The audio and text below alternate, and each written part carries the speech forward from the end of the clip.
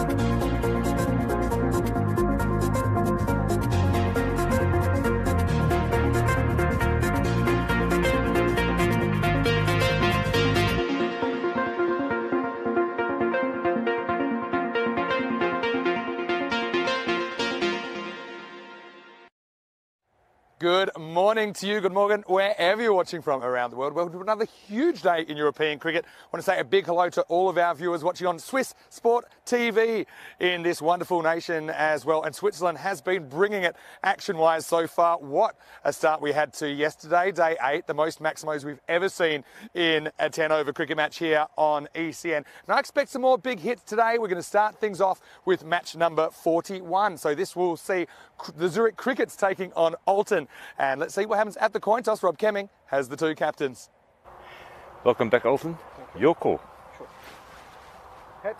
Heads is called. It is heads. You're going to work first.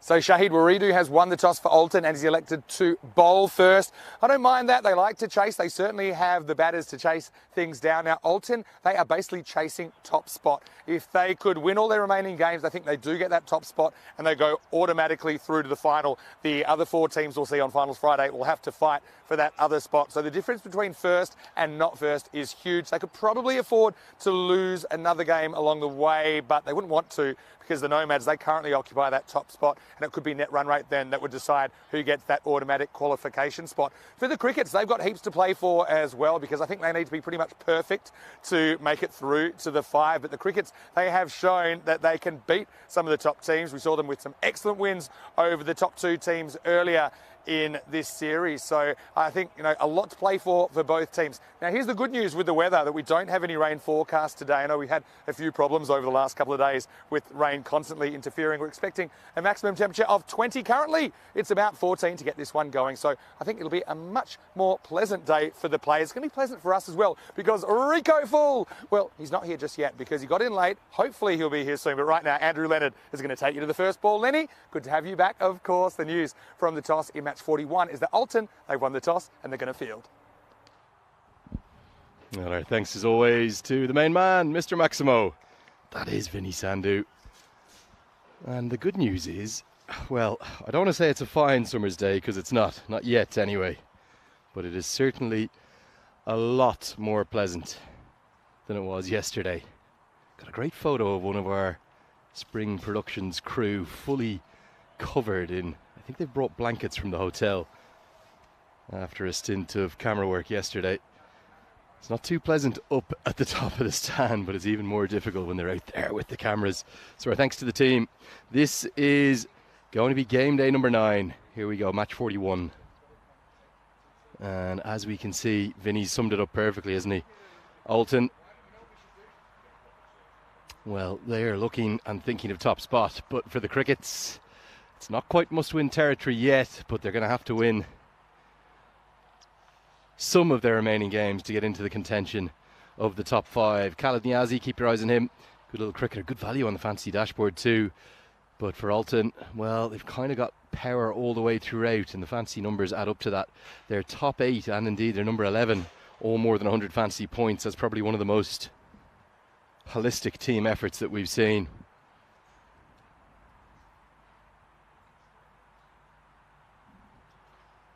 And with it being game day number 9, let's take a look at game day 8. There was plenty of good action yesterday. We managed to get everything in. They have problems with graphics.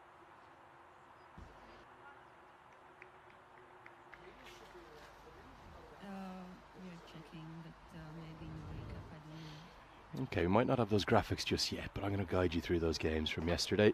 There was 5 matches as always yesterday, and we got off with a bang. The Zurich Nomads scored 203 for none. This is what we got coming up. We'll have a quick look at that before we review yesterday's games. These are the top batters for both sides.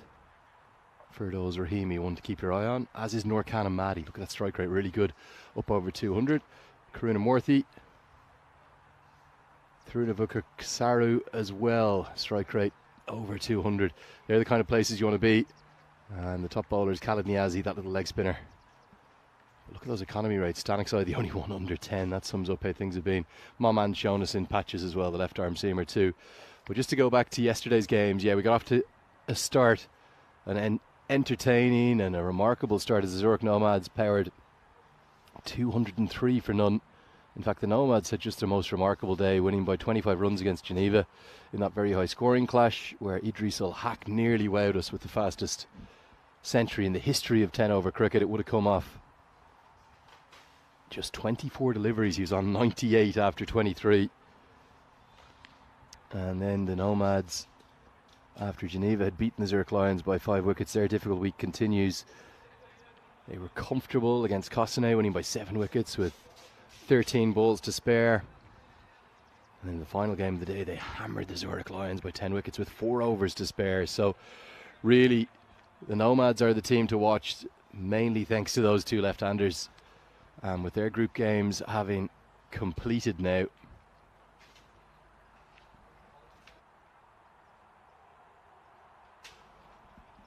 and that was the net run rates for the day yesterday. Over 14 again, the 4th day over 14 of 8. And the average continues to trend upwards, 13.3. It further emphasises our point that 120 isn't proving to be enough here at a very high scoring venue. The mat has played particularly well. There has been no problems with it whatsoever. Okay, you're welcome along now to day number 9 of the European Cricket Series, Switzerland. Isn't it great that we've got a slightly warmer day? I'm still not going to say summer, not quite summer, but it's definitely better. 12 degrees right now. Here we go. Here's the match summaries from yesterday. Thanks to the team for pulling these together. We'll just run through these as quickly as we can. Idris Haq, that 98 off 24, maybe the innings of the day, despite Fahim Nazir making 110 off 35. But Fahim Nazir and Hassan Ahmed, certainly the 2 stars of the show. Then a more low-scoring match between the Zurich Lions and Geneva. And after a wobble, Geneva got over the line, although Nicholas Salonen impressed us incredibly with his bowling and his catching yesterday. That one-handed catch, I'm sure, is going to be going viral on social media. Then it was Hassan Ahmed in the next game. 85 not out off 27 this time. That was Hassan Ahmed versus Cossonay. Cossonay did pick up 3 early wickets through Ashwin Vinod, but it was never going to be enough. 120, not against the power-packed Zurich Nomads. And then what about Cossonay pulling one out of the fire to just keep their qualification hopes alive? And this was really the final nail in the Lions' coffin, although it was sealed later in the day. Again then, wasn't it? After a hammering in the final match. And that might have been the most one-sided game of the week. And Fahim Nazir and Hassan Ahmed rounded out a day where they collectively scored more than 300 runs. They've moved top of the table. It means that St. Gallen can no longer top the table. And the Nomads are probably looking pretty good for number 1 spot. But snapping at their heels, Alton, if they win out, if they win 3 from 3, they'll go past them. It'd be very interesting if they win 2 from 3, because they'd both get level on 14 points each. Then it would come down to net run rate, which would be pretty close. So here we go. Massive appeal from the first ball, maybe just angling down. All set for Match number 41, Ali Usman. Bowling left arm over. Excuse me, left arm round. To Sahil Tarakil and Noorkan Ahmadi. I've enjoyed watching the crickets go about things. They've done really well. Remember, they were one of the less fancied sides coming into this competition. But the way they've turned it around, most impressive. Picking up a couple of wins. That'll be a wide down the leg side. In fact, it's going to be 5 wides. Keeper gets a hand on it, but no more than that. It was the effort ball, wasn't it? Darted in, down the leg side. And if the crickets were to win today, that would make them 3 and 4, get them to 6 points. It would just add another layer of intrigue to the qualification picture. It really would.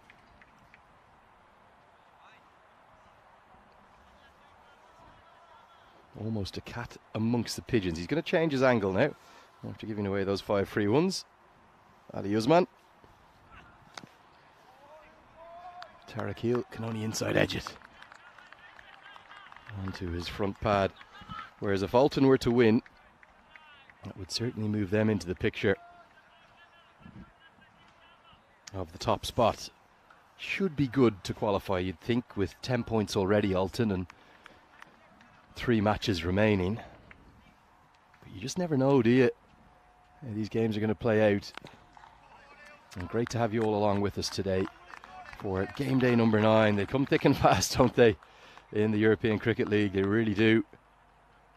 And I promise you I'm still standing. Vinny Sandhu said I might not get today too, but I've somehow managed to keep going and just about keep the energy levels up, although they're long tiring get-ups in the morning. But you're very welcome along to today's coverage. Would love to hear from you all.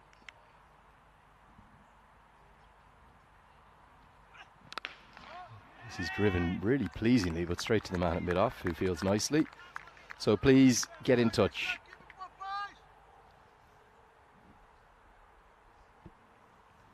And let us know where you're watching from. Good morning to Rob Thompson and Mohammed Madmun Hussain, Tika Dahal, Farouz Wasif.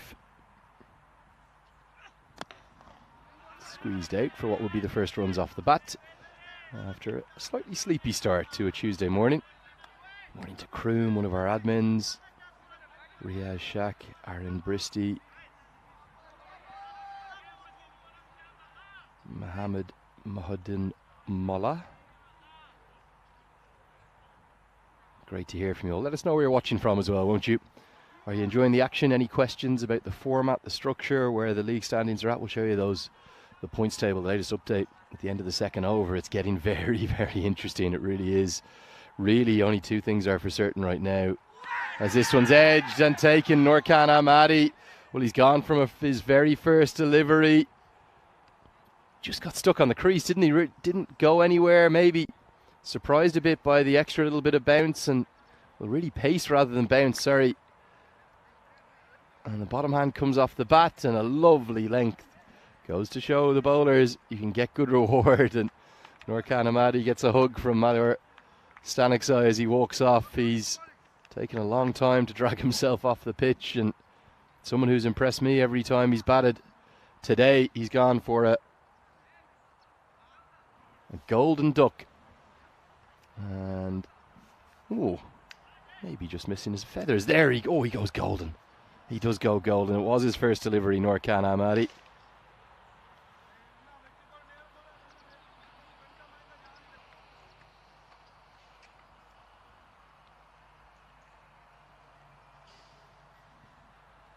And it will bring the new man to the crease, who is literally sprinting out there. Look at him go. Firdaus Rahimi, a leading run scorer for the Crickets. I think he forgot his gloves at first. He's apologising. How many gloves has he got out there? Looks like he's got more than 2. Oh, he's got the inners as well, of course.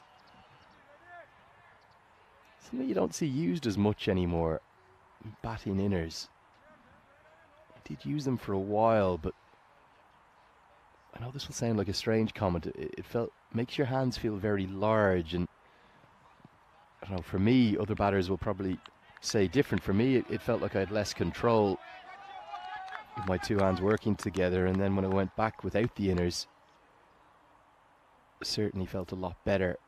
one of the keys to batting, this applies almost across every single level. He's only just going to get, he's barely backed up this ball. He will get the single though, as it goes in between the keeper and short fine leg by signalled. Yeah, but one of the keys to batting, and everyone's different, everyone applies a different approach, but getting the two hands working together. So what you will generally see is all batters' hands will be together, although they may well hold the bat on different points of that grip. Some very low down towards the blade, some very high up. But you want to get the two hands working as one. One of the first coaches I had, Australian overseas pro, used to talk about always wanting to keep his hands low and tight to his body. But there's so many different techniques. You saw Brian Charles Lara with the massive extravagant backlift or backswing. But there, take a look. That's a good setup, that. Now he's a little bit lower down the bat. Got a little bit of room at the top of the hand. That's fine. The two hands working together in style to hit a Maximo down the ground, the first of the day. And then you can get the swing through of the bat with the two hands together, just like that. And access the ball and power it as much as was possible. It's a really good example of just what I'm talking about. You don't want is a big gap between your two hands, because then they will work against each other. But a nice setup he has, Tarakil. And he gets good reward, and now he's going to get 4 more. Just clipped around the corner. That's a good stroke. I like that shot, just lifting the leg to ensure he gets that out of the way, and might have just got a bit quicker on him than he expected, but that's a bit more like it for the Crickets after a very cautious start. A little 1-2 below. 6 and 4. Remember, Ulton, they decided to field first. I'm excited to see the table now in a moment. I'm going to try and guide you through that at the end of the second over.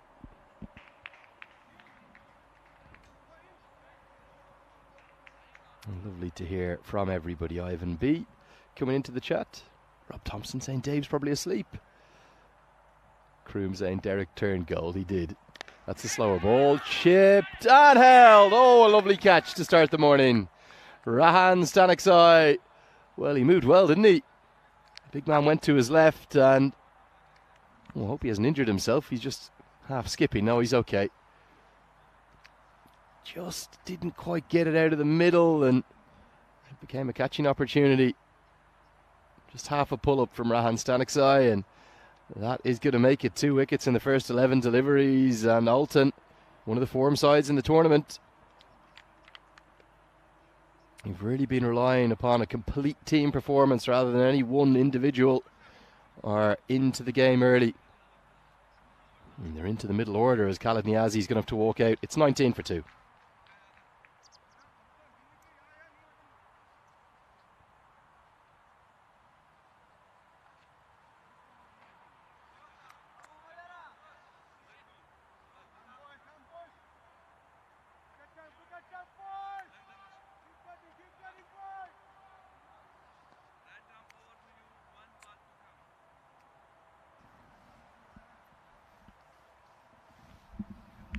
So Niazi comes into the crease. He's impressed us, isn't he, with bat and ball.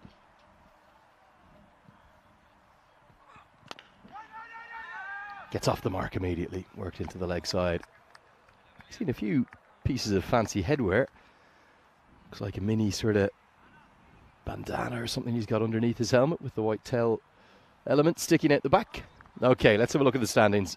Here we go. So much to talk about here. One thing is certain, St. Gallen cannot finish top. But Ulton, even with 2 wins out of 3, if they get 3 out of 3, they're pretty much bankers. In fact, they are bankers. No one else can catch them. Vetigan can't even get there. Nor could the Paktoons Almi if they win out. So if Ulton win 3 from 3, they'll finish top, advance straight to the grand final. But if they win 2 from 3, I think these net run rate numbers might end up incredibly close together. Because you have to remember that the defeat that Ulton would take, they would have to win 2 and lose 1 to finish level on points. That's bowled him. Oh, brilliant glove work too, off the stumps. And he just points at them and says, on your way, son, the cricket's in early trouble. There's a smile from the Aussie, but he'll be disappointed. As the left arm quick, Ali Usman, well, he's bowling brilliantly. Look at that catch off the stumps as well. He says, I'll catch it behind. And then I'll point back at the stumps. Niazi doesn't really know what's happened to him. Look at this. Sharp reactions. Well, if it was an edge, it would have been one of the keeping catches of the tournament. Instead, he just says, on your way, son, you're bowled. The off stump rocked back, and the cricket's in all sorts of trouble.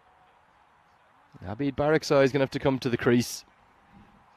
And he's in earlier than he would like. But yeah, going back to that points table, if Alton win out, they finish top. It's that simple. But if it's 2 from 3, which you think is quite likely, we're going to have to get the calculators out. They're about 0.27 behind Zurich Nomads at the moment on net run rate. But remember, if they win 2 from 3, one of those games will be a loss, which will drag that net run rate back down towards 0 for that game, and it will affect it quite drastically. So their 2 wins would have to be relatively big wins to get past the Nomads net run rate after. They didn't just have a good day yesterday, they had an outstanding day.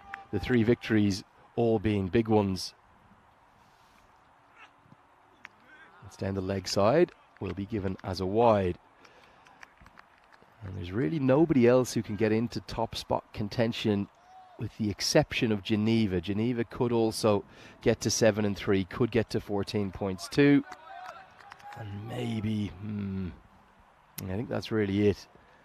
In terms of the top 5, it's definitely very much all to play for as Usman shapes this one across. The Crickets, with a win, which isn't looking overly likely right now, they would bolt themselves into that contention as I find some company. Wish a very good morning to Mr. Maximo, Vinny Sandhu. Good morning, Vinny. Great to see you, mate. Good morning, Lenny. Welcome back, and thanks for coming in early. Here's Usman.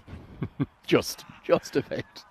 Wide down the leg side. Yeah, so this is Ali Usman. So it's his first game of this series, though we did see him back in 2020. And he was pretty impressive. He had 10 wickets in 8 matches, including a best of 3 for 8 against Kosanay. And so, yeah, he's had some early success here, Ali.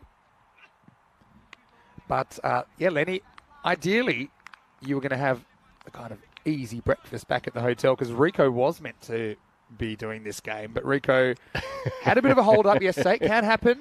It wasn't quite sleeping on the airport floor bad, but he was held up, so we got him very late last night. But we're hopeful we'll see Rico during the morning session anyway. Usman almost had a little edge, might have just popped.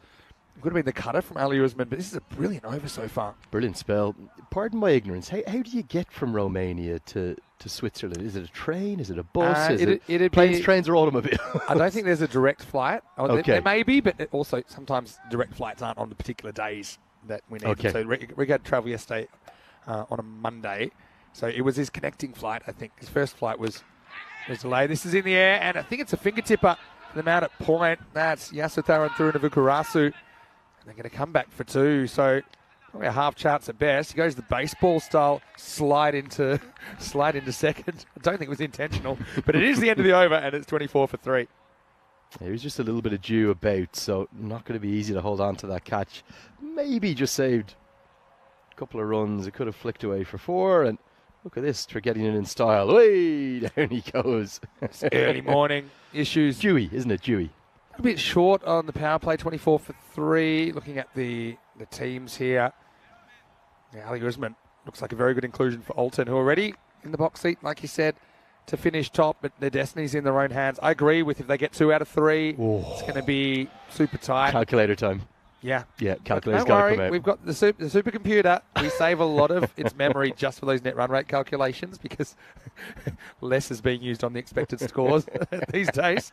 I love it that the Nomads were just cracking 20 and over, and they got I think they might have just had expected score 101 yesterday. I don't think it's got too much right this week, the supercomputer and the bat feed ball. Supercomputer's living in the past. That's the thing. It needs the reboot because actually, if we look at the run rates, needs the new data inputted. Things have been so much quicker this season than back in 2020. And it's a bit of a trend across the board in European cricket.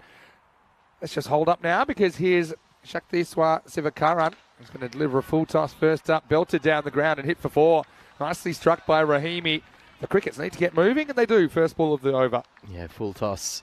Finger spinners have not had much joy. When I say finger spinners, I mean right arm off spinners. They've generally not seen many of them, and when they've bowled, they've been pumped out of the ground. Yeah, that's the issue, because even if it bounces, unless you're turning the ball a lot, then batters are pretty comfortable hitting through the line. Okay, Rahimi probably wants to double down. A little bit short, goes after it anyway. Back to the wall, and Maximo.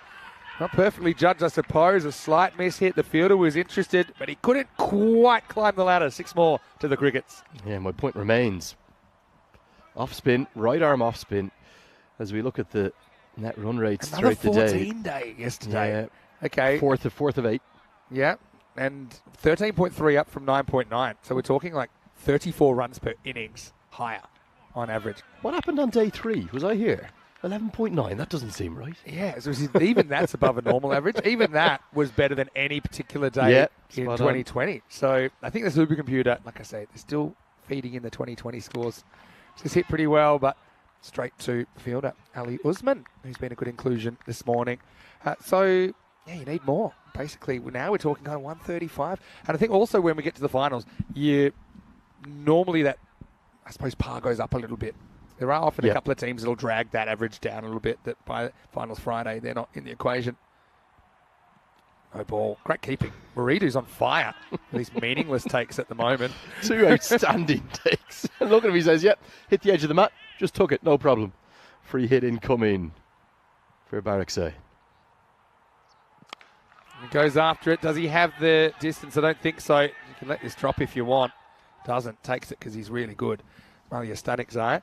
But anyway, how are you? And like I say, thanks again for coming in this morning. What did you get up to last night? Anything? Very little yesterday. Got quickly across. There's a lovely shopping centre, isn't there, as part of that huge stadium. I forgot the name of the stadium. Where's my head gone this morning? I was going to say Flagoncraft, but that's not right. Sounds delicious. But anyway, this is going to be one bounce into the gap, and that's for Rahimi. Swinging at Sivakaran, concedes 17 in the over. Just the over the Crickets were looking for. And now it is 41 for 3 after 4. The Kaiban Park. There we are. Kaiban Park. Flagoncraft? What, I don't even know what that is, but I do have a great story for you this morning, Vinny. I know you like my stories that usually go on. I do love your stories. Usually drift over Please. 7 different balls and we interrupt all of the action. But this is good. You're going to enjoy this because it relates to Ireland's most capped sportsman in history. Any idea who that might be? Most capped sportsman in history? Man or woman. The person who's played more times for their country in Ireland, that is. Is it like a dual sport person? No. Cricket only. There's the tip. 389 appearances for Ireland. I know George Dockrell brought up a... I'll give you a big hint there. Okay, now I've got you. That's a huge hint. Is it the Kobe of cricket, Kevin O'Brien? It is. Yeah, now, okay. As you know, Kevin O'Brien is the assistant coach of Italy at the moment. Yep. He does that alongside a few franchise gigs. He's been out in a couple of the T10 teams. Busy guy, Kevin. Busy guy, yeah, but really good guy as well. And he loves developing the game. He loves associate cricket and he loves cricket all over Europe. He's travelled quite extensively throughout Europe with his cricket academy. This is up, it's in the air, and it's disappearing. Abracadabra. Barakzai, slow start, but he's a guy that can pick up the pace. Maximo and 6 more to the Crickets. Big hit, this one. I know you like this guy, Abid Barakzai. He's just great to watch, isn't he? But anyway, Kev knows I'm here. I was chatting to him last night, and I was telling him about these 2 left-handed openers. Just on the phone, we were having a chat.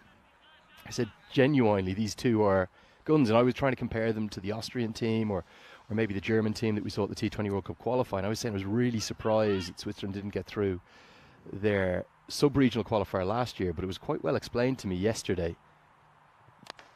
Straight down the ground, but there's a fielder there, and he's going to take it. So once again, that sight screen guard doing the job, and that is Dion the Rock Johnson that takes it shin high. And Barakzai goes 6 and out. It's 47 for 4. Really good catch this with a ball that's a little bit slippery because of the dew. You can actually almost see the dew on the outfield. And gets good reward, doesn't he, Rahan Stanik's side? But the catch That's all about that for me. That strange fielding position keeps working. The thing is, your whole life you're taught that's a safe shot. Of course you are. So your instincts take over, and most coaches will say, look, once you're Hit out there, straight. just watch the ball and hit straight. act on instinct. Yeah. You know, and the instinct is to hit straight over the umpire's hat and you're fine. So that fielding position has been a bit of a game changer. This will bring Nick Henderson to the crease, but yeah, good catch by Johnson. All right, so what did Kevin think? So anyway, I was telling Kev about these two. About the Switzerland not getting through. Exactly. What was the and then I explanation? thought that was pretty well explained to me yesterday by the sort of grand old statesman, one of the coaching team actually that was in Switzerland, that sub-regional, the father of our own Jay Singh yesterday, Mr. Singh, who was saying that it was actually Switzerland's first return to international cricket in so long, having been suspended, of course, by the ICC. So they really just took a while to adjust, to get used to the pace and the flow. So he thinks they've got a really good chance next year in the sub-regional. But Kev, after I was telling him about these two left-handers, he says, I know Fahim. He's played a lot of club cricket in Italy. True. And We've seen him. He sent out a tweet, quote tweeting the European Cricket Network this morning. So get on and have a look at this on @European Cricket, or you can see it on Kevin O'Brien's handle for what he says.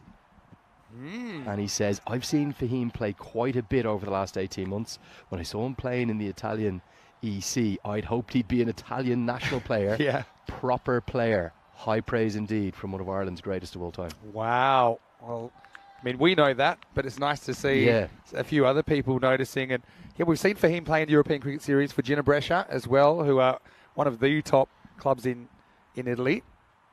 It's a short pull, no real timing there. Johnson, almost pulls that one out of nowhere. And then just has a look at a couple of the grasshoppers down there. What a brilliant effort that was. Really athletic. Yeah, I think he's hopefully going to be okay. Oh, he's actually got there somehow. The wrist actually hit him above the hand. So that's why it's the impact. He's pained, isn't he? Yeah, but they call him the Rock for a reason. Even though he's a skinny rock, he'll be fine. So I think that takes us to the end of the fifth over. And the score is 48 for 4. Just quickly, let's have a look at something we're all very excited for, the ECC, which is the Euros of cricket. It's just like the Euros of football, but with cricket. And 31 nations are going to take part in this year's tournament. The biggest and best ever, I think. 109 matches over 4 weeks. That group format is crazy because each team, they're only guaranteed 4 matches. So you'll play the other opponents. You'll play 2 on the first day of action, 2 on the second. Bottom teams out, the top 4 will play on finals day, which means we have 7 finals days. And I wear these gold shoes. They're my most of course you do. On finals day, but they're my most worn shoes because I'm wearing them every 3 days. You wear them 7 times in the tournament. 1.5 here. They're going to take it on. I saw this coming a mile away, and this almost runs out Henderson. Bowler out of position. The throw, if that hits, he's gone. I wonder will the Federazione Cricket Italiana, I pronounced that not brilliantly, but the Fed Cricket Italiana, will they send Kevin O'Brien down maybe as part of the coaching team for that Euros of cricket? That'd be great, wouldn't Well, it? here's another thing. Hassan Ahmed, he did qualify for Italy. I think he played a List A game for them. He played, so he has, but he's residing here, so he basically gets to choose. This is up, it's in the air, and adios pelota, Maximo Rahimi. They kept the strike, turned down possible 2, and now he's going to smack it, and that brings up the 50 as well for the Zurich Crickets. Yeah, 50 comes up, and the Crickets, I like the way they've gone about it all series. I really do. They've got themselves in difficult positions, but they haven't given up. And this is maybe something that Kosane could take a lesson or two from. They kind of struggled to hit those maximums, haven't they? Even when they lose wickets, the Crickets, they just keep going. Yeah, I've got a bit more information about the Crickets. I'll come to that in a moment. But just going back, I mean, Hassan, probably not given a lot of opportunities at the T20 national level for Italy. And they've got, obviously they've got a few county players in there as well in the air. And this will just be one. So Italy, I think this is 4. He's actually said he's just flicked the rope.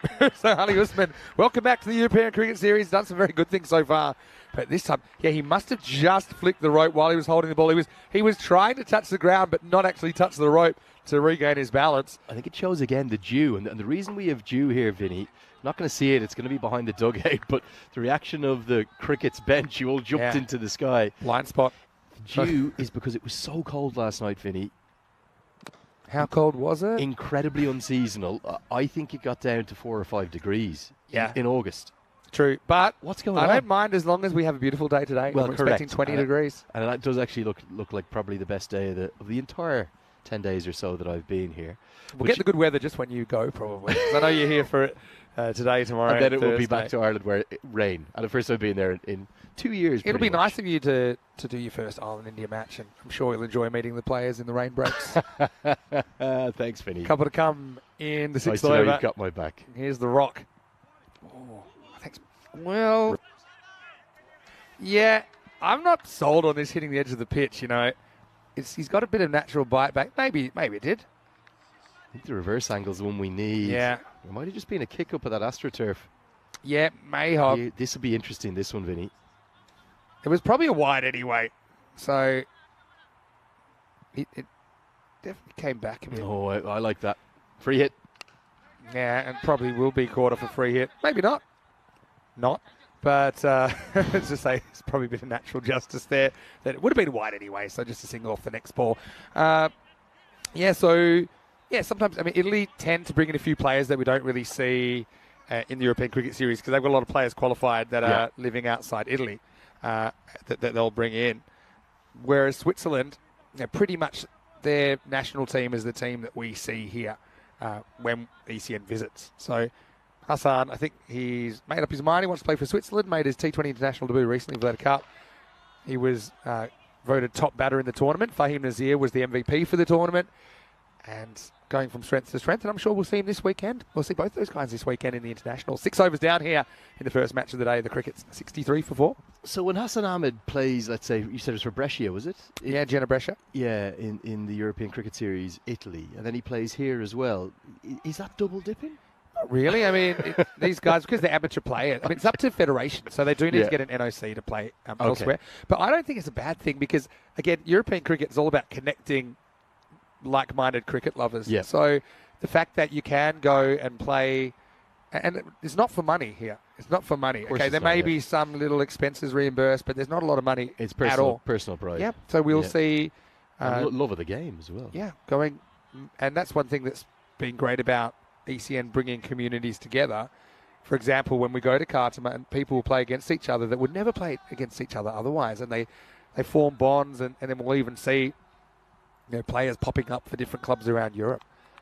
So there is a bit of a process, obviously, to get approval.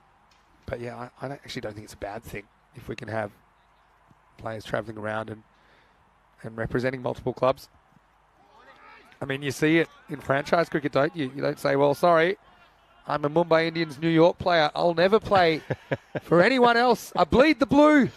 And, and that's the way it is. Cricket globally is probably a discussion for an evening time rather than live on air, but it really is entering a strange phase, isn't it? With the talk of some of these players now. I understand someone like a Trent Boult who, in essence, has gone freelance, right? Yep. So he's gone from having a constant regular retainer with New Zealand cricket, being accepted that he has to play. Whenever New Zealand play, he has to play. Yep. With the occasional exception, and New Zealand of all the boards have been by far the most pragmatic in terms of if they see one of their players getting a massive offer at the IPL and it means they miss 3 T20s of a bilateral, they just let them go. Yep. And it makes sense. In fact, actually, I think New Zealand see it as a good way to develop their kind of next generation. And we saw that at the IPL this year. They went to Pakistan to play 3 ODIs, 3 T20Is. Mark Chapman probably wouldn't have been in the squad. Sure. Instead, he was the player of the series. So there's benefits to it if you approach it with a modern perspective and a pragmatic outlook. And Trent Boult should, in my opinion, probably still be in the ODI World Cup squad coming up. He's still one of the best bowlers in the world. For sure. But right now he's gone freelance.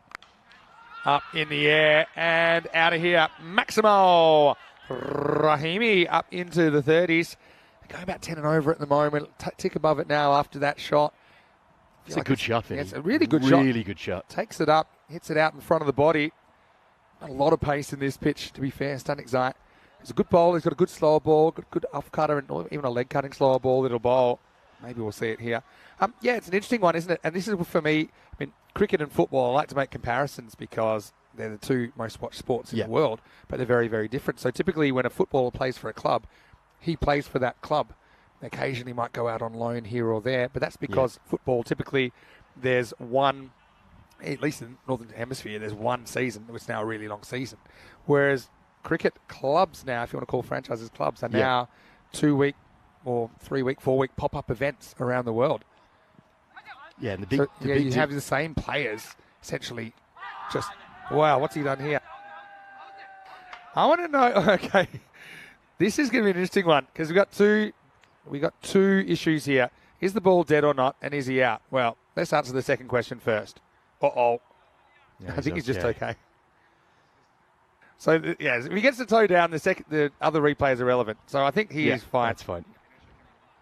My other question now, just out of interest, is Waridu treating the ball as dead? For me, that's probably a dead ball. I'd agree, mate, because he's just about to throw it off to Gully there at the last second. No attempt of a run. Having said that, not great by the batter. No, not smart. Just pay attention. You just have a look behind you.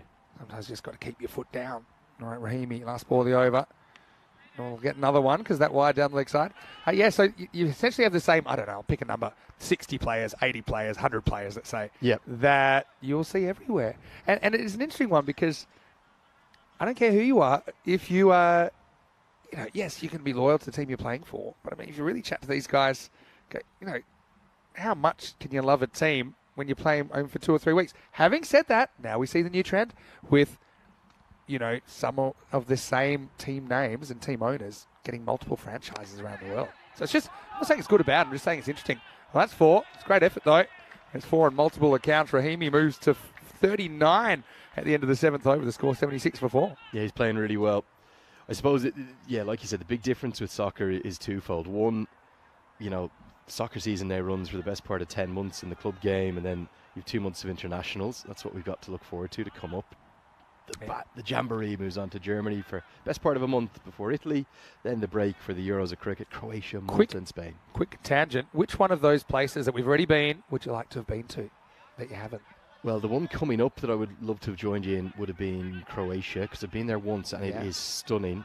And believe it or not, I've done a ludicrous amount of travel, been to all 6 continents. I don't know, we're counting Antarctica. I haven't been there, but the mainland continents. Pretty sure the Antarctica Super Kings have actually just signed. Joffre Archer. It's a multi-year deal. But no, but I've never been to Scandinavia in any capacity, shape or form. Really? Now, the problem is I love the heat. So I'd love to see it in principle. We were in Sweden in the height of summer, so it was the midnight sun. It was. Is it not the height of summer right now in Switzerland? We'll see the best of it once. You promised me 30 degrees. Okay, so Sweden and Croatia. I'll remember that. Here's Jamal Stanikzar with his leg spin, and he's going to get a wicket. It's a chop on from Henderson. He wasn't in perfect position to play that pull shot. It was a thick under edge and down onto the furniture. Just couldn't click there, Nick. And he's the 5th wicket to fall at 76 for 5. Well, these are the kind of deliveries that I used to get a lot of stick for getting a wicket with. It's a drag down. It's not a good delivery, but what he's got is he's got a little bit of overspin on it. Yep. It's probably bounced a little bit on him, and the feet just didn't go anywhere. Yeah. So it was the surprise element. Look at the feet, rooted to the ground at the last second. It's that back foot, isn't it? Yeah. Ideally, you want to get that back foot out and cross, and it essentially puts the ball a bit more under your eyes than having to go fetch it from outside off stump. But anyway, Jamal will take it. Bowl some good balls, I'm sure, that'll disappear in this series. 76 for 5. Yeah, okay, so Croatia and Sweden. The Croatia ground that I went to, now it's not the ground we played at last year in Zagreb, but we played in Split. This was probably one of the most random days of ECS cricket. It was the very next day of cricket after the ECC final, which is basically the biggest game of the year. And the very next day of cricket, we were in Croatia, and we'd never been to Croatia before for an ECS. How can I describe this to you?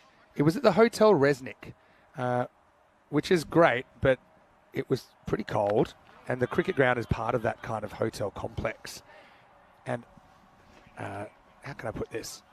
Well, so because we stayed at this hotel because it was right next to the cricket ground. Yeah. But it's not the hotel we normally stay at. So it didn't have Wi-Fi, it didn't have windows. Didn't have Wi-Fi? Well, yeah. So it was a bit difficult to kind of keep up to date with it. But we sort of credit to everyone there and everyone at Cricket Croatia. They were brilliant as well. There was one side of the ground was about 35 metres. And over that fence, you couldn't get the balls. Oh. Why couldn't you get the balls over that fence? It was just impossible. It went over basically like a cliff. And then left-handers were coming out, and we were genuinely worried on morning one that we're never going to make it. Just missing leg, just. But the other thing is there was a footpath on the ground, which was quite interesting, and it kind of went. It's going nowhere. Rahimi trying to move things along. It kind of went up around where the circle is on the offside and then up behind the keeper. But people behind the keeper, the footpath was on the ground, but it had a big ridge. People kept fielding behind it. In the 2 metres between them. I don't know why. And the amount of balls that went behind the keeper then almost took people's heads off. Almost. Wow, he likes it. It's not the most convincing appeal I've ever seen for a caught and bowled. It will be the end of the over. It'll go down as a dot. Well bowled by Jamal Stanek-Zai. One run from the over, Vinny. Yeah. Incredible bowling from the leg spinner. I like the inquiry here. I think you could see, even though the batter was in the way. One hand, one bounce. Yeah, maybe. Nearly. So 77 for 5 after 8. Anyway, all these other things, I can't tell you all of them in 5 minutes, but we realised that the airport runway, we were quite nervous at one point when a plane was very, very low. We realised it was about 400 yards from the international airport runway. So I actually genuinely thought we might see a top edge hit a 747 at one stage. But it was a great series. Also, we had like a code, like an amber alert wind warning, which if that's amber, I would hate to see red. We had tables blowing over, and it was just all part of the fun of the European Cricket Series. This isn't the sort of Croatia that I was thinking. But anyway, so the short answer is yes. We'll get you on that one next year. Just inside the guideline. Rahan's back. Rahan Stanek-Zai. Let me just talk to you a little bit about the crickets. Patrick Henderson. I think Henderson's dad was having a chat to me, and he was saying, they're one club that has a big focus on youth. They've got kind of 170 to 190 youngsters coming up all the way from under nines. And their focuses as a club is not just on, for example, winning senior competitions, but it's about player development.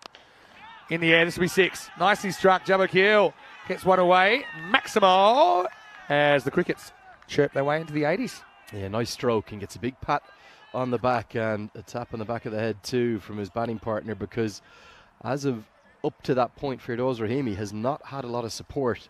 He's got 39 off 18. The rest, well, they've battled, haven't they? They've collectively only put on 44 from all the remaining deliveries. Shorter, but down leg side, this will be a wide. So isn't that great? It's a great story. And the name Zurich Crickets, I always loved it. Yeah, great name. Did you know where that comes from? No, tell me. So it seems like it makes sense because crickets. And a lot of people mistake them as Zurich Cricket. But no, they are the Zurich Crickets Cricket Club. And I'll tell you basically where that name comes from in a second. After this ball from Stanek-Zai, gets slashed away. Bit of a chase for the man at backward point. He's not going to get there. 4 runs. As Jabakil swings away again, gets another boundary for the Crickets. So yeah, there's a Zurich football team quite famous called the Zurich Grasshoppers. Yes. And so it's basically a play on the Zurich Crickets. I don't know how well we can zoom into one of the batter jerseys here, but you can actually see, there it is, around his waist. It's a little cricket. It's like a little chirping cricket. Lovely. So I just think that's a nice, unique little thing. I tell you what it also gives them, Vinny, as well, added bonus. Well, he's bowled, so won't be any chirping here from Jabakil, but he does get a couple of boundaries away. Nice change of pace there from Rahan Stanek-Zai, 88 for 6. Yeah, cleans him up, does him with the change of pace. He knew a big shot was coming with just 8 balls left. So clever and very brave bowling from Stanek-Zai. Look at how slow this is through the air. It's actually almost like a left-arm orthodox delivery. Just rolls his fingers over it, skids on, and the leg stumps rock back. But yeah, the added bonus about the name, you know what it gives them in their initials? Zurich CCC, a la the county cricket clubs. And CCC looking for a 19th county. Yeah, no further. The CCC always had kind of a little bit of a ring to it, didn't it? Worcestershire County Cricket Club or Hampshire, whichever one you want to go with. But CCC, that's thanks to the Zurich Crickets Cricket Club. Yeah, looks cool, doesn't it? All right, this is an inducker, which is played away, and there's some thought of a run. It's not really there. It'll be the end of the over. Mirwais Barakzai is the new batter, but it'll be Rahimi to face up in the last over. It's 88 for 6. Well bowled to Stanek-Zai, 2 for 12. Ali Usman definitely the pick of the 2 left armers, but both left arm seamers doing a real job for Alton. One last hope really here for the Crickets. It's that Rahimi goes monstrous in this last over. I think he has to try and face all 6 balls. It's 2s, 4s or 6s here for Rahimi. He's scored the best part of half of the total for the Crickets. He's probably thinking of a personal milestone of 50 and driving the Crickets up over 100. They'll need a massive last over for really anything to work with. The problem is going to be the leg spinner, Jamal Stanek-Zai. He only conceded 1 run in his sole over so far. Can Rahimi get after him? It's a great meme, which I'm going to show you in a second. But first, it's 10th overtime. So everyone, remember your emergency procedures, such as running risky seconds. Here it comes, and he's going to get away with it. And now they wants a third, but I don't think Barakzai's got the 4-1-1 on this because Rahimi wants to retain the strike. Rahimi had the square root of 0 interest in that third run. It was a really risky second as well. The way in which they had to scamper back. If this throws over the top, which it's not, it's down in front of the keeper. York's the keeper, and he goes fetching it because he knows he doesn't want to hit the side of the pitch. All right, so he gets the strike back, and he hits it. He hits it high, and he hits it long enough. Maximo Rahimi with a lone hand here in the first innings of the day moves to 47. Yeah, been a one-man show, hasn't it, for Rahimi? And he'd really deserve this 50 if he's going to get there. So Crooms put a lot of effort into making a little meme for us here, which I want you to read. Lovely, yeah. He said just have to turn that into me. Simpsons related. Well, my work is done here. What do you mean you didn't get Rico here? Didn't I? Very clever. Oh, that's a great shot. Gets to the pitch, and he absolutely T-bones that over long off. That, for me, is the shot of the morning. Maximo Rahimi brings up his 50 in style, and he also brings up the 100 for the Zurich Crickets. What a beautiful use of his feet. Down the track, right to the pitch of the ball, and the Crickets, they really are cheering in a big way down pitch side, getting well into the action. 53 off 21 deliveries, 4 4s and 5 6s, Vinny. So really good striking. And he's getting after Staniksai. Tries it again. Does he have the distance? I don't think so. Staniksai gets it to his right. So 2 Staniksais combined. Rahimi goes 6 and out. Great innings, though. I've got to say that Firidors, without him, they've been a lot more trouble. Even though they're still a bit unders at the moment, they'll need a very, very complete fielding and bowling performance to take any points out of this game. But Rahimi can hold his head high. He goes for 53. It's 102 for 7. 3 lovely things here, Vinny. The first one is, you might see it on this camera angle, keep rolling it. The bowler and the batter almost congratulate each other. Then Long On sprinted 20 yards to run over and congratulate him. And he's run the whole way off. Outstanding cricket. Community thing. All right, can't run one to the keeper when the keeper's standing there. So Barakzai's been pretty thirsty to face. He still can't. Remember, he tried to get that 3 earlier. Devastated, isn't he? He's going to finish with none off 1. All right, in the air. Staniksai comes in. I tell you what, he would have run 2, or one of them would have, but this is going to be a duck, and it will finish things off. I want to say quick load everyone in the chat. Sorry we didn't get to a few of those questions over there. But all you Rico fans, don't worry, he's not too far away. When he appears, you'll be the first to know. Staniksai, this is Malia Staniksai, combines with Jamal Staniksai for the final wicket. 102 for 8, the final. Looks a bit light on Alton. Again, they're hunting for that top spot, 103, to complete another piece of the puzzle. And remarkably, Firdos Rahimi has scored more than 50% of the Zurich Crickets total. Without him, the Crickets would be nowhere. Let's take a look at the best of the first innings action. It's match number 41, would you believe? Somehow, we've only got 15 to go, but we're going to bring you every ball of all of it as we round towards the playoffs. They're coming sharply into view. Brilliant impact from Ali Usman today. In fact, he was on fire, 2 for 10. His 2 overs, including that delivery to dismiss Nurkan Ahmadi from his very first ball. It was a lovely golf swing down the ground. Sahil Tarakil got a good piece of it. And this was a very nice catch, held across to his left by the big man, Rehan Staniksai. And then the keeper was in inspired form. Shahid taking that one off the stumps as he clean bowled him. Just the one lapse in the field, a drop catch, a backward point. And few slippy moments as the Jew got involved out there, but then it was all about Firdos Rahimi. He hit 9 boundaries in total, including 5 big 6s, and he actually warmed up to the task. He got better and better throughout the innings, but the quality of the fielding was impressive. That catch from Dion Johnson, the pick of them, and even though Abi Barakzai got 1 over the rope, he was soon gone. Nicholas Henderson chopped on to Jamal Staniksai with a scream of frustration. And a clever change of pace accounted for Jabber Keel. And then it was really all over she wrote, as a missed run out kept Rahimi alive and allowed him to get to 50, much to the delight of his teammates. And a great innings from him. He was gone for 53. This is the last moment as Shahabuddin's as a holdout from the last delivery of the 10 overs, and the Crickets, they're going to have to be satisfied with that total. Well, 102 for 8. We haven't seen many totals like that defended thus far, Vinny. Can the Crickets pull it out of the fire? Yeah, so 102 wins you a fair few games on the European Cricket Series, but here in Switzerland just seems a bit light on. Credit to Firdaus Rahimi though, 53 off 22. Really liked his innings, played some cracking shots in there, 5 Maximos, 4 fours. Apart from that, we had just a little bit part contribution. Tarakil with 11 up front, Jabakil with 11 at the back, and not really able to push on to something average or higher. 3 for 15, Static Zai for me. I thought he bowled really well. You can make an argument though, Ali Usman with his 2 early wickets and economy rate of 5 might have been the pick of the bowlers. Raihan Static Zai with 2 for 18 with his left armers, and Malia with 1 for 26, the other successful bowler. As we get ready for the second innings, we'll be back in around about 10 minutes, take you into it. The Alton side chasing that top spot in automatic qualification. They'll feel this one is within their grasp. 103, the target in match 41. Vinny Sandu here, Mr. Maximo with Andrew Leonard. Rico Full is in the country. We'll let you know when he arrives, but we sure will be back in a few minutes with more European Cricket Series.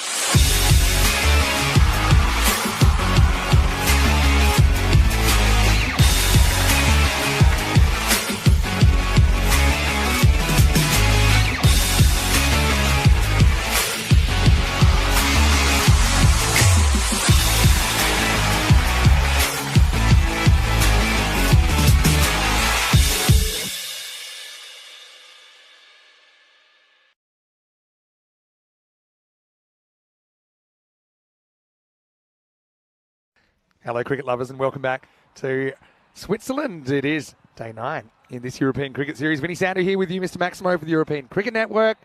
Andrew Leonard back with you shortly as we get ready for this chase. It will be Alton chasing 103 for victory. Fahad Moman to bowl the first ball. It's a pretty good one.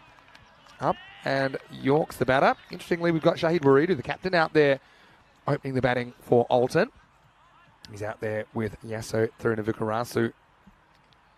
103.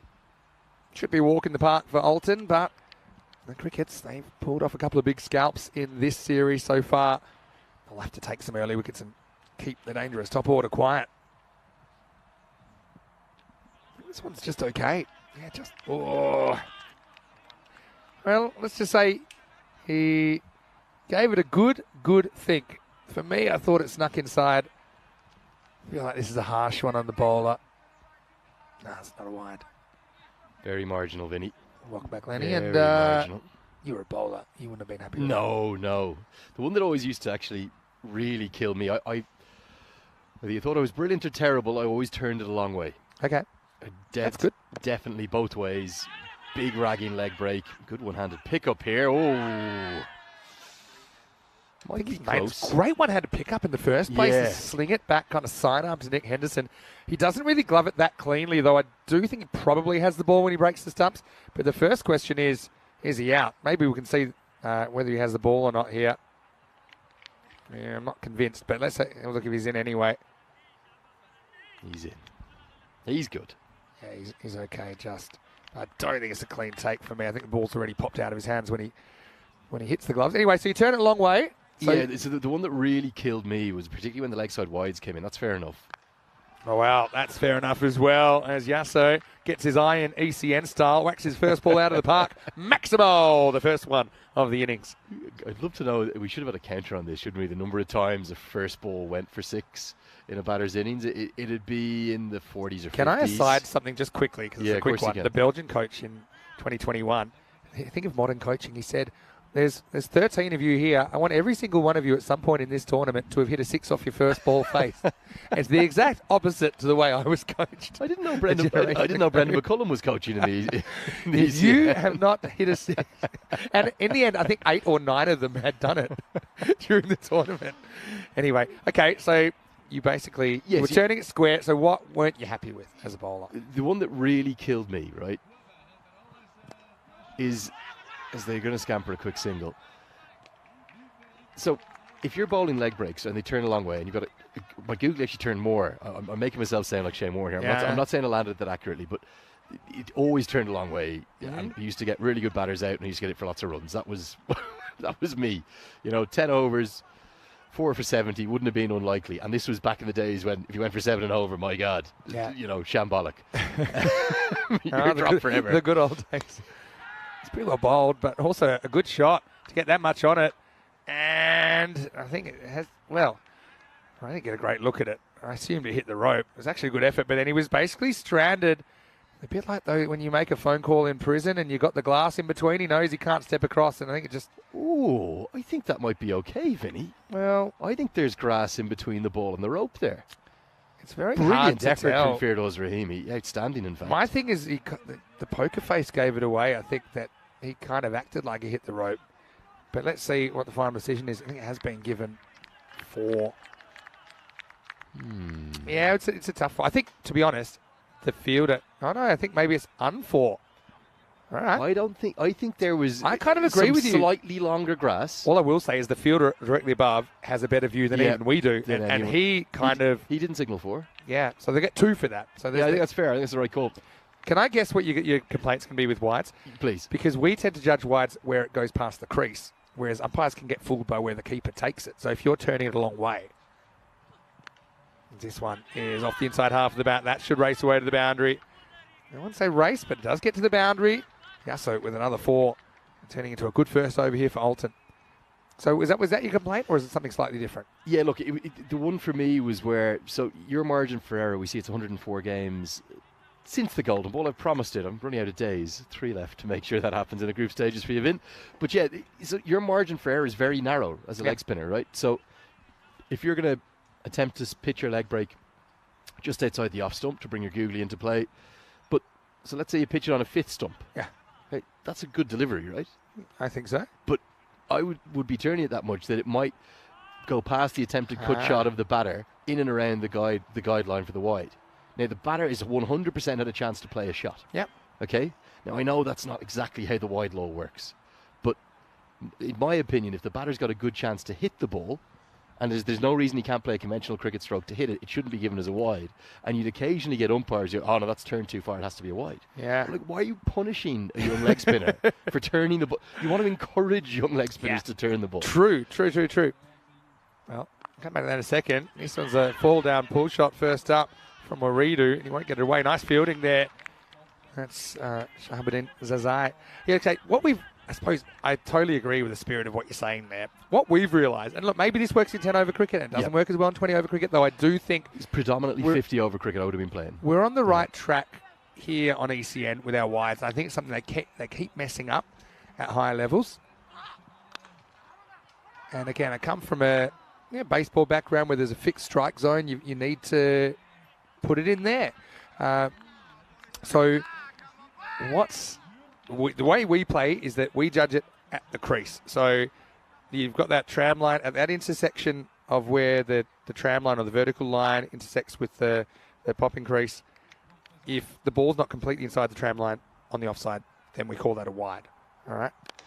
Oh, wow, this is hit hard over extra cover. Maximo. Yes, so he's off to the races here in the power play, up in the 20s already. And the other thing is that anything over the head is a wide. There's no real wiggle room there. Anything down the leg side's a wide. So we kind of have fixed points. Yeah. And the reason it works, I suppose, in this form of the game is because there's only 60 deliveries per side. Yep. So an extra ball is worth actually so much more. Yeah, you have to be able to maximise the 60 deliveries you have. So a wide or a not wide is basically a 3-run swing because every ball is average 2 runs anyway that you're costing them, plus obviously the 1 for the wide. Oh, this is a little bit short, and it's Adios Pelota. And through to Bukarasu, looks in a hurry. Maximal, 6 more to Alton. Well, that's a big hit, Vinny, isn't it? That's gone all the way. Just one little hop onto that far bank, which we reckon conservatively, probably to that angle, that corner of the ground, about 85, 90 metres. Really good hit. And, well, the crickets are being blitzed away here. Alton, they don't necessarily have any single standout player, but as a collective 11, they're very much in the mix for one of the best sides of the tournament. Absolutely. Yeah, and I love watching them go about their work. They've been to the ECL twice, the Champions League of European Cricket. I'm talking around my main point here, which is taking judgment calls out of the umpire, who have so much to do already. So the fact that everyone knows anything misses leg stump, unless it's between the batter and the stumps, that's a wide. You don't have to worry about profile wides, where everyone's got a slightly different idea of what a profile wide is, and it just seems to be just kind of a little bit unpredictable when they're called. It's going to go over the leg side, probably run away for 4 as well. It's a friendly skip off the dew. And Tarakil having a hard time keeping Alton quiet right now. So I suppose having certainty around those calls is important. It is batter friendly, but again, we don't necessarily want to encourage defensive bowling because if you're watching 6 wide Yorkers, skillful, yes, but is it attractive? Not really. Yeah. What are you scared of? Getting smashed? Yeah, you probably will get smashed. But anyway, just get back there and keep serving them up. keep serving them up a la a bowling machine. I've got one more for you, Vinny, but we'll talk about it after this point. We might even get a break after this over. Almost. To his short cover. The regular cover will clean up into the second over, and the score is 31 without loss. Yeah, the points table is going to pop up here, Vinny, and it is fascinating. It really is. What's it like to have commentate cricket where you can have long, drawn-out conversations on the nuances of the game? That must be nice. You might lose your mind. I think we could end up in some strange places if we ever do a 50-year game, 50-over game. They both seem about the same to me. Crickets need a win here, Vin. They do. I think if they go 2-5, they would then have to win out. I don't think 8 points is going to be enough because Geneva already on that marker. They're already in the playoff positions. Mamand continues. Good diving stop. Will still be a single, though. As Maridu does exactly what he needs to, which is get Yasatharan onto strike. Oh, wait, hold on a second. What's going on here? Yeah, I don't like this. To me, number one, I don't know what the batter's doing. I don't think he can give this out. But also, what's he doing 2 or 3 metres outside his crease? So this isn't if he's out or not. But what's he doing? Let's go back as far as he can with that shot. because this is all contextual. It did seem like the ball's dead. The keeper even. So technically, if the keeper's keeping it alive, yeah. I mean, he's out of his crease there. Why? Well, it's a strange one. The umpire is surely the one calling it dead there. Look, here's what's weird, right?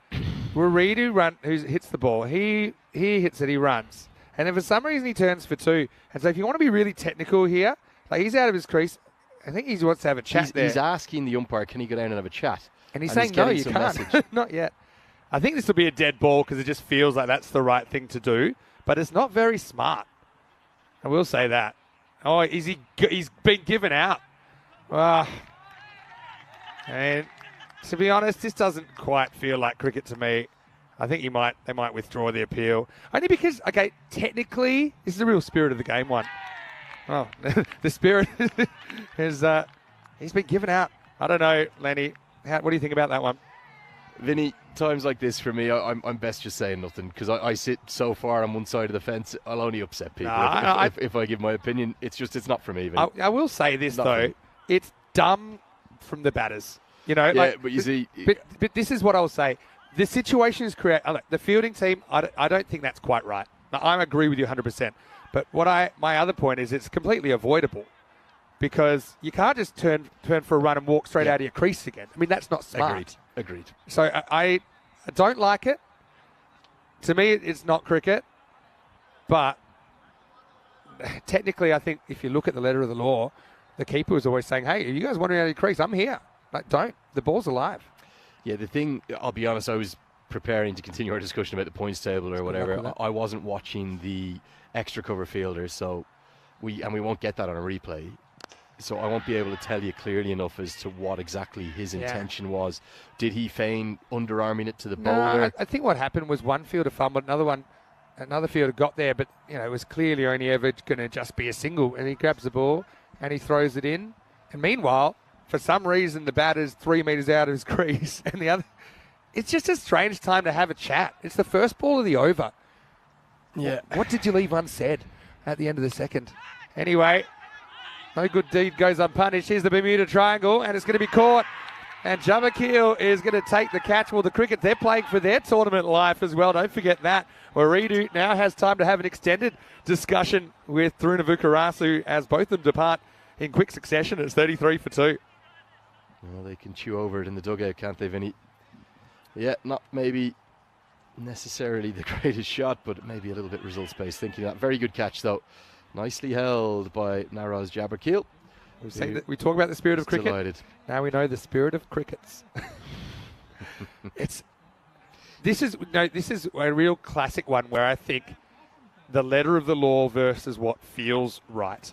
Because I think letter of the law, someone's keeping the ball alive there. Again, I can't tell you whether they are or they aren't because it was out of my field of vision. I've no idea. I don't know what he did there at extra cover. Look, for me, like all these discussions, particularly when they descend into farces on Twitter, they just make me sad, Vinny.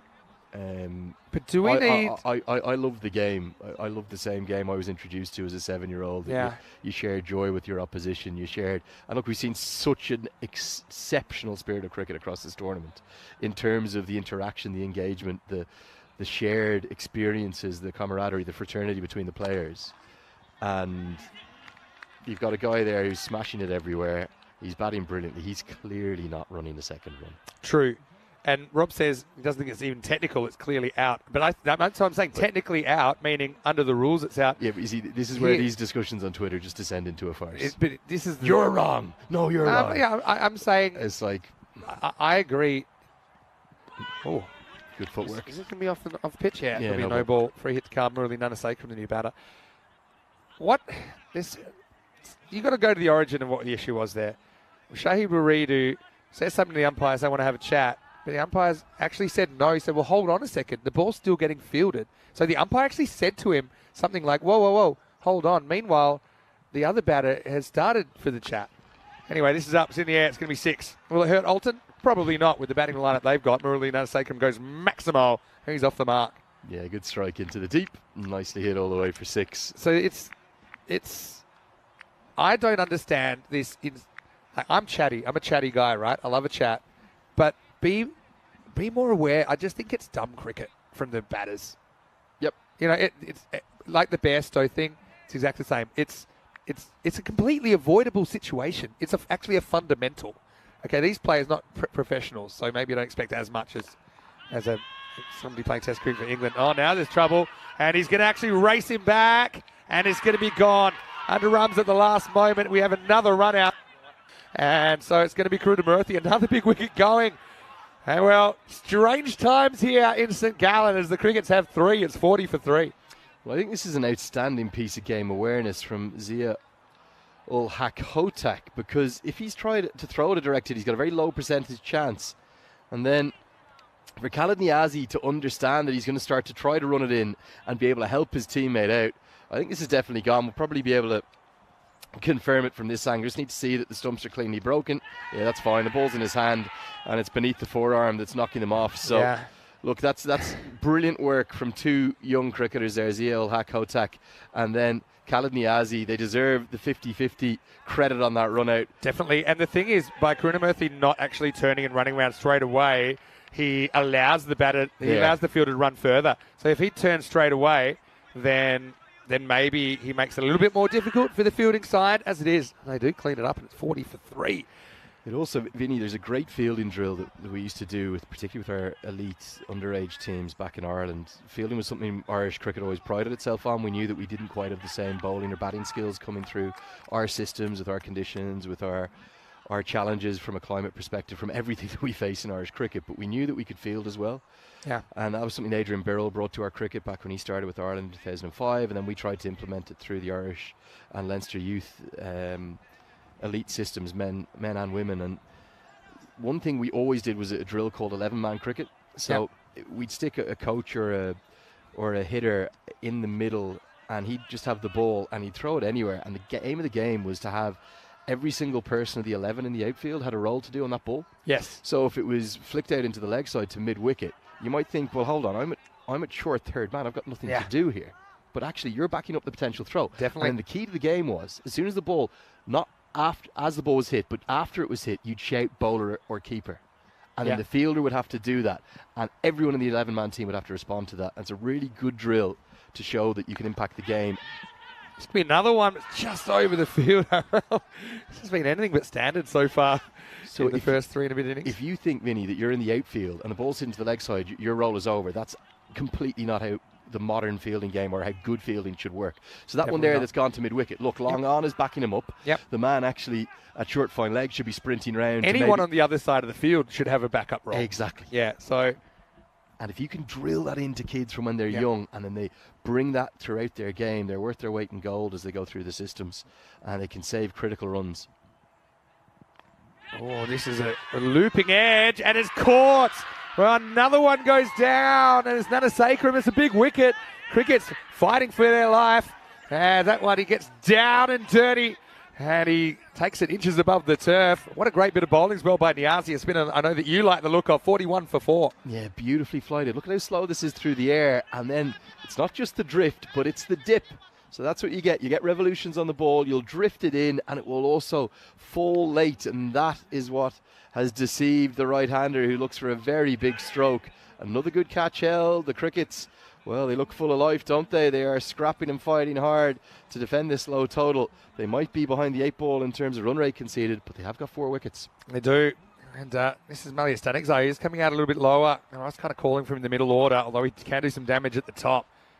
But I kind of like him at this stage of the game. Play some outrageous shots. He loves a helicopter shot. Yep. And Malia is coming in at a bit of a pressure situation. Yeah. So everyone should be aware.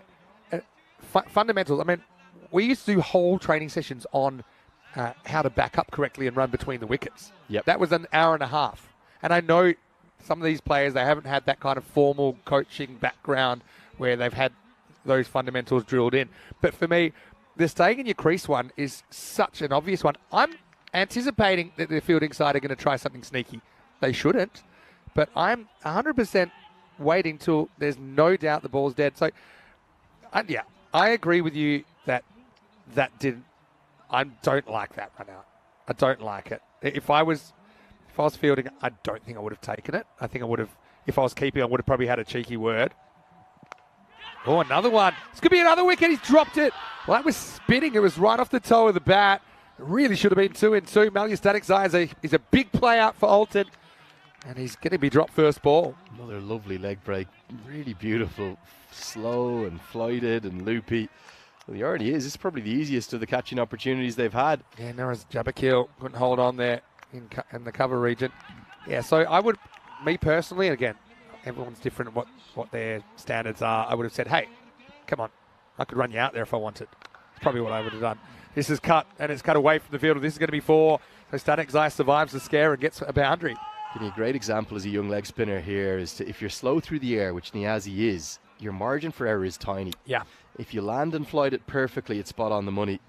But actually, good batters won't get you on the front foot when you're slow through the air. They'll get you on the back. That's a good because point. they'll know which way it's turning, and he's gone back and across, and it really then just sits up to be hit. So that's why you see leg spinners, as they go up the grades, they have to bowl much quicker and flatter through the air. Niazi, he'll learn. That is the quicker one, and it's beautifully cut by Stanek Zai, who's going to get another 4. So sliding doors if Stanek Zai was caught first ball.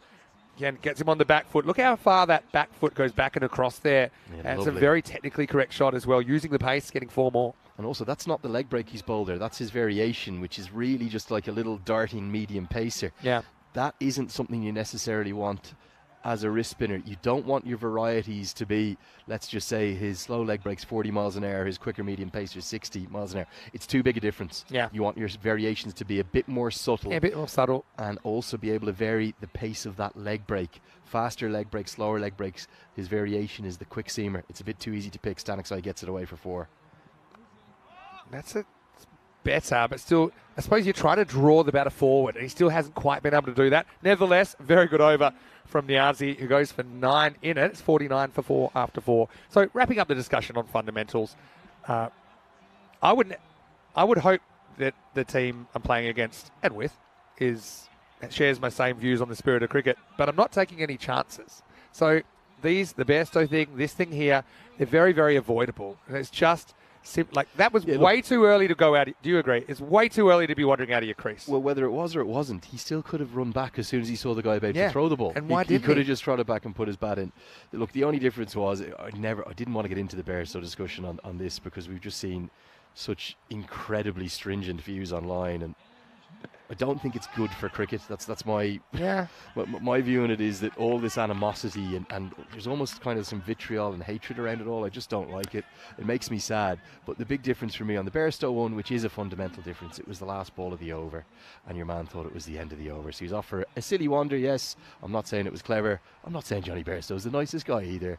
Some say he deserved it. That shouldn't really matter. But look, we are where we are with the game. Let's not get sidetracked into it. We are where we are with the game. You should know as a batter that there's the potential for teams to do this to you. Would I do it myself? No, but that's me. Everyone's up to their own. I think that whatever makes you sleep at night, Vin. Yeah. I mean, I sleep in my crease because I don't trust anyone during the night come in running me out. And that's just, like I say, it's just me. Everyone's got different views of what's fine and what's not. They do. I'll just go back to 2 things, Vin. My last sitting on the poet's corner or speaker's corner points. One, how do you want to be remembered as a player? So when you're 60 and you've given up the game and you want to have a beer with the same guy you played very competitively against 30 years ago, how do you want to be remembered? That's a nice way to think about it. Yeah. And secondly, why did we get into the game in the first place? It's a past. I know there's money on the line at the top levels now. I get that it's a living, but it's something we loved. We play cricket because we adore it, we enjoy it. And the joy of the game, this beautiful sport we're blessed with, I think something we could embrace certainly a lot more, even at the very top levels. That's a very, very nice thought to leave us with. Unfortunately, Stanek Zai is going to be leaving us as well. Rahimi gets some sweet revenge for the Crickets, who feel like they're in this contest. 50's up for Alton, but they've lost 5. And that's the end of Malya Stanek Zai. They're clearly all great mates as well. That's what makes this slightly controversial. Well, that's why. All the more remarkable, so really. This is what I think, when I don't know if anyone's having a beer with each other in this game, but what I will say is that if they were to sit over a drink tonight, they'll say, How dumb are you? Get in your crease, and they'll probably have a laugh about it. So Yeah, I mean, with the stakes here, maybe not quite as high, not millions at stake or anything like that. So I suppose, yeah, it's one of those each to their own situations. I agree with the tone of everything you're saying, though. I suppose my concern, I don't like seeing these situations either, but the thing that frustrates me is that these situations are so avoidable. They are so avoidable by just not having brain fades. Yeah. You know, that to me is a double brain fade. I agree with you, So I don't. So yeah, the debate of where they should, where they shouldn't. It shouldn't even come to that, because for sure, if I'm at the stumps and then a guy fields the ball and throws it in, and the guy's 3 meters out of his crease saying, "Yeah, but I just want to have a chat," I'm like, well, Yep. you know, it's a bit disrespectful to want to chat while the ball's still in play.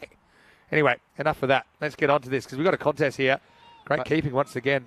Back to the action video. I know this will be a no ball free hit incoming. Have you ever seen a bowler more comprehensively castled, or sorry, a batter more comprehensively castled than that one? Yeah. A massive hoik across the line. I think all 3 stumps, if they were in normal turf, they all would have gone out of the ground. Call that a strike. We get that sometimes. Rahimi, sensational. What an over. Last ball of it coming up. Free hit. Well, this is up and it's out of here. Here's Dion the Rock Johnson getting off the mark with 6. Maximo as Alton ahead on the run rate, but those 5 wickets will be a bit of a concern. 57 for 5. Well, beautifully played. Nicely struck down the ground. And yeah, these things, they always create controversy and they always get us talking. They give us something to talk about. But more importantly, what have we got coming up on the ECN? Plenty of action. And as you said, Rome sneaks into the mix here. Have you been to Rome? I have been to Rome. It is, well, I tell you what, a place. I've never felt more like you're literally walking around history anywhere in the world. Amazing. And I'm a little bit worried about Rome because, of course, I want to be looking good for the ECC, but it is known that I have a carbonara addiction. And when we get to Rome, which is the last 2 weeks before the ECC. Could that be 2 weeks on the trot? How many carbonaras could you do in 2 weeks? I'm doing minimum 2 a night. And I think... What, you could do more than 1 a day? Oh, yeah. I think at the last hotel I was up to 3 by the end. They were just putting in a really big bucket for me. The Sandu bucket. We had a great time. The Sandu in Rome. slop. We always do. Rome's great, and you're right about the history. Where's the ground that you use there, Vin? We go to the Roma cricket ground, which is kind of slightly out. It's at an area called Spinacetto, so it's a little bit outside the city. It's a beautiful cricket ground there. That'll be turned for a wide, the one that Andrew Leonard hates. That one's okay because that's pitched near the guideline. But the one I was talking about was I've genuinely pitched them on a 4th stump and been called wide. And I'm going, where do you want me to pitch the ball? You should be proud of that then. Pembroke Cricket Club had always turned miles. It was a spinner's dream. Welcome to Leg Spinners Grievances with Andrew This Leonard. is the one here. So this is literally the one I'm talking about. To me, I think that this isn't a wide when it goes past the crease. So look at this, right? That's pitched about a 4th stump line. He's turned it miles. The batter's been able to play a shot at it. That's not a wide for me. I think even under the rules here, that wasn't a wide. I think when past the crease, it was inside. And now the kid, the next ball, he bowls it flat and straight because he's just been punished for turning it square. Yeah. That is what really grinds my gears. Do you need a moment to settle down? Andrew Leonard, it's been an emotional morning. I think he's a powder keg waiting to go off. He's always so calm. It's just as well I'm off for game 2, Vinny. I know Rico's coming. I think you've accidentally scheduled this brilliantly. I need the game off. The cold shower has been prepared for Andrew Leonard. I might have to go back to the hotel. It's only a 5-minute walk. I'm telling you now. It's a Tuesday morning. I'm ticking here. I love it. Oh, you mean you got to be real? When I'm real. You got to be. You can't spend 12 hours a day here at the ground and not be real. The hilarious thing is when I'm ticking, I'm sitting cross-legged. My pulse rate's probably not above 55. I'm actually still very calm, but I am kind of secretly seething too. Poor leggy. Well, this could be a chance. Fielders come around right in the gap. Oh, threads the needle. Varathayan gets a boundary. This was kind of catchable distance, but found the gap in the outfield. Vinny, I'm now getting flashbacks to being a 14-year-old leg spinner in Pembroke Cricket Club. I've just bowled a beautiful flighted leg break. It's turned, it's bounced, it's deceived the batter. Either one of the fielders could have caught it, and they both leave it, and it's gone for 4. Now, what would usually happen, remember we're playing 50-over cricket in Pembroke, not 10 over. Yeah. So I would have these figures. I'd have 1 for 17 with a drop catch after 2, and they'd give me the old hook. Get the hook. The captain would go, of course. Thanks, Lenny. Thanks for the moment. Can't really afford that. And then total mental breakdown. Oh, this is tattooed. It was one that Niazi pushes through, and it's adios, Maximo. What a big hit that is. Alton, feel like with these two there, without too much fuss, they're going to knock the target over. Crickets need wickets. So now at the end of my spell, I'm thinking about why did the umpire give that wide? Why did the extra cover drop the catch? Is this going to end with you? Are we going to see you on the field in a minute giving Niazi a hug? Well, I think he needs one. It's okay, ball. brother. I've been there. I have been there too. Backing him in here. A little bit short, and unfortunately, the result doesn't go his way. Maximo as Alton walking stick 77 after 6 in the box seat. Again, just a fraction short. Wasn't really able to draw batters forward as often as he would have liked in that spell. And Andrew Leonard, unfortunately for Niazi, he's going to have to take a breather. Well, Khaled Niazi, I feel every ounce of your pain. I'm not sure I've ever empathised with an individual moment more in my entire life. He should, Vinny, remember, he should have had 2 for 1 after 4 deliveries. Yeah. The simplest to drop catches at extra cover. Next 2 balls go for 4, so he's got 1 for 9 off his first over instead of having 2 for 1 with 1 delivery left or 2 deliveries left. And then, yeah, okay, that last ball wasn't a great one. We all bowl bad ones as a leggy. He ends up with 1 for 29 instead of maybe 3 for 7. Well, I'm going to come back to that in a second. But first, here is Rahimi. The frustration video, I can feel it. I don't want to get a bit too big thinking for a Tuesday morning, but there's a lot of people that believe in the multiverse theory, that there's multiple universes with every infinite outcome. There will be a universe somewhere where that catch is taken and maybe does end up with a 3 for. Anyway, this is hit straight and is hit long. Maximo. If you're going to steal this one, the cricket's going to have to get around the rock, who's looking solid here. Not a lot of turn on this. It's pretty much just pushed through and it's dismissed straight out of the ground. Well, in our edition of the multiverse, Vinny, I think maybe karma's going to play out in the correct way and Alton are going to get over the line. For me. Just for me, Vin. Like it. I think Rock is liking this. This is a full toss, and this is out of the ground as well. This might not be close after all. Maximo as Alton. They're 89 now. Maybe it's a blessing because Alton can probably afford to have a couple of other guys out of their crease. You're right. I mean, a few other guys giving more players a bat. Yeah. So maybe the cricket's just doing him a favour, saying, "Well, clearly you're not that interested in batting, so we'll help you out." All right. Now, Ahmed Raza, I got to give a shout out as they run a quick single. Ahmed Raza, the former UAE captain, now their assistant coach. You get the associate cricket circuit's a pretty tight knit one, as you'll know from going around the European Cricket Network. You get to know people. You form incredibly close bonds over short periods of time, and then you might not see these people for another elongated period. Definitely. And then when you see them again, it's like you're catching up with the best mate. That's one of the things I love about going around. Me too. The associate circuit. And they're going to dash a quick single here, Vinny. Oh, direct hit would have been gone. Even the flick onto the stumps might have been out.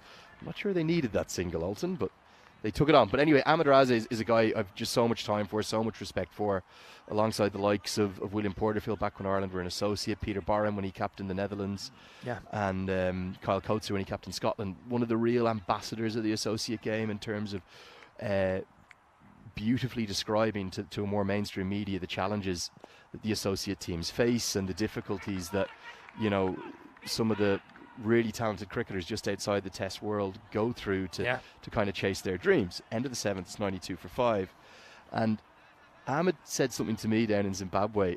I actually can't remember what it was in relation to. It wasn't the Bairstow incident, so it doesn't matter what it was in relation to, but I just have to give him the shout out. That's what we got coming up, Vinny. Yep. Next game, mid-morning game. Yeah, I don't think that game will be at 8:45 in the morning. Otherwise, it would have started an hour and a half ago. Good point. Yeah, 10:45. So we might have to fix that one, but I've got it starting in 30 minutes. But yeah, should go in be a Geneva good one as against well. Salmi. Should be a really close. That's two teams in the middle of the table right there. But again, it doesn't matter what he was saying in relation to. I actually can't remember, but he just said something to me that's really stuck with me, and I've used it a little bit since. He said, "You have to look after Mother Cricket, otherwise she'll bite you back." Yeah. And she bites back really hard, and I know that from a playing perspective. That's what Ahmed was saying. So he's felt that as he matured and as he got older and got wiser, he felt that, karma and very much being good to the game that we love was very important. I believe that. I believe there's a bit of science behind that as well. Yeah, definitely. All right, here is a catching opportunity. Won't get there in the end. He's a little bit worried about running the wrong way down a one-way street there, wasn't he, Fahad Momand? And yeah, the crickets have turned to frustration. Well, this is a classic one where if just one fielder's out there, either one of them, they probably both get a play in it. Yeah. But in the end, it's just being in each other's eye line. Hearing footsteps coming the other way is a little bit disconcerting. It does. It puts you off. It's very difficult. Just 10 to win now, Vinny. This is up in the air, and this time he's got plenty of open space. Does Momand. He pulls it back. Yeah, I agree with that. I think it doesn't just play to cricket. I think it plays to life a little bit. I think if you treat people well, not that you're doing it to get something back, but if you treat people well generally, then when you're in your time of need, there's probably going to be more people stepping forward saying, you know what, Lenny, we're so sorry that you lost your commentary job for that controversial thing you said. Oh, Vinny, that's never going to happen. You can sleep on my couch. Touch wood, I hope that's not going to happen. Managed to get through 5 years without having a live mic capturing something I've said. Hang in there. They're all live mics. Never. Everyone's getting cancelled these days. No F-bombs, none of that. Just behave. Well, I'll tell you what, I've left you from game 2. It might have been all over for Andrew Leonard. Anyway, having said that, no Rico sightings so far. Oh, I could be back in. But, yeah, we'll be back see. in for game 2. We'll have enough time in between. I'll decompress, Vinny. We've got half an hour between the two games, all right? But Mother Cricket, I thought that was a lovely saying. There's the correct time. Yeah, correct time. News from the toss, Geneva. Bowling first means they're going to chase. They almost chased down and probably should have chased down 200 plus yesterday. What are we going to see from Arif Sanger today? Sanger, yeah. That's the question. Sanger has been prepared. Well, that's a great shot. That's absolutely nailed down the ground. This is going to tie the scores. Maximo! This is the issue with Alton. They can say, you can sneakily run out as many of our players as you like. We've still got the cattle down the order to chase down pretty much anything, and they're going to do this fairly easily. Any score wins it now. And look, my final thought on the matter, you talk about looking after Mother Cricket, right? The player who's run out, who was it? It was Karunamurthy or was it Yasotharan? That was run out? Yeah. The controversial? It was Yasso. Yasso, yeah. So he just walked off. Yeah. He's taken it. He's like, okay, they want to do that, so be it. There was no tantrums, there was no histrionics. Yeah. And his teammates have looked after him. If he was an emoji, if he was an emoji, he would have been the face palm emoji. And like I say, I think that, okay, that's a bit of a flashpoint for sure. But these guys, I mean, they've probably got their own unwritten code of what's fine and what's not. And that's not. They're saying, and to me, I'm not saying he was trying to be disrespectful, but it is a little bit disrespectful to touch your bat and walk straight in the middle of the pitch. That's not even... And the umpire was even trying to say to him, don't do it. Anyway, that'll be probably what this game will be remembered for. But anyway... I think in the end it's going to be a very small postscript because Alton romping to victory. They are keeping their top of the table hopes alive. This could be it. And as soon as it hits the turf, it will be it. It is going to be, well, I think 1 run in the end. And that will break the tie. Alton are going to do it. Well, they completed the 1 run, so whether it's kissed the rope or not, it's not going to matter. And I think someone needs to get the message out to the players. The game is over. Yeah, well, he's going back to have a bowl. Game over, boys. I don't know. They'll probably go back and check that if it's 4 or not, if they completed the run or not. But yeah, either way, it'll be, that's it. They wanted to come off the ball before, and they're thinking that was it. But that definitely is it. They had completed the run, though, so... Yeah. Well, I think that's if they for completed me, it's a single. yeah. But knowing that if you're really smart, you always never touch your bat in if it looks like it's going towards. I think they had. I was having a watch of them. I believe you. I'm going to say 1. Single. And Alton, although I would have given a couple of bonus ones after what happened to them earlier. That's what's coming up next. Is 25 minutes away. Rico Fool could be here. Maybe he won't be here. A few mysteries still happening. Idris O'Harkin, great form yesterday for Geneva. Watch out for him. He'll be behind the stumps first innings because Paktoon Zalmi will be batting first. But yeah, Alton certainly swung it pretty well. Shahid Waridu sent to the top of the order. They dropped Malia Stanningsai into the middle order. But the boundaries were flowing, and it was going to be an interesting way to get a wicket as they were just debating the finer points about life. And just it wasn't the place or the time. And then, created a situation which created the wicket, but didn't really hurt them too much. Although there was this little period here where the cricket seemed to find something with those 3 quick wickets. Yeah, they did pick up 3 quick wickets. In fact, they reduced the Alton side all the way to 50 for 5. That was a marvellous piece of game awareness and brilliant fielding. And kind of the assist going between Ziol Haq and Khalid Niazi. And this drop catch was the big moment. In fact, that was the taken one. I think the next one was a drop catch. That was nice to take it. That was a dismissal, Abid Baraksai. There we are. As soon as that went down from Jabberkeel, I think he might have been the one who threw that run out. So, Mother Cricket, acting in mysterious ways. Fault. He was just throwing the ball in. He's probably oblivious to the Mother whole thing. Cricket. What was I meant to do? Post it back? Anyway, Alton, they're certainly one of our favourite teams to watch. 2 to 5 days business days notice. Anyway, we saw Alton not really tested in by this. below par cricket's target that they set. Got to say though, I like the crickets. Think about what they're doing. Talk about the spirit of cricket, all the junior academy they got going, the fact that they're teaching hundreds of kids cricket here in Switzerland, I think is fantastic. That one was touched from the beyond, set the buzzer off, but I think the game was already over when he did it.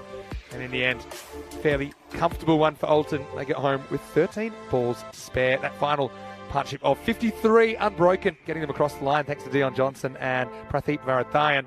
Early on though, Tharina Vukarasu was 27 before he wandered and never came home. Just the 5 extras in the 8 or so overs. Not a bad effort, discipline-wise from the Crickets, but they just didn't have enough runs on the board. That 53-run partnership between those two, Vinny, came off 18 balls. Incredible hitting from Varadhayan and Dion the Rock Johnson. They turned it around just like that, and before the Crickets could ever get back into it, despite good bowling efforts, particularly from my young leg spinner. Keep your eyes on him. Khaled Niazi, 1 for 29. Wickets 2 from Mamand and Rahimi, and a couple of run-outs to go with it. Look at that glut of wickets from 32 for none to 50 for 5, but Alton had all the depth to pull them out of the hole. Yeah, well, say what you like. We had the 5 for 18 collapse. It was sparked at that stage. I'm going to give you a little bit of time to go down and give Khalid Niazi a hug before he leaves the players area. Love your leg spinners, love your wicket keepers. I can tell you I will be back, though, in 20 minutes, and we'll see who's with me, because match 42 will start in about 25. Until then, hope you're having a wonderful morning. Love the discussion, love the interaction. Keep it coming on our YouTube chat, ECN European Cricket Network. Big hello to all of our viewers, of course, on Swiss Sport TV as well, and everyone watching on Fanco. For now, it's Vinny Sander here, Mr. Maximo. We'll see you after this break for more European Cricket Series.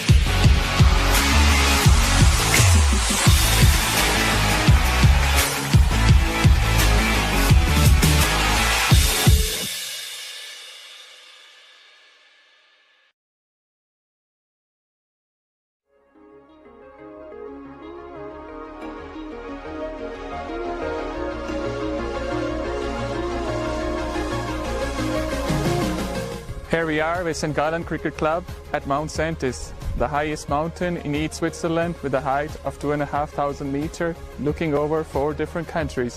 What an unusual place to play cricket.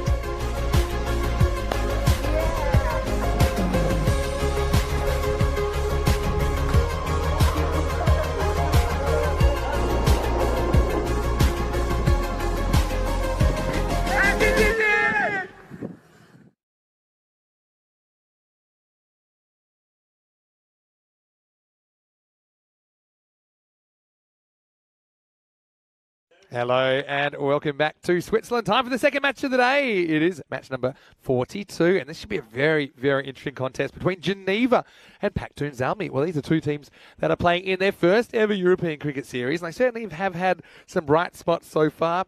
Also haven't had everything go their way. Both teams fighting for Final 5 qualification.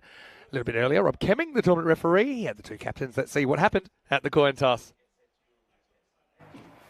Welcome back. Your call. Thank you. Heads is called. It is tails. We're going to ball first. Show the sign. Balling first. Thank you. Well, so Robert Kemming, he runs a tight ship, offering the instructions at the toss, and eventually we got the information that Geneva, they will be chasing in this one. They're going to bowl first after winning the toss, because they've really enjoyed watching their progress in the tournament so far. They've got Ansem Mahmood, the captain there. He's a very good player, but I've been really impressed with Idris Ul-Haq, to be honest. I think he's been brilliant behind the stumps. He's also been able to bang a few with the bat. And I know that Paktoon Zalmi fans, you'll be pretty happy to see Arif Sanger listed at the top of the order. He's a guy, he's the only man to hit the ball over the roof on the full and all the way to the other side. So, yeah, we've had a fair few roofers here over the first week and a bit of action. Looking at the supercomputer, well, once again, I think it's been staying up a little bit too late, considering we've got a run rate of 13.4 as an average. And these two teams averaging the 140s, but not given any credit. 110 to 107, Geneva, 3-run favourites, according to the Bat versus Ball wall. So I want to give a warm welcome to everyone who is watching on Fancode, of course, in the subcontinent, but a special hello to everyone that is watching on our YouTube channel, European Cricket Network, and also we are live on Swiss Sport TV. So that's a really great thing. I know that Andrew Leonard, when he went home early last night, he was putting his feet up under the covers, watching it on Swiss Sport TV. So it's just wonderful. However you're taking the action, that you can be a part of it here. Now, Lenny has stepped aside for this game, so we're waiting for... It's a bit like, you know, when they elect a new pope, you wait for the smoke to come out, which signals the arrival of somebody special. There's somebody special that I haven't had to work with in a little bit. I think it might have even been day 3 in Romania when we last crossed paths. But he has been busy, as we've been busy here on the European Cricket Network. I know the viewers have been asking a lot of questions about this gentleman. So just stay tuned is all I'll say.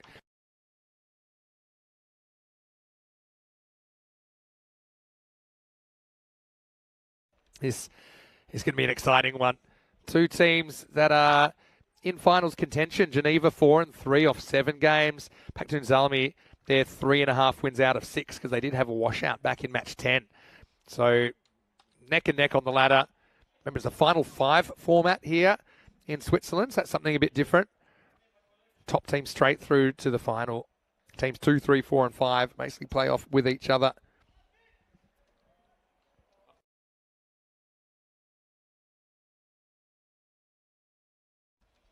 So Sanger is opening the batting. Now, we've loved Sanger for a variety of reasons. He's a little bit cheeky. He hits the ball a long way, and he loves to wear this little visor, which has his hair popping out the top of it. And he would be one of the best batters I've ever seen just wearing a visor. So, yeah, that's his go-to, and he's ready to face up. Here we go. First ball of match 42. It's Katak coming in, a player who made his T20 international debut in the Valletta Cup final recently, which Sweden did win. Paktoon Zalmi, like all the Zalmi teams that we see, they love to be attacking. They love to smash the ball around. This is Iza Hussain, who's a skipper, who's facing up now for Zalmi. He's had a pretty good series as well. I've liked his wicket keeping when he's been asked to do that job. He won't have the gloves, though, in this game, as Arshad Butt is in the lineup. He works it away, but can't beat the fielder. They don't get a run here. Corey Ruckers is in the chat. Hello, Corey. He's calling it a golden ball. And then saying, yeah, early call. That is a very early call, Corey. Nice to see you. Hopefully you're well. Corey will be joining me for the Rome series, which is coming up under 7 weeks, of course, until the ECC. This is a nice outswinger, which straightens down the line, but gets worked away expertly from Iza Hussain. This is a brilliant shot. Just have a look at the way he maneuvers himself, opens his body up, and that's crashing in the middle stump if he misses it, or probably getting him on the pads for a plum LBW.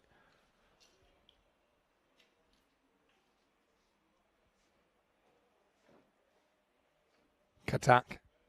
There's a few little variations, but mostly he's in there as a genuine swing bowler. You can see that one did actually swing a bit, but well handled by the Zalmi skipper. Similar kind of ball, but this time goes to deep mid wicket. They put an extra fielder out there on the leg side after that boundary. I just want to say a quick hello to everyone in the chat. Then hello to Corey, of course. How are you and what are you up to, if you can share it? Hello to Julian Dawson as well in the chat. Hello to Rob Thompson, watching from New Zealand. And anyone I missed. Di Maria. Loved the insane hitting from Alton in the second half of the first game of the day.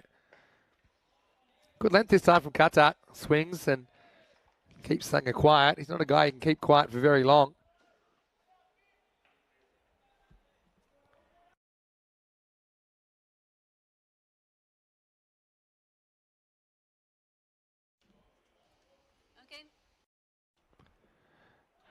Sanger, like I said, doesn't like to be kept quiet for long.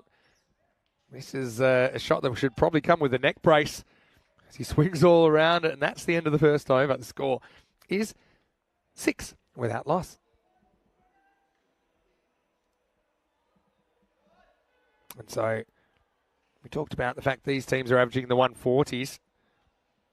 And about 13 overs the average across the board. Yeah, so talking about the ECC, we're under 7 weeks now, 48 days until the start of the ECC. It's the Euros of cricket. And yeah, there we go. 14 and over yesterday. So last couple of days, 140's been par. Seems about right. I'd say 130s. 130s. 130 to 139, somewhere in there. Anyway, Bilal Muhammad's bowl over number 2. Cracked. Through point and literally gets through point. Should just pull up though, because I think he got a little piece of it. Beautiful conditions today compared to the last couple of days. Currently 16 degrees, heading for a maximum of 20, but plenty of sunshine.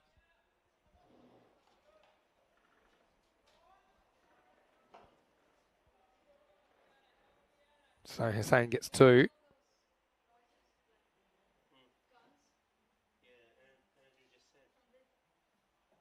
Short. Around the corner. It was almost off the gloves more than anything, but Hussain will get to the other end.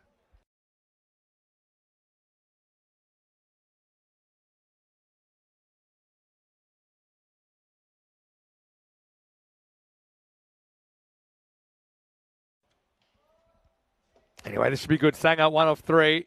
He does not like to go a long time without boundaries. And he knows he's only got 10 balls left in this power play to deal with. And he won't be facing every single one. So I think he's thinking attack, attack, attack. That's exactly what he does. He gets away from the fielder. That's going to be 4. That wasn't a great ball, really, from Bilal Muhammad. It was short. It was wide. Like a front foot cut shot, really.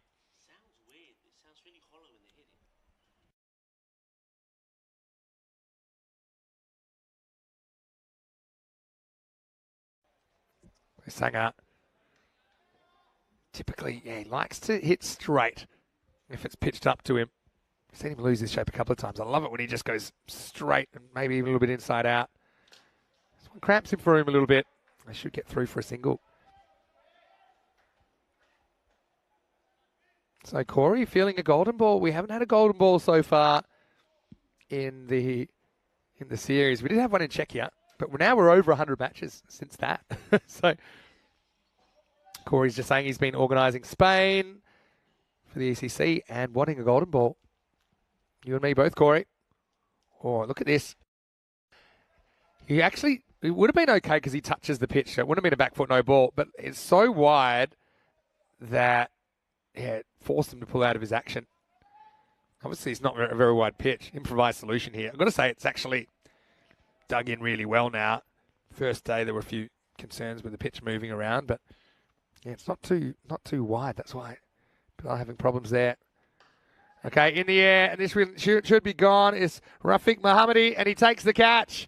So Hussein is the man that goes, trying to beat the mid-off, trying to muscle it up and down the ground. It's got a bit big on him, so Bilal does break through. And a decent start this for Geneva. It's 14-1. Geneva, they're known as one of the better bowling and fielding teams in this competition. Having said that, they got smashed for 203 yesterday by Fahim Nazir and Hassan Ahmed. And they almost chased it down. That was a crazy game. It was match number 36, where there were 46 Maximos in the game. It's a new record. It actually smashed the record by 5. 203 to 178. And Geneva chasing scored 178. But really, they should have chased that target of 204 down. They were well ahead with 3 or 4 overs to go. But then 2 overs of 2 and then 2. Now, here's an issue. He's gotten 2 left batting gloves. And, yeah, now he's going to have to swap it. And he got 0 help there, didn't he, Bashir Ahmed? And so now he will be able to start his innings. Hello to Mohamed Ador. Nice to see you once again. Corey, tell us something interesting about your Spanish preparation. Give us a scoop here in the chat. If you do that, then maybe I'll give you a golden ball. They're growing in confidence like Cameron's here. And it's got to be cricket related. It can't be about Mohammed Kamran's hairstyle. I'm looking forward to seeing that as well. Big swing and a miss. There's Bashir with a left-handed and a right-handed glove now. Won't get off the mark. And it's the end of the second over. The score is 14-1 after 2. Yes, so let's have a look at the table. So we're getting into the final fling, if you like, with just 3 more days, including today, of group action. So the top 5 get through. You can see it's pretty congested. And you've got everyone between 1 and 8, I think, with a chance to make the 5. Geneva and Paktoum Zalmi, they're just 1 point apart. Paktoum Zalmi can actually overtake Geneva. Just feels like one of those games that 2 pretty even teams could have a big determination on the final qualifiers. Of course, we make that cut on Thursday night. Afif Qatar gets a second over, and he gets launched high, and he gets launched long. Maximo! Well, Arif Sanga has hit some of the biggest sixes we've ever seen on the European Cricket Network. And look at that. He actually smacks himself in the back with his follow-through. A bit of the old Sir Garfield Sobers about that one. The other thing Sanga will do when he gets on a 6-inning run, he doesn't even bother to look where the ball goes. He'll hit it and then just turn around and wink at the wicket-keeper. Backs away. Probably wasn't the odds. Good comeback from Katak. So I think you're looking to go 140 plus if you're batting first here. Even then, you might not be safe. We saw Alton chase down 153.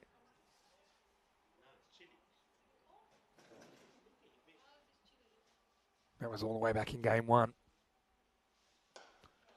Oh, that's cracked. And the stumps do the fielding. There was a fairly straight fielder. I'm not sure he would have been able to do too much about it. Look at this. Bang. Well, that's about as straight as you can get. An umpire just takes cover. There's a few grenades going off as well from the military facility. Andrew Ryan was telling me about one of their players, Alex Crichton, who is actually currently doing his training. And Alex is still, his French is not particularly fluent, although he speaks it a bit. Well, it's a great pickup. We're going to have a run out here. Non-striker's gone on the hit, and now he's missed it well. He had way more time than he realised there. And Qatar could have just taken the step, did not have to flick this ball at the stumps. So look at Bashir. He runs on the hit, and then he turns around. His goose is cooked. But Qatar throws it at the stumps. Didn't need to. I suppose he doesn't know exactly how far Bashir's out. So you can understand why he did that, but we could say he didn't need to. Slower ball. Beautiful shot from Sanger all the way along the carpet. And doesn't bother to look at it. Look at the way it hits it and then basically turns around and says, yep, I know that one's going for 4. Yeah, so anyway, Alex was doing his grenade training, and I think it's like décharge or charge or something like that. 2 words that sound similar. One meant to discharge the grenade and one meant to not. And so this is a great shot as well from Sanger. It's going to be 1 bounce 4. Nice fielding there by Arshad Butt, who'll do the keeping in the second half of this game. Cuatro carreras. Sanger getting into his work here. In the last over the power play. That'll be the end of the 3 overs, in fact. It's 28 for 1. Yeah, so they were meant to simulate pulling their pin on the grenade just to show how to do it. He actually did pull the pin on his grenade. And then apparently they went switch from French to English pretty quickly because he heard the fizzing of the grenade. And in English, the instructor said, "Throw it!" And he threw it. And if he'd held on to it, it probably would have taken out the whole platoon. So I don't know if that's funny or not. But apparently that's a true story. Andrew Ryan told me. So we're happy to just have Alex still taking part in the series.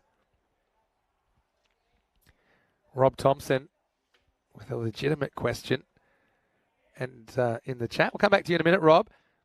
I love it that his comment is right under Army Training Life's comment. I would hope that they had some sort of fake grenades for training purposes. But anyway, it's Karamatullah Tarakel, who's going to get swung away to deep mid-wicket. Maximo! Bashir swung and missed the first ball he faced. That was at the end of the second. But first ball of the 4th, hits it pretty well. Pretty simple stuff, really. It plays on length. We know that this pitch hasn't been doing too many favours for bowlers. Riding in on the wooden boards. It's quite similar to the Barcelona pitch we've seen at the Montjuic Stadium. Maybe not quite as much bounce now that they have the artificial surface underneath, which creates a bit more spring there in Barcelona. Bashir charges and Tarakel gets it through a bit more.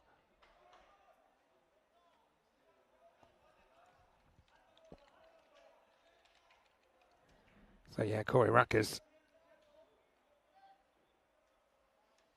is working hard with Spain, trying to sort out a few issues. Good to hear from you, Corey, as always.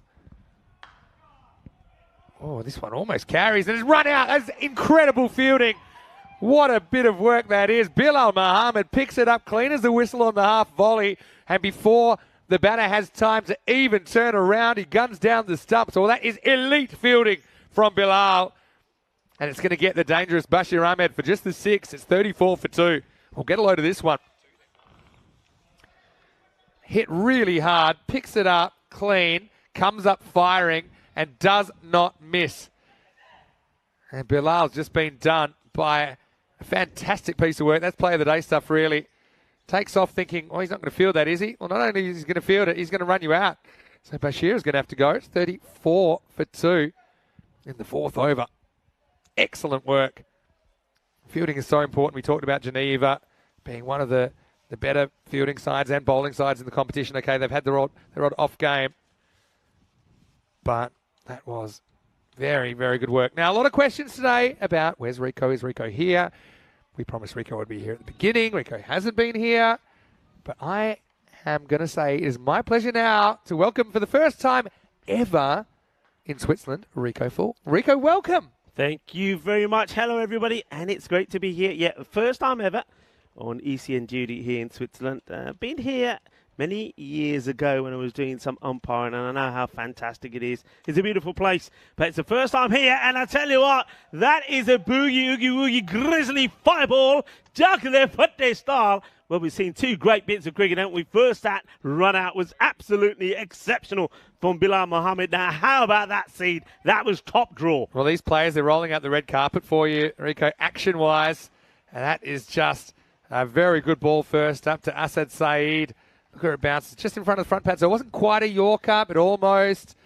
And, yeah, Karamatullah Tarakel ramping it up. So you've just seen an incredible direct hit. You've just seen the stumps get castled. We've seen some big hits. There's the Golden Derrick. Well, I know let's say at times the pace of the game wasn't quite as quick in Romania. I missed that. I'm back, everybody, and so is Golden Derek. And the only thing that's missing now is a Maximo, a balle, and I'm back in style. A fantastic bit of cricket for a runner, great bit of bowling. We've seen the Golden Derek, as unfortunately is going to be a first bowler for Asad Saeed. What next, everybody? What next? Now, it's great to be back. Namaste, salam alaikum, sasya kal. Eyeball one, everybody. It's great to be back here. And I've got to say, Vinny, what a setup. What a setup. Yeah, well, I've been to Switzerland, like you've been to Switzerland before, but I've never been to this ground before. We haven't done ECS here since 2020, where we discovered some commentary jewels, such as our very own Andrew Ryan. Mm-hmm. Anyway, 2 to come here. Here's Tarakel. It's well bowled. Very well bowled indeed. Yeah, so we're up in the grandstand, as you can see. We now have good weather, which hopefully you've brought the sunshine with you, because I know it was pretty warm in Romania where you were. How was the series over the weekend? We saw a fair bit of it here. Fantastic. It was, you know what, the best way to describe it, a festival of cricket. That's what it was. Beautiful. The Continental Cup, Women's T20 Internationals, and it was superb. This one's down the leg side. But no, it really was the girls. I mean, credit to all the girls, of course, the host Romania, and we had teams from Greece, the Isle of Man as well were fantastic, and Malta. I mean, what a fabulous series. And the highlights for some of those players. Remember, the likes of the Team Malta, Team Romania and Greece had players playing for the first time. Yeah. It was incredible. Yeah. It really was. Developmentally, that would be so great for them. Well, this hits him pretty much dead in front. He's gone, so Hamdard's going to have to go. And Tarakel gets 2 in the over. Hamdard looks very, very disappointed. I think it's probably more about missing a straight one, but Tarakel with the double strike, 35 for 4. Yeah, no doubt here, Vinny, for me. As soon as I see this, I think this is going on to hit. One thing I've noticed about this pitch is the ball doesn't tend to bounce so high. Once that's hitting in front, that's going on to hit for me. Oh, that's about as plumb as it gets. And, yeah, just not able to get any bat on it. Getting kind of caught on the crease, not really getting a stride in. So Tarakel, what an over. 2 for 7 off his first, 35 for 4 after 4. Yeah. I've got to say that some of our social media accounts, it attracted a lot of attention from all around the world, of course. Like you say, such a big range of abilities there. Had that Continental Cup. Of course, got the Men's Continental Cup coming in a couple of weeks as well. But yeah, a lot of people very interested in that tournament, and certainly think that all those teams, when we see them again next year, hopefully if we cover the Continental Cup again, you'll see that their cricket will come a long way for the experience. Yeah, I mean, that was clearly evident just in the 3 days of cricket, Vinny. I mean, from the start of day one of that Continental Cup to the finals day 3, the improvement in some of those players. Remember, we're talking about players that have, some of those players, some of the girls in Malta have only been playing for about a month. Yeah. And, they started, for example, maybe a little bit afraid of the grizzly ball. They dropped a few catches, but by the end of 3 days, they were catching them, they were fielding, they were diving around. It was amazing to see. And the highlights they just continued. Highlight after highlight was great. Yeah, Jamil Jabakil's the new bowler. And this guy, I like the way he operates. He's got a very good in-swinger. That's just a clean swing and a miss, baseball style from Arif Sangha. This guy Sangha, though, like I say, Rico, he's the only guy who's hit one over the roof. We had probably 50 balls on the roof, but he's hit one that's gone clean over. To clear this stand, that is a hit and a half. Oh, he's almost taken out the fielder there. To call that a drop chance is probably quite cruel on the fielder. And you know who that is? Bilal Muhammad. That just showed how good he is with that run out. But this was absolutely laced. Yeah, I mean, if he catches that, that would probably be one of the best catches that we've seen, because that was travelling. That was hit like a rocket. Hey, the one thing that, doesn't this take you back to the first time we were to Barcelona this bit, doesn't it? Definitely. And, well, I mean, it also takes us back to one of the first series we ever did back in 2020, and that was before you or I were regulars on the tour. So that's nice he played. They'll take a single. So come on in, give me a very quick update of what I've missed, because obviously I'm here for the duration. Yeah. I haven't been able to follow too much of it because of the other cricket that's been happening while I've been away. So come on, a quick summary of what we're seeing. Well, here. I suppose we've got 7 teams here that did play back in 2020. We have 4 teams that are new to the competition. So all of the teams, pretty early in the piece, every team had a win. So it just showed you that there's no real easy beats. Nice looking cover drive. Fielder comes around, should handle it. We've seen the field They're constantly mowing it, so it was super slow actually on the first day, but it's gotten now what I'd call it's an average outfield pace-wise. But you just look at it; it's like carpet. It's beautiful to dive on. The fielders, I think, have it a lot easier than some of the other fields that we've seen around Europe. Of course, you've come from a pretty nice one, of course, in Moravlesia. Up and over the leg side. This is going to be 6. Maximo, not a bad shot at all from Moa's butt. Gets his first boundary, just angling a little bit too far. But basically, as far as the cricket's gone, the bowlers have had a hard time. We've had an average run rate of 13.4 and over here. We've seen some very big scores. We saw one of the top ever chases on day one. We really should have seen 200 chase down yesterday because as a bowler, you're just not getting that spring off the pitch. It's pretty batter friendly. I don't think I've seen the Yorkers executed that well either over the last 2 weeks. Just hit straight, but straight at the straight fielder. Handsome Mahmood. We've seen that Southern Cross field being used a fair bit as well lately. As we get to the end of the 5th over, and the score is 45 for 4. I want to say a big warm welcome to you wherever you're watching from around the world, whether you're watching on Fancode in the subcontinent or whether you're watching on our YouTube channel, ECN European Cricket Network, or of course we're live on Swiss Sport TV. And I want to say a big hello to our very own Rico Full. Come on, let's bring him up. Rico has arrived in Switzerland. Welcome. Hello, everybody. It's great to be here. And, well, what a fantastic setting. I've said this already. I mean, walking up to the ground and getting here, seeing the stadium, seeing the setup, and all the behind the scenes here where everyone's set up. It's quite magnificent. I've got a question. Tell me. You're a bit more casual than we'd normally see you on the camera. I am. Explain yourself. I am. Well, one of the issues with doing a lot of travelling, there's going to be times, and you know all about this. I do. There's going to be times when your luggage doesn't quite make it. And with my connecting flight being, I missed the connecting flight because my first flight from Romania to Dusseldorf was delayed. And as a result of that, I had to get on another flight, but my luggage never came. And I'm going to give you a clue. It's a Euro, and what do birds have? Don't say. But that company were diabolical. So just remember that they were bad, and I'm going to have no qualms about telling everybody how bad they were. But I'm not going to say their name. We can give you your old man rant early today if you want. By the way, great shot there, first ball of the over by Moaz, who just lifted it up over the leg side, brings up the 50 for Paktoon Zalmi. Yeah, this was slightly slower delivery. I mean, you were talking about the runs being scored here. My question to that is, obviously I've just got here, but what about spin? Has spin been used well or not? Yeah, I mean, well, yes, and it has been. You could argue it's been more effective when it's been done well, but same sort of issue. The spinners, if they're not getting it right, there's been so many sixes. Hit straight, doesn't quite carry to Answer Mahmood, and it'll just be a single. Yeah, so I think variety is really important, even change of pace for quicker bowlers as well. I think that's been super important. In very batter-friendly conditions, the good bowlers really do stand out. That's what I would say. And there's been certain bowlers that have had fair bit of success, like Aiden Andrews from Cossonay. One of the big tragedies from yesterday, Andrew Ryan played both games, did not get a bowl. Ryan only has 1 over in the series. And, just saying that, the big man. Well, it's a big man. He's a wicket-taking machine, really, so that is took a 4 surprise. for the T20 on the weekend. Yeah. Anyway, still early in the series for them because they've only played half of their 10 games. Cossonay only joined on Saturday. But, what can I tell you so far? Basically, it's a race for the top spot. It's kind of race for the top spot. Alton are trying to get past the Nomads. Mm-hmm.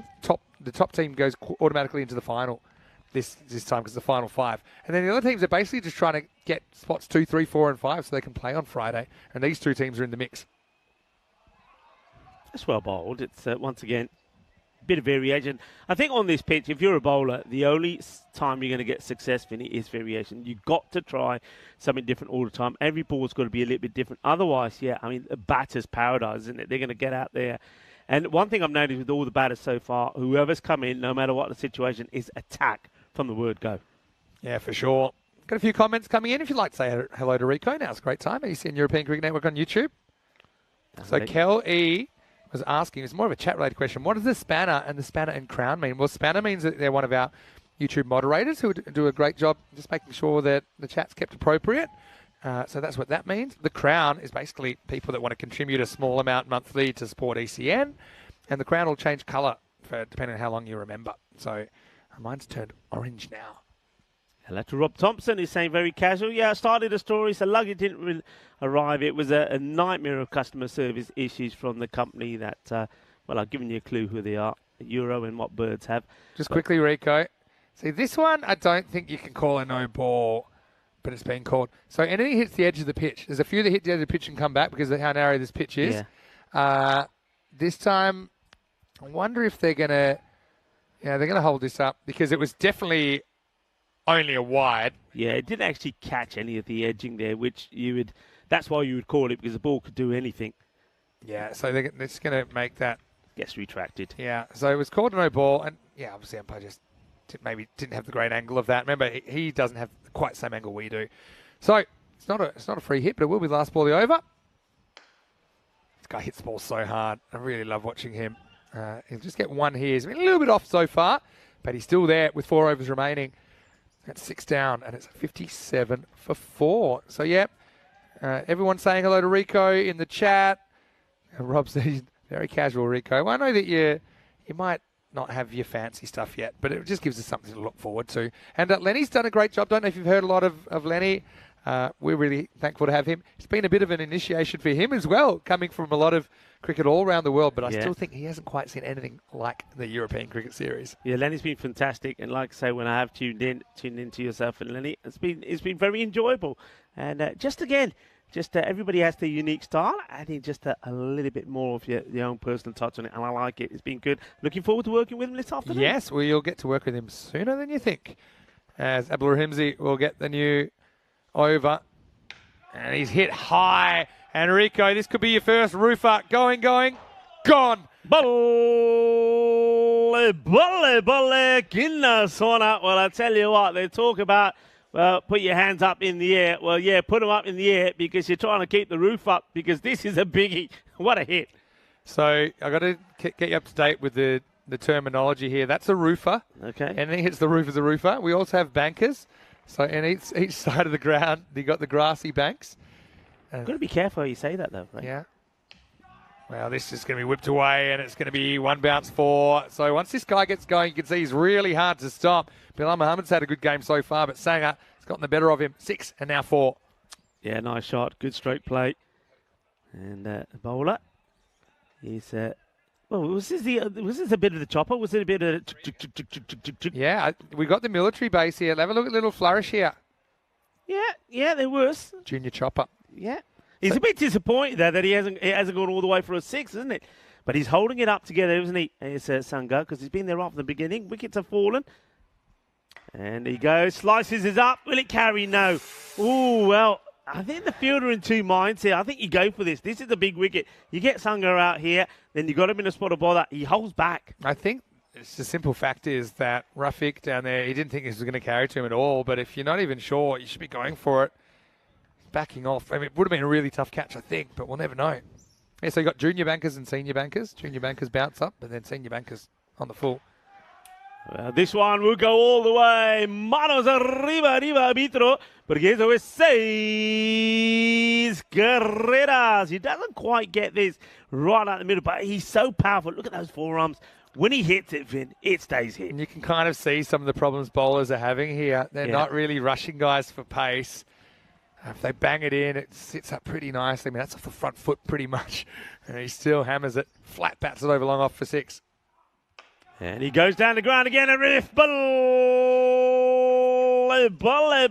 que guay. Que genial. Que grande. Ese golpe es muy dulce. Más dulce de tarta de chocolate. 6 más. Yeah, and you can probably see why we've got the grandstand here, but we rope up. We don't allow spectators straight down the ground. And that is for their own safety. And I think now you're getting an idea of why that is. Yeah, very much so. And I tell you what, Shuby's keeping busy, isn't he? Shuby's, as well as doing his role for the ECN, he's a bit of a ball retriever as well. Yeah, and the thing is, we talk about improvement across all aspects, particularly fielding. Shub is certainly the exception to that rule because his fielding has been horrendous in this series. And he actually tripped over the rope of the cube going for a catch yesterday. Oh, dear. So I think he needs a bit of remedial work. Shub, of course, one of our blue crew here, managing the player area. This could be another, and this could bring up his 50, and it will do it in style. Shaba, Kinna, Sona, Shaka Lagya, बहुत बधाइयां batter Arif Sangano अपनी half century पूरी कर ली, and he is going big. And it is raining sixes at the moment here in St. Gallen's. Yeah, this is tight. It's a close one, isn't it? I think Yes. you could call it, and they do. Yeah, I think the benefit of the doubt goes to batters on that. It's seen belt high. Yes, he's crouched slightly. I think it's one of those ones that we see called in the European Cricket Series. So that will be a free hit. And it means he's going to have a free hit. And, of course, he's just brought up his 50. Brought up his 50 with a 7 up. License to go big. Not that he needs it. He tries. Hits it well. Hits it firm. Hits it long. That's 6 more.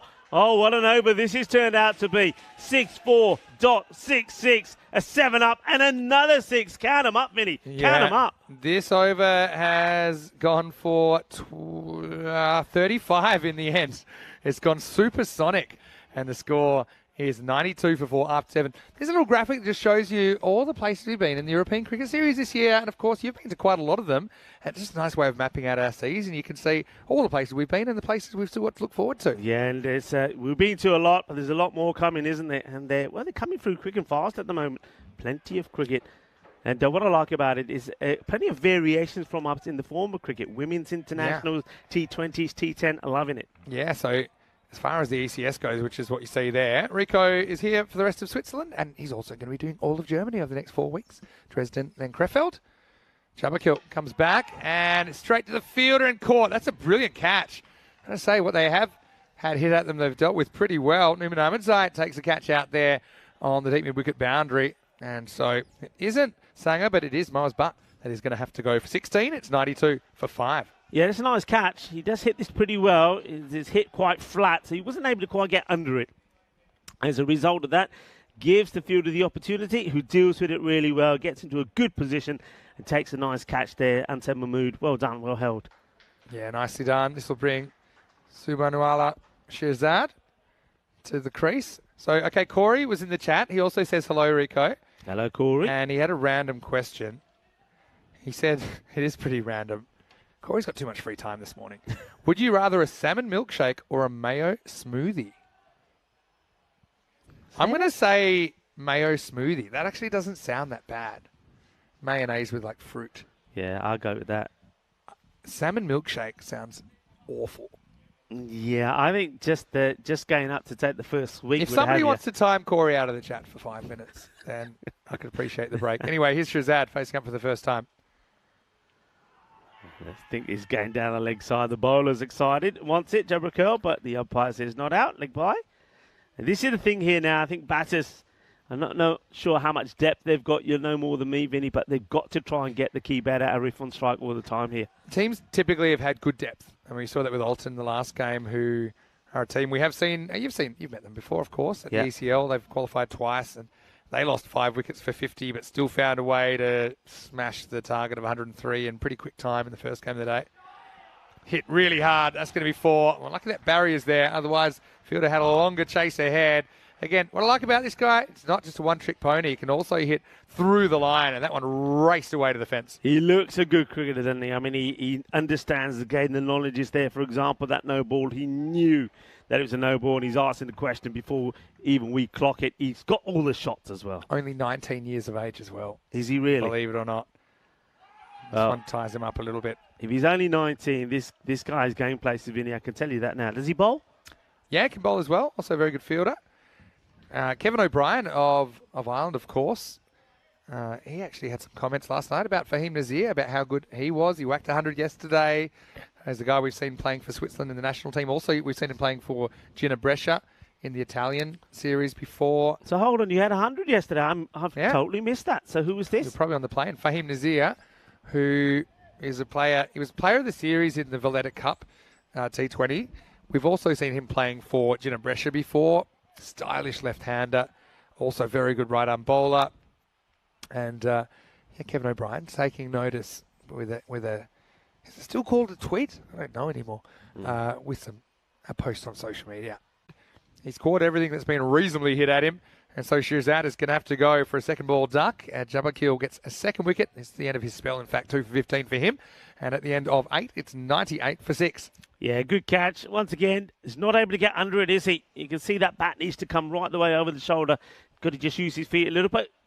Credit to the opposition. They're taking the catches that come their way on Geneva. And, yeah, it's going to be another Derek. So it's going to be a... I don't know where the pond or the lake or is around here. But I'm knowing that it's Switzerland, there's got to be plenty. There's a lake, really close, actually. In fact, there's multiple. And this is a nice day to go visit a lake, perhaps. Maybe I'll go a little bit later on. 98 for 6 after 8. Still, for me, it's slightly unders. Remember, Geneva, they made 178 yesterday, but 2 of their overs at the end just went for 2.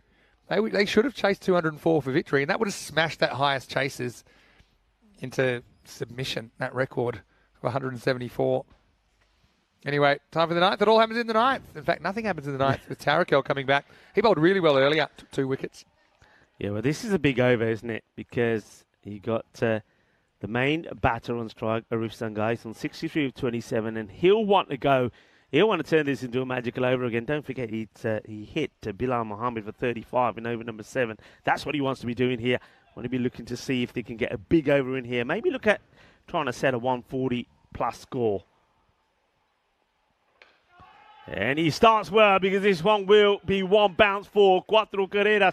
Nobody out there, surprisingly enough. That is a big surprise that they had nobody back in the square leg position. So mid-wicket back and long on. I can kind of understand it because you'd almost want to encourage him to hit across the line. But the problem is the line of the ball is too straight here. So they're basically protecting the V a bit more than the square boundary than on the leg sides. I mean, I understand the theory, but I think it's just an execution error there from Karamatullah Tarakel. Brings the 100 up. So Hari Haran saying is giving Rico a grand welcome to showcase his vocabulary. Sure is. Here he is again on 67. Well, this one is high, but I think it's going to beat that fielder. It does. It's an extraordinary effort from the man that's out there. That is absolutely brilliant from Jamil Jabrakil, but he couldn't keep it in play. It's going to be 4 and 6. But how about this for an acrobatic effort? And I think he takes off from inside, does he? No, it would have been 6. That one foot just let him down, but great effort. I love the effort. These guys, the fielding's been good. This field's allowed them to kind of showcase their fielding skills a bit more than some of the other fields we've seen around the continent. Sang at a 73. There's still 10 balls left in this innings, you know. Hits this hard as well. This is going to take some stopping, and the same fielder, well, he's down and out again. He's ducking and diving all over the place, Jamil Jabakil, but he cannot stop this. Bataki Mario shot, Jabardast batting, Joka Lagya. Cuatro más. Yeah, so he's creeping up, walking 677. He's not walking, he's running at the moment, isn't he? Hediatullah Shinwari at the other end. There's just a bit of a swagger about Sangha. Look at the way he's just twirling his bat around like Viv Richards. And he must be so tough to bowl to. I still think Yorkers, you got to nail Yorker. Not necessarily on the stumps Yorker, but just kind of Yorker length.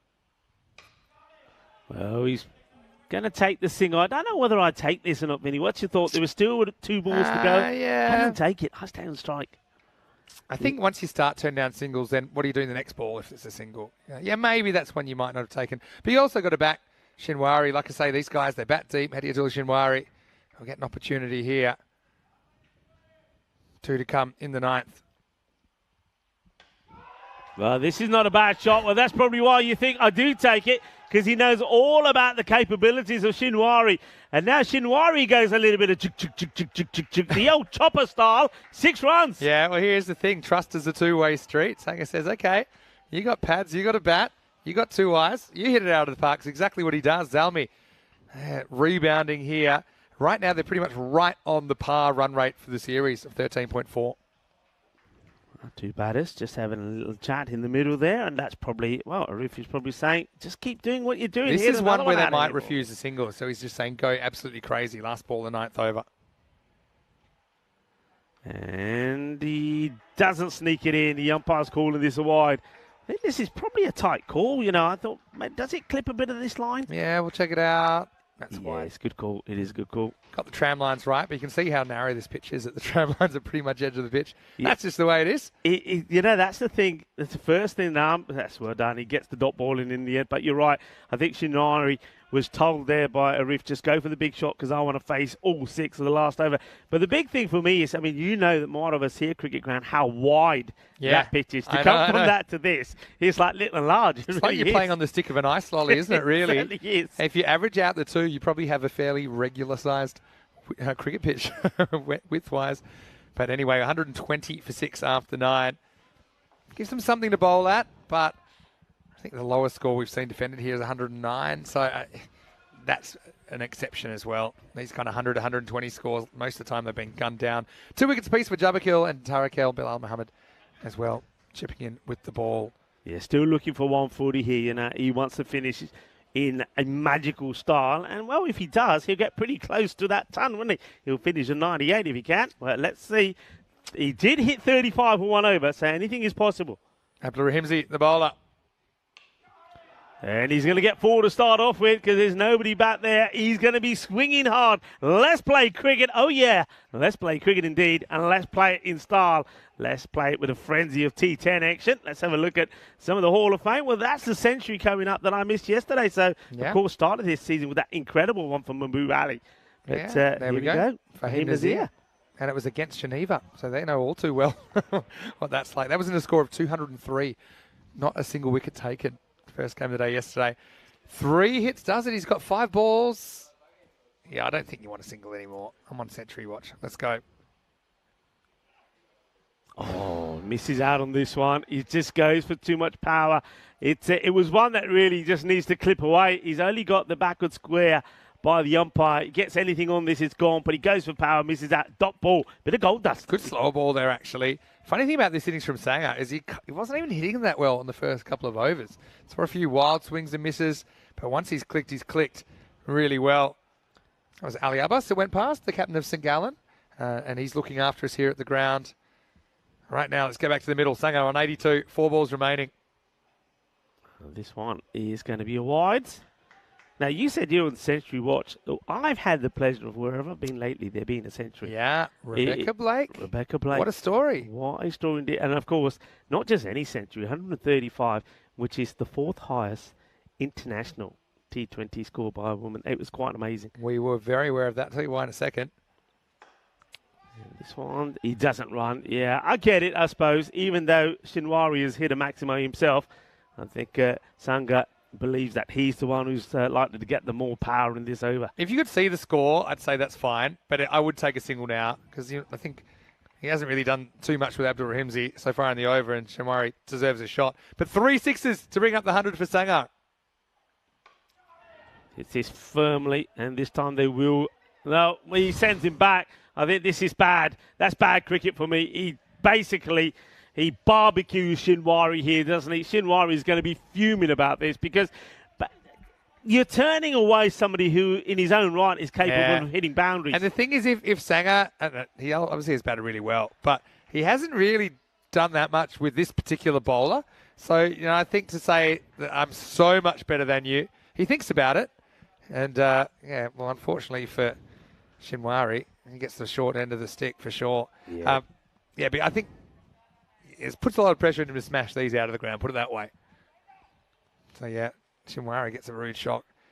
It's almost like the old kiss of death that he gives him, doesn't it? He gets over there.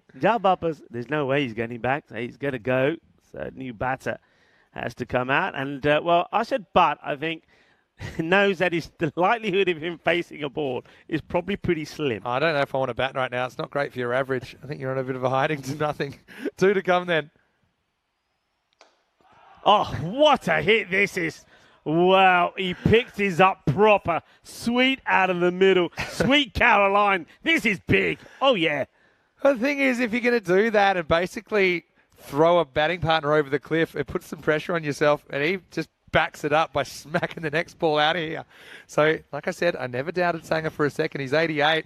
And so the last ball is coming up now. 131. Pretty much a pass score now on the board for Paktoon Zalmi. I'm pretty sure that Shinwari still is not feeling any better about his situation, but still, that's a good hit. Going back to the Rebecca Blake century, we were actually watching that live, and we were kind of commentating 2 games at once because, we recognise it. She was in big company up there, scores. Yeah. I think she's sandwiched between Meg Lanning and Alyssa Healy, 2 very good players. Anyway, Last ball coming up. Sanger. Can he get into the 90s?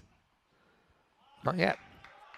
Well, it's another one on the board. Takes it to 132. I think because we have had some games together, but it's been quite a while. I think it's been almost 2 months since we've been, or maybe 8 weeks since we've been together. 7 or 8 weeks. Maybe Yeah, just a little parting in Romania, wasn't it? Yep. Maybe we'll get a golden ball in this game. It's that kind of score. We'll run here. They get one, and that was me this morning with a bar of soap. I couldn't pick it up, and he couldn't pick up the ball. I think he was worried that his sunglasses were going to break, so he was more concerned about protecting them than actually fielding the ball. But it will be 2, so we'll end up on an even 90 off 37. And Paktum Zalmi, they're going to get bang on what the average run rate is so far in this series, 134 for 7 off the 10 overs. Yeah, he just couldn't pick it up. He picked up his shades all right, but it was a grizzly that was giving him a few issues. Arif Sanga, good knock from him, 90 of 37. What an excellent strike rate that is. Let's have a look at the highlights. And it was that man there who led the way right from the start. And the thing, what impressed me about this innings was, though he did lose some partners early on, he just kept on going, didn't he? He didn't put him off what his role was. As I was saying, was the first to go. He went for 8 of 6 deliveries. And Bashir Ahmed wasn't able to hang around too much longer either. But there was, at this point, some good bowling as well. But that really was what Charlie would like to say. A bit of brain fart there, Vinny. Yeah, it was a bit of a blooper, but I don't think it hurts too much. This is an incredible bit of fielding. Probably one of the best bits of fielding we've seen in the whole series, as Bilal Muhammad just picked it up clean as a whistle before the batter could even recognise in trouble. He'd been run out. And then this was a good one, the very next ball to get Asad Saeed. So yeah, Geneva certainly started strongly. They couldn't deal with Sanger, but they're not the only ones. This was a plum LBW, Hamdard going without scoring.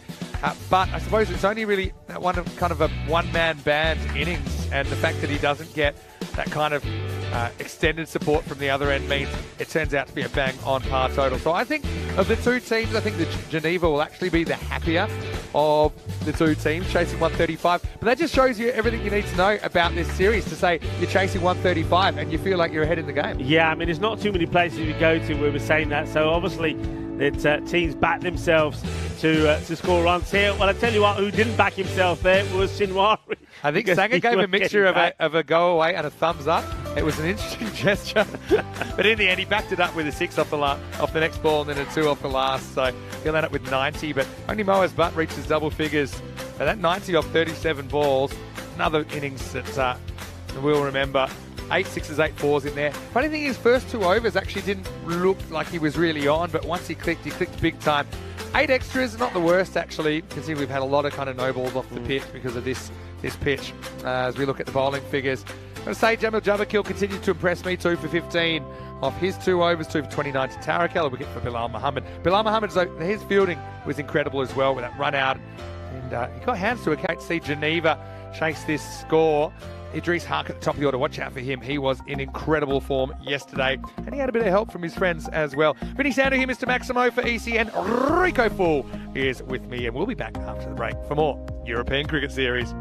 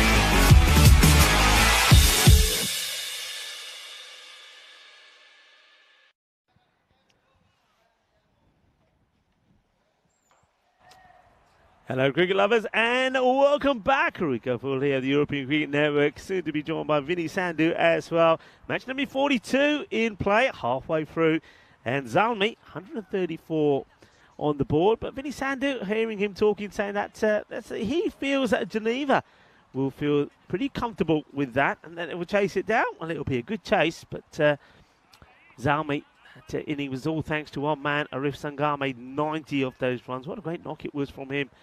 Hit the ball all over the place. A powerful young man. Only 19 years of age. He definitely is game places. So what's the reply going to be here from Geneva? Well, they need to make the most of the power play. That is for sure. When you're chasing a score like this, they'll be looking for around about 45 in that power play. Here's the first ball. Bashir Ahmed gets set to bowl it. And, looks like he was just practicing his run up there as a batter still taking guard. It's going to be Idris Haq who's going to face the first ball. And at the other end is Numan Ahmadzai. Very warm welcome to everybody on the chat. A lot of people tuning in. Lovely to have you here with us. And of course, a huge hello to everybody that's watching in the sub-Indian continent. Watching via fan code. It's good to have you here with us. Enjoying the action here in Switzerland. In St. Gallen's, a beautiful country. So scenic, so picturesque. The views around here are stunning. Here we go. First ball from Bashir. And it's a wild one. And after all the practicing and all the warming up, it's going to be a wide to start. So Geneva run on the board without a legal delivery being bowled so far. Bashir be disappointed with that start. Let's say a big hello to maybe some of the women tuning in. Women that were involved in that Continental Cup in Romania. Hello to you all. And once again, I want to thank you all the teams there, Romania, Greece, Malta, and also the Isle of Man for a fantastic tournament, Women's T20 International Tournament it was indeed. And you're all fantastic. I'm looking forward to following you on your travels again, and also we'll maybe meeting up again somewhere. But good luck with all your preparations, and good luck for the rest of the season. And preparations, of course, will start in Romania for the Men's Continental Cup as well. We should certainly be keeping an eye on that. I think that's going to be a thrilling tournament with the likes of Romania, Malta and Hungary taking part in that one. I think we're going to see a bit of a run feast there, if I'm honest. Ahmed, once again, and this time he strays down the leg side to the left-hander. So a couple of wides to start off here.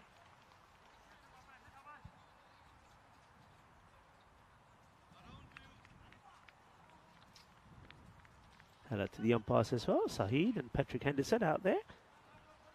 Of course, all the umpires were led by the tournament referee, Sir Rob Kemin. It's great to be at a venue where Rob is as well. Very good friend of mine.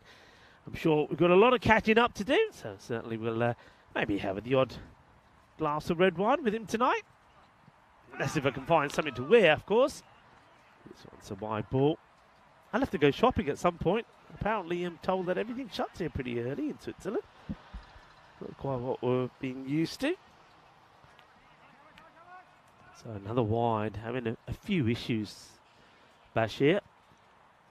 Only one run off the bat of the four so far.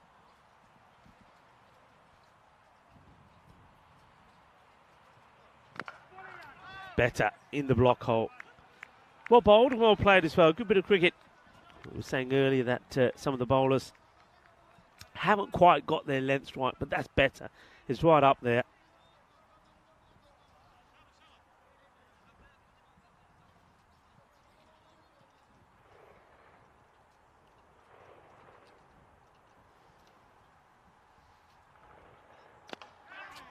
Little bit full on the legs, doesn't quite get the timing right on it, scuffs it a little bit.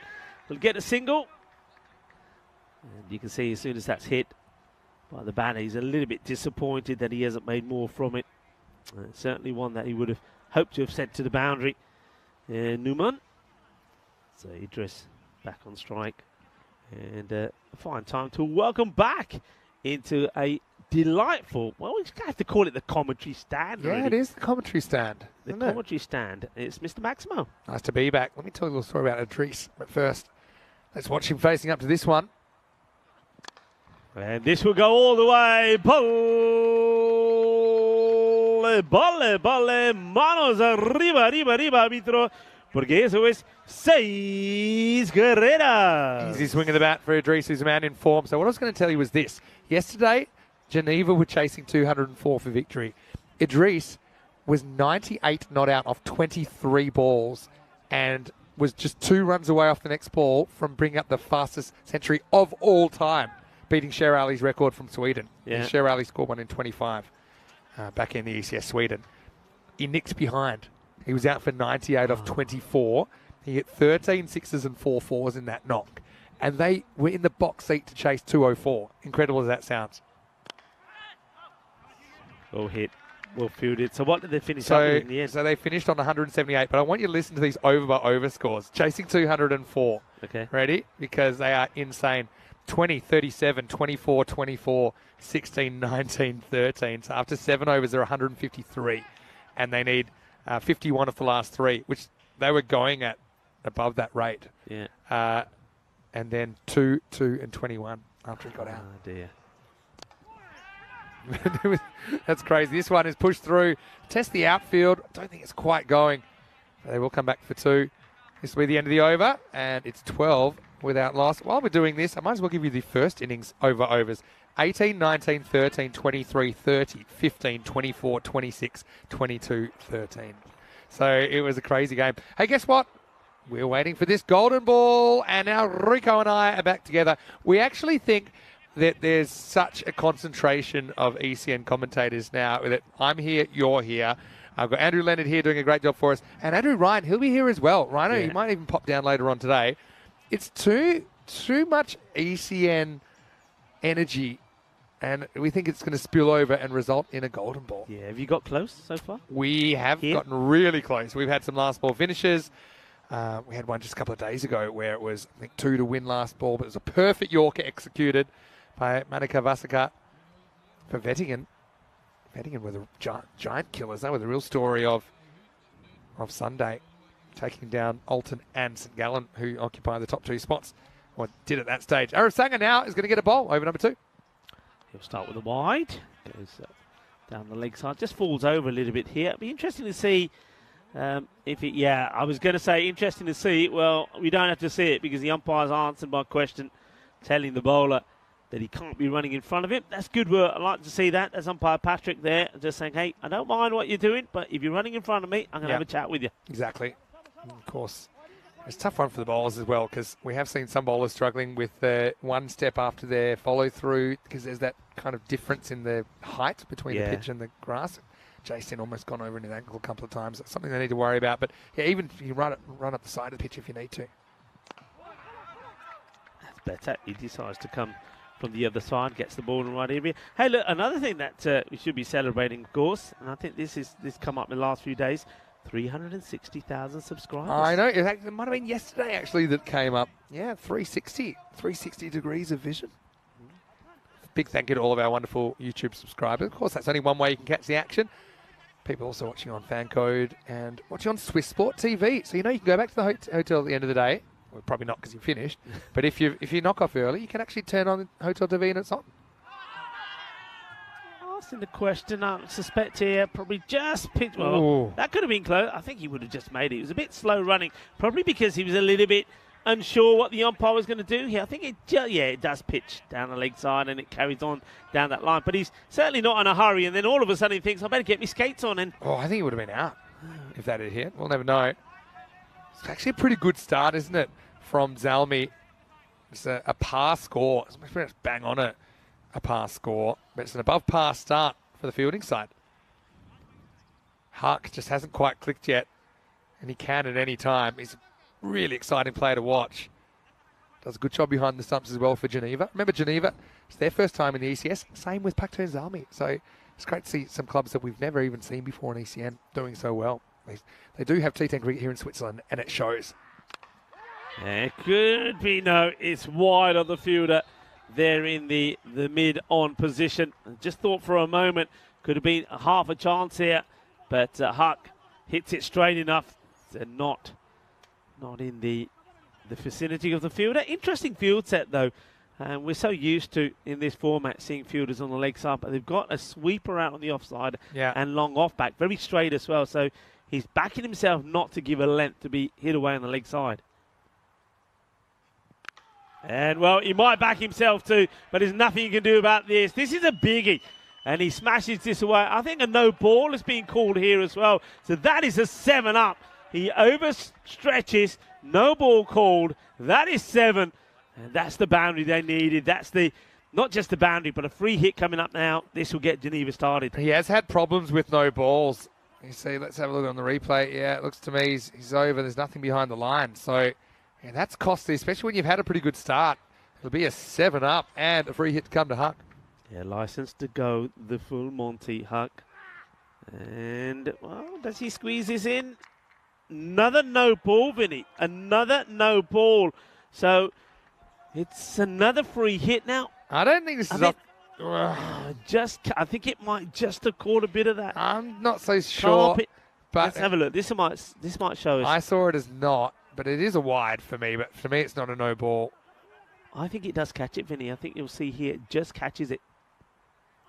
I'm not seeing just a smidgen, but anyway, free hit.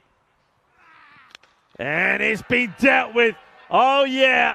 Lovely jubbly. That is a biggie. Goes a long, long way. That is sweet out of the middle of the bat. Sweeter than a bowler rasmalai. 6 runs. Yeah, and so needed no invitation. Was probably going to do that anyway, knowing Hark. It's interesting, Sanger and Idris Hark here. They are kind of the two linchpins at the top of the order. They both had less than ideal starts to their innings. I don't think Hark has hit him that well so far, but having said that, he's 25 off 8. I would say probably just a directive to the umpires as well. If you're not sure if it's off the pitch or not, you can just call it a wide, unless you're sure. I mean, that's one of those ones that I think it wasn't conclusive that it hit the edge of the pitch. It didn't really affect the ball too much. Anyway, still 2 to come in the second. And this is going to be another one. We'll join them up as the umpire puts them up in the air like you just don't care. Manos arriba. Borgheso 6 más. And I tell you what, even the cannons are going. Oh, those cannons I can keep hearing. They are, aren't they? Yeah, they're going off in the background. They're actually, it's a military training base just across the other side of those trees. All right, so that's handy to know. Hey, here's some news. Yeah. Sanger, he's moved up to 3rd in the run scoring at the moment. And we've had some incredible performances. The top 2, they're both Nomads openers. And Sanger's now in 3rd. Mohammed Akhtar from Vettingen and Shem Mohammed from St. Gallen making up the top 5. There's some big runs in this series. Well played, I like that. It's not just about hitting boundaries, so he's quite happy to take the single. He wants to stay on strike as well. Score moves on to 40. 40 of 2. Remember I said that of the power play, you're looking to want to be around about 45. And looks like they're going to achieve that. So wants to stay on strike as well, Idris Huck. And I like that. He's got to be confident. And he's backing himself. An expensive over, though. That one from Arif Sangar. It goes magical, 26 from it. So just like that, it's 40 without loss after 2. Let's have a look at the table. It's pretty congested. Look at these two teams. They're neck and neck. They're straddling the 5. So top 5, Geneva in 5th at the moment, Zalmi 6th, but they get into the 5 if Zalmi can defend this. Won't be easy. Probably the one team there that's a bit of a surprise pack is Vettingen, who actually play in a slightly lower division in the 20-over game here.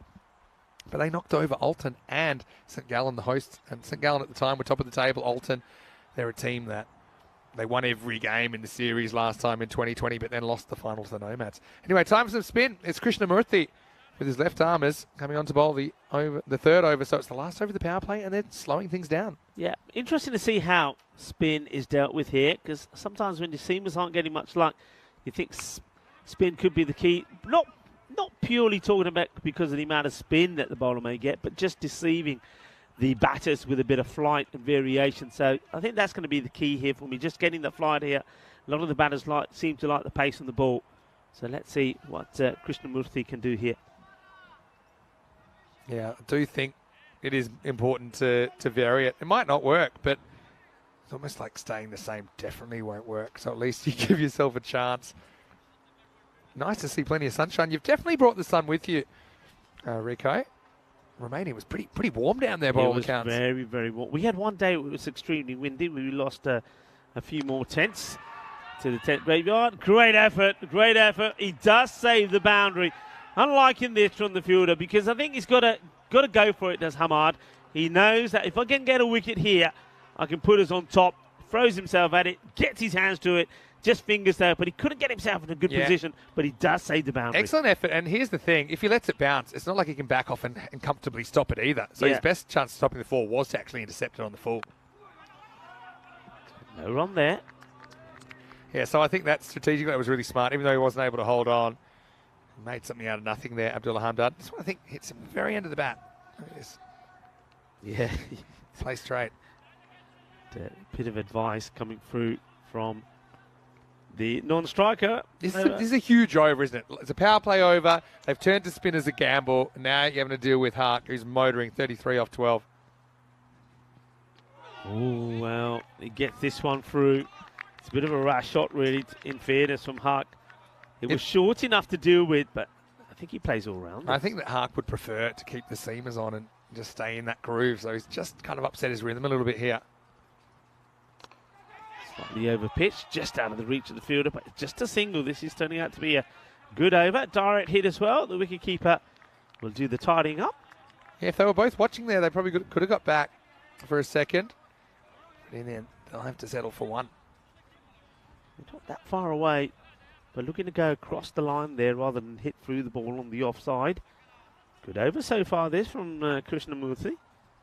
Yeah, it's been good, but we've seen so many good overs get ruined in the last ball or two. As it is, he's only conceded 3 in the first 5 balls, but now he's going to have to deal with the left-handed Numan Ahmedzai. Yeah, Ahmedzai hasn't really got going yet. He just a chance that went down, a hard chance. Gets it short, and this is what he needed. This gets blasted away. Well, it's in the region of some teams doing their warm-ups. Well, that's one to have a warm-up with. Catch that, says the batter, Numan. He finally does get one right in the middle, rocks back, smashes it away. He'd be disappointed, Krishnamurthy. Not a bad over. As you said, Vinny, it only goes for 9, which you'll take that, but it's a loose delivery. 49 off 3 overs. Kind of takes the wind out of the sails, though, doesn't it? So, yeah, only 9. Which in this series is very good.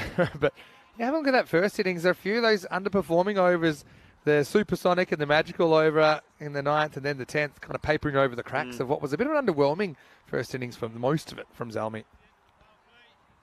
Sanger was the man that was basically bringing them to some kind of respectability. 49 now in the power play. It'll be Izzat Hussain to bowl the next over. Izzat's actually done a fair bit of wicket keeping in this series. He's a very good wicket keeper actually, but he's going to be bowling in this innings with Arshad Butt behind the stumps. So Hussain, well, before Hussain comes up, I noticed that we've got these dugouts, team dugouts in front of us. Has anything gone into the dugout for long yet? We've seen plenty of balls disappearing into the team goals. Also seen a couple of crossbar challenges on the grandstand. Trying to get it in the gap, but it will get fielded. Yeah, one thing I noticed here, I mean, again, slightly different to one of us here. The outfield is that little bit slow. It's quite a thick, lush grass, isn't it? Not that it's long, it's just pretty thick. A little bit like what we saw in Hungary, perhaps. Yeah. But I will say that it's played a lot quicker than I thought. And the fact is they are constantly mowing it. These grounds around here are so well taken care of. There's all the football grounds behind. Of course, we've got the football stadium across the road as well. But they're mowing it, if not every day, they're mowing it every 2 days. So it's actually pretty quick. It's what I would call like an average top-class cricket ground. It's that pace. It looks stunning with the banners that go around it as well. I think the colour of the ECN blue and the red of Switzerland. Yeah, they were tested in the window over the weekend. All right, so Hussain to bowl the left-handed Numan Ahmedzai. Nicely played. Great bit of fielding with one-hand pickup. Liking that. Good work. I think that's a Moa's butt. Yeah. He gets down and gets dirty for his side. Yeah, so this is what some fielders in European cricket do when they've got a good outfield. I mean, I think a lot of the places we see, it's pretty much impossible to do something like that. So I think people, sometimes they're quick to rush to judgment about the fielding standards in European cricket, but you've got to realise that partly it's the facilities, it's the outfielders that they have to field on. We're making it a bit tougher. Yeah, high up in the air. This is catchable. Fielder gets underneath it and makes no mistake. Beautifully caught. And that's Abdullah Hamad, who had a chance earlier, didn't he, which was a spicy one, diving forward and got fingers to it. but couldn't hold on to it. But he gets the main man in the end. That's a big wicket. As Idris Haq will depart. Yeah, it's just a full toss that's dropping, and he goes for 6, and he wasn't really in line with that. He went and fetched it. Probably wanted to hit over the offside or hit over cover, but he was determined to try and hit the sight screen. Gets it all wrong, knows he's in trouble. And look at Izzah Hussain, the captain. He is pumped. He is absolutely pumped because he knows that's a huge piece of the puzzle if they're going to defend this 134, as Idris just does not click here. Having said that, he scored 35 off 16, and that's not bad at all, but he goes with the score at 51. When you look at it again, it doesn't get them. Look where it hits, right on the toe end part of the bat, so he doesn't get the full brunt, the full force into it. Goes up in the air, but a very good catch taken by Amdad, and you're absolutely right.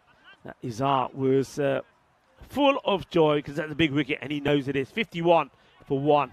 Yeah, I think in the end, it's the fact that he tried to hit it in a spot. Normally straight's easier, but I think with that wide of a delivery and where his body was, it was a pretty tough one to hit straight without risk.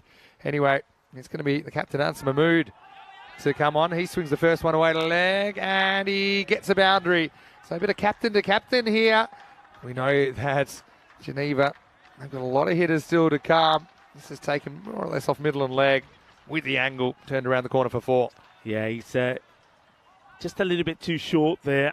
I don't mind the pace. He held the pace back a little bit, but it was all about the length. See if you can get a bit fuller outside off. No, you can't. It's once again into the pads. But this time, gets worked to the square leg. Got the 3 men on the boundary on the leg side to the spin. That square leg was back mid-wicket and long on. And now that all has to change because it's time for the left-hander. It's time now for Numan Ahmadzai to get going. He played one big hit, big 6 of spin the over before the last ball. 3 men go on the boundary on the leg side. And he plays a nice correct shot through the covers. And get a single. He's got a good technique as the left-hander, Ahmadzai. Looks like somebody you could play and bat long in a longer format of the game. Got a nice technique, plays his shots well, takes a single. It is the end of the over. So 4 overs complete now, 57 for 1. That rate that they need to be going at around about 13, but I think, Vinny, as you've highlighted, that shouldn't be an issue, what we've seen so far here in Switzerland. Yeah, I don't think so.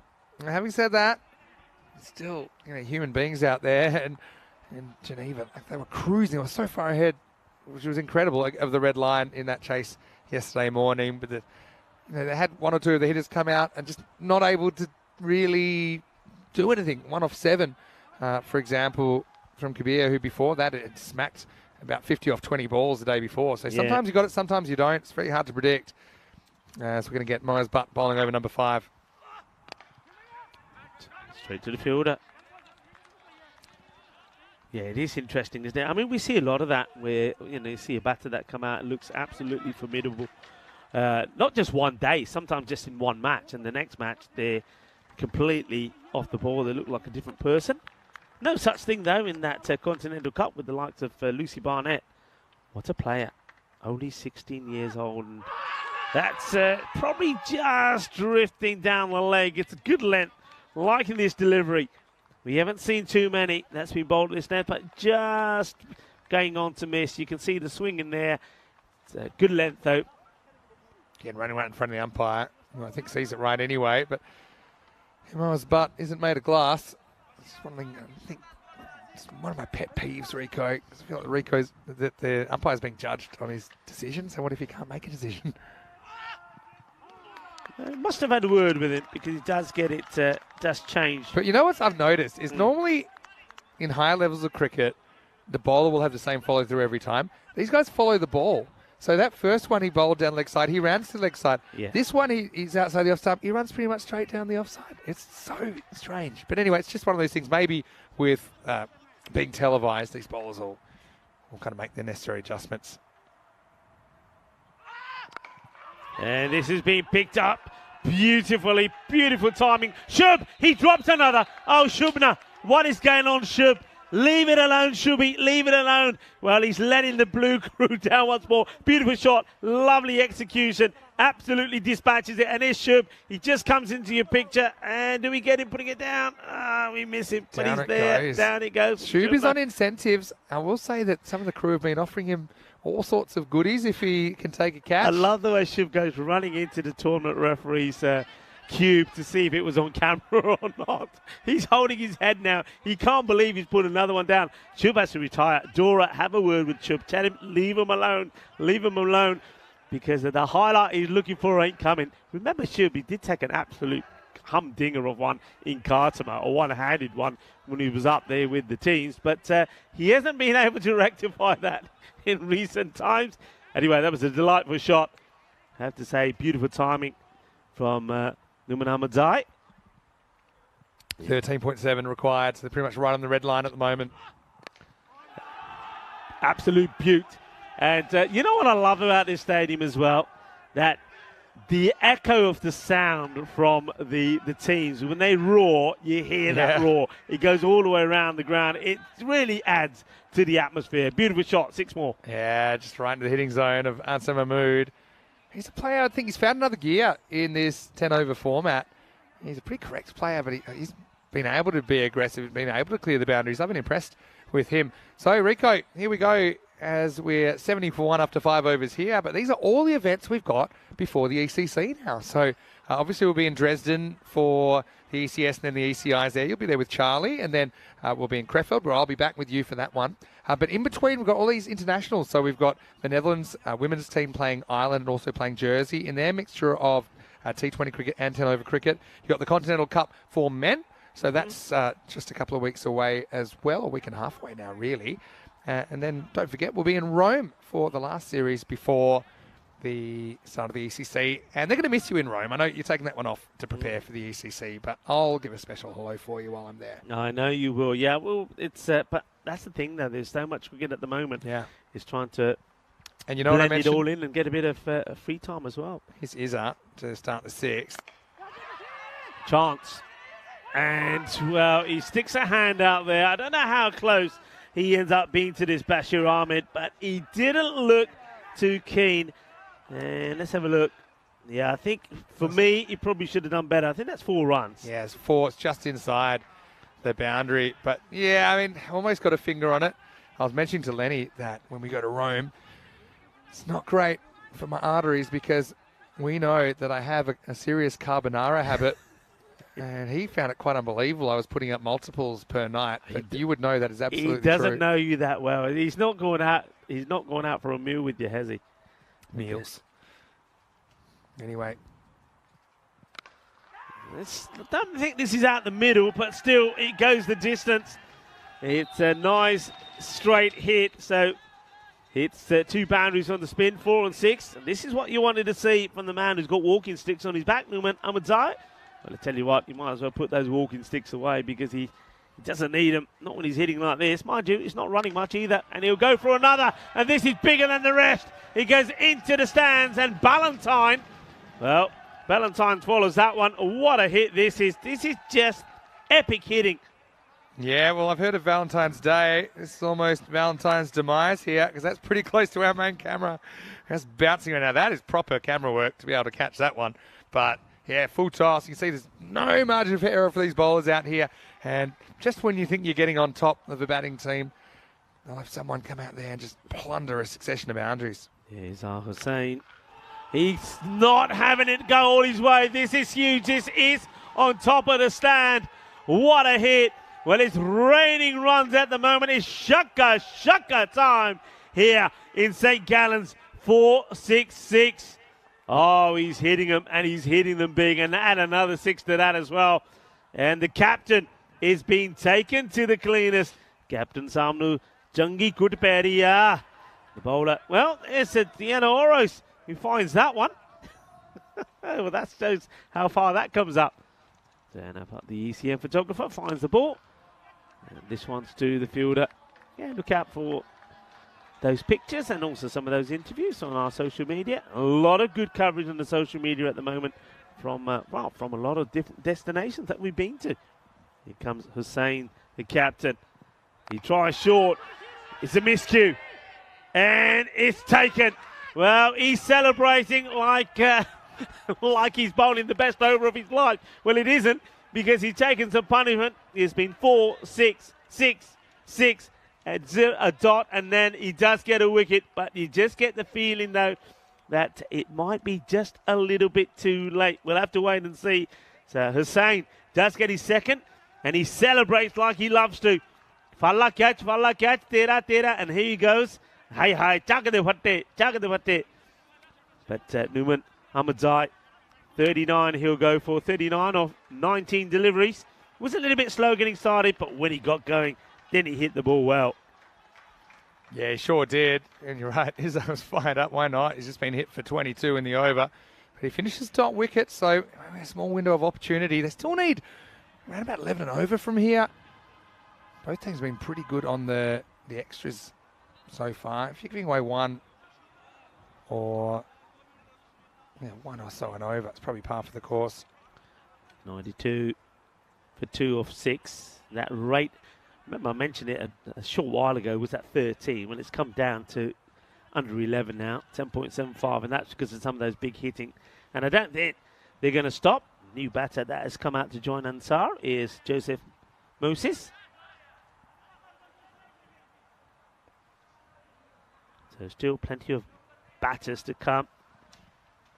Spin to continue. It's not a bad delivery. And Krishna Murphy coming back to bowl his second. Bowled a very good first in over number 3, where it was only 3 from it until the last ball, which was then smashed for a big 6 by the man who just departed, by Newman Ahmadzai. Did a bit short, and it's hit well and caught. Oh, what a good catch this is. He could have hit it anywhere, but he hits it straight to the fielder, who plucks it out of the air. It's another wicket, so hello. With those 2 wickets going pretty quickly, anything is possible now. Hits it well, but finds the fielder, who makes no mistakes at all. Comfortable catch taken. It's another wicket that goes. So it's going to have 2 new batters out there as Ansar Mahmood goes for 11. Yeah, it was swallowed in the outfield, and now we're going to have Jamil Jabakil out there. He's a very good player. All 3 facets of the game. Just keeping themselves in it with some good fielding on the boundary. 43 off 22 now. So Jabakil joins Joseph Moses out there. Both of them starting fresh. You can see Krishna Murphy just saying, calm down, guys, calm down. 4 men on the leg side, wait. And sensibly played. Just says there's big gaps everywhere. You can take the singles, try and get the field to come in, and maybe then have the assault of the big shots. Let's see if Joseph plays it the same way. Left-hander. So the field does have to change. Yeah, this has just tightened up a little bit. I still think Geneva should get home here. But little things matter. Got to keep picking up those 2 boundaries and over minimum, I think, to keep with this rate.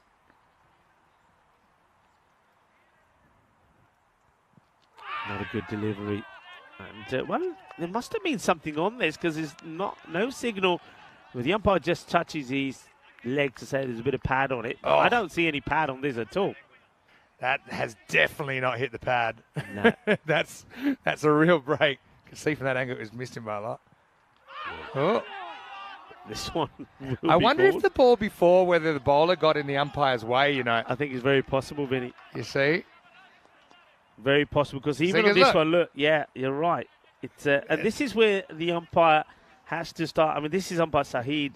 I think Saheed has to take a leaf out of Patrick's book and really start. This one could be a no ball. I think it will be. So no ball. Again here with this one, you see the umpire Saheed really having to move to see where this ball actually pitches, but it doesn't pitch. Pitches right on the edge. It's going to be a no ball. So a free hit. This could be big. This is an important ball here. Goes after it, comes down the track. I'm going to come back to it. So, first warning, second warning, off. Yeah. Not letting the umpire do his job. He's actually gained advantage of that. But anyway. Goes for it, and he's going to get it. He goes all the way. They needed this hit. It brings the 100 up right at the end of the 7th over.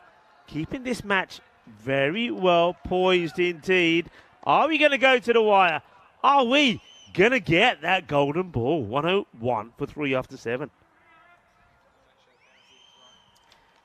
Yeah, so tightening up a little bit. 34 off 3. So, I mean, required rate not really moving there. Time's an issue as well. They should be okay, but you took kind of 6.5 minutes for 2 overs. Anytime it's under 7, I start to get a little bit concerned. Beautiful day. Bit of blue sky here today. A little bit chilly, I suppose, but not too bad at all. 18 degrees currently. Bit of talk between the captain. Arif Sangar also involved in it, and they're going to go with Bashir Ahmed, who started the innings off. He bowled a few wides as he struggled to get his line right to the left and right combination. Went for 12 in that first over. In comes Ahmed, bowling to Jabakil. It's a nice delivery, but it's been well played as well. Chases on for the fielder, gets there, but the batters need to come back for 2, and they will. Good bit of cricket. It's a pretty full delivery. It gets whipped away by Jabakil. But the fielder does well as well. Gets there, makes a stop, and gets a good throw into the keeper. Right. This is a big over in this chase, isn't it? Bashir with the ball. There. This time, probably just a single. Well, they're going for it. This is going to be curtain, surely. Oh, well, the keeper misses. And I'm pretty sure that if he hits the stumps here, he would have been gone. It's pretty That's tight. my call. Throws seem to take forever to come in. It draws butt away from the stumps. So he actually gets home. Throw didn't have enough on it. Great slide, though. Yeah, it has a lot to do, the keeper, doesn't he? Has to go to find it. And, well, it's the dive. Dive gets it. And the thing is, probably they prefer Izzah Hussain, the captain, in that position, because he's bowling. He doesn't have the gloves in this game. Ashad, he couldn't have done a lot more there. Changing the field. Get another body in close on the offside. Ahmed bangs it in, scuffs it. Not going to carry to the fielder. It gets missed out first time the game for 2 again. In comes the throw. They'll get the 2. It's a bit of a missed field there from the fielder that comes in. Doesn't take it straight away. As a result of that, by missing out on it, they'll take the 2. So a couple of 2s here. 3 2s on the spin. They need to get hustling here with the time as well. I'm starting to get worried. 4 minutes left, still at an over and a half. This looks like a hold-up that might not be the fielding team's responsibility, so we'll have to see. I'm not sure if that was called a 1 short or something. I just saw it go. Yeah, it's only 1 short on that delivery, so it's only a single. So good running becomes bad running. Yeah. Just running. This is pretty full, you know. There's a bit of bat on this. There was a bit of a sound. I don't know. I feel that this pitched outside leg stump when I first saw it, because the angle is coming. You tell me. Oh, actually, it's not that. Yeah, bat. And Yeah, it would. bat He's anyway. not hitting the stump. Yeah, it's probably going. It just didn't feel right with the angle he was going. So it pitches on, but it was probably going on to miss, even if he didn't hit it. Ahmed, not a bad over so far. And this is hit beautifully down the ground. It's going to be 6 runs. It was pitched up. He goes for the stumps. He goes for the pegs. The batter, Jamil Jabrakil, waits, and he doubles his score with that hit. He moves on to 12 of 6. And that's what they need to be looking at here. Keep picking up a couple of boundaries per over, and they should see them home. So last ball of the over. Last ball for Bashir Ahmed. And he knocks him over. And the castle has been raided. Timber as they come down. Well bowled Jagadev from Bashir Ahmed. And he takes a wicket off the last ball of his spell. He'll finish 1 for 24. And Geneva at the end of the 8th with 12 balls to go. 112 for 4. Big wicket, really, because it means you've got 2 batters in now. They haven't been there too long. You've got Joseph Moses, or Jomo, as I like to call him. He'll be facing up. He's 6 off 4 at the start of the 9th. So from here, I've kind of got this as a 50-50 contest, if I'm completely honest. Geneva still have some good batting to come. I'd imagine that Roshan Pereira wouldn't be too far away, but they're not going to go for him right now. Just seeing who's come into the crease. This looks like Rafiqullah Mohammadi. His line's converging. They still have batting to come, I will say that. But it's never easy to come out no matter who you are in this situation, because you pretty much need those 2 boundaries and over. Yeah, big over this. Arif Sangar, who went magical in his first, starts down the leg side. And oh no, he's lost his bat. This is a disaster. Oh, I think he's actually in. He's in. He doesn't have a bat. There's no bat to look at this. Slide in. I think this is a good call from the umpire first up on the LBW. Yeah. But then the ball goes back. I think it actually either hits or almost hits the stumps but does knock the bails off. Watch this. So it hits him outside the leg for me. But look, it goes back. And then he's saying, look, why don't we run? And then he's getting the cold shoulder, drops his bat, and oh. Well, let's see if he does. I mean, is he in the? Does any foot go down? Where is he in the air? Where the feet are. So, I think he might be. I think he's out. I think he's out too. Where's his last foot landed? Go back another step. I reckon he's in the air, but the question is, this left foot, which is on the right of screen, is that in or out? And I think that's out at the moment. And then this foot is definitely not down. So I think it's out. He's but out. The question isn't where. We know that. Is the step before already in or not? Well, I reckon he takes off from outside the line. I think when he plants his foot here, watch out for when he's coming here. Watch when he plants that foot there, his left foot. He plants it out before the line. Then he's in midair, and that's when the bells come off. I think he's gone here. I think you see him given out. He will be given out. And I think it's a good call because, you could tell that the throw beat that right foot, which is left on the screen.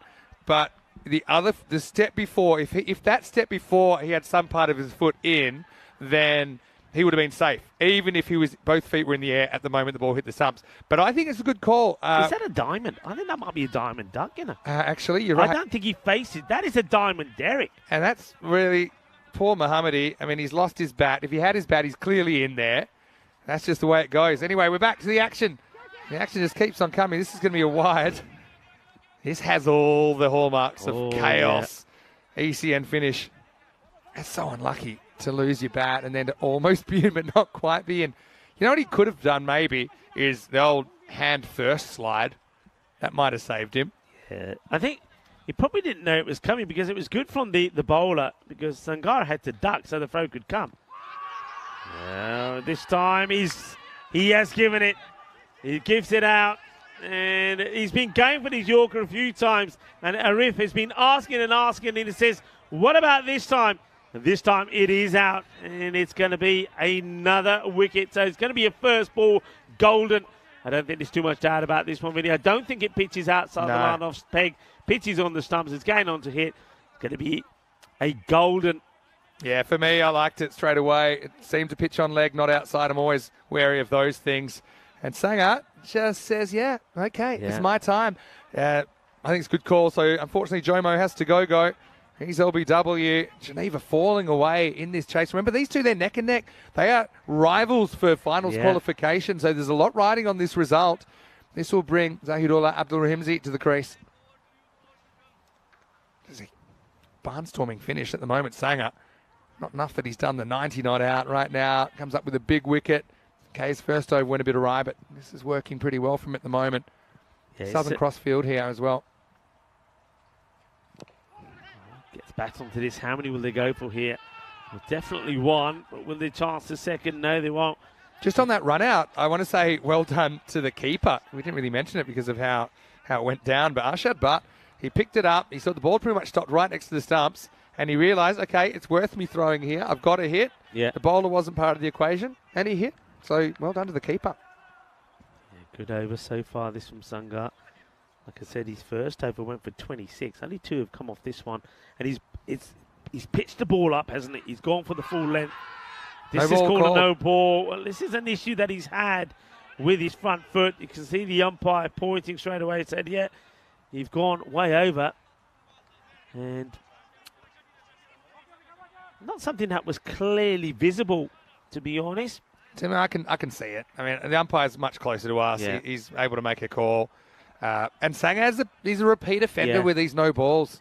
He gets away with it sometimes, but the game that's so tight, you don't want to be doing that. Here's a free hit.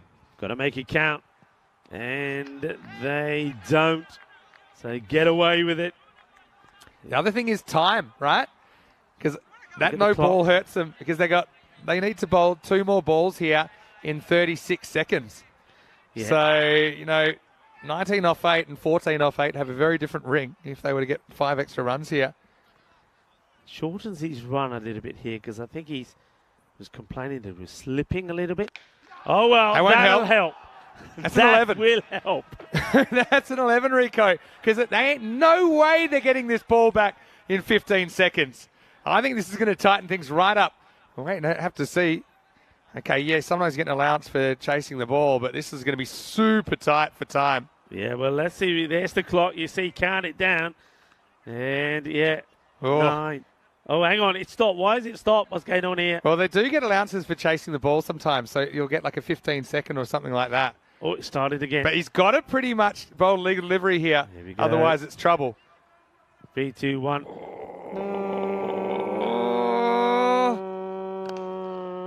Well, the siren goes off, and now all eyes will be on the umpire here. Even that, because the batter didn't face up straight away, I can understand if they gave him an allowance for that. So this could go either way for me, because if you're really going to, the clock is constantly being adjusted. And All so, eyes on Patrick, the umpire, who goes to his stand. So the man in black. And what's the signal going to be here? We're watching. And there's nothing as yet. It's about as close as you could get, because the thing is, there was about 3 or 4 seconds when he was ready to bowl, but the batter wasn't ready. So, my instinct is that nothing's been signalled, so I think nothing's been applied as yet. So they've got away with it, skin of their teeth. So we say the clock is updated in real time, but it always takes a few seconds to update the clock. So I think that will be. I don't think I know. Yeah. Well, hold on. 12 required. 6 balls. Unless there's any updates coming through that Vinny's having to check on. 12 required. That's what we got. Oh, the helicopter. Chuk, chuk, chuk, chuk, chuk, chuk, chuk. It has to be stopped. Oh, they par it onto each other, but they'll get the 2. 10 off 5. No penalty runs, and the reason is they applied an extra 15 seconds for ball searching, which didn't go onto the clock in time. So that is what they do. It's just rare you get that actual situation. By the way, we're right on Golden Ball Watch here. 10 off 5 required. Talk about action. Always but. It's gone big. Gear, gear, gear. Oh, what a stop. Now we're going to all be watching his feet. In comes the throw. Could be a run out. No, it won't be. If he stopped this has to be one of the best stops I've ever seen. But has he taken off from inside the field or not? That is incredible. This is body language tells me it's probably 6. But this is incredible. He's matrixed this. He's gone right back. Let's look at He's that running right out of room. He's gone over the line. I think he's over the line there. That to me does look like it. I mean, you can't really see the rope in that area. But look at this for a catch. Yeah. And throws it back in time. But I think that right foot just here, I'm sure that's planted outside of with the rope. But of course, it's got to be conclusive. Is it conclusive? It's got to be conclusive. Do you see part of the rope there? No, 6 is signal. Yeah, They've 6. had a look. 6 runs. The roar from Geneva, because that is a biggie. So all of a sudden, 8 becomes, 4? That's Sanger out there. What a piece of fielding. But yeah, he's just taken off from the wrong side of the rope. Oh, so 4 off 4. They can win it with a boundary now. Up in the air. Oh, Is huge. a chance, but can they get there? No. Oh, incredible. What a catch. What a catch. He takes the catch and hurdles the bowler in the process. So that'll be nothing. It stays at 4 required or 3. What a catch. He's come from nowhere. I thought there's no way he's going to get there. It goes so high. Just watch. He comes from nowhere, and then he has to hurdle the bowler just there. Well, that's a red card offence from the bowler. 2-footed challenge, but the catch taken by Abdullah Hamad. That is unbelievable. I mean, the thing is, with the game on the line, it's one of those times the players having no regard for their physical safety. They're saying, look, I'm just going to go full at it. If I can reach it, I'm gonna catch it. If I get cleaned up, I get cleaned up. But the bowler is actually quite clever. He slides to avoid a collision. That's actually what they teach you in baseball. They say, look, slide on the ground. That way, if you get hit, you're not going to get hit kind of head on head. You're not going to get kind of body on body. Yeah. And the bowler, when he realises the fielder's going to get there, the bowler bails out. That was such a big catch. That would have been 2 if he dropped it. Yeah. And that's kept this game very much alive. 3 singles for a golden ball. The new batter, Pereira, I have no idea what he's doing down here at number 9 because this guy is a very good bat. And again, he can win it with one swing of the bat here. Wow, what a match. 4 or 6 will win it here. 3 to come. To Pereira, who goes and wins off one hit. Well, Pereira does it, and look at them. Geneva come running onto the field of play as Roshan Pereira hits the ball for 6, and they win with 2 balls to go. And I get the feeling they're pretty happy about it. Well, you've got to realise that could be the win that sees them play in the finals versus not.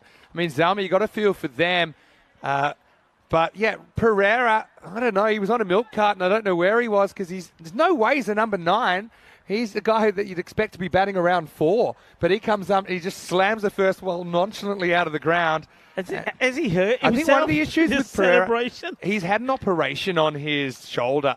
And so I think maybe that's the reason we're seeing him so low. But that was a blast hit all around the country. Next game coming your way in just 10 minutes. We have to roll through the highlights really quickly. Cricket against Geneva. Let's go. And let's have a look. We thought it might be a close one. A bit of a par total. It would be very close in the end, Rico. Yeah, it certainly would be. I mean, they needed a good start, didn't they? And they got a good start.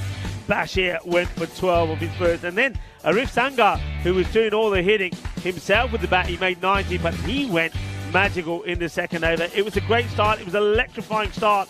They got 40 of the first 2, but then that was the wicket. Good catch from Hamad. And just keep an eye on him. He was sensational, Hamdard, in the field. Took some really good catches, made some good stops, but at the end, though, it wasn't enough. Geneva timed their assault to perfection. Some lovely shots from an array of the batters. Numan Ahmadzai, he played some beautiful shots on his way to 39 of 19. And this was a straightforward catch. Made it look easy. It wasn't that easy, but it was an important one and needed to get that wicket. And then things slowed down a little bit. We thought for a moment spin was going to be the key as Krishna Murthy takes a catch, and that was one that was hit straight into the hands of the fielder. Then there was this opportunity, dive to stay in, but they do get their man. I mean, keep an eye on the wicketkeeper Ashad Butt because he does produce some excellent work to get a great run out. Yeah, he does. And this was Jamakil getting castled, but I just got to say, that's a really good initiation for you, Rico. But yeah, you're right about this one. Ashad picks it up. He has to throw over the bowler. It's like the old I formation in tennis doubles, but he does hit the stumps. And this one looked good to me, pitching on, hitting and cleaning them up. Sangha would be in the action in the last over as well.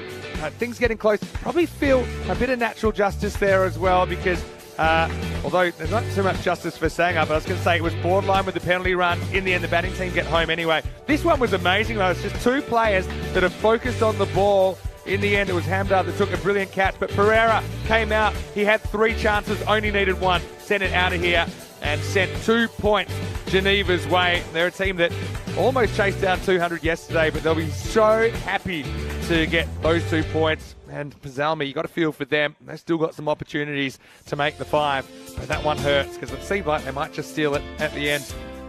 Just a look at the scorecard. Ahmadzai and Hart both into the 30s, but couldn't go further. A bit more of a team batting effort for Geneva. And yeah, Pereira coming out. It has to be to do with that injury that he bats below a whole bunch of other people, but he came out and he was the man for the moment, wasn't he, as they got home with 2 balls to spare. Yeah, it's a good guy to have to come in, and well, he was calm under pressure as well. He didn't want to take it to the wire. Hits a 6, wins the match. Let's have a look at some of the bowling figures. I was pleased to see that they did go with some spin options. I think Krishna Murthy, I don't think he bowled too bad at all. And Izzat Hussain, the captain, he celebrated 2 wickets in start, but he did go for 30 runs, though, there as well. Yeah, well, I just want to say quickly before we go, it's been great to have Rico back, and the good news is Andrew Leonard will step in for you for the next game. He's got to catch up on a few things. We're going to have to grab some lunch. We're going to have to hurry up because we're going to be starting, I think, at this stage on time. We'll let you know if there's any delays. Rico, great to have you back. Good to be back. I'll be Great back to be with you back. for a bit longer later in the week, so we'll take a break. See you after this for more European Cricket Series.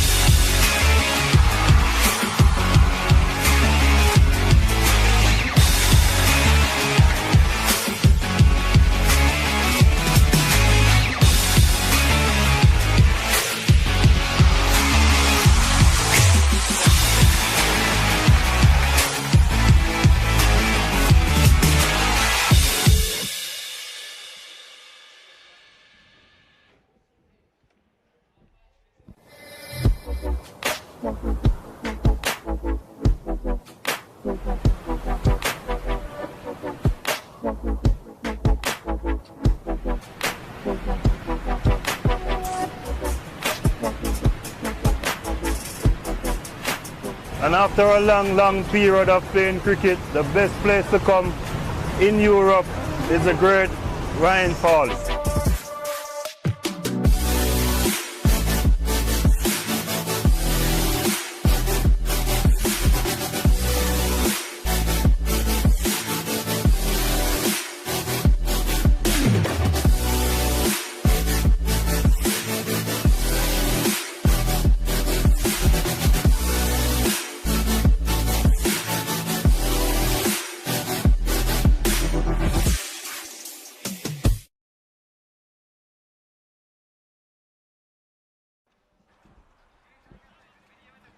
Well, a warm welcome back to beautiful St. Gallen. And as you've just seen on your screen there, it is a stunning corner of Central Europe. We're here in Switzerland for the European Cricket Series 2023.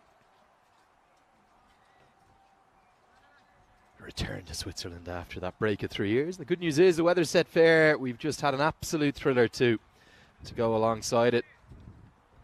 Not quite a final ball thriller, but very close to it. As Arif Sanger's 90 not out off 37 deliveries was trumped by Geneva getting over the line.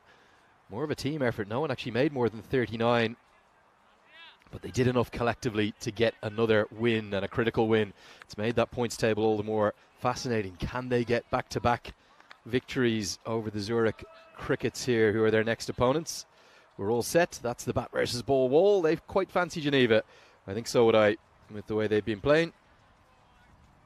And I suspect we're going to be in for another good contest. The European Cricket Series here in Switzerland, it really has delivered on every front. Been so much good action, and we've enjoyed every single bit of it. All set for the first ball, which will have to be re-bowled. It's a leg side wide. Down the leg side. It's game 43 now, would you believe? Where does the time go? We fairly rattle through them here on the European Cricket Network. Farhad Mahmand is opening the bowling. And he is bowling to the ever so dangerous Idris Ul Haq, who's really impressed us. One of the highest strike rates in the tournament, up in and around 300. But he'll have to reload again those first two deliveries down the leg side. At the non-striker's end, we've got Nouman Ahmedzai.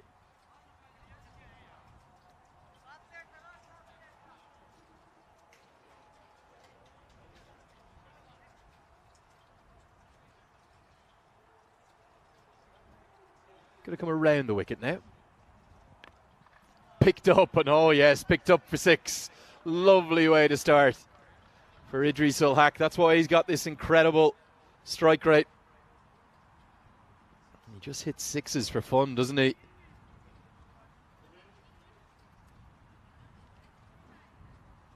He scored with real freedom, real consistency too. For me, he's been one of the top 5 batters in the competition thus far. Obviously those hitting the headlines have been the two left-handers, Hassan Ahmed and Fahim Nazir from the Zurich Nomads, but alongside Arif Sanger, who we've just seen in action, Mohamed Akhtar, and maybe even Sher Mohammed from St. Gallen too. I think Haq has to be in the mix for one of the batters of the tournament. He's 6th in runs at the moment, but he's only played 8 innings compared to Hassan Ahmed and Nazir and Sher Mohammed, who've all completed their 10 knocks. And it's the strike rate that is so catching with Idris Haq's contributions thus far. One of only 2 batters to be striking at more than 3 runs per delivery. Strike rate of 307.89 across 8 innings. That's quite something. So every time he comes to the crease,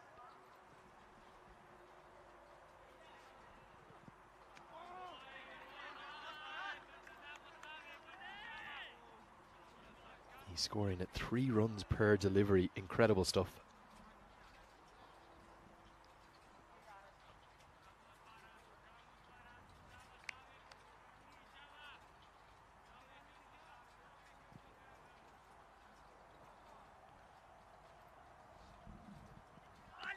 Is that a little tickle? Is that an inside edge? Oh, a definite noise. The crickets are convinced, but the umpire is unmoved. Definitely heard something here. Oh, I suspect that that might have been a little inside edge. Obviously can't tell definitively, but the umpire's decision at the crease was not out. And now given. Oh, well, remarkable. He's gone across to his square leg. Come back live now. You've just missed the umpire's confer for maybe 15 or 20 seconds. And he's come back to his position at the standing crease. I do think it was an inside edge, but it wasn't given initially. Then after the two umpires conferred, look at this. And watch the reaction. Big moment for the Crickets. They've got their man early. Ahmedai has to go. The umpire's decision is final.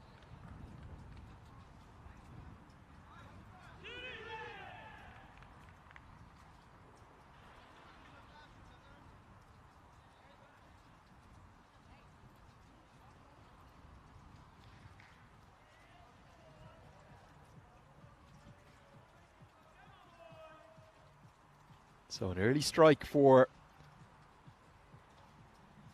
the Zurich Crickets. Geneva have lost their first in the first over.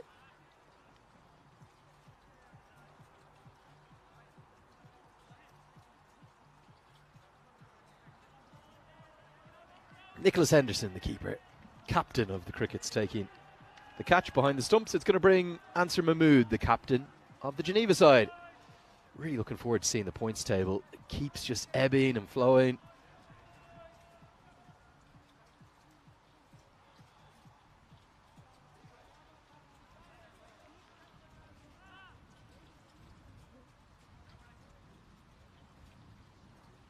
And he's not going to get off the mark. Run out chance at the non-strikers then. Good work. Crickets have been alive in the field.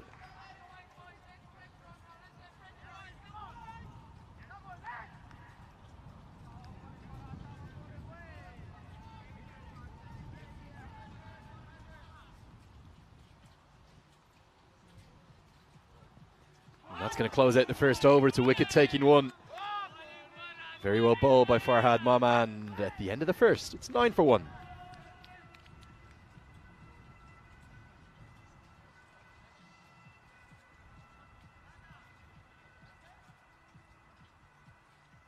Still counting down the days to the Euros of cricket.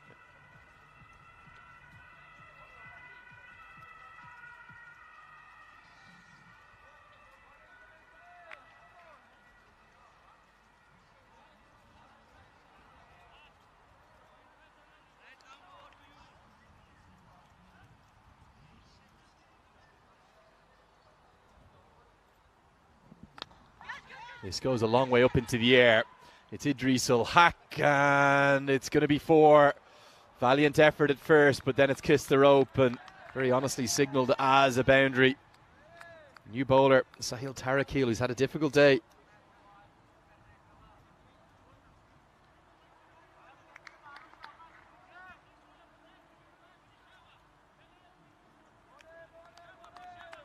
And yeah, clearly kisses the rope, doesn't it? Nice to see the sunshine out. Been such a difficult few days in terms of temperatures, and even jackets have come off in the crowd. That's going to be more runs. How many, the question? For the answer, no ball, in fact, is signalled. Was that just pitched off the wicket?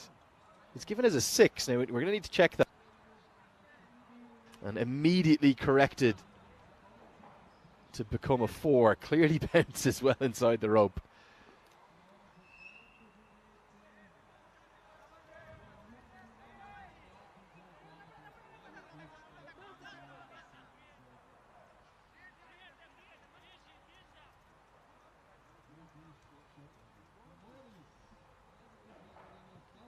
It's going to be another no ball and another free hit. So Tarakil's troubles with the ball continue. He's had a poor start today. And that one's pitched off the wicket, so therefore it will be a no ball. So the free hit comes again. Here comes the free hit. Big swing and a miss, and the keeper, oh, he's almost watched it by. Henderson, he apologises. You're not going to get a second, the rarest of things, to hack a top ball.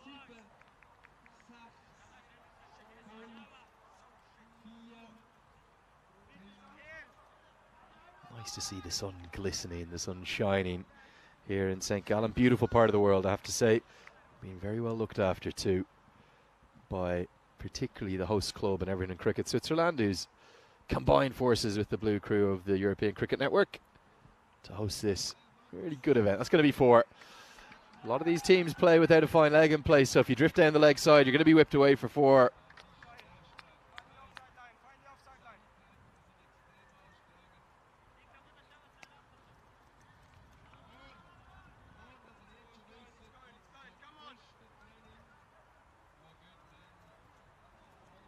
The temperature is just nipping upwards, 15, 16 degrees. Still pretty fresh for August, but hopefully some heat going to come in now. This is dug into the wicket, and interesting, chooses not to play a stroke. But you're very welcome along to the coverage today. Do let us know where you're watching from. You can just drop a little comment into the YouTube chat, or if you're enjoying the action on Swiss Sport TV Live, you can always watch it on both devices. Jump on YouTube and leave us a message too. Give you a shout out. Love to hear what part of the country you're watching from, if you're enjoying the action here in Switzerland, or if you are watching on from around the world, tell us where you're enjoying the action. Now, this is very close. I think it might have bounced. Initial thoughts for me was that Zia-ul-Haq, that this has bounced in front of him. Umpires are sending it upstairs to have a look.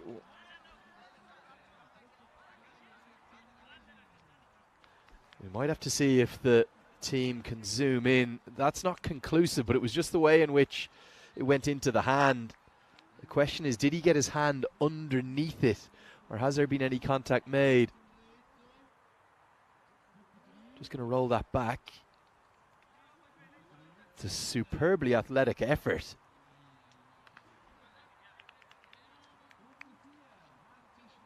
Going to see if we can get another look. We are looking upstairs. That's what the umpires are waiting to hear. And here comes the zoom. Problem is, he's very much in the distance there. I think inconclusive would be my thought. If anything, maybe an indication the ball's hit the turf. I think he's going to be given not out here. Not a lot the umpires can do barring give that not out. Good decision. Great effort though from Zia-ul-Haq Hotzak, who's done really well at backward point. He's been live wire in the field actually. And the final delivery of the second over, they will skirt through for a single.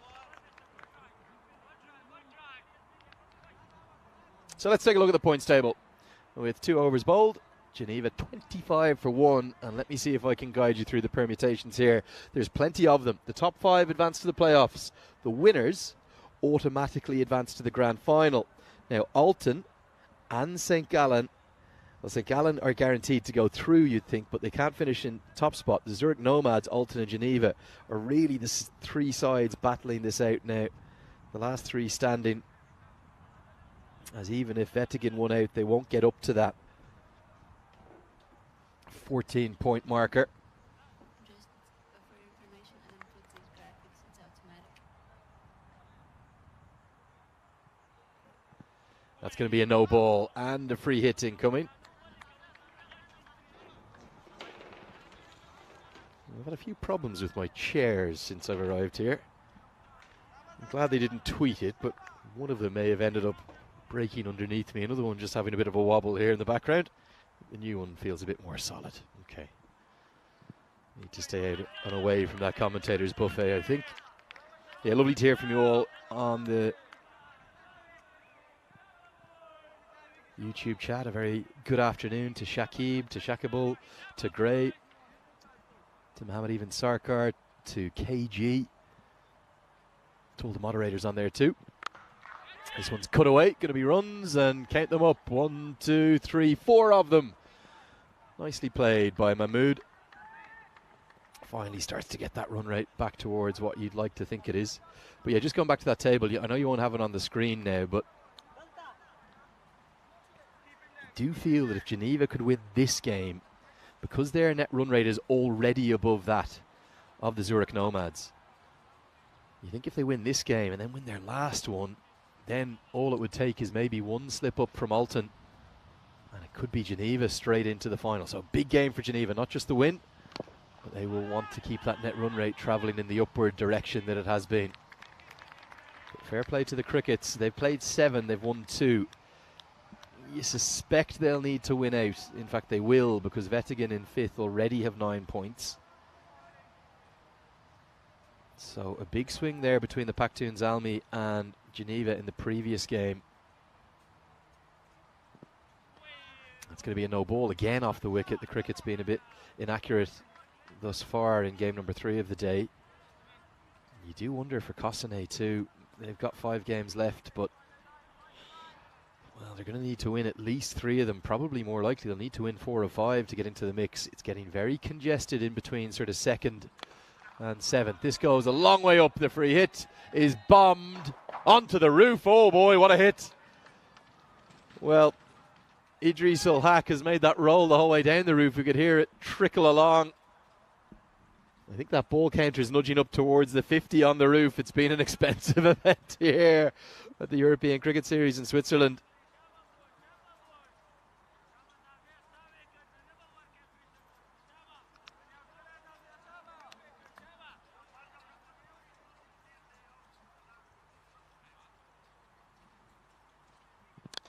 This one's clubbed away. Oh, it's going to be 4. It's very close to 6, but not quite enough. We may see it on the replay. Yeah, oh God, that is close, isn't it? But brilliant camera work indicates it's just bounced, what, 2-3 inches inside the rope. Unlucky not to get a maximum, but he does get 4 more to the total.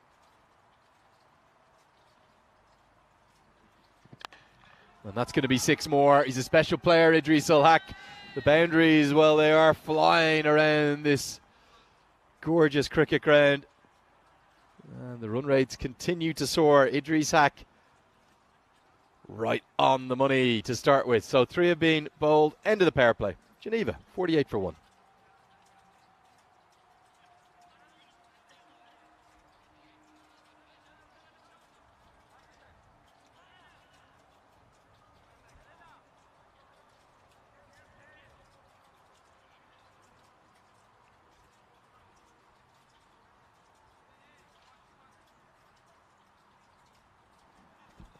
Well, that's trending in the right direction, isn't it? That Manhattan graph. It really is moving upwards rapidly and a bit ominously for the Zurich Crickets. But what can the young leg spinner do to maybe try and drag things back? Khalid Niazi. Talked a lot about him in the morning match, about what he can do to evolve his game. But oh, that's perfect. Right on the money to start with.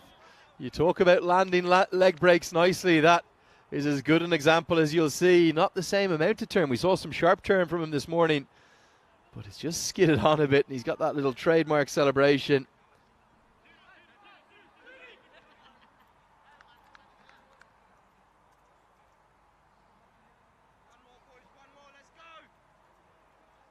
There it is, the top of off stump. Oh, just kissed. Perfect. That's the natural variation you'll get with leg spin. Some of them will turn sharply. This one, it is a leg break. It has turned, but it's only turned, what, maybe a stump and a half's width.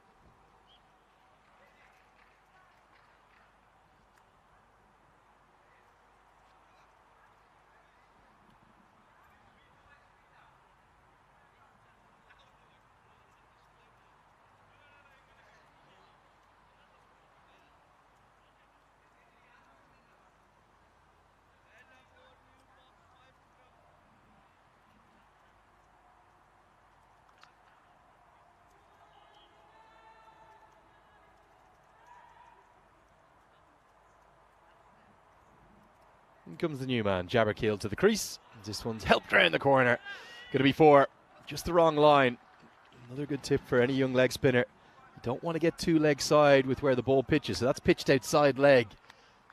Occasionally you'll get the miracle delivery that a la Shane Warren will pitch outside leg stump and hit the top of off. But more often than not, it turns into a bit of a free hit, and if the batter covers up their stumps with their legs, and remember they can't be out with the ball pitching outside leg, so what they have to do is just have a swing around the corner and they'll get a good reward. It's just like breaking play. Don't think he wants the helmet anymore, so he's going to switch that.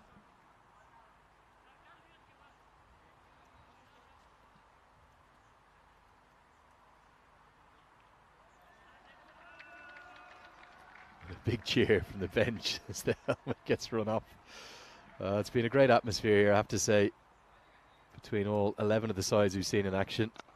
So much love for cricket throughout all of these teams, all battling out to get to finals day on Friday.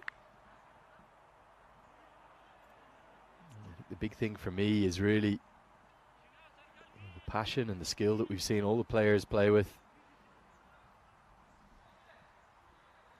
Been so impressed with some of the talent on show too, not least the young talent like Niazi. Now that's a very good shot, you know.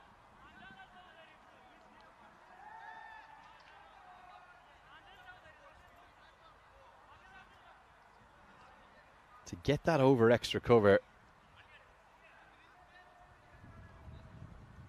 is quite something.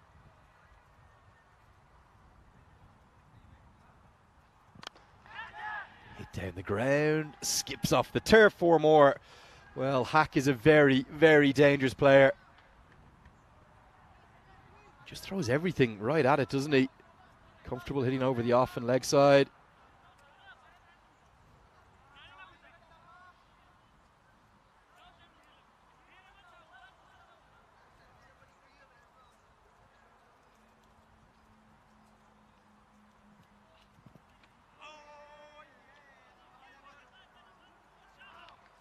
Nice little bit of turn away from the right-hander. Niazi, an eventful over. 13 runs on the wicket from it.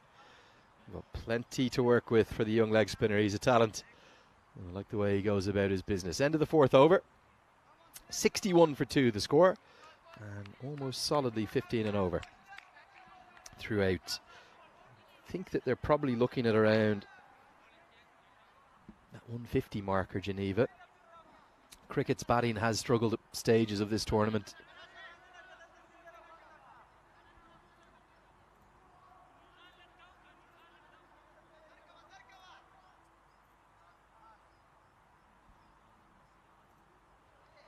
Plenty of time for them to get back into it. They just need to get winning. Starting today against Geneva. Nice little leg cutter from Firdaus Rahimi, who's batted well. He got 50 in the morning match.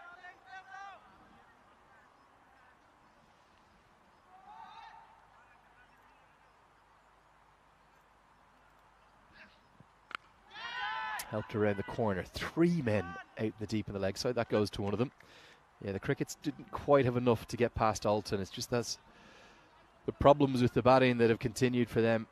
Only 102 they could post from their 10 overs, and really, even though they got 4 or 5 early wickets, that just hasn't proved to be a big enough score at any stage. And that is monstrous. Oh yes, Idris Ul Haq, he's got the teammates slamming that dugout in jubilation. It's another little leg cutter, but it just sat up to be hit. And oh, that's gone a long, long way. Right up towards the bank. 75, 80 metres plus. As the runs continue to flow here.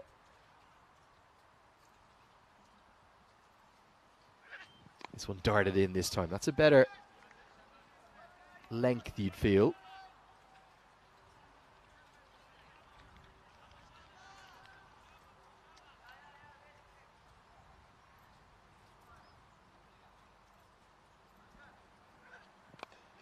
This time he goes over the offside. 2 men converge. And what a moment. It's a big, big catch. Taking a backward point, running back. He says, is that one okay? I think it's Hotak again, who's been everywhere. And Rahimi's got one just to veer away from the dangerous Hack. Not out of the middle.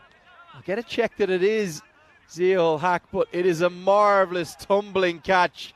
I'm pretty sure it is Zia Hotak. And what a catch. He nearly had one earlier in the game. And now he's got one for sure. And the wickets, well, they keep coming alongside the runs. They've lost their third inside the first 5 overs. Score now, 68 for 3. The very dangerous Hack. He's gone.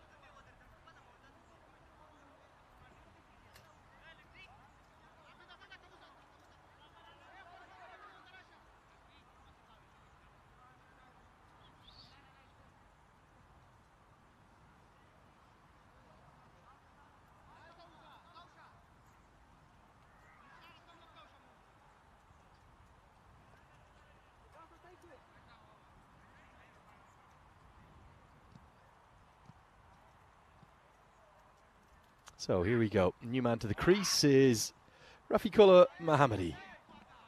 Just a little angler across the left-hander.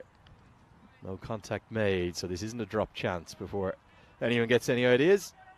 And it's not a stumping chance either. So end of the 5th over. The score now moves to 68 for 3. Lovely to hear from everyone in the live chat. Alan Finney wondering, are there any field restrictions? Good question, Alan. Get to that in 1 second. That's what we've got coming up tomorrow. The 10th day of 11 group stage games before we advance to the finals day. Cossonay, well, they've got 3 games. I think they're going to need to win at least 2, if not 3 of them. Also, the Power CC, we haven't mentioned them much of late. Well, where are they with regards to getting into the mix for qualification? They've fallen behind. They're in trouble too. And with 3 games tomorrow, well, they might need to win all 3 of them too. Back live with you now. And that's going to go all the way for 6. We'll try bringing the replay of that. Apologies, the graphics not just coming down in time. It was a bit of a drag down from Niazi, helped around the corner, and 6 to the total. But yeah, Alan, to answer your question about the fielding restrictions, there's 2 different types of fielding restrictions. One, the period from overs 1 to 3, where only 2 fielders are allowed outside the 30-yard circle. And then for the rest of the innings, from overs 4 to 10, as that is, well, it's a monster. It may not come back, that one. Gone almost all the way up to the corner flag. Beautiful crack of the bats from Jamil Jabbarkeel. Back-to-back 6s. Don't like that quicker one from the leg spinner. I think he should stick with his leg breaks. The thing that's brought him success is the ball turning away from the bat. So that gets us rolling again for Geneva. They might be back hunting down 150 with those 2 shots.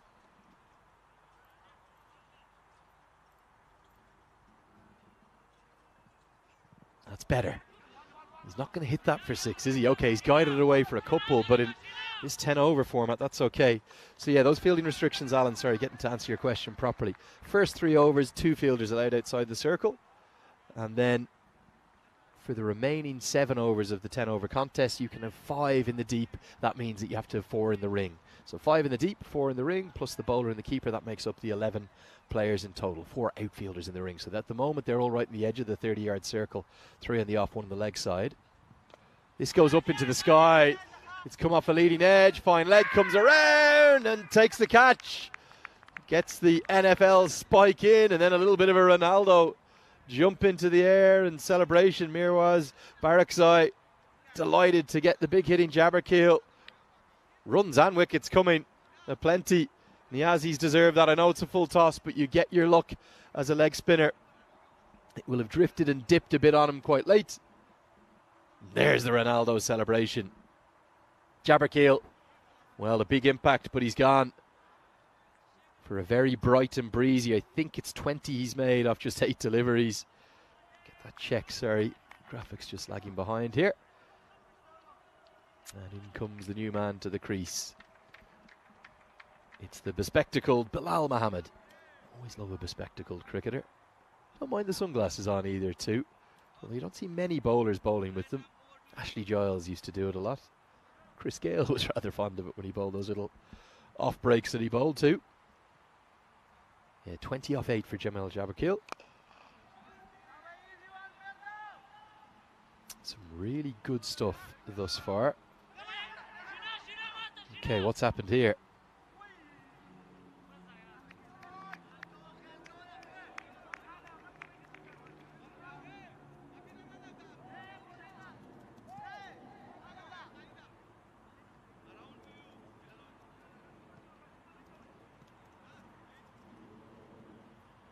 Just half a thought of a second there, but rightly deciding against it. Round the wicket now to the left-hander. Ball's really nice and full. I think that was the one out of the front of the hand, just skidding on. So 2 for 28 for Niazi. He'll be happy to continue to be taking wickets.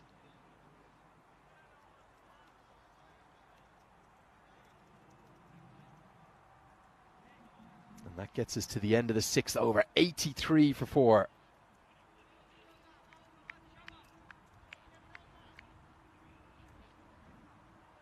And Geneva very much on the hunt of a 130, 140 plus total.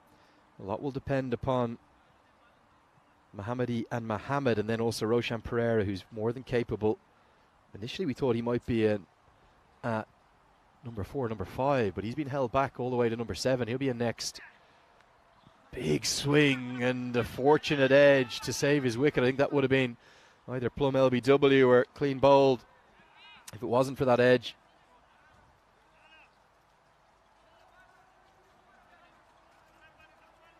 Yeah, that would have probably been bowled, wouldn't it? He's going to stay over the wicket to the left-hander. Interesting tactic, but there are 5 fielders on the leg side, so maybe he's going to try and spear them into the pads of Rafiqullah Mohammadi. That's what he tries to do, but he's been speared out of the ground and onto the roof. Oh, it's a biggie.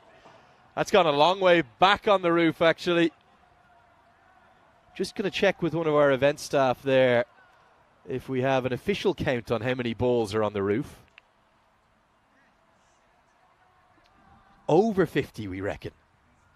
60 to 70 is the talk I'm hearing from the Blue crew. Well, if that's true, don't even want to think about how much money is on the roof. Plenty of it. Cricket balls never cheap, are they?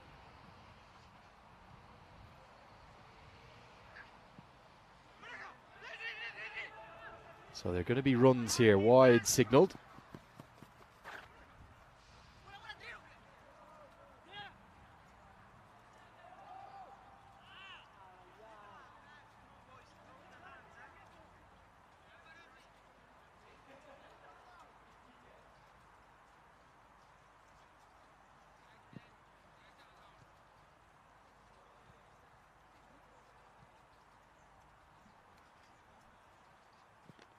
Full, nicely speared into the block, always difficult for the batter to hit away.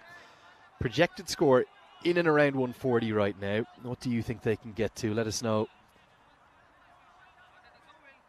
in the live chat.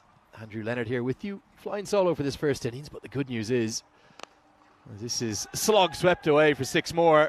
Geneva just keep going at it.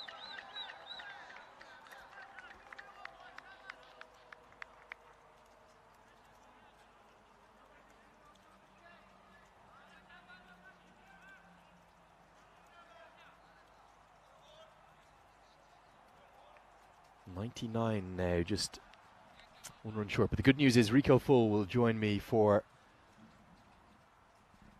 the second innings. Looking forward to hearing from him.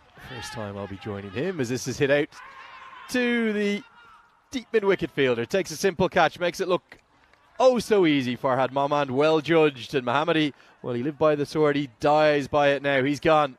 Caught at mid-wicket. And a little flashpoint here. Oh, we haven't seen this. Well, a real flashpoint there. We just missed that. Firdaus Rahimi, I think he's given it a celebration that the batter was none too happy with.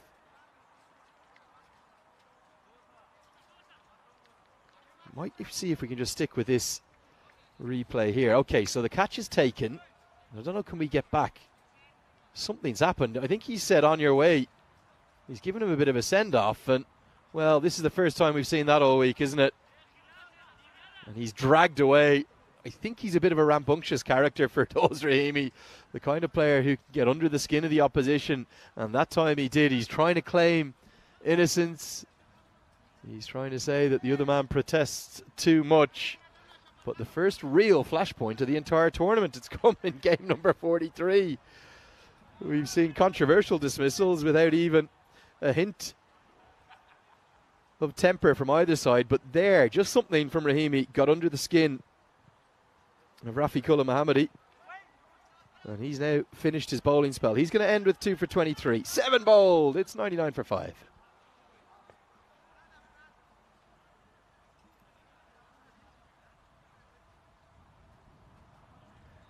That's the key graphic, one of my favourite ones actually the team puts together. The stats gun powered by HCL Software, one of the great supporters of the European Cricket Network. So much cricket going on. I'll leave it to Vinny Sandhu to give you the exact numbers next time we hear from him, but I think it's 1,500 plus games each year. Remarkable.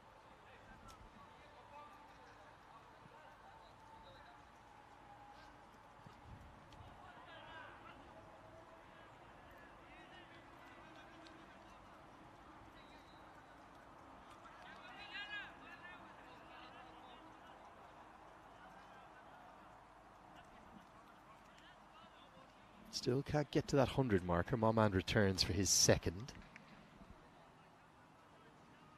Good question from Kelly. The answer for the moment is no. The question is, do they retrieve the balls from the roof? We haven't found a way up onto it. This might be another one up towards it. Not quite on, but 6 more. The 100 comes up in the 8th over. So yeah, Kelly, sadly we have not worked a way out to get up onto the roof.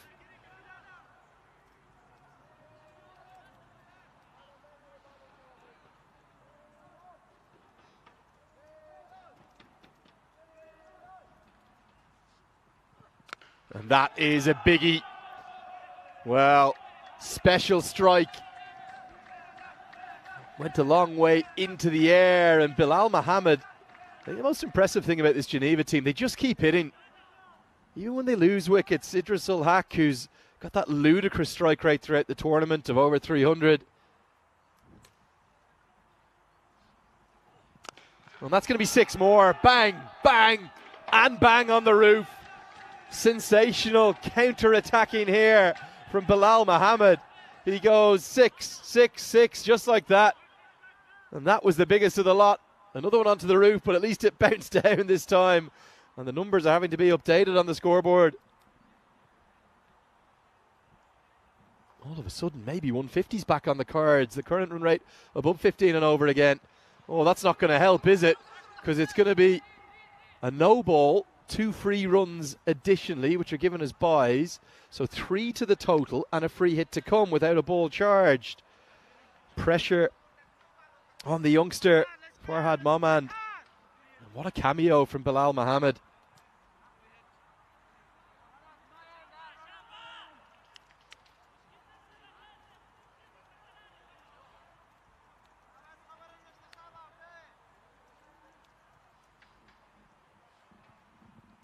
Six, 6, 6, and you can chalk up one more on that. 4 consecutive maximums have gone over the rope, and this over is proving very costly. Add the 3 free runs into that, and although the first ball was a dot, that means 27 from the over. And Geneva on the surge again. We've been treated to run fests here in St. Gallen. And this is now the most expensive over of the innings. Still a ball to go, 27 off it. Geneva may be going out of the reach of the Crickets, whose batting has struggled at points. This time he goes over the offside. Well fielded, right on the rope. Good diving effort. They will get back for the second, despite Neraz Jabberkeel's best efforts. Good tumbling stop, wasn't it? He's been everywhere, the long-haired Jabberkeel, alongside the youngster Zia Haq-Hotzak. End of the 8th over, 1-2-8 for 5. 12 balls left in the innings. And as you can see, this runworm starting to travel upwards again. What do you think is on the cards? Let me know. 160, 170.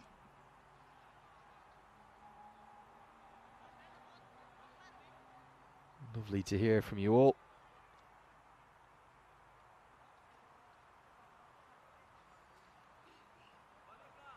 Hopefully the guys, I'm sure, shouted this out in the first innings, but I'm just kind of catching up on some of the comments. KG, lovely to hear from you, one of the admins. Past the age of 70, many more to come. Yeah, agree with that shout. Change of bowling. It's the youngster who has been smashed out of the ground from his very first delivery. And the call is for new balls, please, because that's another one on the roof. And to that part of the roof, it's an even bigger hit. Over long off, it's a much shorter hit to get on the roof, but that one over long on.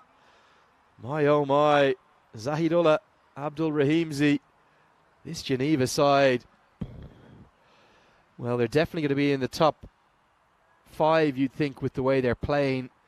Looking also good to pick up a 6th win here. But if they could win their last 2, they are very much going to be in the picture, the discussion of the top spot. This one goes into the sky, no timing. And the youngster strikes back. Well done, Ziol Hakotak. You kept it out of the hitting arc. The question is, did it pitch on the wicket? We're going to get a look here. I think the umpires want to check it because the batter's saying, has this not pitched on the artificial? So here's the crucial replay. Oh, I think this could be a no ball. Just there, you can see just a flick of the artificial turf. I think this might be given as a no ball. Just there, you see that it's actually disturbed a little bit of artificial turf. But the end decision is out. It's not going to be given as a no ball. And he's going to have to trudge off. Very marginal, that decision. I thought there was maybe just a flick of that differently coloured green artificial turf that helps keep the wicket in place. But the umpires and the third umpire, the match referee, all working together, deciding there was no conclusive evidence. Remember, that's what they need to overturn the on-field decision, which was initially that it was out. So Zia ul Haq Hotak does have the wicket, and it will bring Joseph Moses to the crease, and we've seen that from a strange angle. And it's a bump ball, so it won't be 2 wickets in 2 balls, but it will be a single instead. And critically, that'll get Bilal Muhammad back onto strike with plenty of time for him to catch up. Here's the more normal angle. Yeah, you see, thudded into the pitch and then bounces up. Run out, not able to be affected either. I think they want to check this to see if it is a bump ball or not. Umpires want to check everything these days, that's okay. Use the technology if it's there. That's the approach we take here in the ECN. Very clever. The initial thought was it was a bump ball, but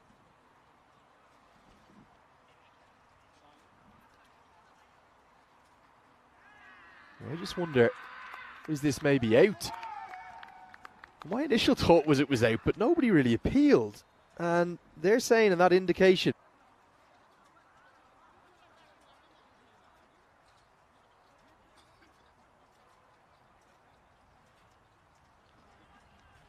I'm not sure we're going to be able to bring it to you, but there's enough evidence from that other angle. This is it here. So go really slow here and we'll see it's pitched and then it's just chipped up into the air. I think that's a good decision. My initial instinct was out, but I didn't want to call it because nobody appealed and nobody celebrated. So we're on a hat-trick. It's 2-2. And the youngster, Ziol Haq Hotak, has had 2 very, very marginal decisions. Well, the second one isn't marginal. It is out. But 2 very interesting decisions go his way. The first one, it looked ever so close to pitching on the side of the wicket. I think it's hat-trick attempt of the week, about 35. We've had plenty of them, but none of them completed.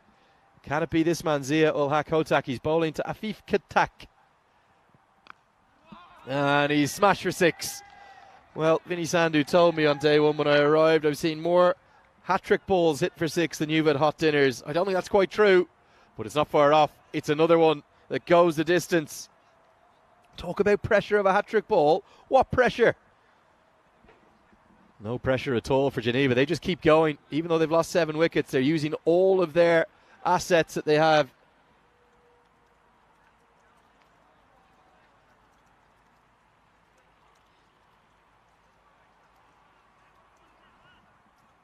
All of their resources, aren't they?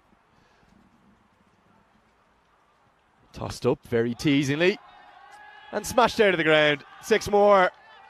Well, Katak, first 2 deliveries, both have gone for 6. He's got 12 off 2. Thank you very much indeed.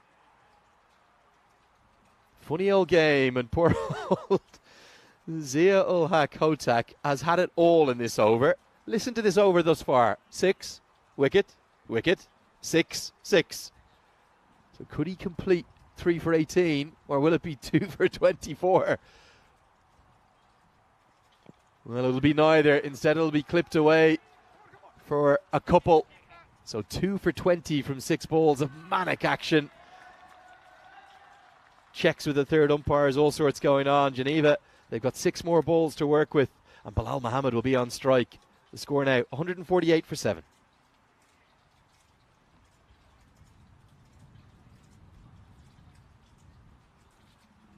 Yeah, the bowling figures there, interesting, wasn't it, that they went to Ziol Hakotzak? I think the reason for that, Sahil Tarakil's struggles. I know his over only went for 15, which you might think is all right, but he just didn't have any success in landing it where he wanted at any point really in that spell of 1 over or the 2 overs he bowled this morning.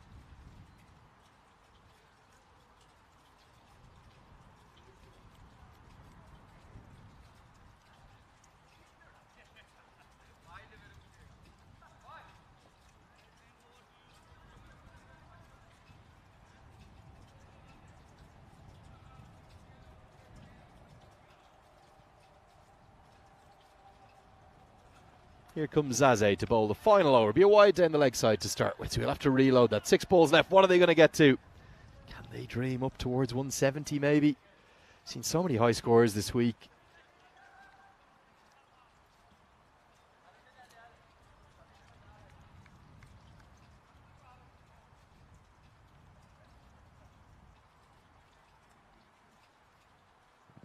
And that's into the slot, edged away. Fortune, yes, but good reward for the intent, the positivity of Bilal Mohammed.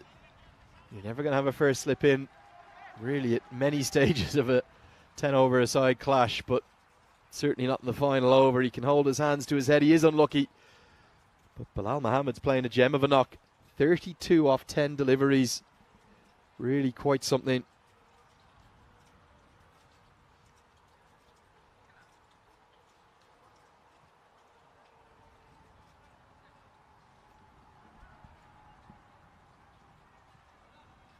Five balls left now. What can they get to?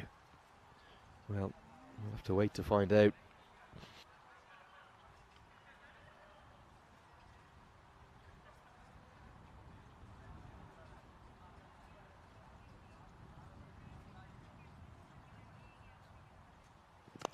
Into the block hole, pumped down the ground.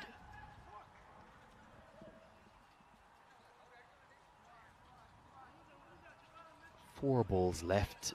Can Katak continue his impressive hitting? 14 off 3. What a lovely start. 6-6-4, just like that. Real skill, a real art form to starting quickly in your innings. Oh, edged away again. Yeah, this time, deep third's gone into play. Good throw from Mohammed. As Mohammed helps with the ball. So 3 deliveries left. Can they get 1 or 2 of these out of the park?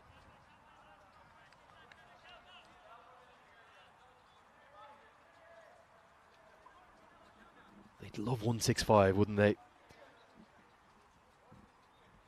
Maybe 2 more boundaries.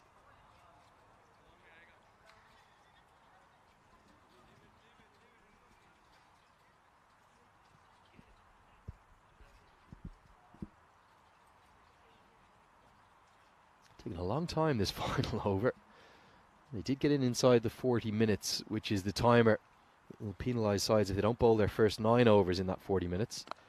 And that is a lovely pickup shot. Going to be a long, long chase down there for Sahil Tarakil. Look at the intent down the track. Such confidence. A shuffle and maybe, just maybe,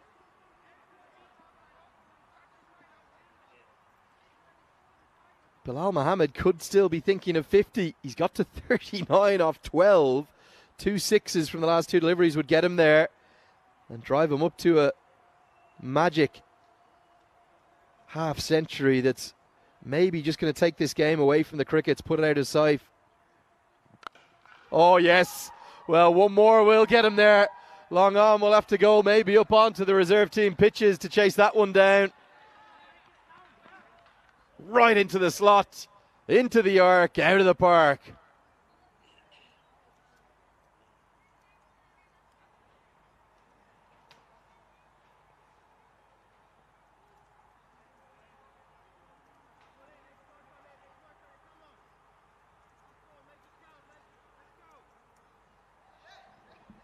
So just the one delivery left here.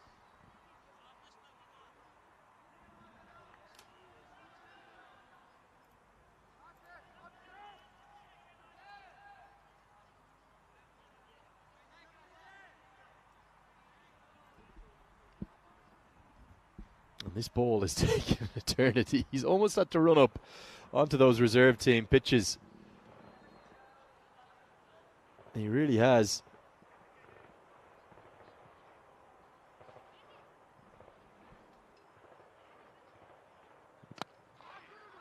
Not going to get 50. Will get a couple in rather remarkable circumstances, though. And what a knock it's been. 45. Make that now 47 of just 14 deliveries. The best of his competition thus far. And we'll take a look at the best of that first innings. Geneva surely, have they got too many? 169 for 7 is what they're going to finish with. 47 off 14 at the end, but let's have a look at the start. A decision that took a long time to give, but was, by a running umpire, back to his mark. Finally given after a long consultation with square leg. They couldn't believe it, could they, the Crickets? Newman Ahmedzai dismissed for a second ball duck, then that was the one that didn't quite carry. And Idris Hack started to cash in. 45 off 16 before Ansar Mahmood. Cleaned up by Khaled Niazi. He could only make 10 off 11. And really what you have to say is the way in which Geneva kept going was probably the most impressive thing about it.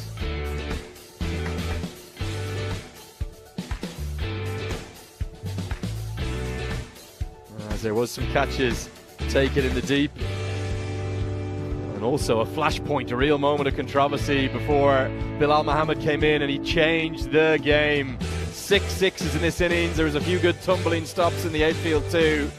The catches generally were held, but despite them continuing to take wickets, including this one, which was a first ball duck for Joseph Movis, as the bump ball was ruled out.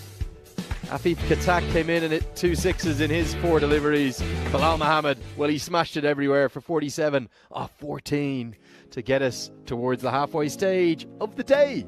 It's the halfway stage of Game 3 of the day. Game 43 in total. Well, we've been here a long time, haven't we? And we're loving every second of it.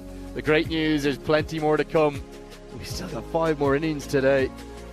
And I think the Zurich Crickets are going to have it all to do in this next chase. 170, it would be a record chase for them. It would be the second highest or the third highest, the second highest in the history of 10 over cricket. But if it's going to happen anywhere, it's going to happen here at the wonderful St. Gallen Cricket Club ground. We love it here. There's the bowling figures, 2 wickets apiece for Niazi, Rahimi and Hotak, despite only bowling 1 over. And he still went for 23 sixes in that over alongside the 2 wickets. I thought Farhan Moman bowled well in his first over too. But Tarek Hill, the radar's gone missing. And 14 extras didn't help the Crickets. So it means at the halfway stage of game number 43 of 55 group games here, the Zurich Crickets Cricket Club, the Zurich CCC if you will, they're going to have it all to do. They will need 17 runs per over. And they will need to make 170 from just 10 overs. Do come back and join me. I'm going to be joined by one of the main men very shortly too. Riku Full and me. Andrew Leonard will guide you through every ball of the chase and indeed the rest of the day. Looking forward to having Rico with me and looking forward to hearing from you all. We'll see you inside 10 minutes time.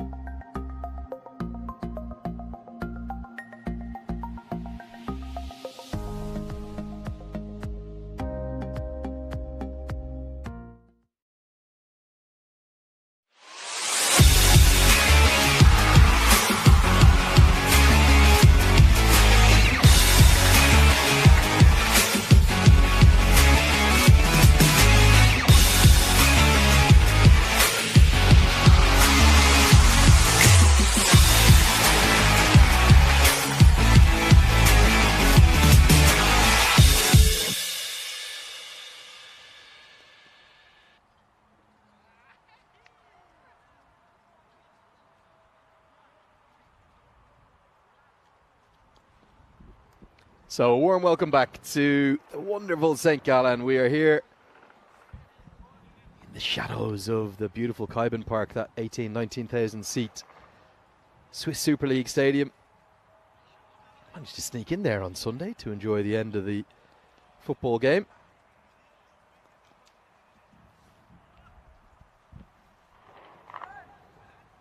And we are all set for the chase as Geneva, well, they've left the Zurich Crickets all to do, but something I've been really looking forward to. I've enjoyed Vinny Sandu's company. I've had a couple of guest commentators alongside me with a very Kosane focused twist in the shape of Andrew Ryan and Srinath Tripath and Mr. Singh, Jay's father, the man known better as Jay's farmer. We'll get to the introduction in a second. Afif Katak's going to open the bowling. Will be turned down. A run-out chance. Direct hit would have been interesting. And imagine what a day that would have been for Norkana Mahdi. A first ball duck in the first game and a diamond duck in the second. It's Sahil Tarakil on strike. But yeah, we've had all sorts of wonderful company in the commentary box. Myself and Vinny Sandu have been on every tangent you could imagine. And we're going to see what tangents we can get onto now. As this one smoked into the sky. And going to go all the way for 6 just over the head of the dugout. As I wish a very good afternoon, a warm welcome. Great to be with the main man, Rico Full. How are you, Rico? I'm very well. All the better for being here at St. Gallen's ground and commentating this match with yourself. Of course, we met briefly, didn't we? Very briefly, wasn't it? Yeah. And I know you had a bit of time on the comms with Vinny there. So it's great to be here and great to be alongside you for the very first time. Looking forward to this match. I mean, just having a look at these two teams, Geneva, they look up for it, don't they? They look up for it. And the Zurich Cricketers, they need the wins. They're sitting third from the bottom of the table. They've got some games in hand, but only 4 points to their name. So it's a win that they must try and get. But it's going to be an uphill struggle. 170 required. Yeah, Norkana Mahdi probably key, Rico. As this one's chipped into the offside. There's often a fielder out there. And this is taken. Excellent. Oh, Jamil Jabberkeel. So athletic. His bowling has impressed us, and now it's his fielding that lights up the tournament. We've seen some great catches this week. That one, well, it's right in the top 10 of them. This is a spectacular grab from Jabberkeel. This is superb. It really is. I mean, the timing is perfection. We talk about timing when it comes to playing your shots, but timing when you get the dive right, this was spot on. What a catch this is. This is top draw. I never thought he was going to get there. He gets there, gets his hands underneath, and takes a brilliant catch. Jamil Jabberkeel, take a bow. That's an absolute stunner. Yeah, beauty, wasn't it? Really was. What a way to welcome you in. Just trying to introduce you. We've had a 6, we've had a wicket. This is what we've been living through here in the European Cricket Series in Switzerland. And certainly, of all of the events on the calendar, I know you guys see it all. You do so much cricket. I'm so impressed with the volume that you do. But the scoring rates here have been off the charts. It's been amazing, isn't it? In fact, I've got to admit that the last few destinations we've been at, Romania, of course, the Moravia Cricket Ground, and also in Hungary. I mean, at the GB Oval, some of the scores that we've seen have been amazing. Of course, it was at the GB Oval that we saw that amazing, the #1 run chase as well from Hungary, which is right up there. So there's been some runs being scored, and I just get the feeling, Lenny, that teams, T10 teams, are getting to understand this, the way to go out there and bat. They know the way to do it. It's not about hanging around. It's not about looking to bat deep. It's about going out there and going big, deep, and that's what they're doing, and they're doing it straight away. Short. Pulled away. That's going to be 6, isn't it? The 6s have just come with such regularity. We had 46 in one game yesterday. Broke the record in 10 over cricket. Dug into the wicket. Stands up and 6. Nice little bit of flair with the follow through too. Yeah, and that's exactly what I'm talking about. That's Rahimi. Because, you know, there was a time, and Lenny, you know about this, there's a time when batters go out and you're thinking about first ball, I'll play it down to get myself in. It does not exist anymore. You go out there and you're required to hit a 6 first ball. Well, he does hit it on the first and then hit it on the second as well. Bolle, quinna zona. Que forte, que guay, que genial. 6. Que eras más. That's a big one. 6. You're going to have to talk me through this. So I know Vinny's got the maximum. Maximo. We get to the end of the first 18 for 1. Come on, guide me through it. Is that Spanish? My Spanish is not good. Seis carreras, 6 runs. Okay, that's easy. Que grande is big. And balle is just another way of saying wow and shaba. You know, it's the same thing. Balle. Yeah, Beautiful. it's like, well, you know, wow, in other words. So, yeah, that's a bit of an old Indian Punjabi mainly use a lot of balle, you know, when something special happens. So a bit of cross-culture, a bit of everything. Bit of everything. Just throw it all in there. Love it. So in comes Bilal Muhammad, who was so good with the bat. He's going to bowl with the ball now. I think you're right, though, Rico. You look at the evolution of T20 cricket, which has been around now for about 20 years. I think it was something like 2003. I'm talking about at the professional level. The club level, it was played quite a bit prior to that. We certainly had Tuesday night club cricket in Dublin, something called the Alan Murray Cup, I think started all the way back in the 1970s. It was a bit of a kind of smash and grab event. This one is hit straight to the man, going to be the second wicket. Ahmadi, well, he had a first ball duck this morning, and I'm afraid that Derek the duck is going to return here. 2 first ball ducks in the day. Oh, that's not good. Yeah, well, at least, what would you have? A diamond or a golden? Well, he could have gone diamond, he'll go golden. And you know what that means? It means he's going to get a little bit of this. He's going to get a bit of... Come on, Derek, where are you? Come on, Goldie. There he is. It's one of those, when it's not your day, it's not your day, Lenny. Well, I have to admit something to you. As Vinny Sanders just said in the chat, he's watching on both of us from the media centre, which is where the guys are. It's a great facility here. We're up on the top of the grandstand. As the graphic came up earlier, right? I was sitting in the media centre for game 2 whilst you were commentating with Vinny. And I honestly, I'm not making this up, I thought the Derek the Duck animation had sound effects, which I had just missed because every other game I'd been commentating, but I didn't know it was you. But now I know it's you. So just in case you're wondering at home, that was Rico. By the way, okay, this could be another. It could be 2 in 2, and we could hear Derek all over again because there's going to be another golden. Khalid Niazi comes out. He's going to go first ball. And that means just like that, Bilal Muhammad, who's had an outstanding day so far, he was great with the bat, he's on a hat-trick, Lenny. Well, stop the count. If you're talking about the player of the match result, I can already maybe give it to you because he smoked 47 off 14 deliveries, the highest score in the first innings. He's now got 2 and 2. There's... Oh, where's the sound effects?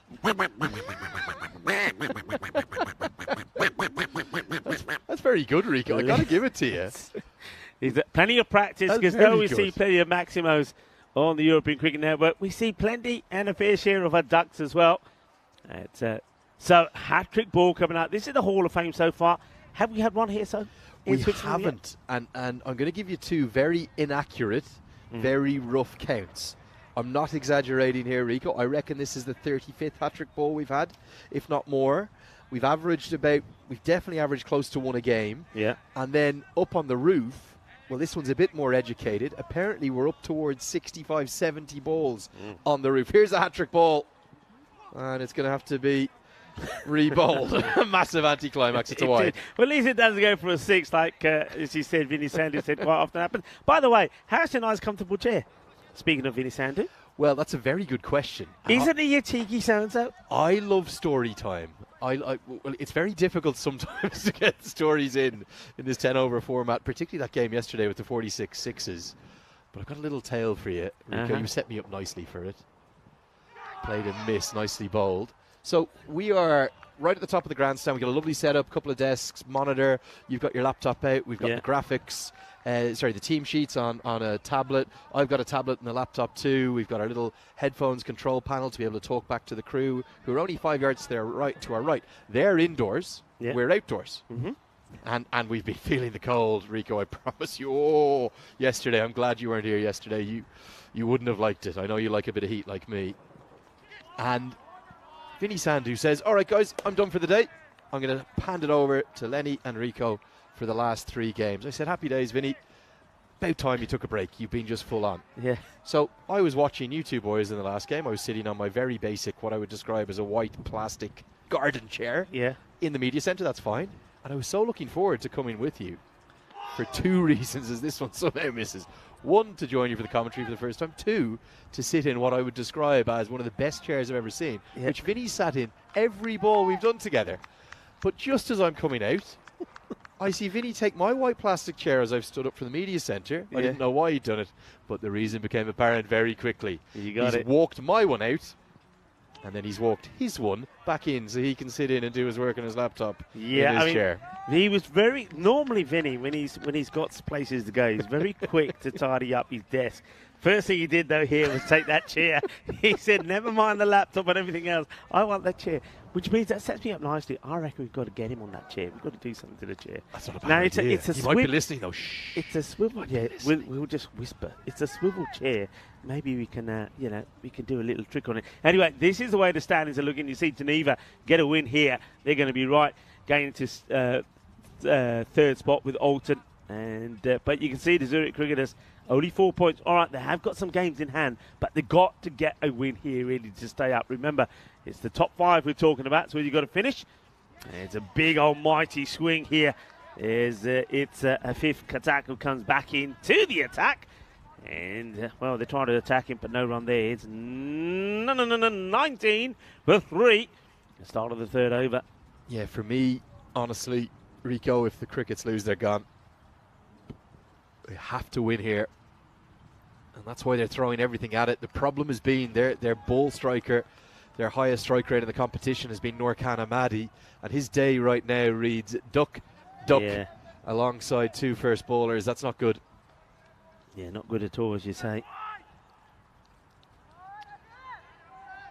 So Rahimi trying. He knows he has to. He knows he has to throw the bat at this. I mean, that required rate is already gone past the point of no return. As Vinny Sandu would say, that's around the 18. They're probably now and around the magical over rate per over. They've really got to go some. And that's what Rahimi throwing the bat at everything, but not able to make contact. Did make his T20I debut for Switzerland last month. That was down in, I think it was at the Valletta Cup, wasn't it, against Malta. 1 for 23 in that game. This one's clubbed down the ground and taken. Well, not the best delivery, but a wonderful running catch. As Ansar Mahmood, the captain, reads that ever so well off the bat. And the Crickets, they're in all sorts of trouble here.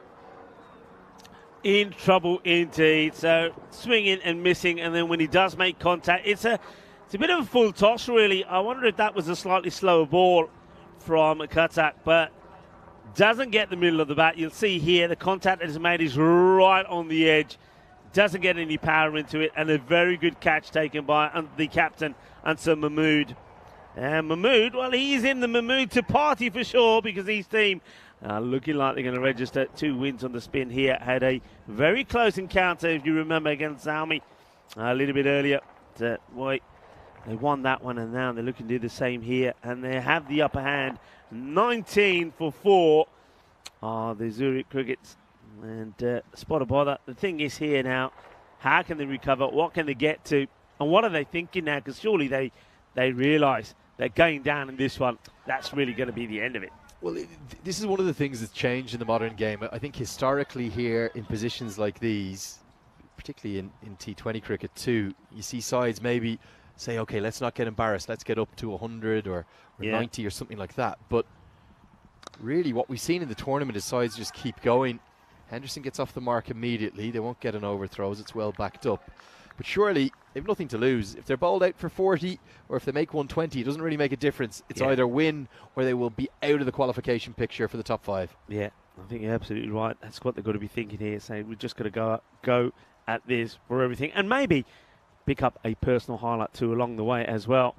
And at the moment, though, you can see that the other thing is shot selection.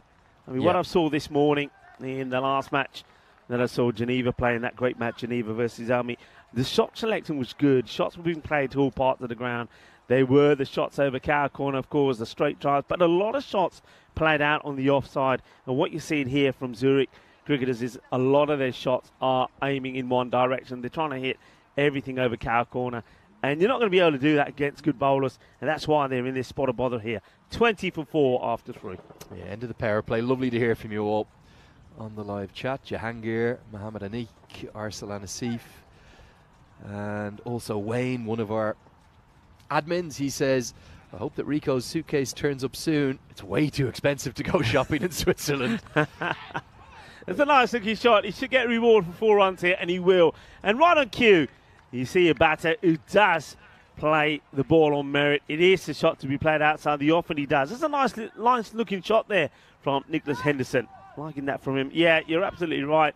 And yeah, hello to Wayne. Hello to Jeffrey Maguire as well. Jeffrey, hope you're well. I know Jeffrey really did enjoy the Continental Cup there, the Women's T20 International Series in Romania. Jeffrey, good to have you with us as well. Yeah, I hope the bag turns up pretty soon, though I have to admit, from the experiences that I had yesterday, I'm not very confident that it's going to turn up pretty soon. So already I've been searching where the shopping centre is. Not too far from us, actually. So well, it's easy just to walk across. There's a few more budget brands in there, but I'm not sure they'd be to your liking, Rico. Yeah. When did you last see your bag? That was in Bucharest Airport.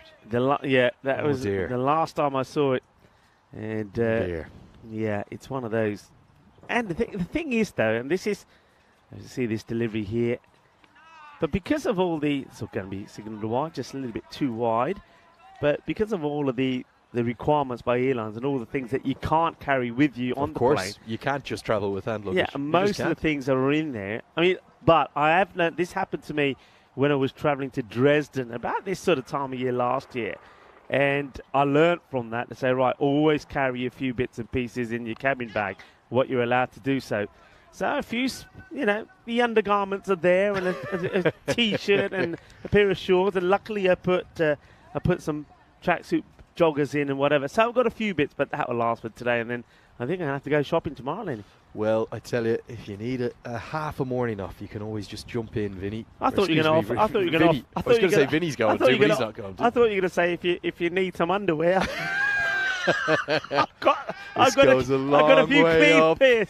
Could be a chance. Put down. Didn't quite carry, maybe. Misjudged a touch too. Not as windy as we've seen it here, but just half a finger from Zahidullah Abdul Rahimzi. Never quite adjudged it properly, Rico.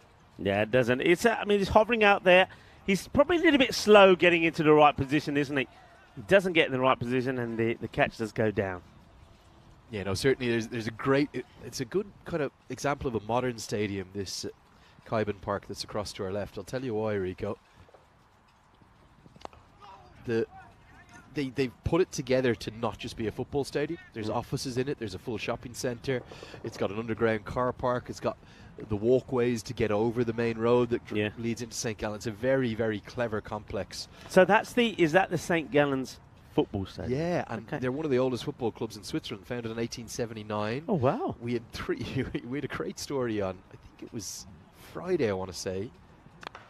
Good movement still with the ball and a good stop to cover. Won't get the overthrow.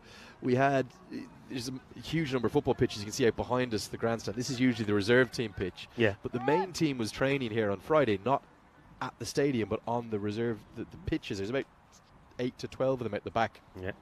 This here.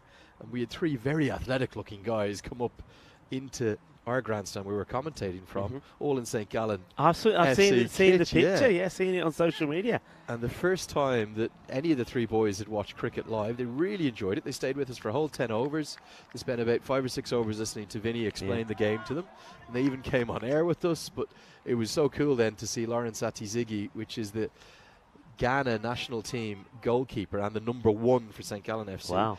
I'm not going to lie, Rico, I didn't actually buy a ticket. I snuck in for the last half hour. You naughty boy. Yeah, there's always a way. When there's 18 or 20,000 people milling around, I don't care if it's Wembley or the Masters, there's always a way. There's always a way. You won't get in from ball 1 maybe, but you'll find Eventually they slacken off, don't they? They do, they get tired. Look, I'm not looking at you funny for a particular reason. It's basically looking at you wearing that beanie over your head. It looks like you've got a tea cozy in your head. It reminds me of... Sure. We'll come back to that. We'll see that in the commentary cabinet in a second. It's that little bit of a round arm angle that Karamatullah Tarakil has. And really right now, nothing is going for the Crickets. And Baraksai, he has to take the long walk back too. Yeah, he does, Tarakil. Gets the ball in the right areas, gets a little sneak, no mistakes at all from the keeper. Says thank you very much, does Huck. But yeah, you don't see the tea cozy that much these days. But yeah, that's why I'm going back to the last time I seen a tea cozy, and that's what it reminds me of. And so you obviously feel the cold a little bit. You're from Ireland, you should be used to the cold. Everyone says that to me, Rico. I haven't lived in Ireland for best part of 10 years. 2014 was the last time I was there permanently. Then I moved to Dubai, so I went out to work for the ICC, which is certainly one of the warmest places on the planet. And then I've been generally on the commentary circuit for the last 5 years, predominantly in warm places. And also one little more secret, which I told Vinny earlier in the week, but I'm actually only half Irish, I'm half Greek, so I've got the mother's side in me, which is I love the heat and I hate the cold. So yesterday, I won't lie, it was difficult. It was bitter, was it? Yeah. Well, I'm glad I missed it. Well, spare thought for me, okay? So, of course, everybody knows about me. Well, everyone found out now my luggage has disappeared. Well, my plan was simple. 35 degrees in Romania when I left. I thought, I know what I'll do. There's this 12 bowl. It did look beautiful there. It really take did. The single. It's a you know, when you get the opportunity to go to that venue, it is a superb ground. It really is, and it plays so well as well. I think we're going to see a lot more of the Marvel-Vasia cricket ground. But yeah, so 35 degrees. I thought I'm leaving there at midday. I thought, you know what, shorts and t-shirts got to be, because it's too hot otherwise. So shorts and t-shirts. The plan was to get to Dusseldorf, and then maybe at Dusseldorf, or when I got to Zurich, make the change. Yep. Couldn't do it, could I? Because my bag lost my bags.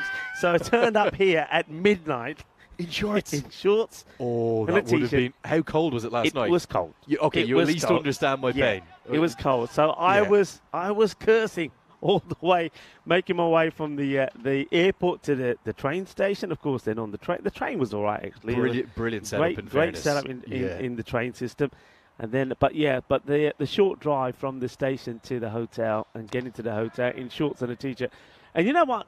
I now normally... Oh, Shub does a bit of fielding. Well done, Shub. Nicely done.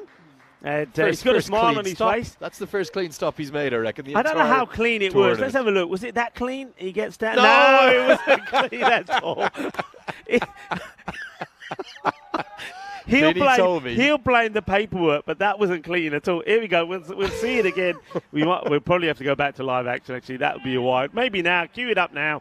That's old Shub in action. He's having a bit of a mare, old Shub. I reckon. Vinny told me he's never caught one clean or stopped one clean. Just another one to add to the list of... What are we going to call them? Well, they're misfields usually. Shubfields? I don't know. I don't know. How's he working in cricket? That's the big question. Butterfinger Shub, eh? He talks the good game too, doesn't he? Tarakel. 37 for 5 then. And well, this one's probably going to be a no. It's too high. It could be a 7-up. It will be a 7-up. Manos arriba, Vitro. Well, that will help. It's probably a little too late. But, well, Jabrangel hits this well, and he thumped it. Well, there you go. Too high. 7-up. Thank you very much. Well, he's got 7 on his back. He'll get 7 for that as well. And the free hit to come. Yeah, I think a pretty simple decision and good work from our umpiring team. Immediately, the square leg umpire working in tandem with the standing umpire to indicate that will be 6. So Tarakil is going to have a full toss to bowl.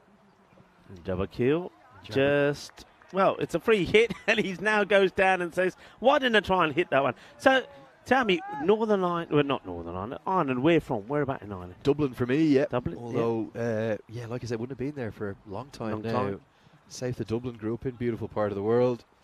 Big city now, it's changed an awful lot. So you mean, wasn't there a bit of a festival in Ireland last week? Because I had Simon Keeling with me, he was in Romania, and he was very disappointed that he was missing. Was it race week? Galway races. Yeah. It's very special. Welcome up to the commentary box. We'll hopefully come and say hello to you here. This is the tea cozy you're talking about. It's I mean, that's the Kevin O'Brien Cricket Academy beanie I wear that's everywhere. That's a bit better. That's usually what I show. That's a bit better. And also, when you're bald, it does feel cold, Rico. Okay, I'll give you that. Look, sorry, there it is. I'll be there soon, but not quite yet. Anyway. No, you're it's great to be with you for the first time. It is great to be with you. Rico Full, the main man. Looking forward to do plenty more. So, yeah, I think we're together all the rest of the afternoon. Tomorrow. Who knows what will happen on Thursday? It's my last day. Maybe it'll be a terrific, is it your last terrific trio. It could be a terrific trio on Thursday. Let's see what happens. Yeah, we could do. Now, what are these sound effects that I keep hearing in the background? Yeah, that I'm not going to lie, for the first 2 or 3 days, really confused us here till we finally had it confirmed as Jabberkeel comes into the attack and he's clubbed towards the man who juggles and drops it over the rope. Newman Ahmed's eyes got his hands to his face. It could well have been out. Instead, it's 6. Yeah, well, he looks like he was going to do everything right here and take the cat, but he punches it over. It's going to be 6 runs, and then he says, oh no, what did I do that for? And it's on camera. And it's going to be watched around the world by a lot of people, but it shouldn't really make any difference to the outcome of the result here. Could it be another opportunity here, just out of the reach of the fielder? They'll just take the single. Yeah, so Rico, that artillery range that we think it is really not that far away. It's probably less than a couple of kilometers over to our right. We've had helicopters coming in and out of it. I think we've not just had shooting, but it feels like some bombing, and obviously there's quite an active army reserve here in Switzerland. This should be gone. Taken down long on. The captain, Ansar Mahmoud, took a very good catch earlier. This one is as easy as they come, and one captain catches the other. Henderson, he falls. Yeah, Henderson going for the shot down the ground, doesn't quite get it out in the middle, and makes it look easy, doesn't he? Ansar Mahmoud takes the catch. Hey, listen, I want to say we are in Switzerland, so this has to be done. Happy birthday, 42nd birthday to Roger Federer.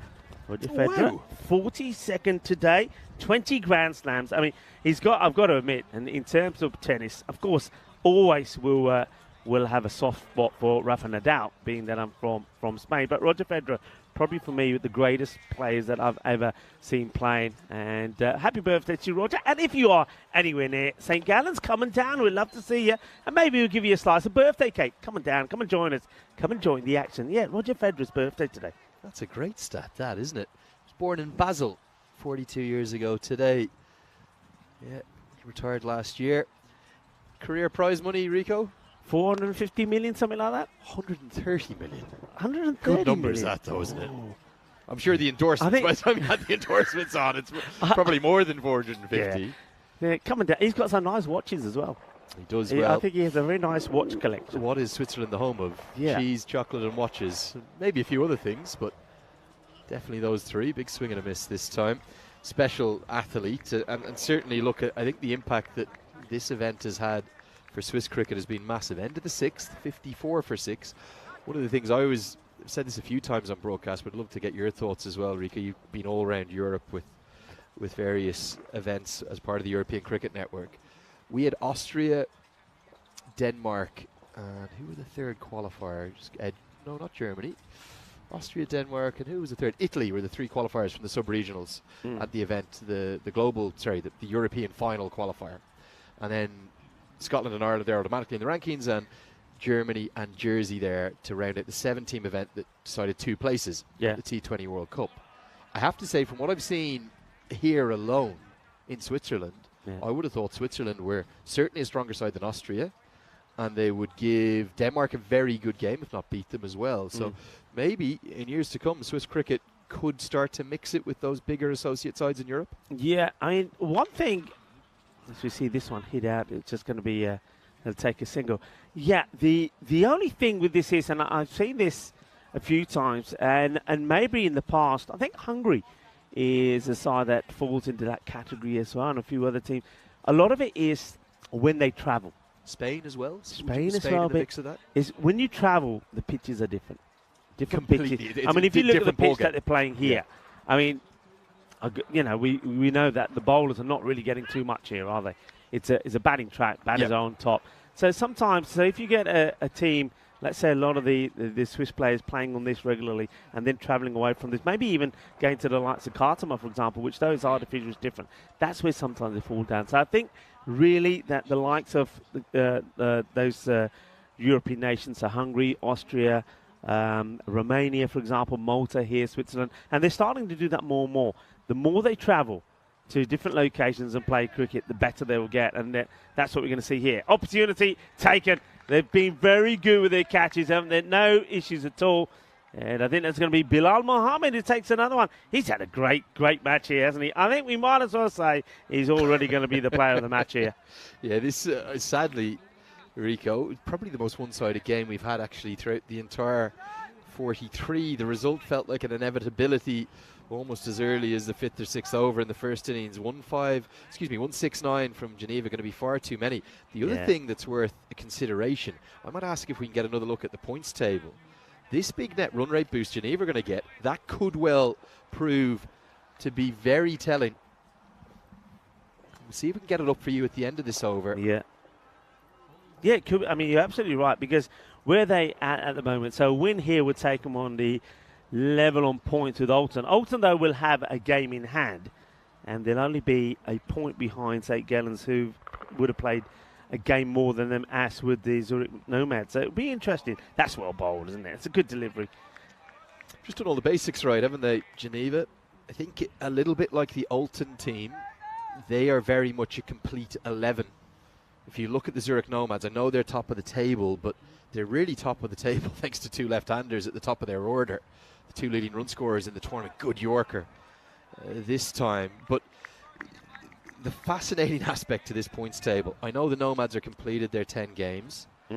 They've got to 14. If Geneva complete this win, which they will, and they win their last game, they'll join the Nomads on 14. Then it would be only Alton who could get to 16, potentially with 8 wins if they win their last 2. But if they won one and lost one, we could well end up having a 3-way tie on 14 points apiece at the top of the table. It'll come down to net run rate. And with this win of the 3 teams, I think Geneva would be most likely to finish top. Yeah, very good point. Good observation. And that's one thing that we find ourselves always saying when we get to these tournaments. And this is that table. This is exactly that point that you're talking about. Yeah, I think St. Geneva, they're going to close out, what, a 70-80 run win here. So they're going to get a boost, a big boost. They'll go up above the net run rate. They're already above both Alton and Zurich Nomads. But if Alton do end up in a 3-way tie at 14 points apiece, because they're winning one and losing one, unless they won a game by 140 runs and lost the other by 1 run or something like that, naturally their net run rate's going to come back down. So maybe, just maybe, if Geneva can close out one more win after this one, get to 14 points, if Alton stumble, it's going to be Geneva that will take the automatic spot in the final. Yeah. And that is a beauty. Full straight, the stumps castled. This could well be the biggest win of the European Cricket Series Switzerland 2023. It could be 100 plus. 57 for 8 now. Yeah, Muaz, he plays all round this, doesn't he? Terakil is just too good for him. Gets it on the money, takes his second, and gives himself a little bit of room, does Muaz, to try and give it a bit of a whack. But Oli succeeds in seeing his stumps knocked over. Chuck of the foot style, down they go. And, well, the timber is knocked over. And a punch of delight. I'm loving that to view, I have to say, from that camera angle as well, with the flags of Switzerland, the European Cricket Network banner there, as well as St. Gallen's. I'm loving the colour there, loving the look. Well, from the sublime to the ridiculous, really, you had an extraordinary first game in the box, your second one, Rico. I know you see it all, you do so much cricket, but generally the cricket you do, it seems to be quite competitive, more and more so. Usually very competitive, it has to be said. And also can change so much. I know sometimes we do these European Cricket Series where there's back-to-back matches. Teams play back-to-back, and so often, you know, one result is so different to the other. You know, one team wins, and so many times we see those little mini-series levelled one apiece. So it's just the way it goes. But unfortunately here, I think whereas Geneva have just got stronger and stronger with every game they play, Zurich cricketers just haven't been able to compete with them. But this one, it's hit up high in the air. The umpire square has called it. I think that's a fair call. I think bowling at this pace, you shouldn't be bowling that way. Hey, I've got a question for you. One thing when we have low-scoring games like this, you have more time to talk. And, of course, at the beginning of June, I think it was about 10th of June, some new regulations came in, brought in by the ICC and also by ECB, about the wearing of helmets. Yeah. Now, what are your thoughts on that? Because as this is a swing and a miss, because I'm pretty sure that we'll be seeing a lot more of that. And I, as you know, myself, I think all of us on the European Cricket Network, to be fair, we've been saying for probably a number of years that really would like to see batters, especially playing up against pace bowlers, and also wicketkeepers standing up wearing a lid. Yeah, look, it's an interesting one, isn't it? I'm not sure we can get that visor off Arif Sanger, as Derek Hill can't believe he didn't get a third wicket. He'll finish with 2 for 17. The score 59 for 8. Still good spell of bowling from him. He's got that nice slingy action, bit like Romario Shepherd of the West Indies. Good yard of pace too. Look, personally, I went through a long spell of wearing a helmet, and then I've stopped wearing as I've kind of dropped down the grades back to second 11. At first 11, when the quicker bowlers are at you, yeah, look, I get it, but Yeah. I think each to their own. Some people are going to enjoy not wearing a helmet. Do you have to mandate everything? I'm not so sure. This is going to be a chance at mid-wicket. Nothing going for the Zurich Crickets. Very, very one-sided there. Likely now, surely, to be bowled out. Another wicket goes down. They've lost their 9th. Yeah, and all the momentum and all the fire really from Zurich cricketers seems to have faded away here. They just can't get anything going. It's very quiet as well, and not a lot going their way. And just to remind you, you've still got 2 more matches coming today. We're going to see Zalmi back in action as well, taking on Alton. That's going to be the next match. And then after that, the final match of the day, we're going to see Geneva back in action as well. So big day for Geneva. Yeah, that's against Vet again. I think the Pakhtun Zalmi versus Alton could be one of the games of the tournament, match 44. Right in and around 2 competitive sides there. Anyone could win that. Match number 14 it was, the largest win of the tournament so far in terms of runs. 88 runs was the margin. That is surely going to be gone past. Yeah. Guess who was playing in that game? Go on, tell me. It was Azura Cricket CC again. Yeah, St. Gallen made 184 for 4, which was for a brief period the highest total of the tournament up until our ludicrous double century opening partnership yesterday for the Zurich Nomads, who've been so good. It's funny though, which do you think is a heavier defeat? Let me ask you this. So let's say this ends up with a 100-run victory, big defeat. But what about yesterday? The Zurich Lions making 1-2-5 for 5 batting first. The Nomads chased it down in 6 overs by 10 wickets. Which is bigger, which is worse? Yeah, it's a good one, isn't it? I know which one is more exciting, that's for sure. Good shout that, actually. Yeah, one thing I think with the Zurich cricketers is that when you look at this innings particularly, of course, first time I'm seeing them, but they're just, the shot selection hasn't been there. They're just focused on hitting the ball in one area, and I think up against good teams, up against good bowlers, that's just not going to work for you. And that's one thing. Credit to Geneva. You can see here, they know that. So they've kept that ball predominantly outside the off stump. They bowled on the off stump corridor. So credit to them. They're just showing all their skills when they're up against a tough side, as they were earlier against Zalmi. They were able to notch it up a gear. And then here, up against Zurich, they're just keeping the ball in the right areas. So you see, once again, outside the off. And a good length as well. Looking to go for 2, are they? And looks like they will... Well, he's very slow getting there. I don't know what the running here was about, but I reckon he could be in trouble here, Lenny. He could be, and it's taken him 8 deliveries to get off the mark. There's no problem with the first run. The second's the question. He needs to get there. Oh, I think he's gone. He's gone, you know. Well, that sums up maybe not just the cricket's day, but possibly the cricket's tournament. That's not how you run between the wickets. You need to slide your bat, and it's all going to be over. The finger's gone up, and now Geneva know it. It's the largest win of the tournament. It's going to be by 108 runs. They will get 1 run. They won't get the second. Yeah. And the crickets bowled out for 61. Yeah, they just weren't up with it. And I think that last dismissal sums it up. And I know there's a lot of youngsters on their holidays at the moment. Well, happy holidays to you. And if you are watching the cricket, that is not the way to run. You've got to at least slide the bat in. He doesn't. The bat is hanging in the air. He's going to get run out. They will be bowled out for 61. And this is the next match coming up. So Pakhtun Zalmi, we saw them in a very good close match against Geneva, 134 to 137. They ended up losing that one, but it was a close match. They're up against Alton. First time I'm going to get a chance to see Alton away from Cartama, so I'm certainly looking forward to this. Let's have a look at the highlights, but most of the highlights, though, were in favour of Geneva as they showed their dominance. And it started with a catch, and what a catch it was. Absolutely brilliant from Jamal Jabakil. And there were some boundaries as well. There was a little bit of sunshine as the sun was shining, but the problem was that a lot of the times they just weren't getting the power of the shot, and they were offering simple opportunities, and the likes of Fifth Katat was not going to put those down. This one was another good catch from the captain.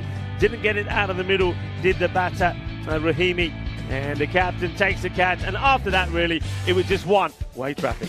It really was. Would you believe it? Just 5 sixes in the entire innings and 2 boundaries to go alongside it. Lots of dot balls, lots of wickets, including this sharp grab from the keeper behind. There was some good fielding. I think Geneva have been impressive. They're right in the mix.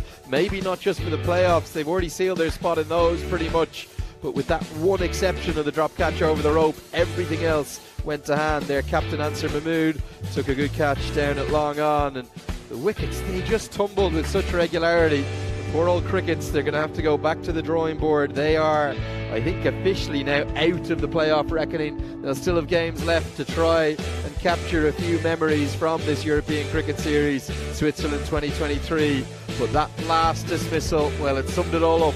Not just for today, but maybe for the cricket's campaign. A heavy, heavy defeat. What a way to be knocked out of the tournament.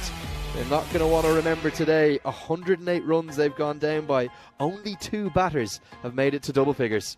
The only 2 batters, Jabakil 21. And the other thing that was good to see there, only the 4 wides as well. So extras kept to just 8. And that's why Geneva are going to be a top side that will be contesting for this championship. And the bowling figures were, well, they were just all very economical. Nobody went for too many. 2 wickets apiece. They were for Katak there, also for Bilal Mohammed, 2 for Jabakil as well. And well, we see, you can hear a bit, we can see some of the action in the far end there, the old helicopter. I don't know if our production guys can pick up that. But there was also 2 wickets for Abdul Rahim Zai as well. I think you have to say there from Geneva, that really was a very polished performance. Yeah, outstanding. It really was. 2 wickets apiece for Katak, Mohammed Tarakil and Abdul Rahimzi, and 1-2 for Jamil Jarbakil. He impresses me every time he bowls. The Chris Martin of New Zealand look-alike with the headband. But one thing is for certain, Geneva, they march on to the playoffs. Can they seal top spot? If they win their final game, they'll be in with every chance of doing so. It'll also wrap up the coverage for us for Game 43, but don't go anywhere too far. We'll be back with you with all the action for Game 44 with the news that the Crickets are out of contention. But do come back and join us in about 15 minutes time. We'll be back on air in 12 minutes or so for the Paktoons Almy taking on Alton. We'll see you then.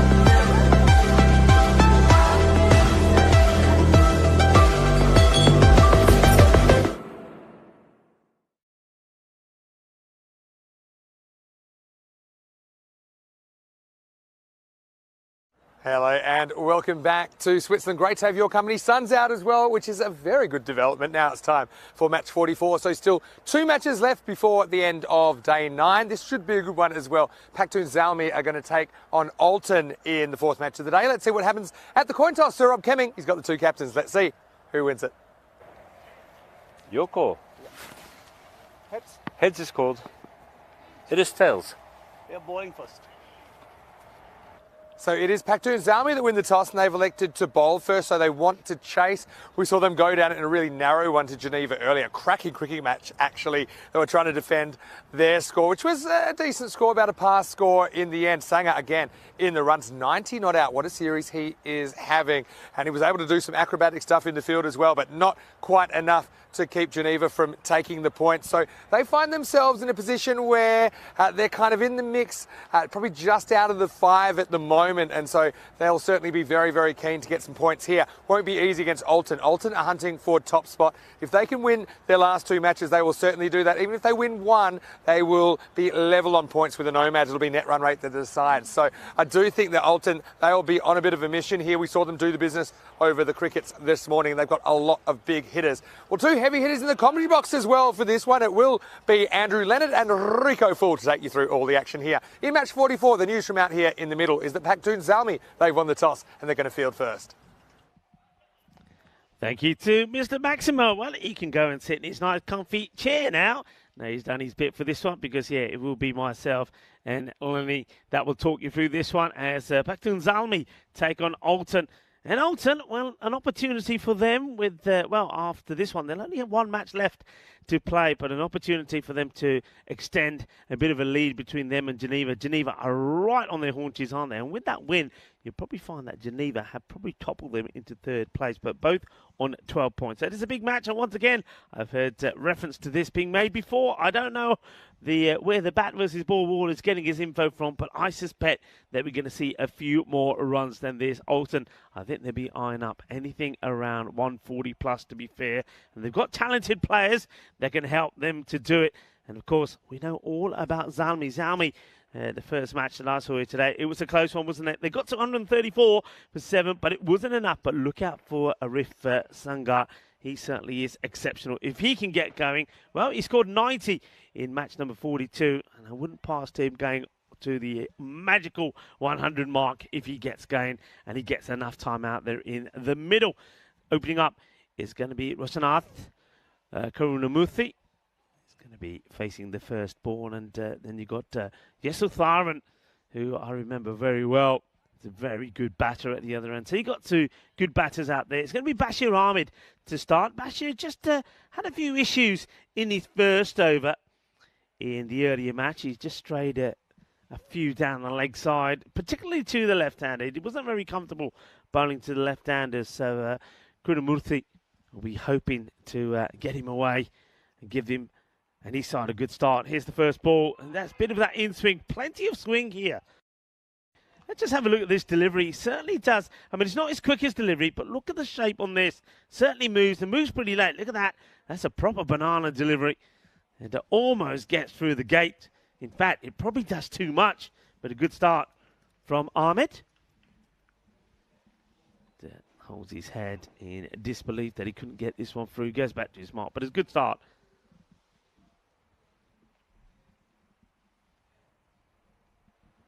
Short, high in the air. Has it got the legs? It's going, and it has. It goes all the way.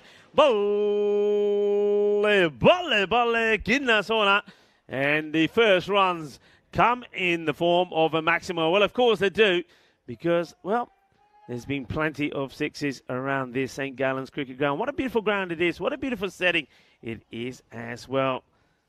So the first scoring runs, 6 runs to Krunamurthy. Ahmed needs a reply and pushes this through. A bit slow, the non-striker going, but we'll get there. So, Yesutharan will get on strike to face his first delivery. And now the bowler Ahmed has to adjust his line pretty quickly to the right-hander. Also, needs to adjust his field. I've said this many a times, if you can get both the openers going, and their left and right combination that can certainly cause you a few issues with the field, the bowler getting the line right. It can be a bit of a headache for the captain.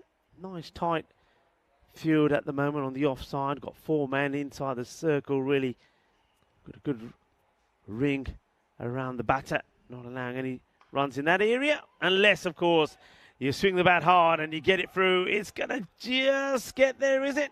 No, it actually stops. Can't believe this stops just before the boundary. We'll follow this again. Just watch this. It just puts the brakes on just about there. And the fielder, where's that foot? That's okay. He pulls the handbrake at the right time. So just a couple. That's unfortunate. Deserved boundary, really.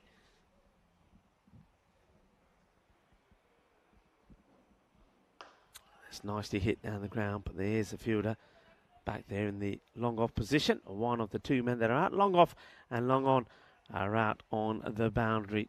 The Ahmed single there. Ball to go in the over. Rico Full bringing you the action here at this fantastic St. Gallen's cricket ground. And, bringing you all the action that you're seeing on the European Cricket Network. And alongside me, I'm glad to be working alongside this man. And it's Lenny. Lenny, welcome back. Yeah, very good afternoon to you, Rico. Great to be with you. Nice little start from Alton. This should be a thriller, I reckon, between these two sides. Well, this one goes all the way through. And is this taking anything on the way through? No, it hasn't. It's 4 byes. That just goes to show there must be a fair bit of pace in this delivery, because not too many have gone all the way to the boundary along the deck. Well, maybe not Arshad Butt's greatest moment, I have to say. It's angled in. Well, he can extend his arms all he wants. He's got to get something on that. His feet just didn't get moving. And as a consequence, the arm goes above the head and 4 byes are signalled. 48 days to go, Rico, to a day of the start of the tournament. 6 weeks or so of real action, 31 nations coming together. Something you'll really look forward to alongside Vinny. Certainly. I mean, the Euros of cricket, folks. That's what we're talking about. The European Cricket Championships happening, of course, in the province of Andalusia, the region of Malaga in Spain. And it's going to be an absolute blast. It really is. Cartamania coming your way. And like we say, our invite is out there to you all. If you've got nothing planned during that time, come and join us there in Spain, in Malaga. And join in the fun. Not only watch the excellent cricket and we'll share and spend some time with the players, but have some good time in the fan zone as well. An extra fielder goes across to the offside now. So you've got 5 men in that between the man who's at third and cover. And you've got long off on the boundary. So the bowlers are being asked by the captain to keep that ball outside the off full. And this one's a little bit shorter, but no runs. How impressed were you with Arif Sanger earlier? He was just a sensational cricketer, not just the quality of his batting and how well he strikes the ball, but he's got a real swagger about him, doesn't he, for a youngster? For a young guy, full of confidence. Well, that's well bowled. It's a good delivery. And I was impressed with this guy's bowling as well. The spin of Krishnamurthy. I think both the spinners, in fairness, bowled really well in that match. I think the captain was, well, he was a little bit expensive, but he took 2 wickets, went for 30, particularly because he took a hammering of a couple of balls in the trot, which went to the boundary. That's a good stop. Gets a hand onto it, keeps it to 1.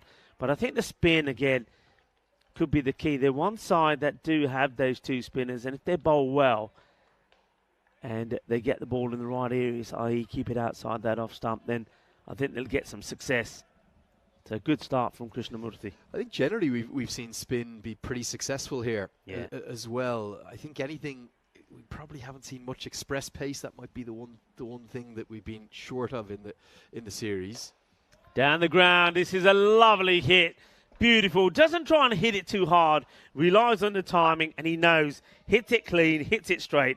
He's going to get his reward. Just a flick of the wrist, really, wasn't it, Rico? He probably a bit too full. No real turn on offer. Just a chip down the ground. He's taken out maybe the 9 iron just to get enough of it to get it all the way for 6. Yeah, certainly I've been impressed with some of the spinners. Medium pace seems to have gone the distance. Maybe in need of 1 or 2 more quick bowlers as we get to the end of the second.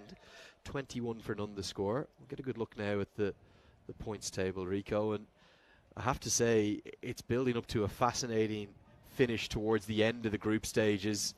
I suspect it's all going to go down to the very final day, definitely. May even go down to the final game. Yeah, you're seeing there confirmation that Geneva, because of that superior net run rate that you were talking about, they do now sit above Alton. So Alton, well, they're looking to bounce back here. A win again here. We'll see them go back above them. And so plenty to play for. And we'll see them go in second spot as well. Yeah, look, I think Alton's task, probably the simplest of all the teams. If they win their last two, they finish top of the pile. And they deserve to. It'd be 8 wins and 2 losses, a really good tally. One thing I've loved, though, no side is winless and no side is undefeated. It shows how competitive it has been. And I've genuinely been impressed with the standard, particularly some of the individual performances. Yeah. The captain, Azar Hussein, comes in to bowl and he gets punished like he did a few times in that earlier match against Geneva. This is huge. This is humongous. That is, well, he's mullered it, hasn't he? Absolutely mullered. And that's my point about medium pace, Rico. Generally, it's just set up to be hit. If you bowl a little bit too short or you bowl too full into the slot, it goes over the rope. And we haven't just seen sixes hit into the leg side. There's been a lot inside out over extra cover. There's been quite a few down over long off. Even short and wide has been carved away for 6. So the margins for error on what's a good batting surface, very small. Medium pacers, be aware. Oh, this is again short and he gets punished as well. Well, the umpire takes evasive action. So 6 and 4, and as we say on the network, hungry for more. Absolute blast. And watch the umpire. Umpire has to be moving quickly here. Watch out, watch out. There's some grisly action about. And down he goes. Oh, I thought it was a little flatter at first, but he's playing up to the cameras there, isn't he? He could have just stood there. Would have gone miles over his head. I don't envy some of the umpires, though. You can understand why we see a few now stand in helmets. Okay, this is high, but how high and how far is it going? Fielder, it'll be an amazing catch, but look at that, it just plugs. And I think he's all right there, Lenny. For a moment, I thought he's going to pick this up with 1 foot outside the field of play, but I think the foot is in the air. Well, this would have been, well, it's still an amazing bit of action. How that ball plugs here, I'd never know. But well, he almost takes an outrageous catch. Well, I think it's a good lesson for the Paktoon Zalmi's bench. All of those pieces of kit, they should be back in the dugout. Yeah. And if they were, maybe he'd have been more encouraged to actually go for the dive and pull off what would have been maybe not just the catch of the series, the catch of the century if he'd hung on to that. And the reason it's plugging, Rico, we've had so much rain. We've played through quite a bit of rain at various points. Well, he's got one thing on his mind, and that is to swing hard. It's another one that's going to just plug before the rope. The batters should come back and take 2. So, Yusuf Thuran, he's made it clear what his intentions are, and that's to be swinging big and trying to get as many runs as they can in the power play. I must admit, I don't think I've ever seen a red boundary rope before. That's the first for me. Yeah, definitely a little bit different. And almost with the weather that we've had, it's almost sunk beneath the grass at some point. This one gets it past the batter. The umpire says it's okay. The batter has a little look at the umps. The ump says, no, nothing wrong with that. I am fascinated to see. I probably shouldn't say this too loud in case some of the curation team who've worked so hard are working. I'm going to be fascinated to see what it will look like when we do remove the wicket at the end of the tournament. Will there be a little bit of a difference in the colour of the grass potentially? I'm pretty sure there will be. It's been very mixed, the weather. That's a big hit, Rico. It's high and it's mighty and it will go all the way. And put them up in the air like you just don't care. And it's 6 more. Just not been a good over from El Capitan. And, he'll go magical. And that's 20 off the over. 41 with that loss. And that's the end of the power play. And then be looking to build on that. It's a butt behind the stumps. He had a good moment in that match number 42 earlier when he was involved in a very good run out. And who did they go to here now? Well, they're sticking with Bashir Ahmed. So at the moment, they're holding back going to Arif Sangar. Bashir, they held him back last time to come and bowl the last over. That's not the plan this time. They want to bowl him earlier. And I just wonder if that is all because Zalmi believe that if they can get the wicket of either one of these two pretty early, or ideally both, then that they can start to slow down this this bit of aggressive stroke play from the two batters. Comes Ahmed. Played down the ground, trying to split the two fielders, but they'll get there. A bit of a hand onto it from Hamad, who took some great catches in that last match. And he leaves it for Arif Sangar, the man we're talking about. Whether we'll see him on to bowl next or not, we'll have to wait and see. He gives it back to the bowler. Yeah, Karuna Murthy, he's Alton's leading run scorer alongside Tharuna Vukasaru, and the two of them have batted nicely, but they haven't done anything outstanding. Alton have been much more of a full 11 team performance, and this is going to go over the top. No real appeal. And that's what's impressed me. The Nomads have relied so heavily upon Hassan Ahmed and Fahim Nazir. The Pakhtun Zalmi have relied so heavily upon Arif Sanger, Vettigan, so much upon Mohammad Akhtar. But Alton, they have much more of a team performance. So even when they lose early wickets, like they did this morning to the Crickets, they had the depth to pull through. Nice to see the sunshine caressing this beautiful ground once again. You've brought it, haven't you, Rico? Brought the sun. I told you, get rid of the beanie. You won't be needing it for a while. Edge, gone. Good catch. And a nice moment there for Ahmed. Well, he was asked to come and bowl this one rather than hold him back because the captain wanted the wicket. And, well, Shahid, what he do is going to be pleased that that's exactly what happens. That's nicely done. It's good work. And, well, there's the edge. There's the catch. Nicely taken. Well, I said Butt had a good moment last time round. And he gets a good one here as well. And once again, though, I think the umpires have to be a little bit stricter with where the bowlers are ending up. But a nice catch taken there by Butt. Good bit of action. And they do get the wicket. Yeah, you said it. There's not been big contributors, but they have been getting scores. But everybody comes in and plays their little part, don't they? Yeah, that's tended to be the way. And they keep going all the way down to number 7, number 8. The change of angle works for the Pakhtun Zalmi. And a good catch. I have to say, having watched that 4 byes, I'm not sure if I would have been backing Arshad Butt to take that catch with the gloves, but he moved pretty swiftly to his right. He says he only goes for the ones that count. Yeah. Doesn't worry about the byes. He's all about the wickets. And it means that Tharuna Kasaru has gone for 24 off 14. The score now, Alton, 42 for 1. Yeah, he's played his part. That's what he was there to do in the power play. And most of the time, he did it well. That's a nice looking shot. Bit over pitched there from Ahmed.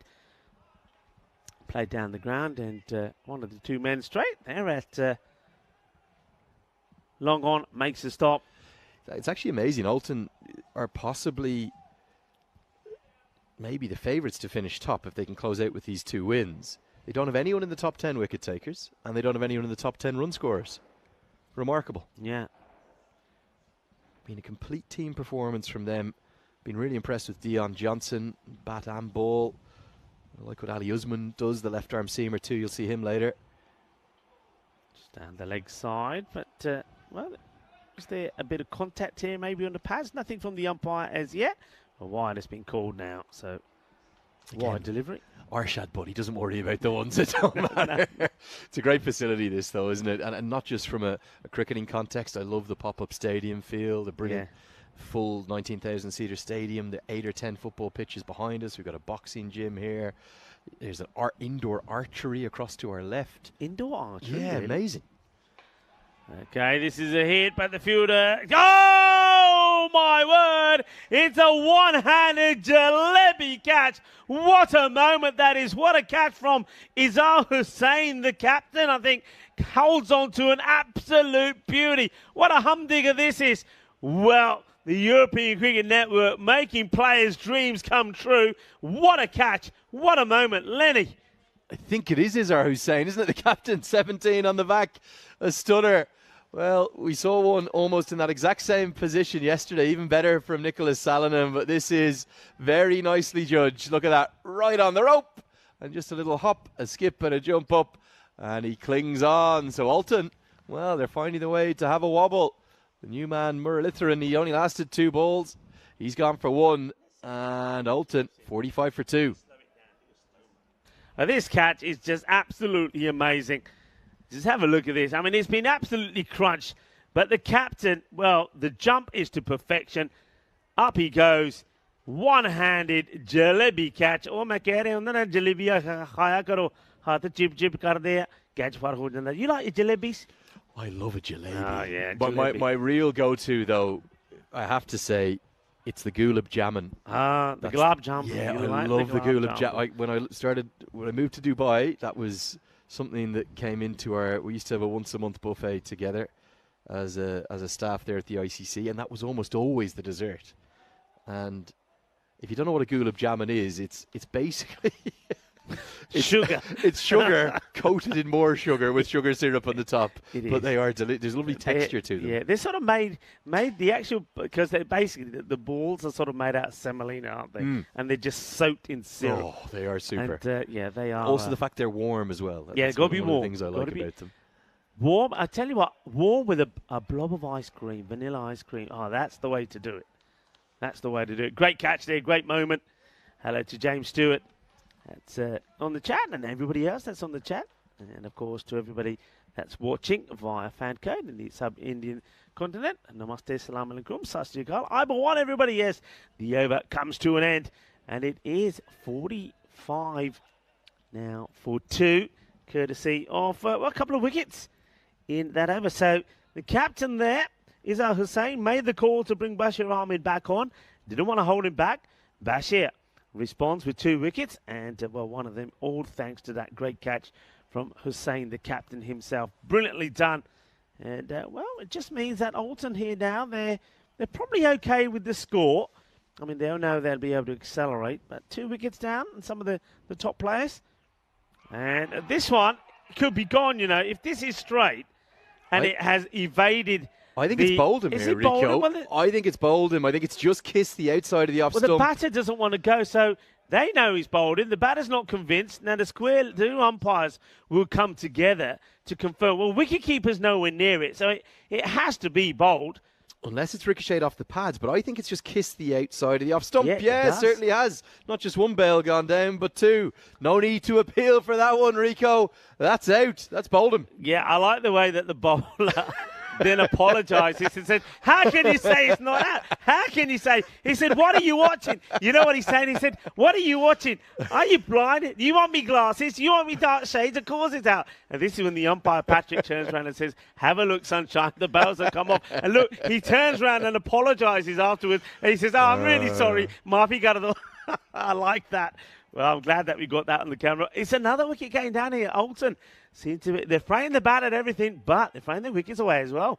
Yeah, really, really entertaining stuff there, I have to say. Special moments, not just the enthusiasm, let's say, in the appeal, but then the realisation, oh, I'm sorry, ump. It has bowled him, you're right. You're always right, umpire. So, all of a sudden, Alton in trouble. 2 men, both on none at the crease, and it's going to be one Stanek side to join the other. The big Chris Gale numbered Rahan Stanek side with 3-3-3 on his back comes out to join Maliar, and Alton need to get moving. It's not a good delivery first up to a new batter. He is a big unit, isn't he? He wants to come back for 2, and he'll do so as well. Well, no surprise for guessing his favourite player, is there? Yeah. Christopher Henry Gale. He's left-handed himself, and he wants to emulate the main man. 3 wides given. All the freebies help.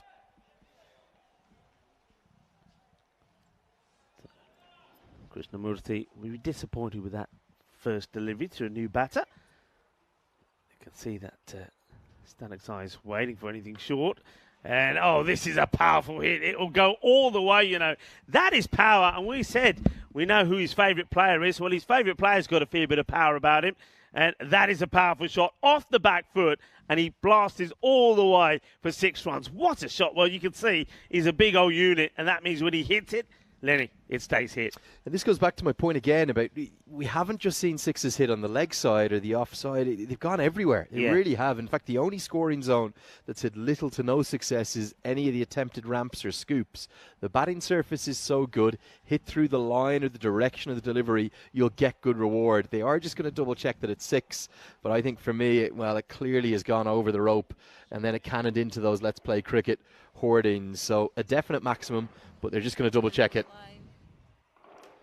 So it does go all the way. Yeah, definitely a maximum.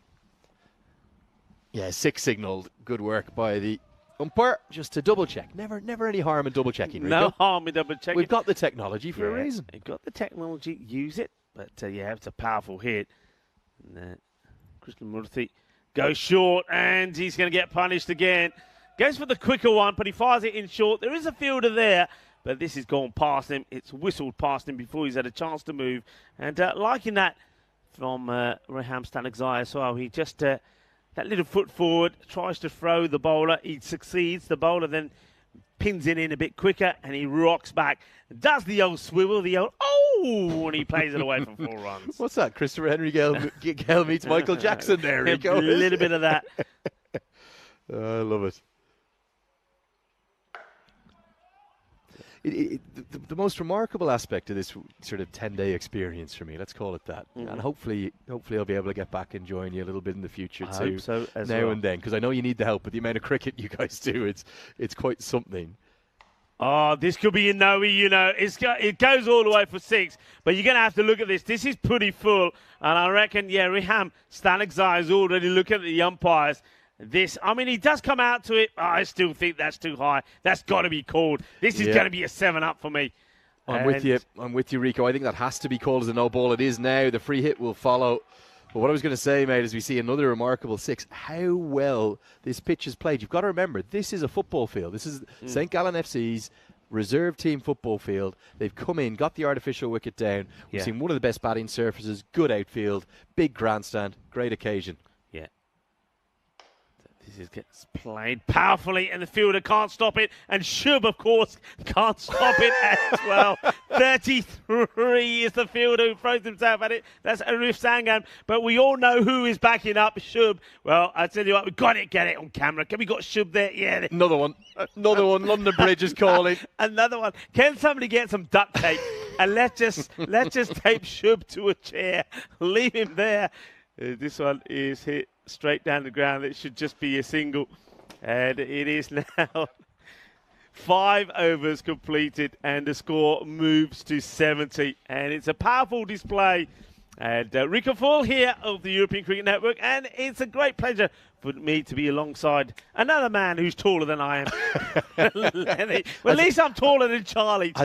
There is one commentator smaller, is there? Who you had? You must have had a couple. I reckon me and Corey about the same. Charlie. Corey Rucker's a similar height, isn't he? Yeah, Charlie will always say he's the same as me, but you're not, Charlie. You're the shortest. Remember, Rico, the best things, they come in small packages, isn't that right? That's right, yeah. Like the main man here. Really do. And hopefully my package or my luggage will arrive today at some point as well. Poor old Rico. But anyway, the thing I was saying, how cool is this pop-up cricket stadium? Yeah. You know, I know you guys do an amazing amount of work, the Blue Crew do, in terms of putting in the branding, getting the facilities in, but the dugouts, which are obviously usually used for football, all the grandstand, we've probably got about 1,500, maybe 1,800 seats, something like that. It shows that cricket can really be played anywhere. Yeah, and the other thing, on to that, that's this one.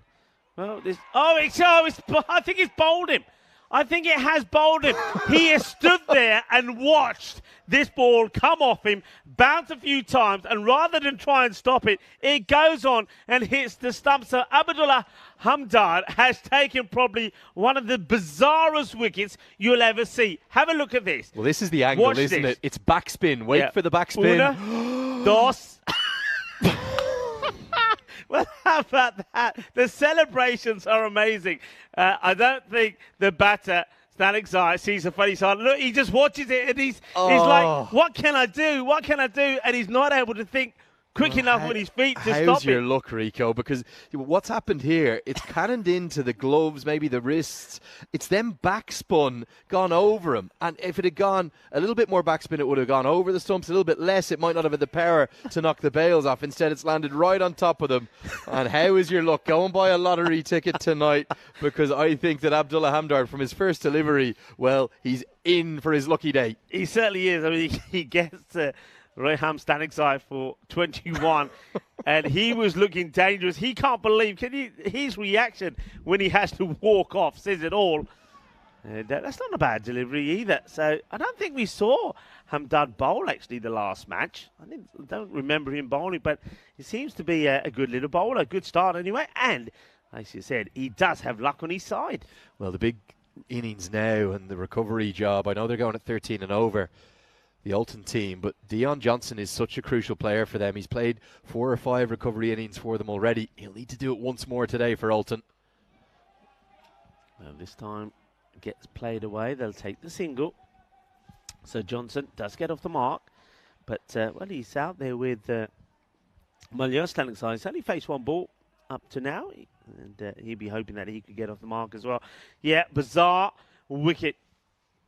We've seen some strange ones today. We saw that fantastic catch in the deep by this man. And, well, it's the same man who took probably one of the best catches that you'll ever see, a one-handed jalebi catch. And then, well, the captain Hussain fumbles this and sees it go to the boundary. And that's how quickly things can change here on the European Cricket Network. You're spot on about Hamdard too. The 23-year-old, he's batted in all 7 games, but he hasn't bowled yet. First bowl and his very first delivery in the European Cricket Series in Switzerland 2023. It brings about a wicket. He was the player of the match too against the Zurich Lions for that innings of 62 that he made. So we'll see him with the bat later. But what a start to his bowling here on the global broadcast. It could be their lucky charm, couldn't it? Could be their lucky charm. Oh, this is warm by the batter. I think this is right on the shoulder. In comes the shy at the stumps. And this is going to be called a leg by him. Let's see. I think it's the shoulder. Does it go up as... Yeah, right on that shoulder. Yeah, it's almost... He's actually through the shot. It's almost probably the back of the shoulder, isn't it? So he's got through the shot quickly enough. As we'll see a leg by signal to end out the 6th over. The score now is 77 for 4. Alton probably trending towards that 130 mark. Obviously, a lot can change in the last 4 overs. But we've seen here that 130 really, Rico, it's only par. Yeah, I mean, when I was doing that, the first match, I did hear when Vinny was saying that he fancied Geneva to get to the 135 target pretty easily against Zalmi. I thought I was hearing things, but obviously you guys have been here. You know how the scores are, and teams have been scoring quickly and frantically, hitting a lot of sixes. And talking of sixes, this one is just going to be one bounce ball in between the two fielders. And both fielders look at each other and believe that one or the other should have tried to stop this, but I suppose good placement. It's going to be Quattro Carreras. And particularly when you've got the likes of Arif Sanger to come out with the bat. He is, well, he's on fire, and he is such a special talent. The 19-year-old could well be a future Swiss national team player. You'd suspect, not 100% certain on his qualification scenarios just yet. But it's just that swagger he has. He's got a walk a little bit like Viv Richards. He scored 321 runs in 7 innings. The strike rate over 250. He's averaging 80 with the bat, including 350-plus scores. And this is him with the ball. And look, you mentioned his confidence, a slower delivery. You know, he's got a bit, you said he does have a bit of swagger about him, but this is a beautiful hit. He's timed this to perfection. And you talk about the swivel. Well, he's on this pretty quickly. MJ style. Oh! And it goes all the way right out in the middle. Yep, 10 on the back. 10 out of 10 for the shot. 6 runs. So 4 dot and a 6. So they're getting that acceleration in here. But, of course, yeah, you're right. I think when I saw Sanger bat, he played to every part of the ground, the shots he played. He's a talented player. And he knows whatever runs they get, he's going to have to get the majority off them. Sanger once again. It's that slower ball, grunted slower ball. The batter, Johnson, a little bit disappointed that he hasn't picked it, but he gets a run. He rotates the strike. Stanig's eye. Now hoping that he can get a few out of the middle as well. Well, I have to say the bowling has been a bit less successful for Arif Sanger. This is his 8th match now he's bowling in, his 15th over. He's only taken 3 wickets. It's nicely played away. Just controls the shot. And if he'd gone through with it, I think he would have gone fine at Lenny and may have beaten the man out there on behind square. But it's almost like he's quite happy just to hand the strike back. Yep. And that's what he feels his role is. Just happy to sort of get it back to Johnson. Johnson's got this lovely technique as well. You'll see it here. He grips the bat very high, so he's got extra long leverage to clear the ropes. And he uses it very nicely. Well, I'll tell you what, he may have been put off by a little bit of sounds like a bit of machine gun fire happening there at the moment. It's all sorts in here.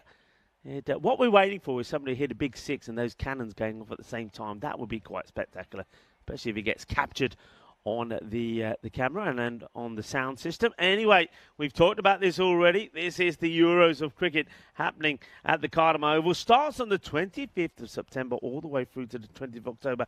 Question for you, how do you feel the reigning champions Netherlands will fare? Because don't forget, we'll see them in the finals week, but there's going to be a lot of key players that won't be playing for them because, of course, of their amazing feat in making it to the World Cup. In the air. Is this catchable? No, it's not. It goes all the way. Doesn't look like he was going to get all of the power in the shot, but somehow Johnson gets another 6. Again, it's that long leverage that he has to get it down the ground. Not out of the middle, but enough for a maximum. And a bit of a question from the non-striker. Stanik's gone all the way over. And he's gone over to say, is that not the one for the over? Was that not short enough to be up towards the head height? Johnson rocked back, pumped it for 6. Yeah, I was lucky to be down in Zimbabwe. It's high, mighty, mullered 6. And, well, 2 balls, 6 runs off both, 12 off it. And, well, you said that to Johnson. He's been the man that's come out there, and he's when he's had to perform for his side, he has. Well, he's looking to do it again here. Well, I'll tell you something. It's hard to get a story in, isn't it, when the 6s are flying? It's been hit pretty well as well. It's in the gap. It's 4 more, so 2 6s and a 4 in the over so far. 16 off it. So going far right. So you were there, were you? Yeah, no, I was commentating on the Men's Cricket World Cup qualifier down in Zimbabwe. First time up with the Sunset and Vine team. Really impressive broadcast production, 18 cameras, and sitting with Ian Bishop and Pami Mbangwa and all the big name commentators. Really, really enjoyable. But it was an extraordinary tournament for the associates. Yeah. I thought it might have been Nepal or maybe even the UAE who might have been the ones that were going to actually make an impact from the associate end. Lovely shot. This will go all the way. And, well, the ball ricochets from the stand onto the roof and then gradually makes his way back to the fielder that has to get it back to the bowler. And if Sangan does the fielding. But, again, a beautiful hit. And you're absolutely right. We can't get a story in here at the moment. No, it's not easy. But Dion Johnson is playing a gem of an innings, 35 off 12. And Alton, who looked like they were wobbling, well, they're right back on track for a 140, maybe 150 pace.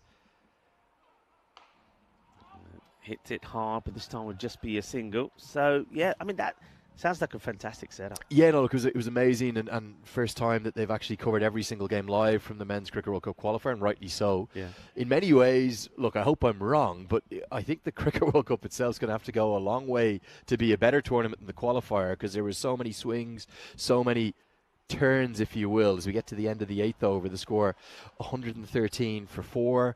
The upsets of the West Indies being knocked out, not just by a small margin, comprehensively. The way Scotland beat them, maybe the most comprehensive associate performance in history. Yeah. But I, coming into the tournament, quietly fancied a couple of the Asian associate sides, Oman and UAE and Nepal. But it was the 2 European sides, the 2 European associates, that is. Ireland were dreadful. They were knocked out after just 2 games. Oman beat them, and then they went down to Scotland. Michael Leask, who's got that European Cricket Network pedigree with 91 not out in Bulawayo to break the Irish hearts. And given how many players Scotland and the Netherlands were missing, Scotland were missing 5 to county cricket. The Dutch were missing 8 to county cricket and 1 to injury. So the way in which they played above all of the teams, above every side barring Sri Lanka, they were too good for Zimbabwe. Scotland beating them in phenomenal fashion. Oh, this is a good hit. It goes all the way. And I tell you what, some of the hitting from Johnson at the moment, he has such a pure, clean swing off that bat. He gets it right every time. Well, you can see that one. That's going up a couple of stands, isn't it? What a lovely hit this is. Glorious hitter of the ball. Hits right through it, doesn't he? Hits right through it. For me, this has been one of the middle order innings of the week. The openers have been the ones that have stolen the show, right? Without doubt. There's no question about it. The 2 leading run scorers in the tournament from the Zurich Nomads and Ari Sanger, probably the 3 standout batters of the whole tournament. But in terms of middle order impact knocks, this one right up there with the very best from Dion Johnson. Yeah, it is, because it's not just about they lost a few wickets before he came in. It's also about where that rate was. So it needed some injection, and he's certainly given it. And he'll go again. Balle, balle, kinna zona. Shaka Lugya. Well, this is another one that is sweet out of the middle of the bat. Sweeter than a bowl of glove jumbo that we know Lenny loves. I love it as well. He's turning on the style here. 55-run partnership, and Johnson 48 off those. And, well, I get the feeling the 50 could be up pretty soon. And, well, this is up and away. And Oh! Oh! Well, we're laughing here. You will not see this on camera, I don't think. But Shub is trying to catch a ball that has cleared the boundary by a mile. He loses it, and the ball only bounces just yards away from him. This could have been nasty. I don't think it was. I mean, first of all, the power of the hitting of Johnson. Johnson gets to his half century. You won't see it, I think, because it's, yeah. He's turned his back on it. The last thing you ever do with it, he's nearly been hit. What's he been missed by? 6 inches? Oh, he's blaming the sun. He's blaming the sun. Yeah, of course he would. I'm not buying that. Of course he would. Well, he needs to put on the bucket hat that maybe and the 50's Diana up. has. He's Got his 50. And now it could be a chance, and it should be taken. It will be taken. Safe hands from the captain. So Johnson will go 54. That 50 came up in ball number 16. But what a knock it's been from him. And I've got to say that he's quietened Zalmi, hasn't he, with that hitting, because probably, well, maybe already too many runs on the board, but still, they get him out now, and maybe if they can finish well here, Zalmi, and keep him to under 150, they'll feel that they've achieved something, because some of that hitting from Johnson, if he was still there towards the end, you could see them getting up to that 155, 160 score. Yeah, really good, impactful innings. His first 50 of the European Cricket Series thus far. If you add in the 6 wickets that he's taken to at a pretty good economy rate, I think he's been an impactful player. Originally from Sri Lanka, Dion Johnson, and the 26-year-old has had a bit of a field day. He really has. Used to play for Winterthur, now playing for the Alton Cricket Club. And I have to say, Shub, the luckiest man anywhere right now in St. Gallen, he easily could have been cleaned out. You never turn your back never on the turn ball, your back. do you? You just never turn your back. Oh, that's well bowled. He's unlucky. This is taking the bat, and it's just going to slow down. They'll come back for 2. Good delivery. But would you say, Lenny, we haven't seen, especially today, I don't know about the tournament so far, we haven't seen this length being bowled too much. No, well, I suppose people have tried. They just haven't been able to affect it. I do just have one last piece of advice to Shub. If you're struggling in the field, just get out of the way of the ball. Don't try to impact it. Great Yorker length. You're spot on. But, you know, he could have run away. He could have run 5 yards to the left of that. Yeah. He's tried to run after it. He's very nearly paid the heaviest price. It could have clogged him on the back of the head, couldn't it, Rico? It was. We were watching, and that's why we distracted ourselves a little bit from the half century that was scored straight away, because we thought that Shub was going to get whapped on the back of his head, because he took his eye off it, then turned around and sort of arched over, and it only landed, I think you're right, just a matter of inches away from him. It went past him at head height. And that's why from our angle, it literally looked like it was going to clean him out, and maybe it's just as well. It's probably the only bit of ball tracking we've missed the entire week. Probably just as well you didn't see it, because it's been another moment to forget for Shub in the deep. Yeah, bowling figures there. Bashir Ahmed, pick of the bowlers so far, 2 for 13. A lovely shot off the ground. And it will be Arif Sangal, who, because of the grunt, you know it's a slow ball. You can hear it coming, but it makes no difference, because Static Zai says, I've been here long enough. Now it's time for me to open up. And he goes big. And that's a 6 of the start of the final over. So they get to 139. They'll be eyeing up 150 here. If they don't get to 150, they'll be disappointed. Well, on Roger Federer's birthday, I'm not sure that grunt is deceiving anyone. The tennis grunt is very clear, isn't it? When he gives it the big loud grunt, the slower ball is coming. And maybe Arif Sanger getting a bit too clever for his own good. He looks a bit distraught there. Now, one thing he'll enjoy, whatever total they've got to get, he'll be the one out there trying to hunt them down, hammer them down.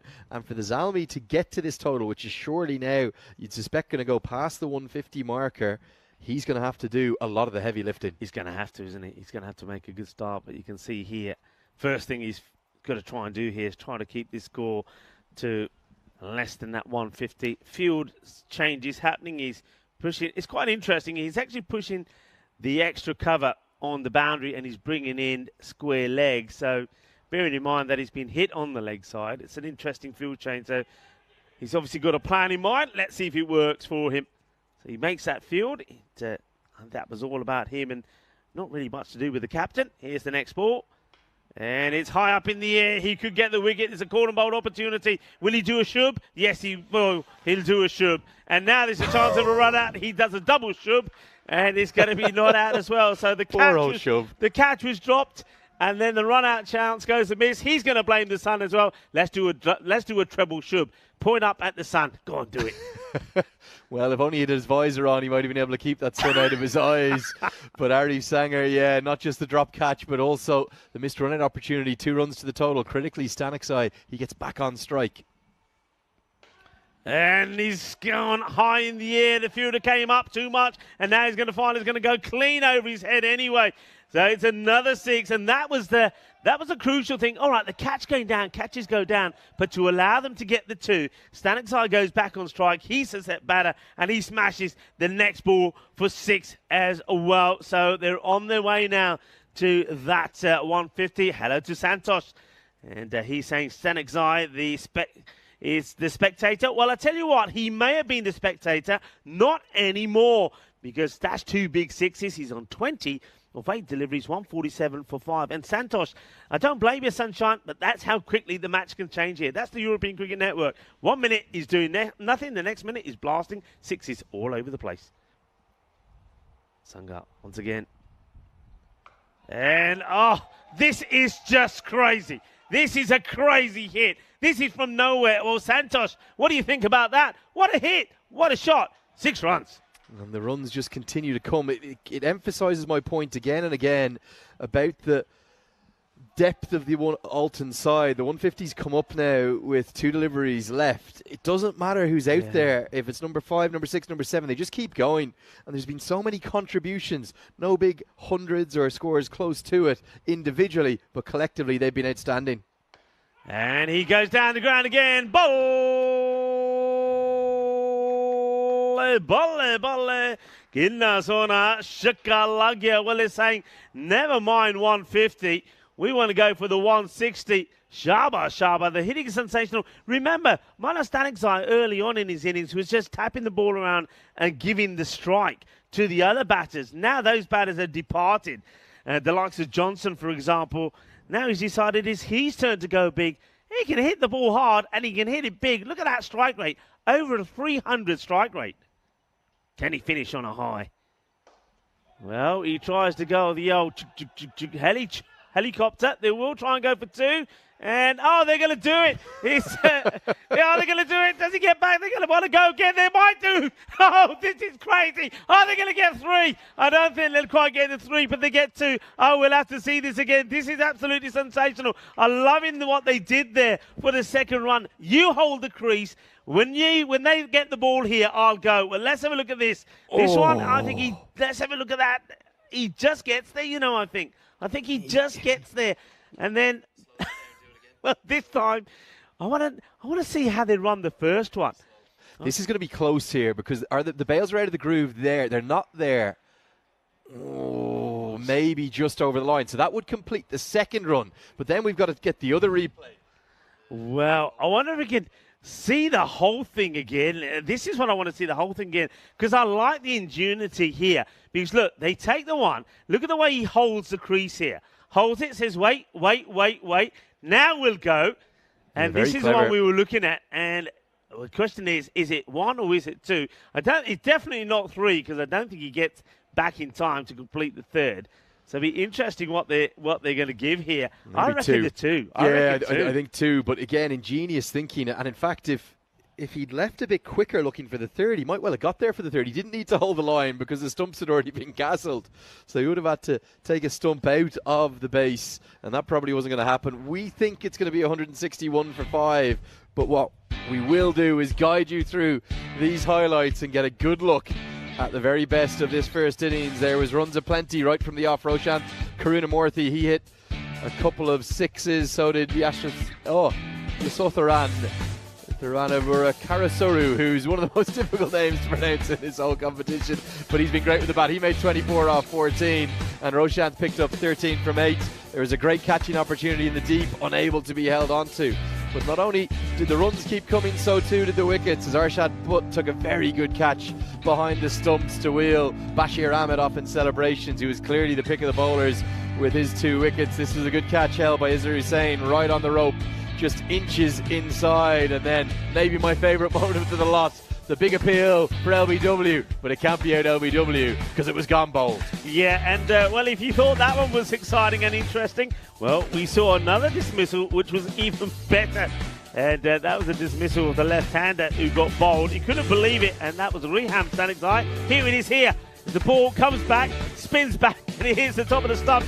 And the reaction from the big man was Stanikzai. Reham said it all as he throws a punch at the ground and says, I can't believe it. What am I supposed to do? He's saying, first I didn't see it, and when I saw it, I didn't know what to do. Do I kick it? Do I use my bat?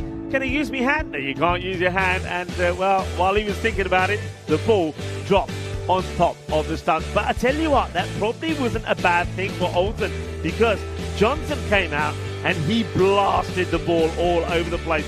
That was, and I think Lenny was saying it, and I agree, that was some of the purest hitting that you saw. He gets to his half century of just 16 deliveries, 54 of 17, 7 sixes and 2 fours, Lenny. Yeah, 3 batters in the middle order of strike rates of over 300. Malor Stanikzai, Rahan Stanikzai and Dion Johnson, and then the ingenuity to pick up the 2 runs. They even tried for the 3rd. As finally Butt realised you had to throw it down there. It was all happening from that last delivery. Yeah, it was all happening. It's all been happening throughout this European cricket series. It is 161 for 6 that Alton will have to defend to move joint top of the table. Yeah, a frenzy of action, entertainment and drama is what I say. Well, we saw that. Batters getting in and scoring quickly. That's the key. Not wasting deliveries. Yesel Thoran, 24 or 14. Then you saw Malor Stanikzai. He batted beautifully for me. Did what he had to do at the beginning, then hit the ball big when he had to. 34 he made. Stanikzai was a little bit unfortunate for him. Stanikzai, 21 he made. But Dion Johnson, what a knock from him. 54 of 17. Quite amazing. They get to that big score. At one point, we thought they were going to get to 140. Then they lost a few wickets. We thought maybe they're not going to get there. But Johnson and then Malor Stanikzai there towards the end made sure they didn't just get past the 140, but they got all the way to 160. The bowling figures there, I mentioned Bashir Ahmed earlier, 2 for 13. He bowled very well, but then after that, you saw all the other bowlers getting a little bit off tap. So that's the score there, 161 for 6. 162 will be the run chase. And we've seen Zalmi get involved in a few tight run chases. This time round, will it be them who will get the better hand? They're chasing this time round. Last time they were putting the scores on the board and needed a few extra. This time round, they're chasing. They can, they can pace themselves, but I think it's all going to be down to the batting of Arif Sangar, the 19-year-old sensation. If he can get going, if he can score big, maybe we'll see something special in this run chase. Join me, Rico Full and Lenny, when we come back in about 10 minutes' time for the conclusion of match number 44.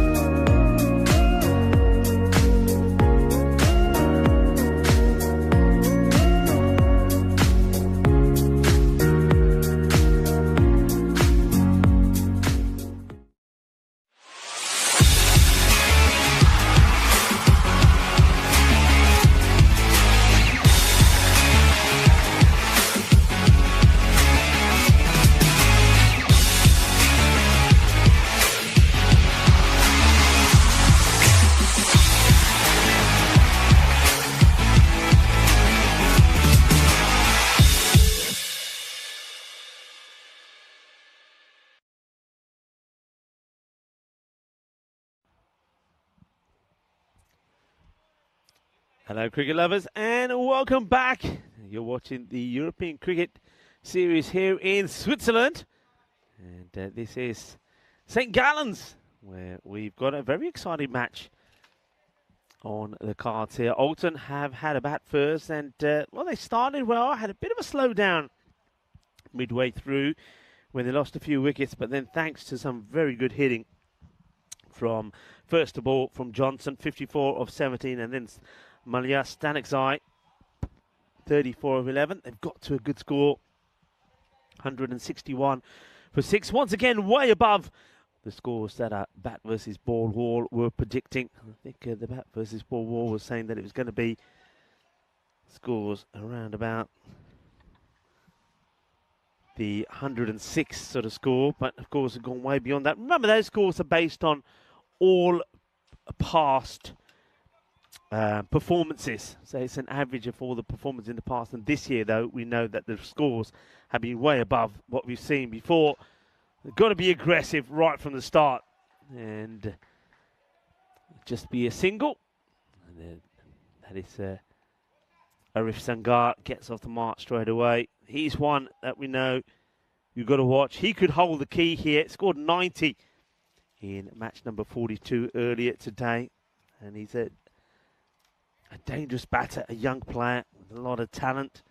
He's out there with his captain, Izaz Hussain, who now gets set to face his first delivery. Ali Usman is the bowler. Welcome to you wherever you're tuning in from. Nice to see a lot of people on the chat. James Stewart, Keanu, hello to Keanu. Also, hello to Jeffrey Maguire. This one's been called a no ball, and quite rightly so. The square leg umpire is onto it straight away.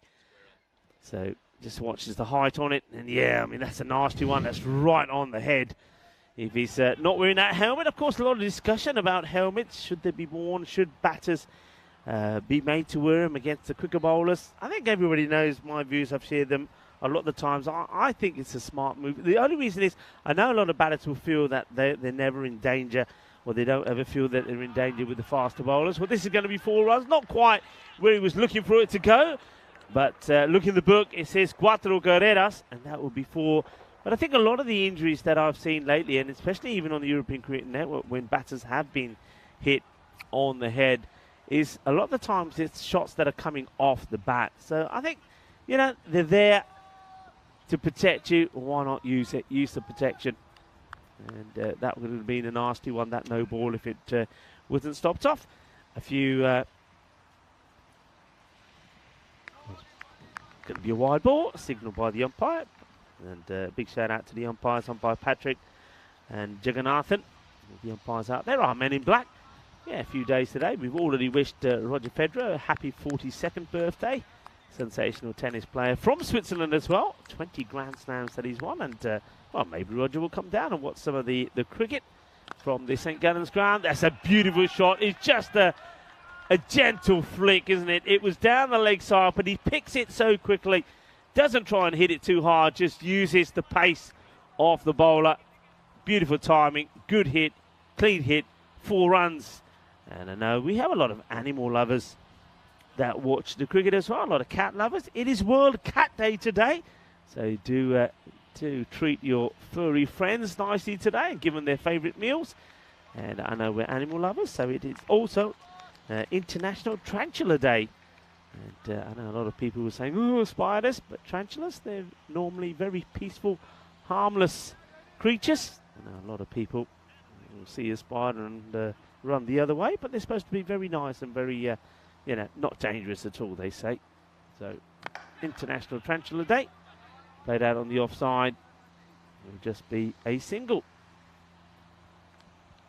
So, want to have to stay up with this rate. That rate, I mean, already starting around about the 16 mark, so it's trying to keep up with it. That's the thing. You get a couple of good overs in this 10, and then you really are up against it, so you've got to try and maintain the pace. And the way to do that, I think, is you go and look at it. Oh, well, cleaned up. That's a superb delivery. It's the end of the captain. This is just too quick. Too quick, too spicy. A little bit of masala out in the middle from Ali Usman. And knocks over the stumps of the captain. It goes for the big shot. It was never in the right place. And Timber jagade fatte dande jagake panke thalle rakh dete. That is the end of that. No real celebration there at all. It's almost like Ali Usman is saying, "How dare you, skipper? How dare you try and play that shot against me?" It's going to be the end of Izar Hussain. He'll be remembered in this match for a sensational one-handed catch, but unfortunately not able to add too much with the bat. It gets cleaned up by Usman.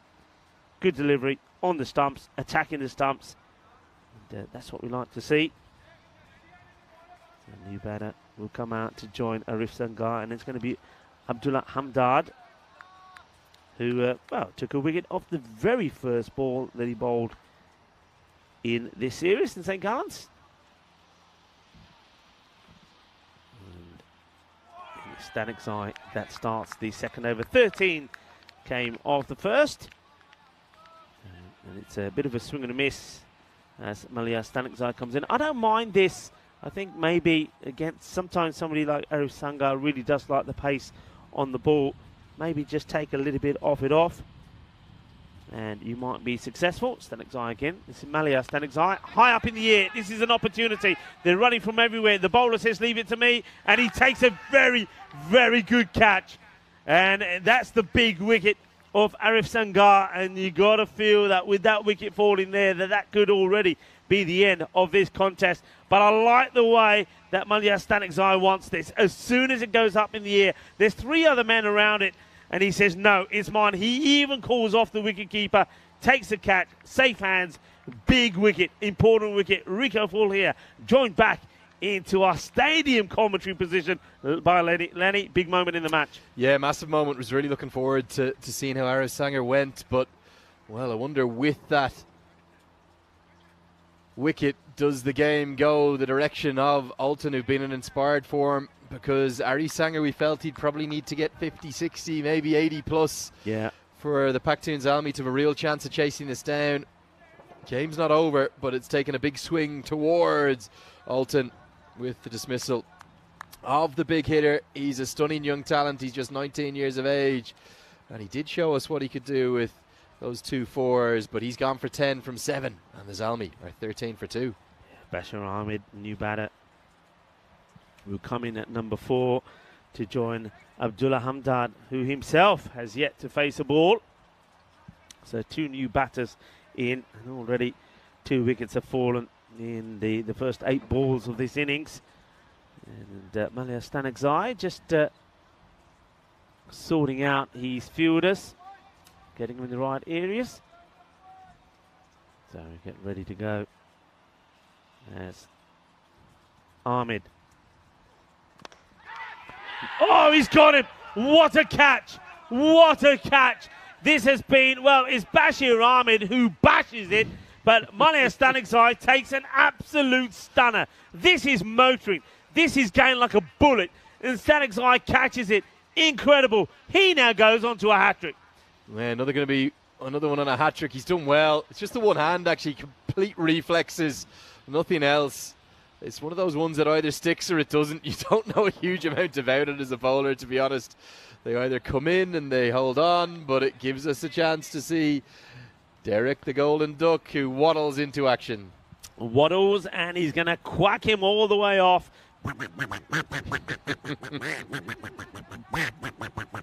Golden Duck. And that means that Malia Stanek Zai is on a hat-trick. It will be Krishnamurthy who comes to face it, the left-hander. Wow, 2 corner bowls on the spin. You don't often see that, do you? 2 corner bowls, one after the other. And yet another chance at a hat-trick. I'm not sure how many chances we've had, but it's got to be above 30. It might be closer to 40. Can we finally see it? We've had a long wait. So many near misses. This would be hat-trick 23 of the year. Malia Stanek Zai, it's your chance to join that list. Stanek Zai. Oh, they're asking for it, and he's given it. The finger goes up. He says yes. I must admit, when I first looked at it, I thought it was just outside the line of leg stick. but the finger goes up. We have a hat-trick. Krishnamurthy will be gone.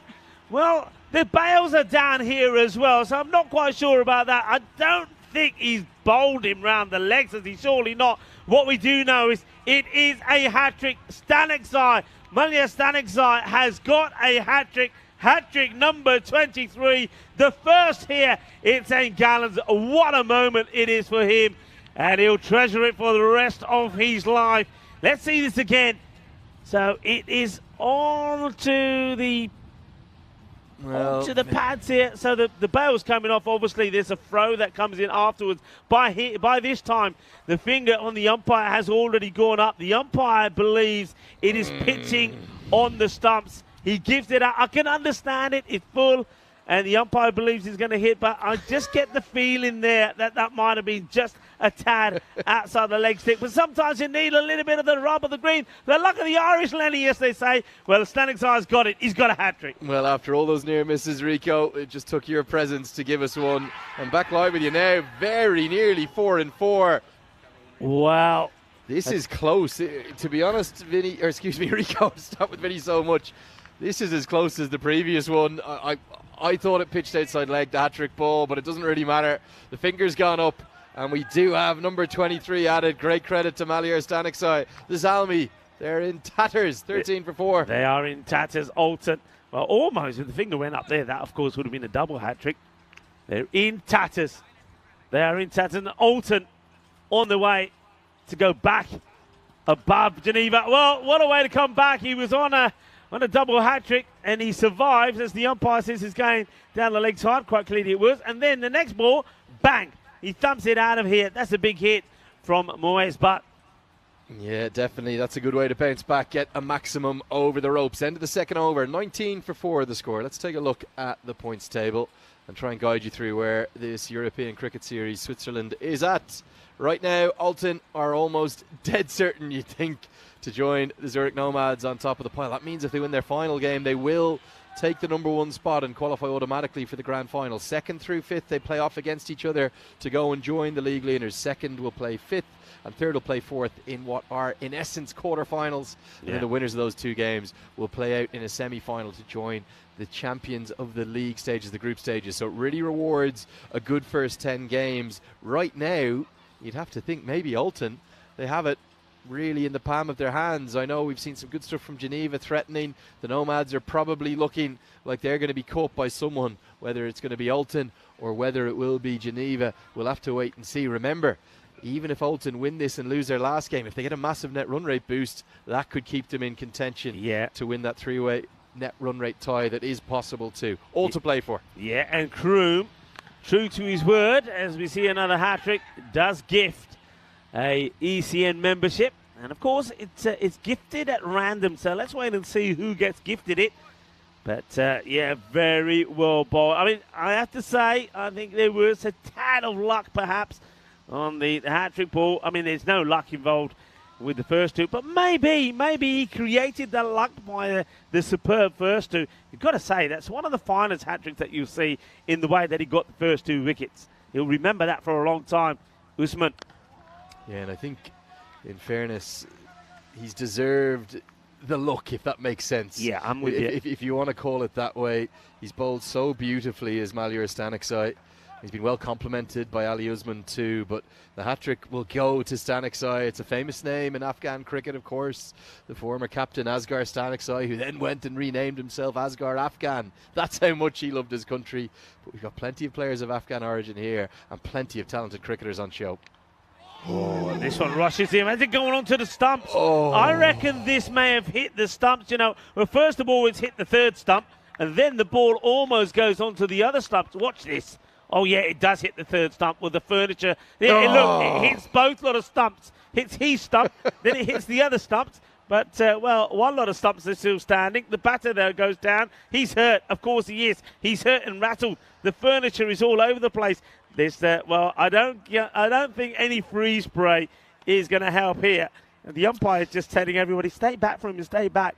Well, this hurts. Look at this. This is the worst possible angle to get hit from as well, because it's left arm around, so it keeps creeping in. He's got the fortune of it hitting the stumps without enough pace to knock the bails off.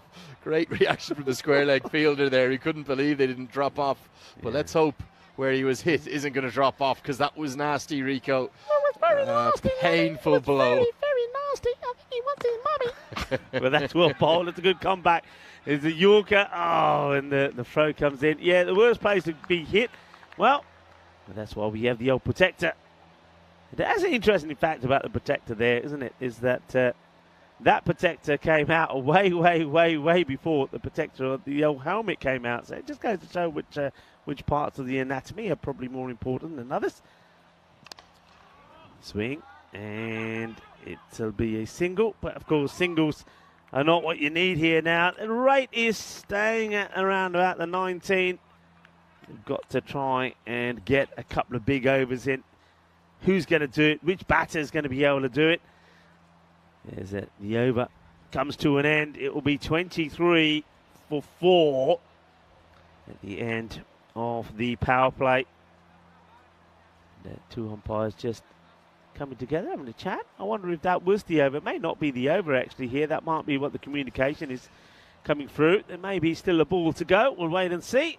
See what happens here. We've had this happen a few times where the umpires just get a bit too keen, and with all the action, can be difficult just to remember. But we're pretty sure that's 5 deliveries in the over. Usman should have one more ball, so they'll have to go and find him wherever he's got to. Yep. And I'll ask him to bowl one more ball before Malier Staniksai can try and add to his 3 wickets he's already taken. Yes, Ali Usman will finish the over off. Lovely shot that from that camera. Seeing the St. Gallen's banners and also the banner there of the European Cricket Network. Let's play cricket. Why not indeed? Let's play cricket around the world and enjoy it as well. And certainly you've seen plenty of cricket on the European Cricket Network. Well, we've had a busy bumper year and it ain't over yet. Plenty more cricket to come. Remember, things come to an end here on Friday, finals day, and then we've got the internationals. And before I go to Dresden and start things off, up in the air, it could be a wicket, and it will be a wicket, and that's why it's important to get the extra ball in. Well, Ali Usman will be happy he gets another because he takes another wicket. He takes 2 for 16. The batters won't be happy, particularly Butt, because he thought he was safe. Not to be. He was going to be dismissed for 7. And it's, ball number 6 that'll see the end of him. He just doesn't get the clean contact, and there's no way that someone like Dion Johnson is going to drop that. No, he's not. Alton are simply outclassing the Pakhtun Zalmi. We felt that the youngster Arif Sanger could pose a big threat to this total, to be chasing it down. But since he's been dismissed for 10, everyone else has just been rolled away.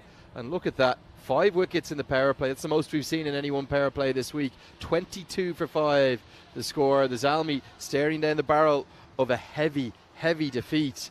And right now, Alton, well, they're looking on the brink of maybe sealing what could be a massive win and put them almost, not certain of top spot, but within a very good position to do so and finish top of the table. Yeah, I mean, the net run rate is going to look rosy after this. Oh, well, this one was blasted. And the fielder's gone for the catch here. And we've already seen some outstanding catching and fielding in the day. Well, this one would have been right up there, one of the best, because that was travelling. That was hit hard out of the middle. I mean, you can see how quickly it splits the 2 fielders out on the boundary. Gives you an indication just how hard he hits that. But, well, Malier Staniksai took 3 wickets in his first over. He's the hat-trick man. He won't like being hit for a boundary. What's his reply going to be? It's that slower full delivery outside the off. He gets one through as the sunshine comes and caresses this lovely ground again. Doesn't it look completely different when the sun's out? And I tell the other thing, Lenny, is, I mean, I suppose on a hot day we're quite blessed to be in this sort of nicely shaded area. Yep. But what we forget is when you go out in the middle, just how warm it is. It's actually very pleasant out there. So we see the batter swing and miss again, Hamdard. Well, I haven't felt too warm at any point on this trip, but it is a bit chillier up here in the beautiful old grandstand. Wooden roof on it. I wonder how long this has been in place. I know the main stadium is quite new, but I think this was an old football ground for quite a while. Great sporting facility. like we see across Switzerland. Well, he goes up in the air and he's going to go all the way. Bolle, bolle, bolle. Well, here we go again. It's the old helicopter. What a hit that is. Well, they like the old helicopter shots here in Switzerland. All the batters seem to play it. How about this? What a shot. Yeah, I like it. I like it a lot. Lovely shot of our square leg umpire just watching it soar into the sky, taking off for 6. It's going to go down the leg side and will be called a wide by the umpire.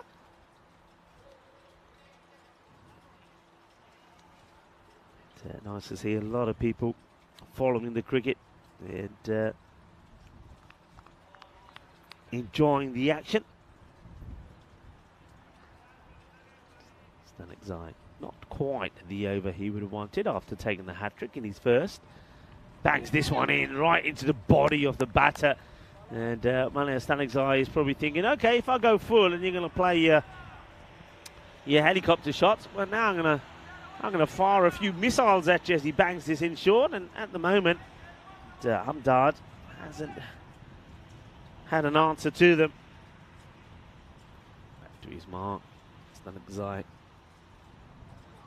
And this is high up in the air. Fielder comes across and should take the catch and will take the catch. Takes it nicely down, and that's the 4th for Stanek Zai, and it comes right at the end of his spell. 4 for 17. So he did get a bit more tap in this one, but he gets another wicket. Yeah, a little bit of fortune about this wicket, Rico. It was probably very well judged, actually, the catch, but 4 for 17. You're going to take that every day of the week. A hat-trick in his first over and a wicket from his very final ball. Not where he might have thought it would have gone. It came off that edge, and Paktin Zambi in danger. Maybe the lowest total of the week. Could be bowled out from a completed innings. That is 33 for 6. And they are, to say the least, at 6s and 7s and being blitzed, blown away by Alton, who are maybe solidifying their status as now the tournament favourites. Yeah, I think you're right. And remember, we saw the Zurich cricketers were bowled out for 61 against Geneva, but it almost looks like that Zalmi endanger themselves of falling below that. But hang on a minute, says the batter. Well, don't forget about me, because Shinwari, he opens his account with a 6, and that's a confident hit. So, Haidatullah Shinwari says, it ain't done yet, Rico. Ain't done yet, even though we need magical over after magical over from here on in. And if you keep hitting 6s, you always have a chance, as Jamal Stanek Zai goes for a 6 of his first ball. And, well, this one goes through. I think this will be buys. And I wonder if we can see this side on. Yeah, nicely bowled. The leg break is full. And what Stanek Zai gets, he gets good drift. So he's ended up really yorking himself. The keeper, not his greatest effort, is it? Shahid Waradu, the captain. If he got this one, I mean, he doesn't really move his legs at all, does he? Just hoping he sticks a glove out there and catches it. But that goes down as half a chance for me. Stanek Zai once again. Good areas, but it's right in the slot. And it's been absolutely peppered. That is big. And, well, the umpire, Patrick, puts them up in the air like you just don't care, because this has gone a long, long way. It was in the slot, and it gets smashed, brutally hitting. Pulverised out of the ground. Yeah, really good strike from Shirzad. It's amazing, the attitude, isn't it? They're being beaten out of sight right now, the Zalmi, and they're just saying, well, even if it's a number 8 or number 7 at the crease, we're just going to keep going. Yeah. And you can't blame them. There's a fearlessness to the way both of these sides have played their cricket. Yes, the Zalmi are probably going to come up short here. Maybe they can get some late joy in this innings. Shorter this time. And after pitching 2 up, going for the stumps, I think the message has been received by Jamal Stanek Zai. So he puts this one in a little bit shorter, and it gets dragged out onto the onside for a single. There's always something happening around this ground. I mean, the ground staff are always working religiously, aren't they? And, well, stumping, asking the question. And the wicketkeeper still standing and waiting.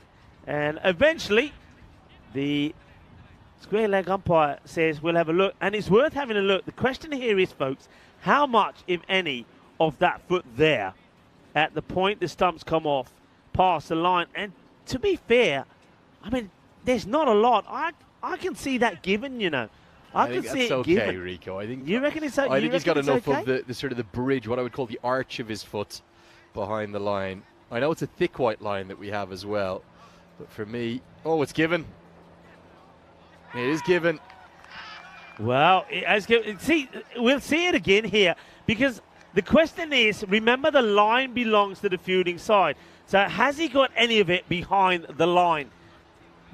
Oh, well, it's well, you can see it's so tight, but I can see He's demolished the stumps. I mean, you can see. I mean, I'm saying I think he could be gone. You're saying I think he might have a bit past it, and that's the thing with it. It's one of those, isn't it? Maybe different people look at it differently, but they have given this decision he will go. So it's going to be Jamal Stanekzai will get the wicket, and he's just one more look, Rico. Let's see if we can freeze frame it. So we need to go back. If we can roll it back, maybe 3 frames. We should hopefully have time to get this in. The batter's taking their guard. It's the freeze frame of when the stumps are taken. For me, there's something behind the line there, but given out. And Shinwari's got to go. The 7th wicket. Back live with you now. Make that 8. Well, it's 2 in 2. Wickets just keep on tumbling. And this is a good delivery from Jamal Stanekzai. He hasn't wasted it, has he? The new batter, Asad Saeed, comes out and he attacks his stump straight away. And Saeed, he opts to go back foot and he gets done like a keeper. Plays it onto his stumps. Yeah, there's a little bit of Adam Zampa to this, isn't there? Just the way it sort of skids on. He's quicker than you'd think. Yeah. Very flat through the air. Very much like Adam Zampa, actually, in that follow-through from the reverse angle. And the big man, Asad Saeed, well, he's gone for a first ball duck. I'm not sure we're going to get Derek. Where's he gone? another one on a hat-trick here, is it? It's another 2 hat-tricks in the innings? Well, we're going to have to wait to see because that's the end of the over. So it will be 47 for 8 at 5. So just keep an eye on that, folks, when Jamal Stanekzai comes back onto bowl. I'm assuming he will come back to bowl over number 7. So 47 for 8. They're all over the place. I must admit, I did like the hitting. I like the idea. Look, we're not just going to get ourselves out, but, Asad going back, plays it onto his stumps. He gets bowled very first ball. And, I didn't mind what Shinwari was trying to do. They're trying to be positive. The thing is, though, they're losing wickets too quickly. Yes, the hat-trick ball coming here, Rico. Oh, it's not. No, Sorry, what we're talking about. It's not the end of the end. Being the next over. Team hat-trick. It's a team hat-trick. Making a team hat-trick. You called it early there, team hat-trick. That's what we were talking about, folks. So it is a team hat-trick. Another wicket goes down, and, wickets are falling pretty quickly. We saw a wicket of the last ball of Malia Stanekzai when he finished for a 4-fer. Then the next over went 6 by 6, 1 wicket. That was, of course, Jamal Stanekzai, who is on a hat-trick when he comes on the bowl. Well, will he get to bowl, Rico? That's the big question. That's the big question here now. I'm not sure he will because it's 9 down. Sivakaran has taken a wicket from his first ball. It's 9 down. This has been... We've asked for my catchphrase. I don't really do catchphrases. You've got 4 or 5, and I'm loving every one of them. Vinny's got the Maximo, but the one I've been using throughout the series, it's Carnaggio. And this is simply Carnaggio. There's no other way to describe it. We've just had the biggest win of the tournament in the previous game.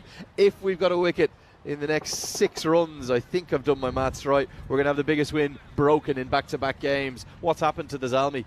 Yeah, what has happened indeed. When you think they put on such a good fight against Geneva earlier.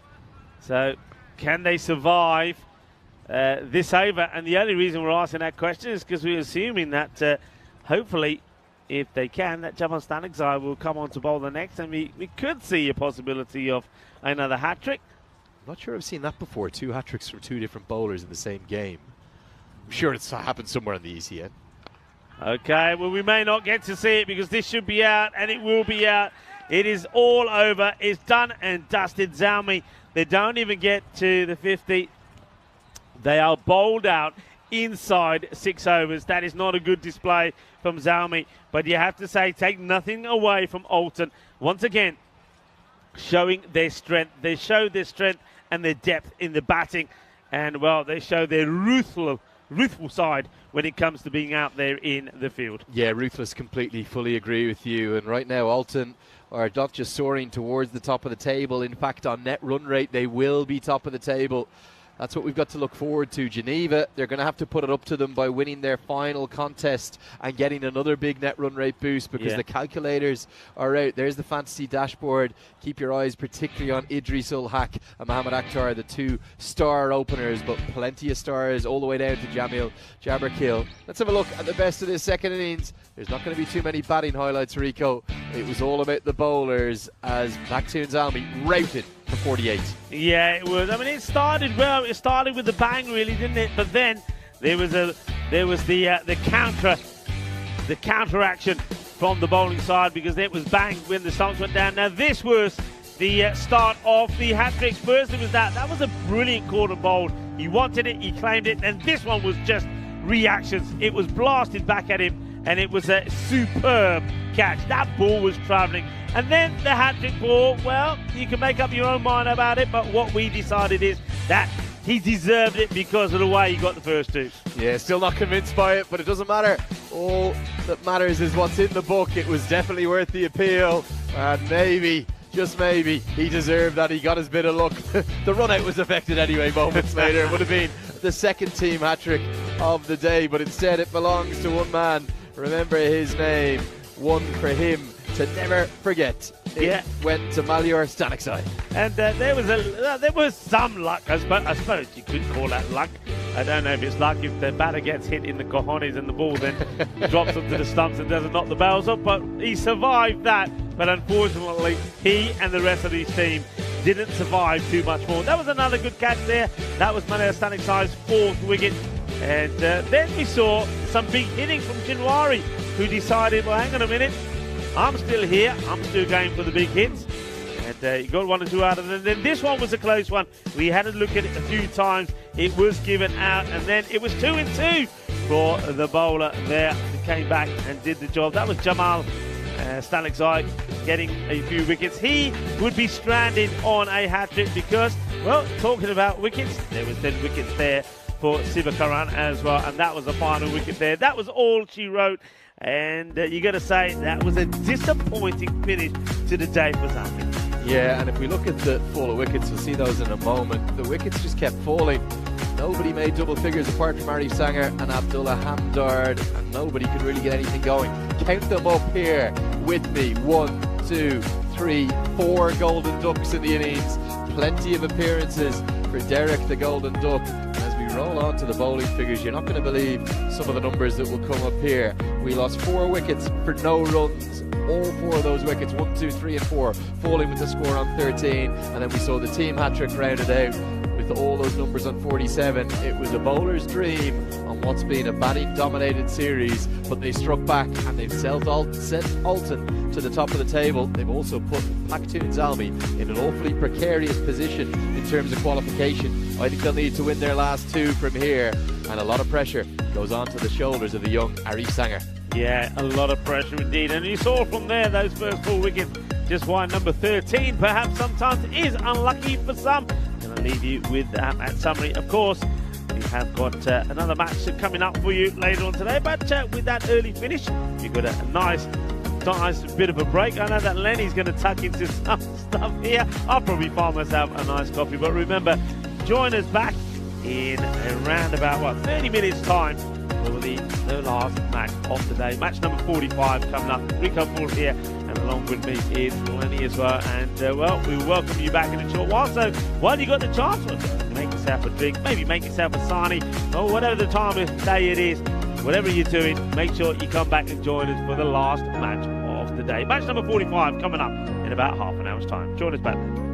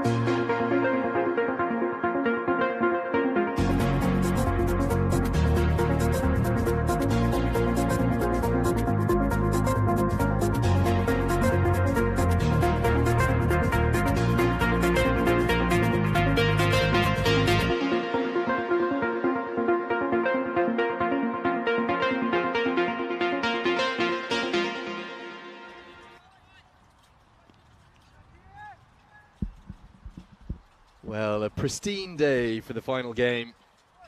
And rather fittingly, the sun is out and we are set fair for clash number 45. Just 10 games are going to remain in the group stages after this one.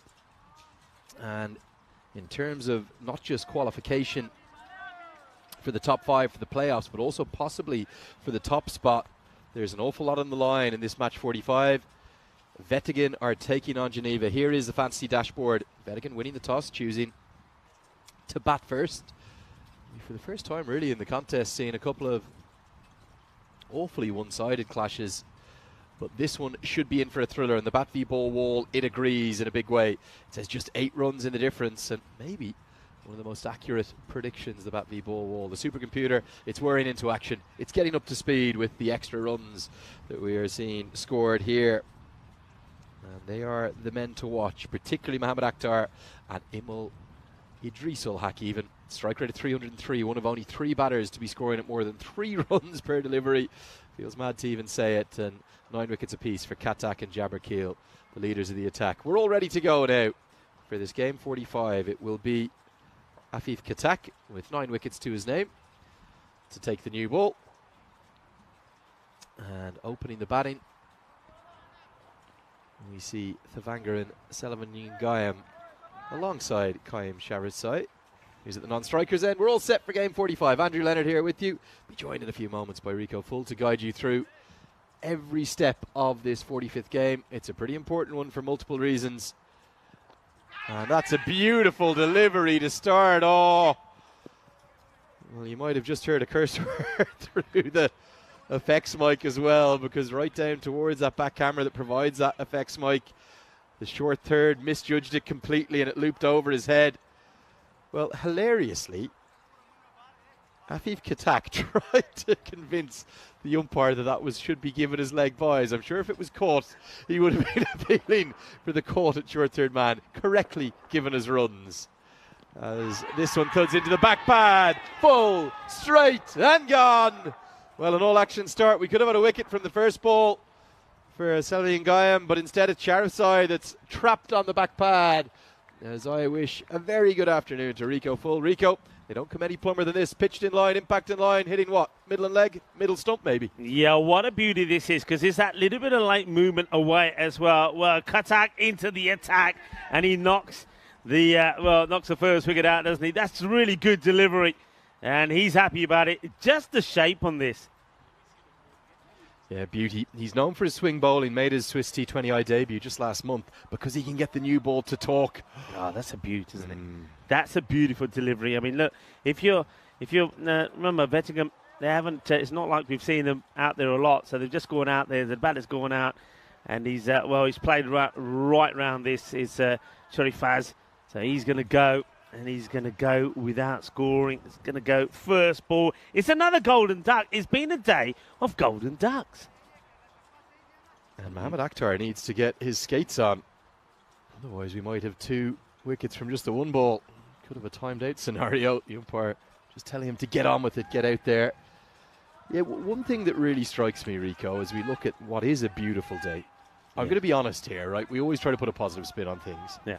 Some of the weather we've played through over the last week has been grim, genuinely grim, particularly for the end of July, start of August. In Central Europe, you expect pretty good temperatures. In fact, the south of Europe is experiencing record heat waves. Yeah. So when I was coming out here, my initial looks at the weather forecast 10 days out when I was in Edinburgh, and freezing in Edinburgh with the cold northerly winds in the outdoor marquee that we were commentating in, I was expecting 30 degrees. That's what the initial forecast saw. But that cold front that's come across the Atlantic, it's somehow snuck a bit south, down towards Switzerland, towards Central Europe.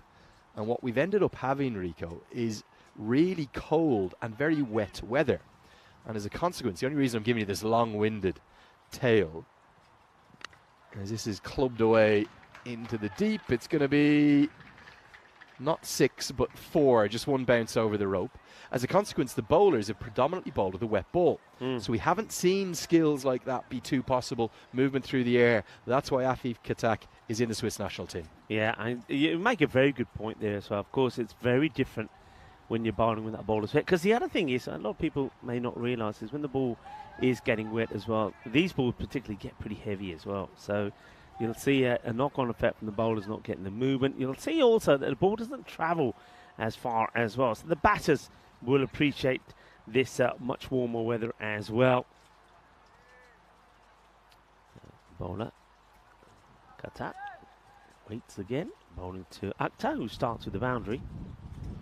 So for all the criticism that we've had of some of the poorer bowling or some of the difficult bowling, a lot of that has been down to the conditions. It's amazing what a big factor they play in our game. At points through this week, Rico, we've actually played through what I would describe as, let's call it consistent rain rather than heavy rain.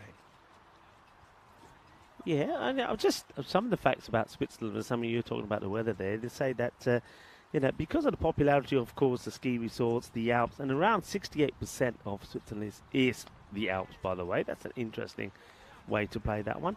A lot of people feel that it is a country that is cold and wet, but actually the weather is much milder than one would normally expect. So, not for you, though. I've been fiercely unlucky then. I swear to you, Rico, I'm not making it up. It was Monday, wasn't it? Was that yesterday? Yeah, it was. 8 degrees. Oh, nice movement again. Going to be a dot ball. Might have been close with a direct hit. As we get to the end of the first over, 6 for 1. I think the high it got to was 11. Now my thermometer now tells me it's 18. That's a bit more like it, but even still for August, it's not exactly hot. Yeah, I'm gonna say this. I think this for me is pleasant as we have a look at upcoming events, because being in Spain, I mean, I went back to Spain from the likes of Hungary, where it was very warm anyway. We had humidity in Hungary at one point at 80%. It was blistering hot. Is that near Budapest or what part? Yeah, in Budapest. Okay. Yeah, and then went back to Spain, Alicante region in the Valencia area of Spain, and the temperatures there were around 42 degrees, sweltering. And got to Romania, it was very hot there. So to actually have it a little bit cooler, it's actually quite nice. Pleasant. Okay, it's quite nice. Well, carved away 6. Mohamed Akhtar, well, he's in a sensational tournament. He's part of what we're now christening the Fabulous 5, because the Fantastic 5. We had a Fabulous 4, who were the 4 leading run scorers, but Akhtar has made it 5 alongside the likes of Arif Sanger, those 2 Zurich Nomads openers. That's an extraordinary shot for 6. It's a great shot, isn't it? He just has so much time when he plays this. He picks it easily. He knows he's going to be short outside the off. He gets into position. Lovely shot to play in the power play. It goes all the way for 6. Big swing and a miss. These are my 5 that make up the Fabulous 5. Hassan Ahmed, 477 runs at 68. Strike rate of over 300. Fahim Nazir, 421 runs, including the one and only century of the tournament. Strike rate of 271. Arif Sanger's got to be in there, doesn't he? He's averaging 80, Rico. 80 at a strike rate of 252. More than 300 runs. Mohamed Akhtar, he's the 4th and only player to have scored more than 300 runs. Average over 60. Strike rate 264. But my 5th member of that Fantastic 5, as this goes into the sky, will be safe and just a single. It's not the 5th highest scorer, but it's Idris Hack because of that strike rate. Only the 3rd player over 3 runs a ball, 234 runs, including the 98 off 24. He had a chance on 98 off 23. This is what Vinny was get the fastest ever 100. Yeah. What a Fantastic 5. 5 sensational batters. I mean, that's some strike rate, isn't it? Yes. I mean, what did you say, 98 off 24? Yeah, and he was 98 off 23, and then he got out. He got out on the 24. Caught behind. Short ball. That's flicked away. No fine leg in place. 4 to the total. As you've gone around the circuit, Rico, can you remember strike rates and numbers as impressive as those consistently? Not consistently, no. I mean, I know I wasn't in Sweden this time around. I know that the guys in Sweden were smashing it pretty big. But yeah, I mean, that's some going rate. That really is. You know, and also sometimes, like, I always feel, it's a strange one, it's an odd one. I always feel when I go to places like Bulgaria at that sports academy ground, because it's quite a smaller ground, you think, and you've got some good players there, you think you're going to see higher scores and batters do well, but they don't do it as well. And then you go to other places like here, where you think, well, maybe it might be a bit of a 50-50 contest, but the batters, as you see here, they're going to town, aren't they? They're turning on the style. They just seem to have the knack of, as soon as it's short, they're on it and they're dispatching it. And the other thing is worth pointing out, Lenny, is seeing a lot of the boundaries that I've seen here today, they're not 6s because we got short boundary, because a lot of those, like that one there, that's 6 on any ground. That's You're a big spot on. hit. You're spot on, and that's been really consistent. We've brought in 2 little terms. I'm sure you've heard Vinny say one of them already throughout this series. We've got the the roofer that goes up on top of the roof, Yeah. and the banker that we've had quite a few. You won't believe it. Travel all the way to those banks, To the banks, and that's 85, 90 meters. That's a huge hit. More importantly for now, let's look at the points table, because this is now updated with that last result. Look at this net run rate swing, Rico. It's going to blow your mind. Unbelievable. They have vaulted up to almost exact parallel. Alton and Geneva both up to plus 2.7. For me, it means the Nomads are done and dusted. They'll go through to the top 5, definitely. Yeah. They'll finish second or maybe third, depending upon what plays out. But if Geneva could win today, that would mean, because of the way the net run rates are, because Alton would then have to lose for them to finish tied on 14 points each, it would be Geneva that end up getting top spot. All they can do is win and then hope that Alton lose their last game. Yeah. Makes it very, very... And, of course, Wettington, they're up there as well, aren't they? At the top, another big swing and a miss. Just going for the big hit down the ground. And you talked about big hits. I mean, Vinny was saying to me earlier that you've only had just the one, and that's gone all over the stadium. And when I'm out there and I'm looking at this stand, and when I'm here looking down there, I'm thinking that has got to be a humongous hit. To go all the way over this. Ludicrous. That is just... Ali Abbas, who's part of the St. Gallen CC, their captain, big swing and a miss from Akhtar, losing his shape. He was telling us that he paced it out, and he reckons it was 110 metres. Now, if that's true, it wasn't with the wind or anything. It was, we were waiting for the noise of it hitting the roof. And it just... we never heard anything. Sailed over. And then Ali just got down the 2 floors of stairs that we had to get down, and walked out the back. That's going to be runs, I think. That will go all the way. Oh, we might need to check this one. Rico, what's your gut feeling? Well, I think it's... Well, one umpire saying 4, the other saying 6, so let's check it. And... yeah, I think that is a 6. Yeah. It does clear the ropes. The 6 runs. It hovered up there a fair way, didn't it? And the 2 umpires. Finally. Sorry, Rico. The other difference we've had since your arrival, maybe you're the good luck charm, the wind has died down. We've had incredibly powerful wind throughout. This goes a long way into the air. Going to be back-to-back 6s, and it is a roofer. You heard the impact there. Oh, that's a big hit from Akhtar. He's in the Fantastic 5 for a reason. Yeah, well, Akhtar, we've seen him swing and miss at a few before he's got onto this one. The difference is this time round, he's not swinging blind. He waits for it. A bit like that big 6 he hit out on the offside. He waits for it, launches, gets it good, gets it out the middle. It goes a long way. And, yeah, roofer. And I like the 3 sounds it made when it came back down as well. That's clipped away. That's going to be 4 more. Well, Akhtar has been sensational. He's flown all the way to 28 off just 10 deliveries. And Rico, I've got to call out one thing you've made a great point about too. So Vettingen, they play 3 more games, including this one, right?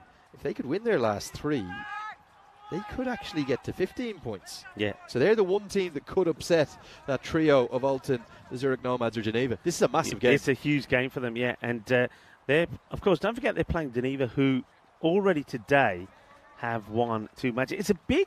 I mean, that's a big ask, isn't it? For a team to play 3 matches in the day. Huge. And competitive matches, you know, they had an easy win against the Cricketers. That would have served them well, really, because they batted first, got 169 on the board, and then bowled out the opposition. That could be another one that goes all the way.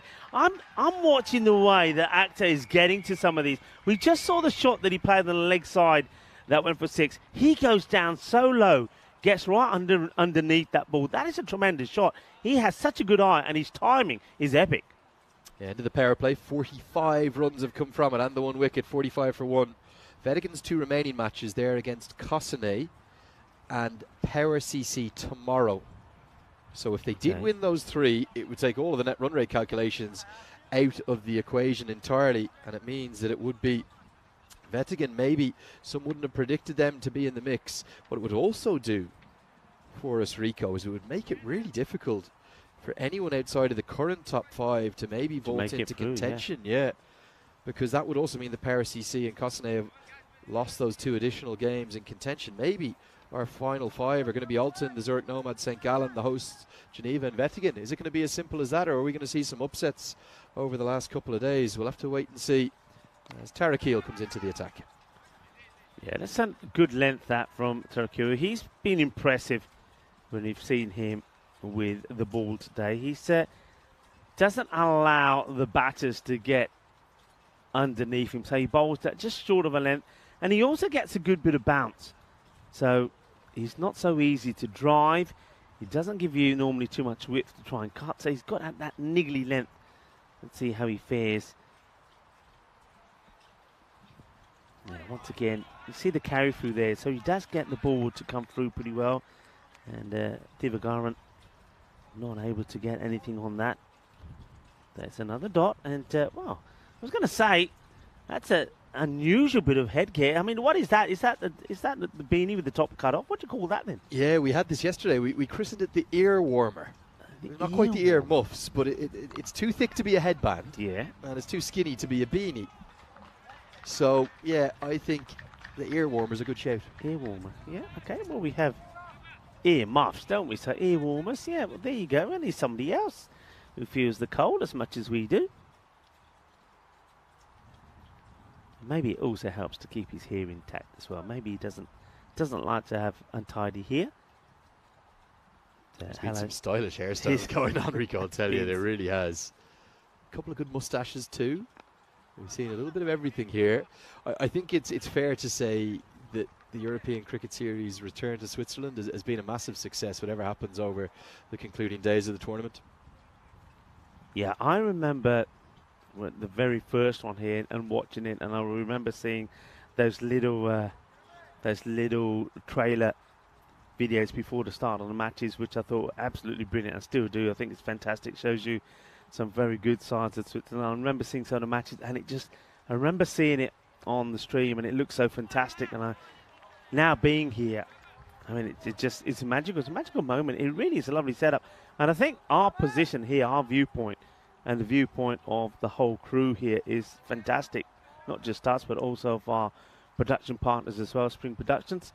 It's an absolute pleasure to be here, and it's a really, really good professional location. Just a slight hold up in play, not altogether sure what for. Yeah, I can guarantee you those beautiful shots, they weren't filmed in the last week or two though. I don't know where they took Ali Abbas and some of the St. Gallen Cricket Club players out to. Gorgeous lakes and rivers and waterfalls.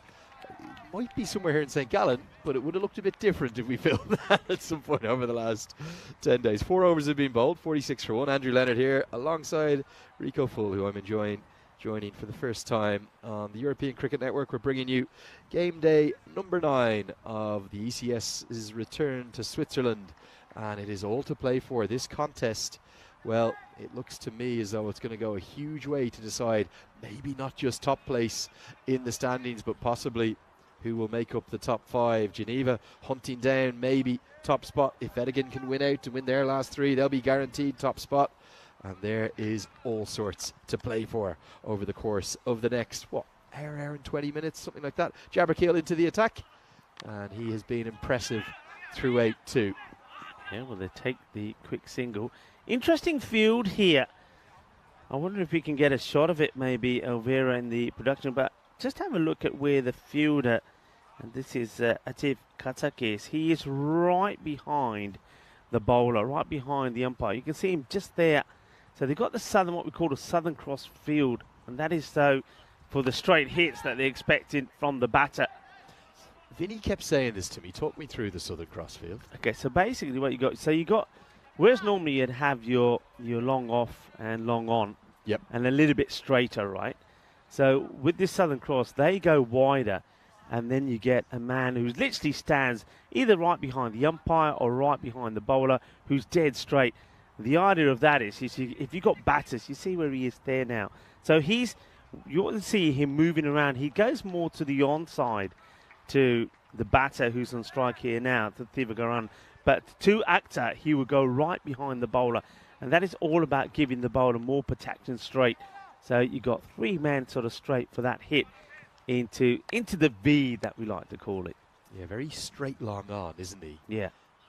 He's not quite a sort of straight down the ground position. Then the mid off is maybe, the long off that is, maybe a little bit wider than we might be used to. And then there's what's a very wide long on or a cow corner. So they tend to be very popular hitting zones. The other one we've seen a lot, which you don't see too much in T20Is and ODIs, is the deep extra cover. We've seen that an awful lot. This one goes to extra cover in the circle. Direct hit would have been interesting. But it's a good start for Vettigan. Can Akhtar start to get a bit more of the strikes? Alun Gayam is struggling, 14 off 12. Yeah, he is. Akhtar's the man who's been keeping things going. What I've been noticed by Akhtar, though, not that he goes low, but he's got quick hand speed.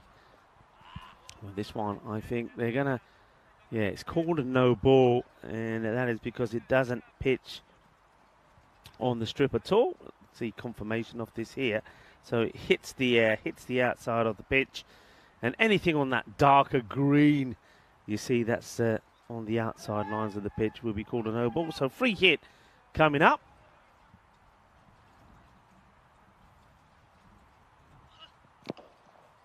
Nicely bowled. The wide Yorker's been a successful area. He's a good athlete, isn't he? Jamal Jabberkill, we saw him took an excellent catch earlier in the day. Yeah. You just go back to that point of playing 3 games in a day, right? It's not like a 30 overs per side clash. It's completely different. 3 10-over contests compared to a 30-over clash. Well, the intensity, the emotions, the energy. You need to be so good and athletic and be able to respond to those ups and downs, to be able to go with them. Can Geneva get another win? They're desperate to do so. End of the 5th over, the halfway stage of the first innings. 53 for 1. Yeah, it's a great to welcome you back into our little position here up in the stadium.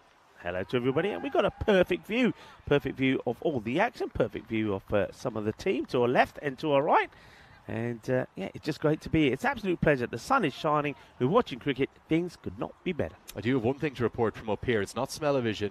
I know Rico's lost his gear, but he smells magnificent. I'm not sure. You must have smuggled a little bit of something through, did you? You had a bit of cologne. I said to you earlier, I always find a way, after losing my bag once before going to Dresden, that I learnt my lesson. One of those smaller ones, it's there, 500 mil. Clever Got to be done. Rico. You got to buy yourself some of those little plastic bowls and fill them up with stuff. Oh, beautiful! You got to do it. You got to do it. Beautiful. I think I forgot Thank to you get the very spray. much. No, I forgot to get the spray on this morning myself because I was in a bit earlier than I initially planned. This is down the ground. It is that Southern Cross fielder, very straight long on. He takes the catch, and that is Afif Khatak. A big moment because it's the big one, isn't it? Mohammad Akhtar has been caught probably 5 or 10 yards in front of the rope. He never really timed it.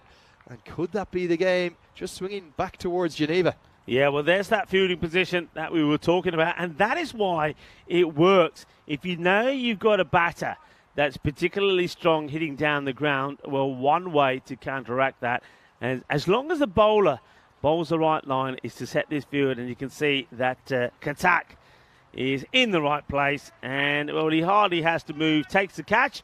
And that's the end of one of the exciting innings from little Akhtar. He's a little guy, isn't he? But he hits the ball powerfully.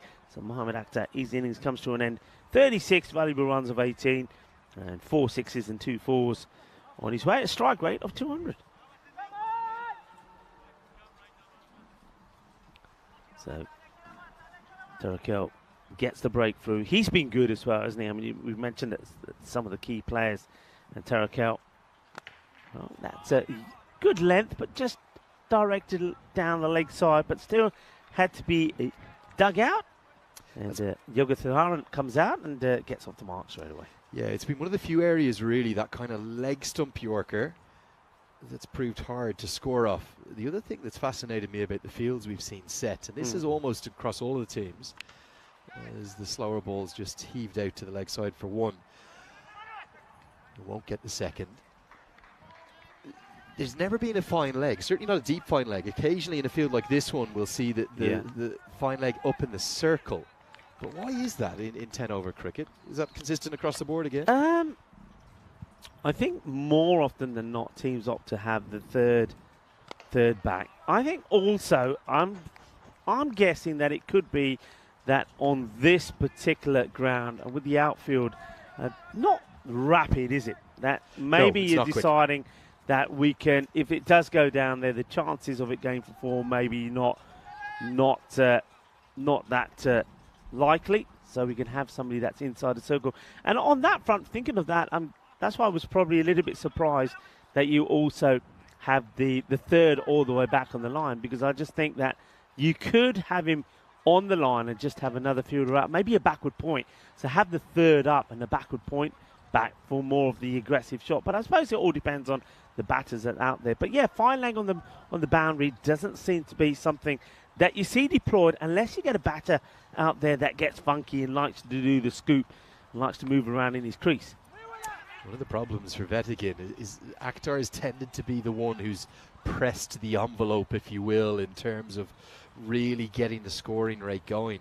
With him gone, I know they're going to 10 and over. They don't have a bad platform. But are any thoughts or hopes of sort of 160, 150? They're probably out the window. Can they do it tough now, battle up to 130? And if they're going to get there, Thevangaran, Selin Yayam's going to have to get something going. That's more like it. And he does get 6 over the offside. It's his first maximum. It's taken a while to come, but good use of the blade. Look at the way he opens the face here.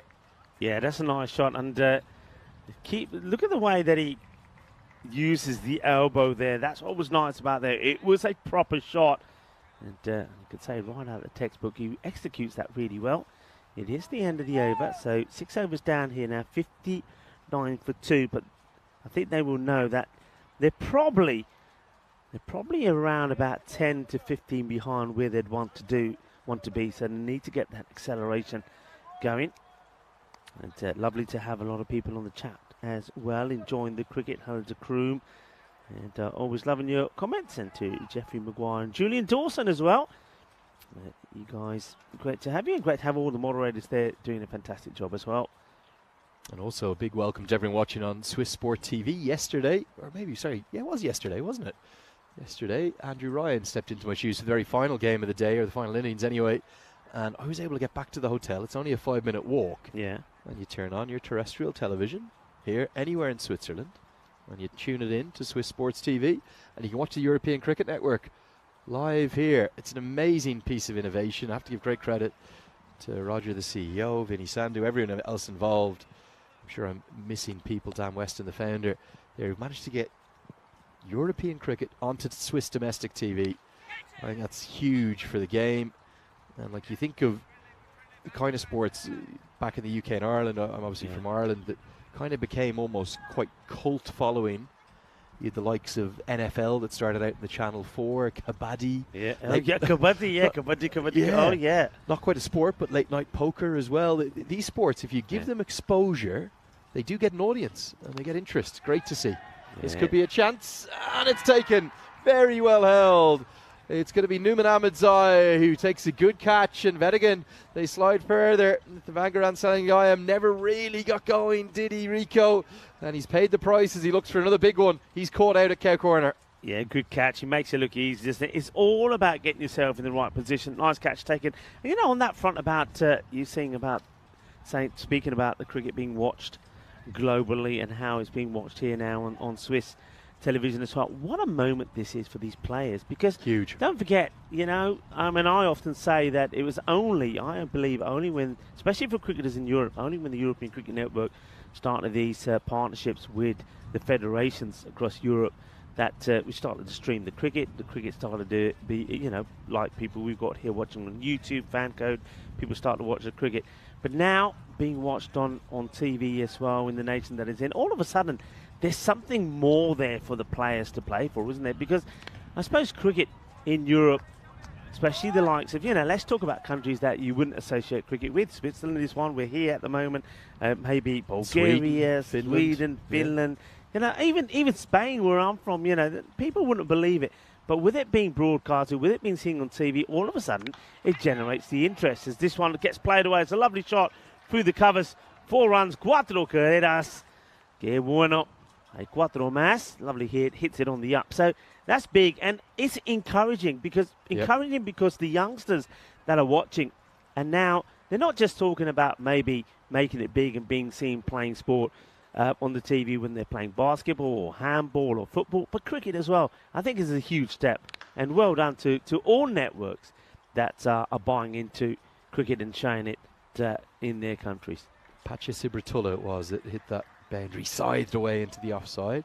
Projected score around 110. A lot more than that, I think. And they're going to need some big ones as Jabberkill's into bowl his final delivery. Gets it full, and he's been brilliant. 1 for 12 from his 2 overs. End of the 7th, Vettigan 71 for 3 in need of a late boost. And this game is massive, but tomorrow's, well, arguably they get even bigger, particularly for Cossonay and the Power CC. They both have 3 matches. And for the Paktoons Almy, I think they're going to need to win out as well. It feels like everyone tomorrow needs to win almost every game they play. Yeah, absolutely. And Vettigan, well, depending on how things go here today, I mean, they need a few more runs on the board pretty quickly. They're going at around 10, so they need to accelerate. But it could be a huge day for them if they could pick up wins in their matches. So, yeah, you're right. Everything to play for. Now, one thing I'm going to guess this before I look at it, and you can't accuse me of cheating here. All right. Rico. I reckon as this one's hoiked into the leg side. Man out there, takes the catch.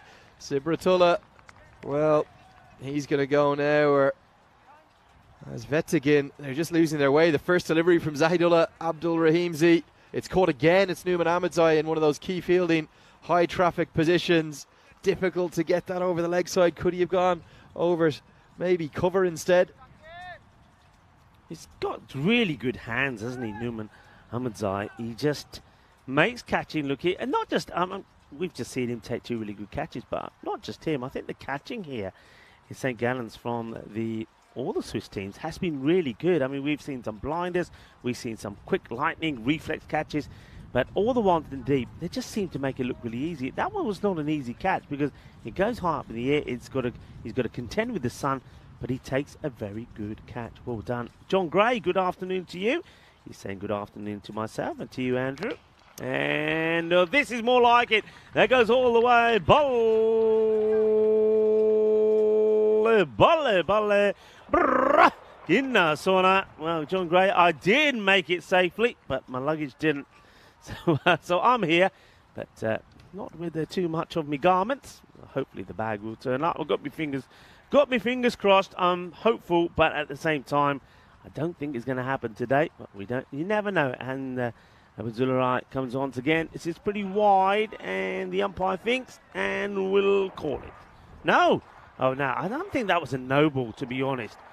I don't think this is a no ball. This surprises me. We'll get another look here at the replay.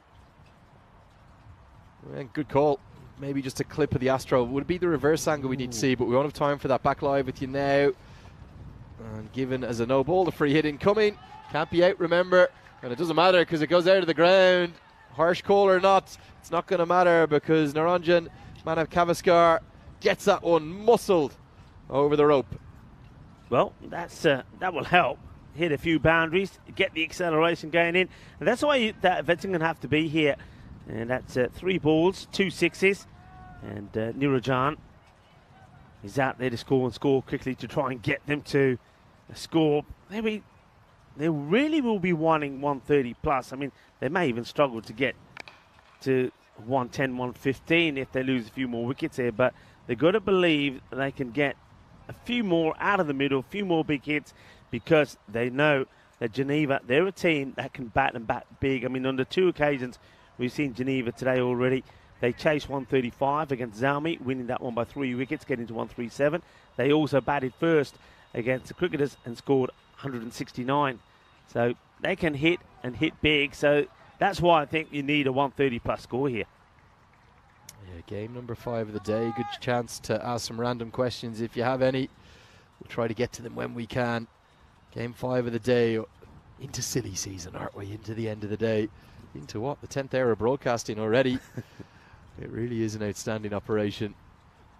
And the stumps are going to go splattered by Zahidullah Abdul Rahimzi, and he gets a second in the over. It's been an all-action over, including the free hit. But he's seen the back now of Pernapam Yogan Thuran. Full, straight, gone. Yeah, Rahimzi, that's a good delivery, isn't it? Good delivery at this point because you know they're going to go for everything. They're going to be throwing the bat. They throw it, they go for it, but it's not going to happen. And yeah, get in there with your random questions, whatever they are. It's, another wicket goes down, so it's 85 for 5 at the end of 8. It just feels that whenever they get a few away, then they lose a wicket or two. There's a couple of dot balls. Dot balls, of course, in this format, I like to call it gold dust, a bit of gold dust. And, well, that looks like some of the Alps that we see here in Switzerland, that little graphic. But they want it going upwards again, go up to the top of the mountain. That's the idea. They got Bilal Mohammed to contend with. This guy's been good today. Down the leg side will be given as a wide. The thing I was going to say that I was guessing about before I looked up was Jamil Jabarkhail. I thought he might be right in the mix as one of the most economical bowlers in the tournament. Now he's going at 11 per over. You might think that's terrible, but actually it's ahead of most. Yeah. Doesn't get him into the top 20 though for those who... Doesn't it? No, it doesn't. Remarkably, those economy rates have been so good. He's not quite in the top 20. This comes down the ground. And all the way for 6. That's a good strike. Long off, just watched it sail over his head. How's he got that there for 6 off the back foot? Well, yeah, I mean, this ball is on the way up, and he's on the back foot. He just hits it nice and clean. He's out of the middle. He uses the pace of Bilal Mohammed against him. And this one crashes into the steps. It's, right at the bottom of the stand here. Ball takes a bit of a battering. Bilal, once again. Good Yorker this time. Yeah, he's 26th on the list of the best economy rates, 11.45. If we maybe stick a bit of a filter on that, because some of the guys higher up the charts have only played 1 or 2 games. Those who've played, let's say, 5 or more games, the best economy rate in the tournament, or let's say they bowled 10 or more overs, it's actually Naranjan Manakavaskar who's just at the crease now with the bat. And it's a no ball signal, so this catch will not count. And we're going to see a free hit to come in. Now, what was this for? Was this the front foot? Well, let's see if we can spot anything on this. I'm guessing it is because there's no indication from the umpires about pointing at the fielder. So is the back foot? I think it's the back foot, maybe the return crease perhaps. Might be both back foot and front foot. Doesn't matter. Free hit incoming. And he can't get anything away with it. But isn't it interesting that the best economy rate is the guy who's there smashing it everywhere? 20 off 7. He's hitting the ball around. He's obviously had a very good tournament, doesn't he? Well, actually, this is just the second time that he's batted, remarkably. First time he batted, he made 9 not out, so they've thrown him up the order. He's answered the call, doing brilliant with the ball, and full of confidence now with the bat.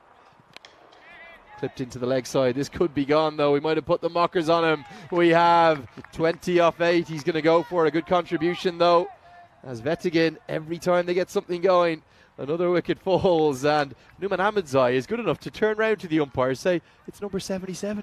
You should know I'm taking all the catches out here. Yeah, you should know who I am by now, because that's another. I think that's his 3rd, isn't it? And he just makes it look so easy. Tries to go with the old time shot here, Nirajana. He has played some powerful ones, but he doesn't pick that one up well, and it is the 3rd catch that's been taken by Numan. So he's doing his job. And like we said, Vettigan, once again, is that they play a couple of shots. They look like they're going to get a big over in here, but it doesn't end up being. It's another wicket. Maybe you'll have a look at there's another dot here. It's a bit more gold dust. Just have a look at the over by overs. And one thing that I don't think we have seen, we saw 22 come off Afik Katak's 3rd over. But other than that, we haven't seen another over that's gone over the 14 mark. So it's gone 6, 17, 22, 1, 7, 12, 6, 14, and 10. So they've not been able to capitalise and get a continuous run of big overs in big scores. So the best they've had is Bilal Mohammed's 2nd over went for 17, and then Afik Katak's went for 22 over number 3. So just really haven't been able to maintain and keep the pressure on the fielding side as the 9th over does come to an end. And the score 95 He's on the. I think it's probably more than 95. I think my screen's just gone on a bit of a go slow. It's gone on. What does yours tell you? Yeah, I think it's probably 90, it's 96 for 6. So we have a top ball and a single since then. But they've given up, haven't they? The guys are getting towards. They're going on the strike at the end of the day. One thing is for certain though. One Manakavaskar has been replaced by the other. Is Nithusan replaces his brother. Will hopefully catch the scores up. They've gone down in the graphics too. As this one's edged away for a boundary. The 100's going to come up. It's 100 for 6, and it's going to be a boundary, not where he intended. Slices away off the outside edge, but over the head of the fielder, who's up in the circle at third. Yeah, who'd want to be captain? Because you saw Ansar Mahmood does bring the third man into the circle, and what do you know? The next thing that happens is the ball goes well over his head to the boundary for 4. Hello to it's a few chats there. Chris Smith. Rico, yeah, I have lost me luggage. And what is Hans Boy saying there? At least Rico's fragrant, otherwise outside the cube. Well, we are outside. We've got a good wind blowing here, so I won't be that bad. Hey, listen, it won't be as bad as Vinny Sandu. I know when he lost his luggage, he was in the same clothes for 3 days. We're talking about losing. We're not talking about losing luggage, talking about losing the stumps here. Because, well, Nithusan will go. He gets completely done and dusted by a good one, and it's Abdul Rahimzai who gets another. And this is the benefit of bowling full and straight, Lenny. Full straight, knock them over. Straight into the leg stump, pretty much, isn't it?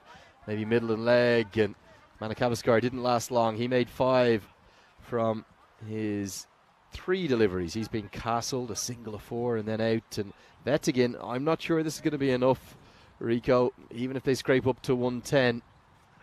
You just can't see them getting there. Outstanding bowling, though, from Geneva. They've probably hit that block hole more consistently than maybe any of the bowling sides thus far in the tournament. Yeah, it has been good bowling. I think you've hit the nail on the head there. It's all about getting the ball right up there.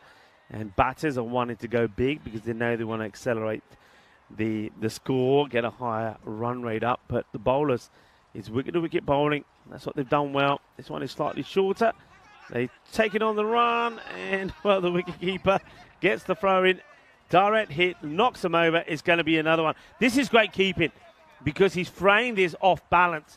He's framed this game forwards. Does this just clip the base of the stumps? Well, no, what's actually happened here, Rico, it's hit off the base of the mat and then it's cannoned up. This is why they're all laughing. There was hysterics out there. He throws, it hits the rubber that's on the base of the mat. It pops up and just flicks the bail. Well, we thought we've seen it all today, but there's another one you couldn't see anywhere else but the European Cricket Network, as it's going to be Lalgul Marafkil who is run out.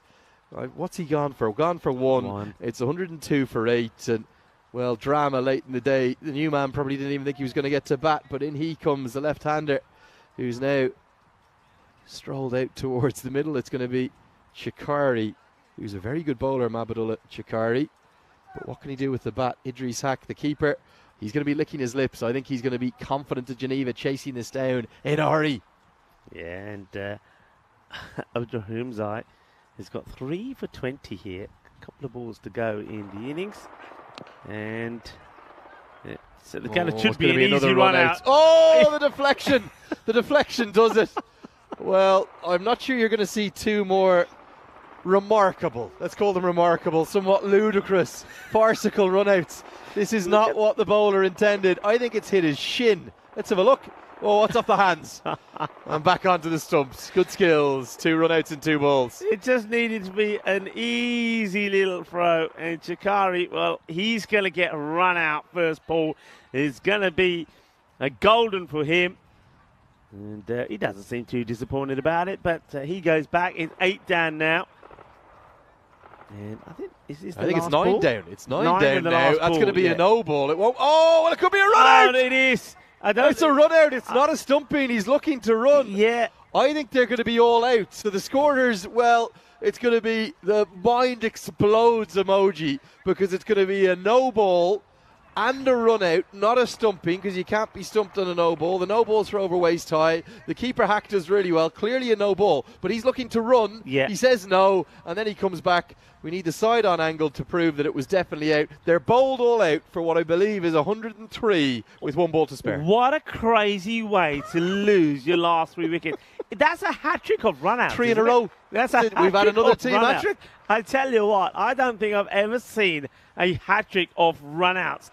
And they are all very extraordinary. We saw the one that the ball hit the rubber of the mat and came up and gave the bails a kiss. We saw one come off the bowler, and then that one there as well. Well, that's the way it finishes. It will be 102 all out. And Geneva, well, they're a team that are looking to make it 3 wins on the spin here today. Well, Rico, it's going to be 103 all out. Remember, give them the no ball. Oh, yeah, the no ball as well. Carnaggio. Carnaggio, as you would say. Yeah, let's have a look here at the highlights. 22 for Salah Gidayam, but that was the beauty that trapped Qayyum Sharifzai for a first ball, a Derek the Golden Duck, and then the run started to come from one of the leading run scorers in the tournament, Mohammad Akhtar, who uses that small frame to get big hits, but he too was dismissed, caught by Afif Katak down the end.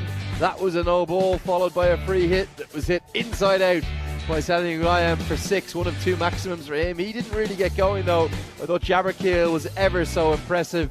He got the wicket held by Numan Ahmedzai, one of the 3 ones that he caught in the deep. There was action aplenty in this game, but really Vetigan's innings, it tailed away horribly. At one point they were 71 for 3, in fact they were 66 for 2, but they've been bowled all out in rather remarkable circumstances for 103. The wickets at the death, they kept tumbling, including his team hat-trick of run-outs you're going to see now. Yeah, the team hat-trick of run-out was quite amazing. There was this one, which was flicked away, but of course we know what the outcome is, because if it goes in the air on that side, Numan Ahmedzai is going to take the catch. Wicket bowling, that's what you want to be doing at this phase. Well, this was the first of those crazy run-outs, and just gives the ball a little kiss on the way down. Then this one, which ricochets off the bowler, and thank you very much. And then the final one, off a no ball as well. So the ball's called a no ball, and he gets run out. So it's a crazy finish, and that just means it will be 103. And when you have a look at that batting scorecard, 3 batters do get past the 20s, but of the other batters, the next highest score, only 5. That's not good enough. The extras, well controlled, 9 of them, only 2 wides, and but a few no balls because of the height, really, a couple of foot fault ones as well, and 2 byes as well. But like I say, 3 batters get going, but really nobody went on to score big ones. Akhtar, he was impressive, but he needed to be there a bit longer. Yeah, Rico, I have to remind you, in the last 2 innings we've brought you, the chase in the previous game and this first innings, we've seen 3 hat-tricks. We've seen 1 go to a bowler, 1 team hat-trick, 2 in consecutive deliveries, and then a fielding run-out. And now, the most unique one of the lot, 3 consecutive deliveries, 3 run-outs. We've seen it all here. There's only one way to describe it. It is simply Carnaggio. Zahidullah Abdul Rahimzi will take the ball to the ball, 3 for 21. But also, Jamil Jabberkeel, 1 for 12, outstanding. Such an impressive bowler. He's been so good. The wickets tumbled very, very swiftly at the death. It means that Geneva, to win this game and move top of the table, or move into contention for finishing top of the table at the very least, they are going to need 103 runs to win. Can they do it? Find out. In fact, they'll need 104. Even I'm getting confused with that no ball right at the death. 104 to win. Can they do it? Find out with us in 10 minutes time.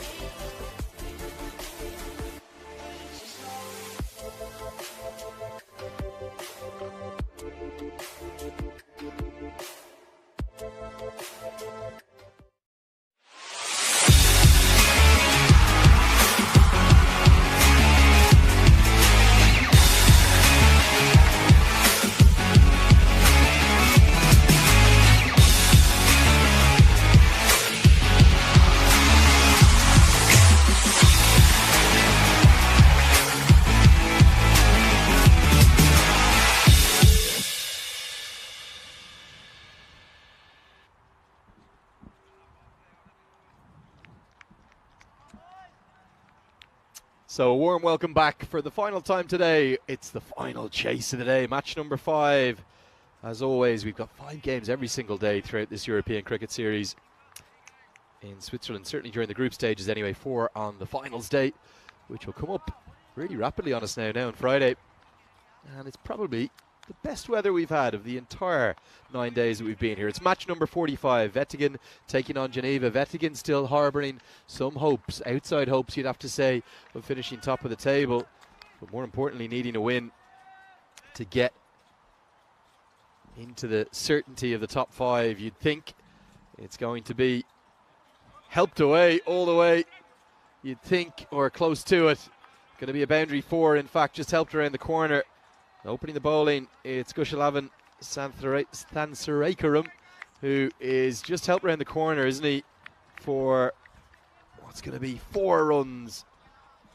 All happened a bit quickly, that, didn't it? We didn't even get to say hello to Idris Hack or Numan Ahmedzai, who was an outstanding form in the field. And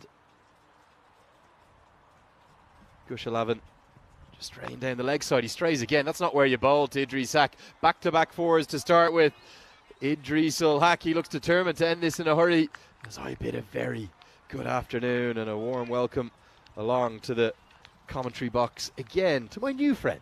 Not my old friend, my new friend. I've got Rico Full alongside me. This is your first close-up look at Idris Hack. Special cricketer. He's special. I was just about to mention, I like the look of him in the first match I saw him when he made 35 of 16. Next time round, he was in the runs again. And, well, this is big. This is a master blast from the Master Blaster. 6 more. So, yeah, 35 of 16 he scored against Zalmi.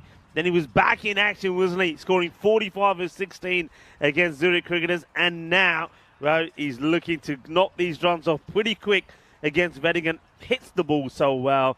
And, well, it's all about timing. And it's all about getting into position early. But the bowler's got to be bowling better. It's got to be looking to be going outside the off stump to him. And, well, I've said it a few times now. Medium pace goes the distance here, and that was just dragged down. It's brought about a change in the field. Long on and deep mid-wicket now out. So he goes a long way up towards that long on fielder. How is my question? Has he got this all the way for 6?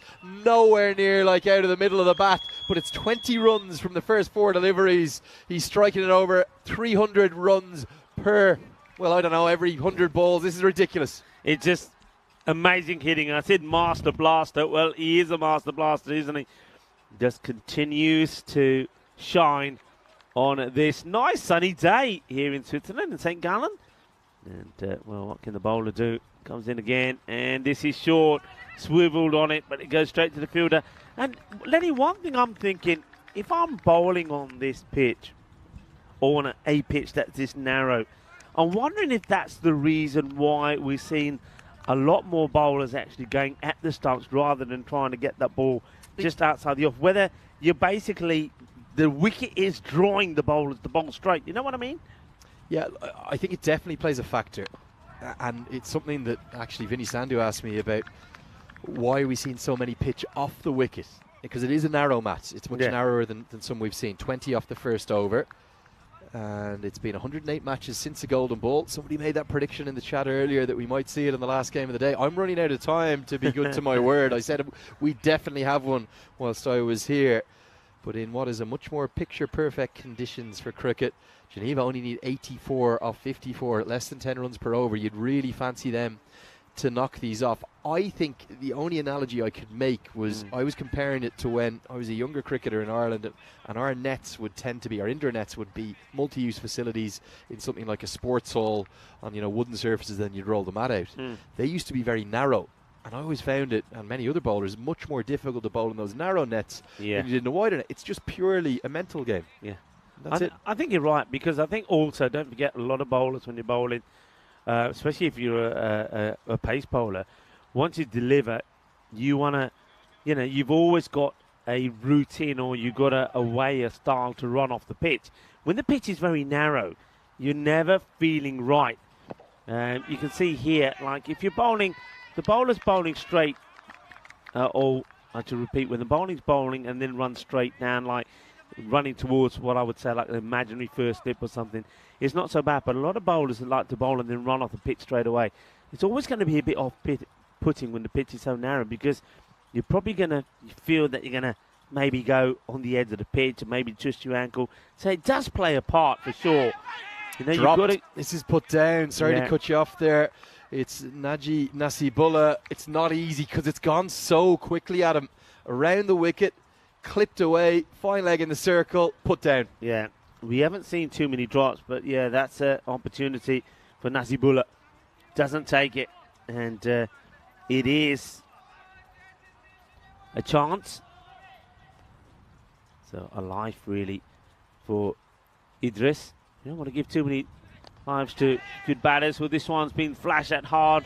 It's going to be 4 runs. I'm not sure it was exactly where he was looking for it to go, but he does whip it away. But yeah, I mean, I think it does play a part because you're running in this narrow, and I think it's a bit. And that's why I think when we were first in Romania in the European Cricket Series, there a lot of bowlers were bowling very wide because the pitch was really wide. They were bowling wider. So I just get the feeling that if the pitch is narrower, you're going to get bowlers bowling more wicket to wicket, and then batters obviously getting used to it. This is high up in the air, and they've given up the chase. It's 1 bounce. It doesn't plug. It will be 4 more. The umpires just want to check this, but that's cuatro carreras. Yeah, I think it's going to be 4. He does just want to check, which is fair enough. He won't have a great view of this. We'll give him a better one. 1 bounce over the rope, and then it runs away for 4. Clear indication there. The team doing a brilliant job as always, making sure that that ball is in sight for us and everyone at home and everyone enjoying the action on Swiss Sport TV, Fan Code in India, and indeed all of the social media feeds, YouTube and Facebook with the team. Please do let us know where you're watching from and ask us a few random questions. Idris Ul Haq, if he's still there in 5 overs time, this game is over. Yeah, absolutely. Chakari, first time I get the chance to look at him. He's looks a good bowler. It's got that whippy action, hasn't it? Comes in, so it doesn't come with the arm full and straight. Bit of a slingy action. Let's see if he can get the breakthrough. Huck is the wicket that you want to try and get now. Clubbed away, and there is a man out there, but Hack's timing and brute force and power is thus that it runs away for 4 more. 33 runs have come from the first 2 overs, and this game, and indeed maybe this stage of the league phase, is running inexorably towards Geneva. Here's the equation. Here's how it's going to work, Rico. If Geneva win this, they don't need the net run rate boost. It actually won't matter, but they will stay above Alton on net run rate and indeed the Zurich Nomads. 3 teams will be on 14 points apiece. Then, if Alton lose their 10th and final game, it will indeed be Geneva that will top the table. Yeah, who do Alton play? Who's their last match against? Yeah, I'll just quickly check that for you. Let's have a look who, because that's going to be a big match. Because don't forget the team, and the reason why it's important, folks, the team that finishes top books their place in the final. The team that finishes top. So let's have a look at who Alton will play. And what a huge match that could prove to be. It's the final game day, actually, on Thursday. The final game day, the group stages, that is, as leg spin comes in with Pernapam, Yogan Thiran. They play against the Zurich Lions, who really... They haven't got a roar. There's no roar from the Lions. No, they've struggled. So, look, maybe it will be irrelevant. Maybe Geneva will have to be happy with 2nd. But again, remember, 2nd definitely better than 3rd. 2nd, you'll play the 5th place side rather than 3rd playing 4th.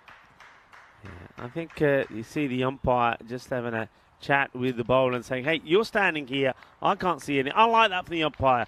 Well done. Well said. Let the bowlers know where you can and where you shouldn't be.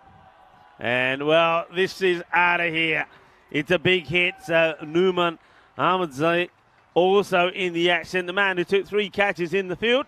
Now he's saying, well, you're not catching me because I'm going to hit him harder than what you did. It's a full toss, and it's been absolutely peppered. And look where that ends up, high up in the stands. Yeah, big hits. And Ahmadzai getting in the act now. It's been really strange, Rico. 2 things that we haven't seen anything of since until you arrived. Apologies. Tell me. We didn't see any good weather. I mean, no good weather at all. The sun was the rarest of things. And we didn't see any really one-sided games either. We might just be about to see 3 on the bounce. Geneva, very much in the ascendancy right now. And it's going to continue. 6 more over the offside this time. That is a shot of real class. To get that against the spin, it's a leg break turning into him. Inside out over extra cover. Again, 6 on any ground. That's gone 20 metres over the rope. Yeah, Jürgen Thiran is finding out, just like the other bowlers that have bowled so far, that both these two batters, they're terrific hitters off the ball. The timing is exquisite, and they're powerful. That's ill-directed, and this is mullered. It is absolutely mullered. What I like it about being here as well, you know, Lenny, and I've just had a look around the stadium as this is another one that signalled. I'm loving the fact that a lot of the young footballers that were training behind the stadium here, they're in the stands, they're watching the game, and they're asking questions about the game. What a lovely thing this is. And look, the 50 has come up already with a ball to go in the power play.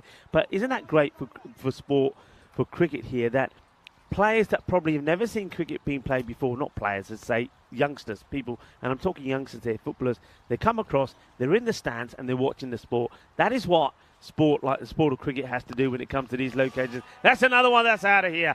And it's sixes galore. The over does go magical. 24 off the over.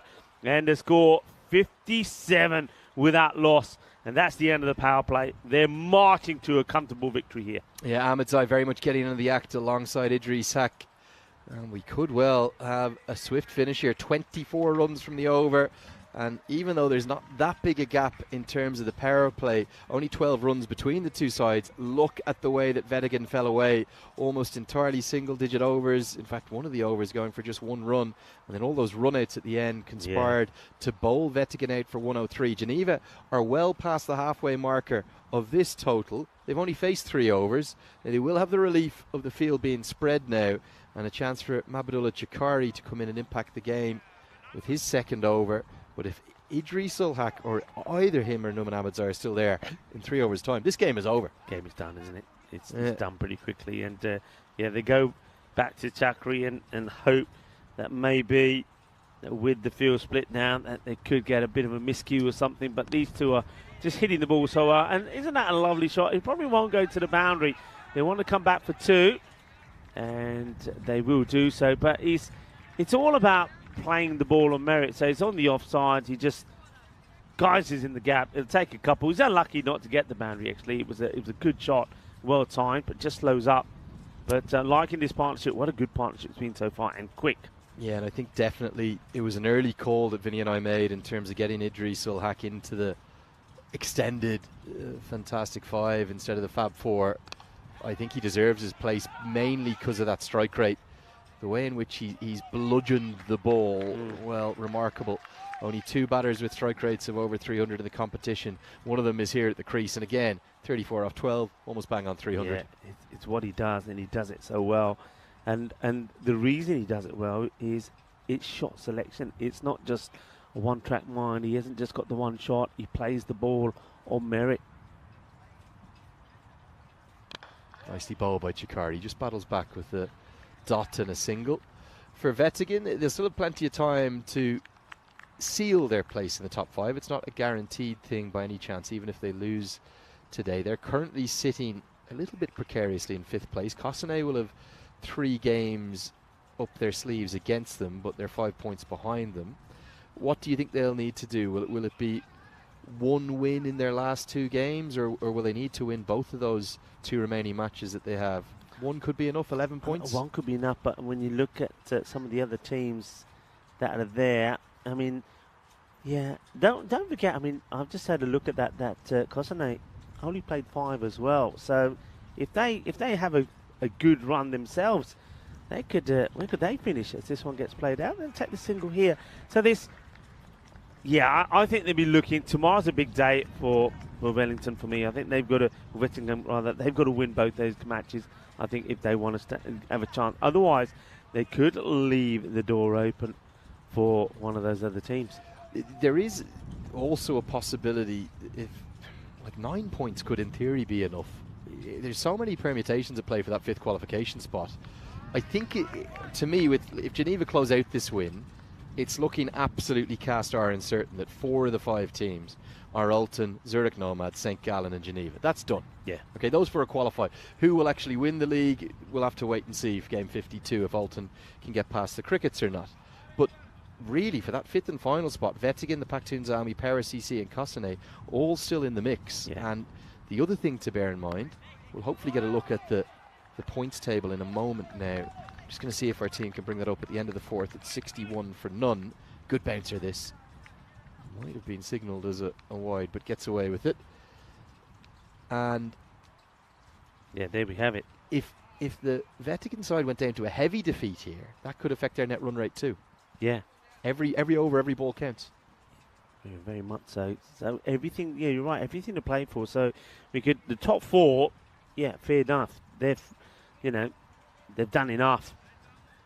Alton will be hoping they can win their last game against the Lions and they finish top and make their way into the final. But the others, it's well, I think one thing we always say, and it has always been that way, that net run rate becomes quite key. And I think net run rate for that 5th position is going to be, I think, pretty key for me. That was the end of the over. It is 61 without loss. So Geneva keep marching on.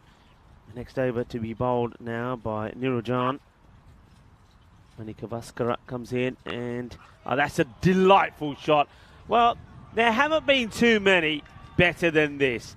This has got to be right up there as one of the shots of the day from Numan Ahmedzai. What a delightful shot. Yeah, stunning stroke, just short and wide, and it's a classical cricket shot. You look at the way he used the depth of the crease, back and across. And Ahmedzai, well, he's threatening to steal a little bit of Idris ul Haq's thunder here, because he has flown to 30 off 10 at exactly 3 runs per ball too. Vettigan, well, they're being bloodied and bowed right now, as this is going to be clubbed away for 4 more. Another stylish shot. The last one off the back foot, this one off the front. The result's the same, back-to-back 4s. So impressive to watch. It's a quality batting. And you got to say, it's, well, great to see the power hitting and the stroke play. Remember, we're now outside of the power play, so the field can be moved around. But where do you move? There's not enough players to put out. They've got 5 men out already. And, well, I say they've got 5 men out already. I see 4. So why is there not a 5th man out? I don't believe that. Well, yeah, they're on the attack, aren't they? Now they're going to put him out. They were yeah. looking to squeeze and maybe find a wicket, but Geneva punishing Vettigan here. And that's going to be out over the head of the man who's just gone out there. This is really good batting.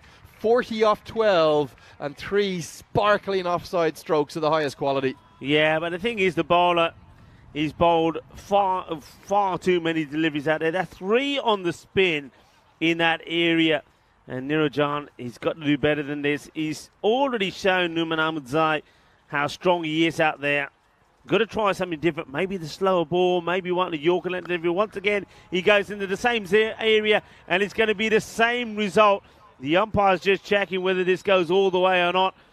And we're just going to have to wait and see this one. I mean, it was hit hard and flat. Does it go for 6, or does it just drop short? I think it might be 6, you know that. Let's have a look here.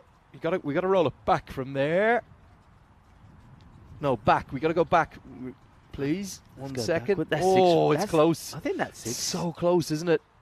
Let's see where this drops. Yeah, I think 6 for me. If anything, it's flicked the top of the rope. And all of a sudden, Brian Charles Lara has been transported and taken back 20 years into the body of Numan Ahmedzai. He is playing an outrageous innings. 46 off 13, 1 away from a half century. And he's not going to get there, but he's put down. Oh, 1 boundary was all he needed to get there in 14 balls, but that sums up Vettigan's afternoon. They've had nothing to cheer, and it's Pernapam Yogan Thiran who puts down a simple chance. Yeah, he's going to be disappointed. He's been put there specifically for that shot, and when they get the chance goes down. Disappointment. Survives. And this one is high up in the air, going, gone. 6 more, beautifully done, and that is the half century for Numan Ahmedzai. Beautifully batted, and look at this shot as well. It's an elevated shot down the ground, doesn't try and hit it too hard, gets it out the middle. Applause that echo all around this magnificent stadium here in St. Gallen's for a fantastic half century, 52 of 15. Numan Ahmedzai take about. That's the end of the over as well. And it's 87 without loss after 5. 7 sixes in that knock and 2 fours to go alongside it. Really, really good stuff. That's what we got to look forward to. The Euros of cricket. There's the wagon wheel and all those strokes through the offside, in particular on the right of that wagon wheel. The most beautiful of the lot. This game, well, it's ending in a hurry. It's 16 to win, but strikes back. It clips off the pad and flicks onto the off stump. Just something for Kaim Sharifzai, who bowls his first ball to take from today. Idris ul Haq. Well, for once he's going to have to live in the shadows of one of his partners, Numan Ahmedzai, but he's contributed nicely to an 87-run opening wicket partnership. Yeah, well, when you're in trouble and when the guns are blazing, what do? You call the sheriff. So Sharifzai does come in and he does remove one of the batters. So Idris Haq will depart. The thing is, though, he's not the man that was doing most of the damage. He goes for 35 and 16. Numan Ahmedzai is still there. And he's been joined now by Ansem Mahmood, who will have just the one thing on his mind as well, and that is to attack, that is to hit big and try and finish this match off pretty quickly. Yeah, 16 required to tie, 17 to win. Not sure where it's gone wrong for Vettigan today. Usually they are able to take games a bit deeper than this, but this has been very one-sided. Their first extra, the initial 87 runs all came off the bat, 52 and 37, but now Sharifzai strays down the leg side, signal is a wide. Yeah, just gets it wrong. Yeah, I think probably they weren't able to get any variations in, particularly to Numan, who's still there. Just bowled too many into the zone where he liked it. Helped away around the corner. Should just be a single. Deep backward square is out. Mahmood will get off the mark, and can Ahmedzai finish this quickly? Yeah, Numan Ahmedzai. So let's see how Sharifzai goes about bowling to him. And really, you don't want to be giving him width outside the off because he has played there so well. And what I haven't seen is enough variations. I haven't seen, like some of the teams have, the bowlers have deployed slower deliveries. They've tried different things. Just haven't seen that. And I've got to say the attack from Vettigan has been all one-sided as well. It's all pace. We haven't seen any slower bowler yet as well. We haven't seen anybody trying to bowl a bit of spin. Slower ball attempted and smashed all the way up into the grandstand, off the boomerang, the trampoline seats that have given us great entertainment. And back onto the playing surface. What a knock, Numan Ahmedzai. Brilliant. Yeah, okay, fair play. Sharifzai does try something different, does go for the slow ball, but it's a slow, gentle, full toss, which gets hit and clobbered down the ground. 6 more, 58. Ahmedzai moves on to 95 for 1. And 9 required now for victory. And, well, he could do it in just 2 hits.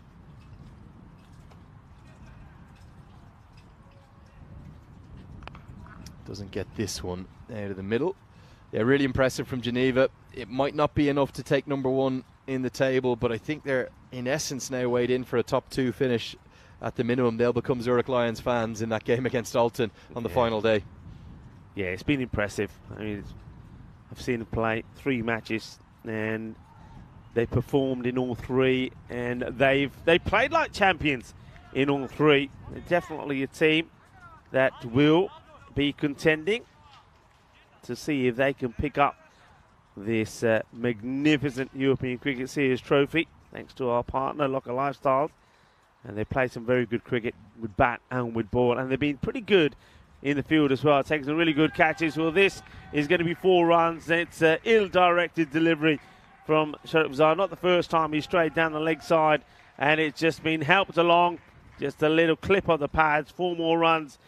So just 4 runs away from victory now. And, well, it's going to be another quick finish, and that's what's been the story of the last 3 matches, Lenny. It's all over, she wrote, right now.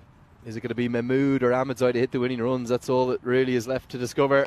It's going to be the main man, Mahmood, the captain, who gets it all the way to finish it with a flourish. It goes for 6. It's a Maximo.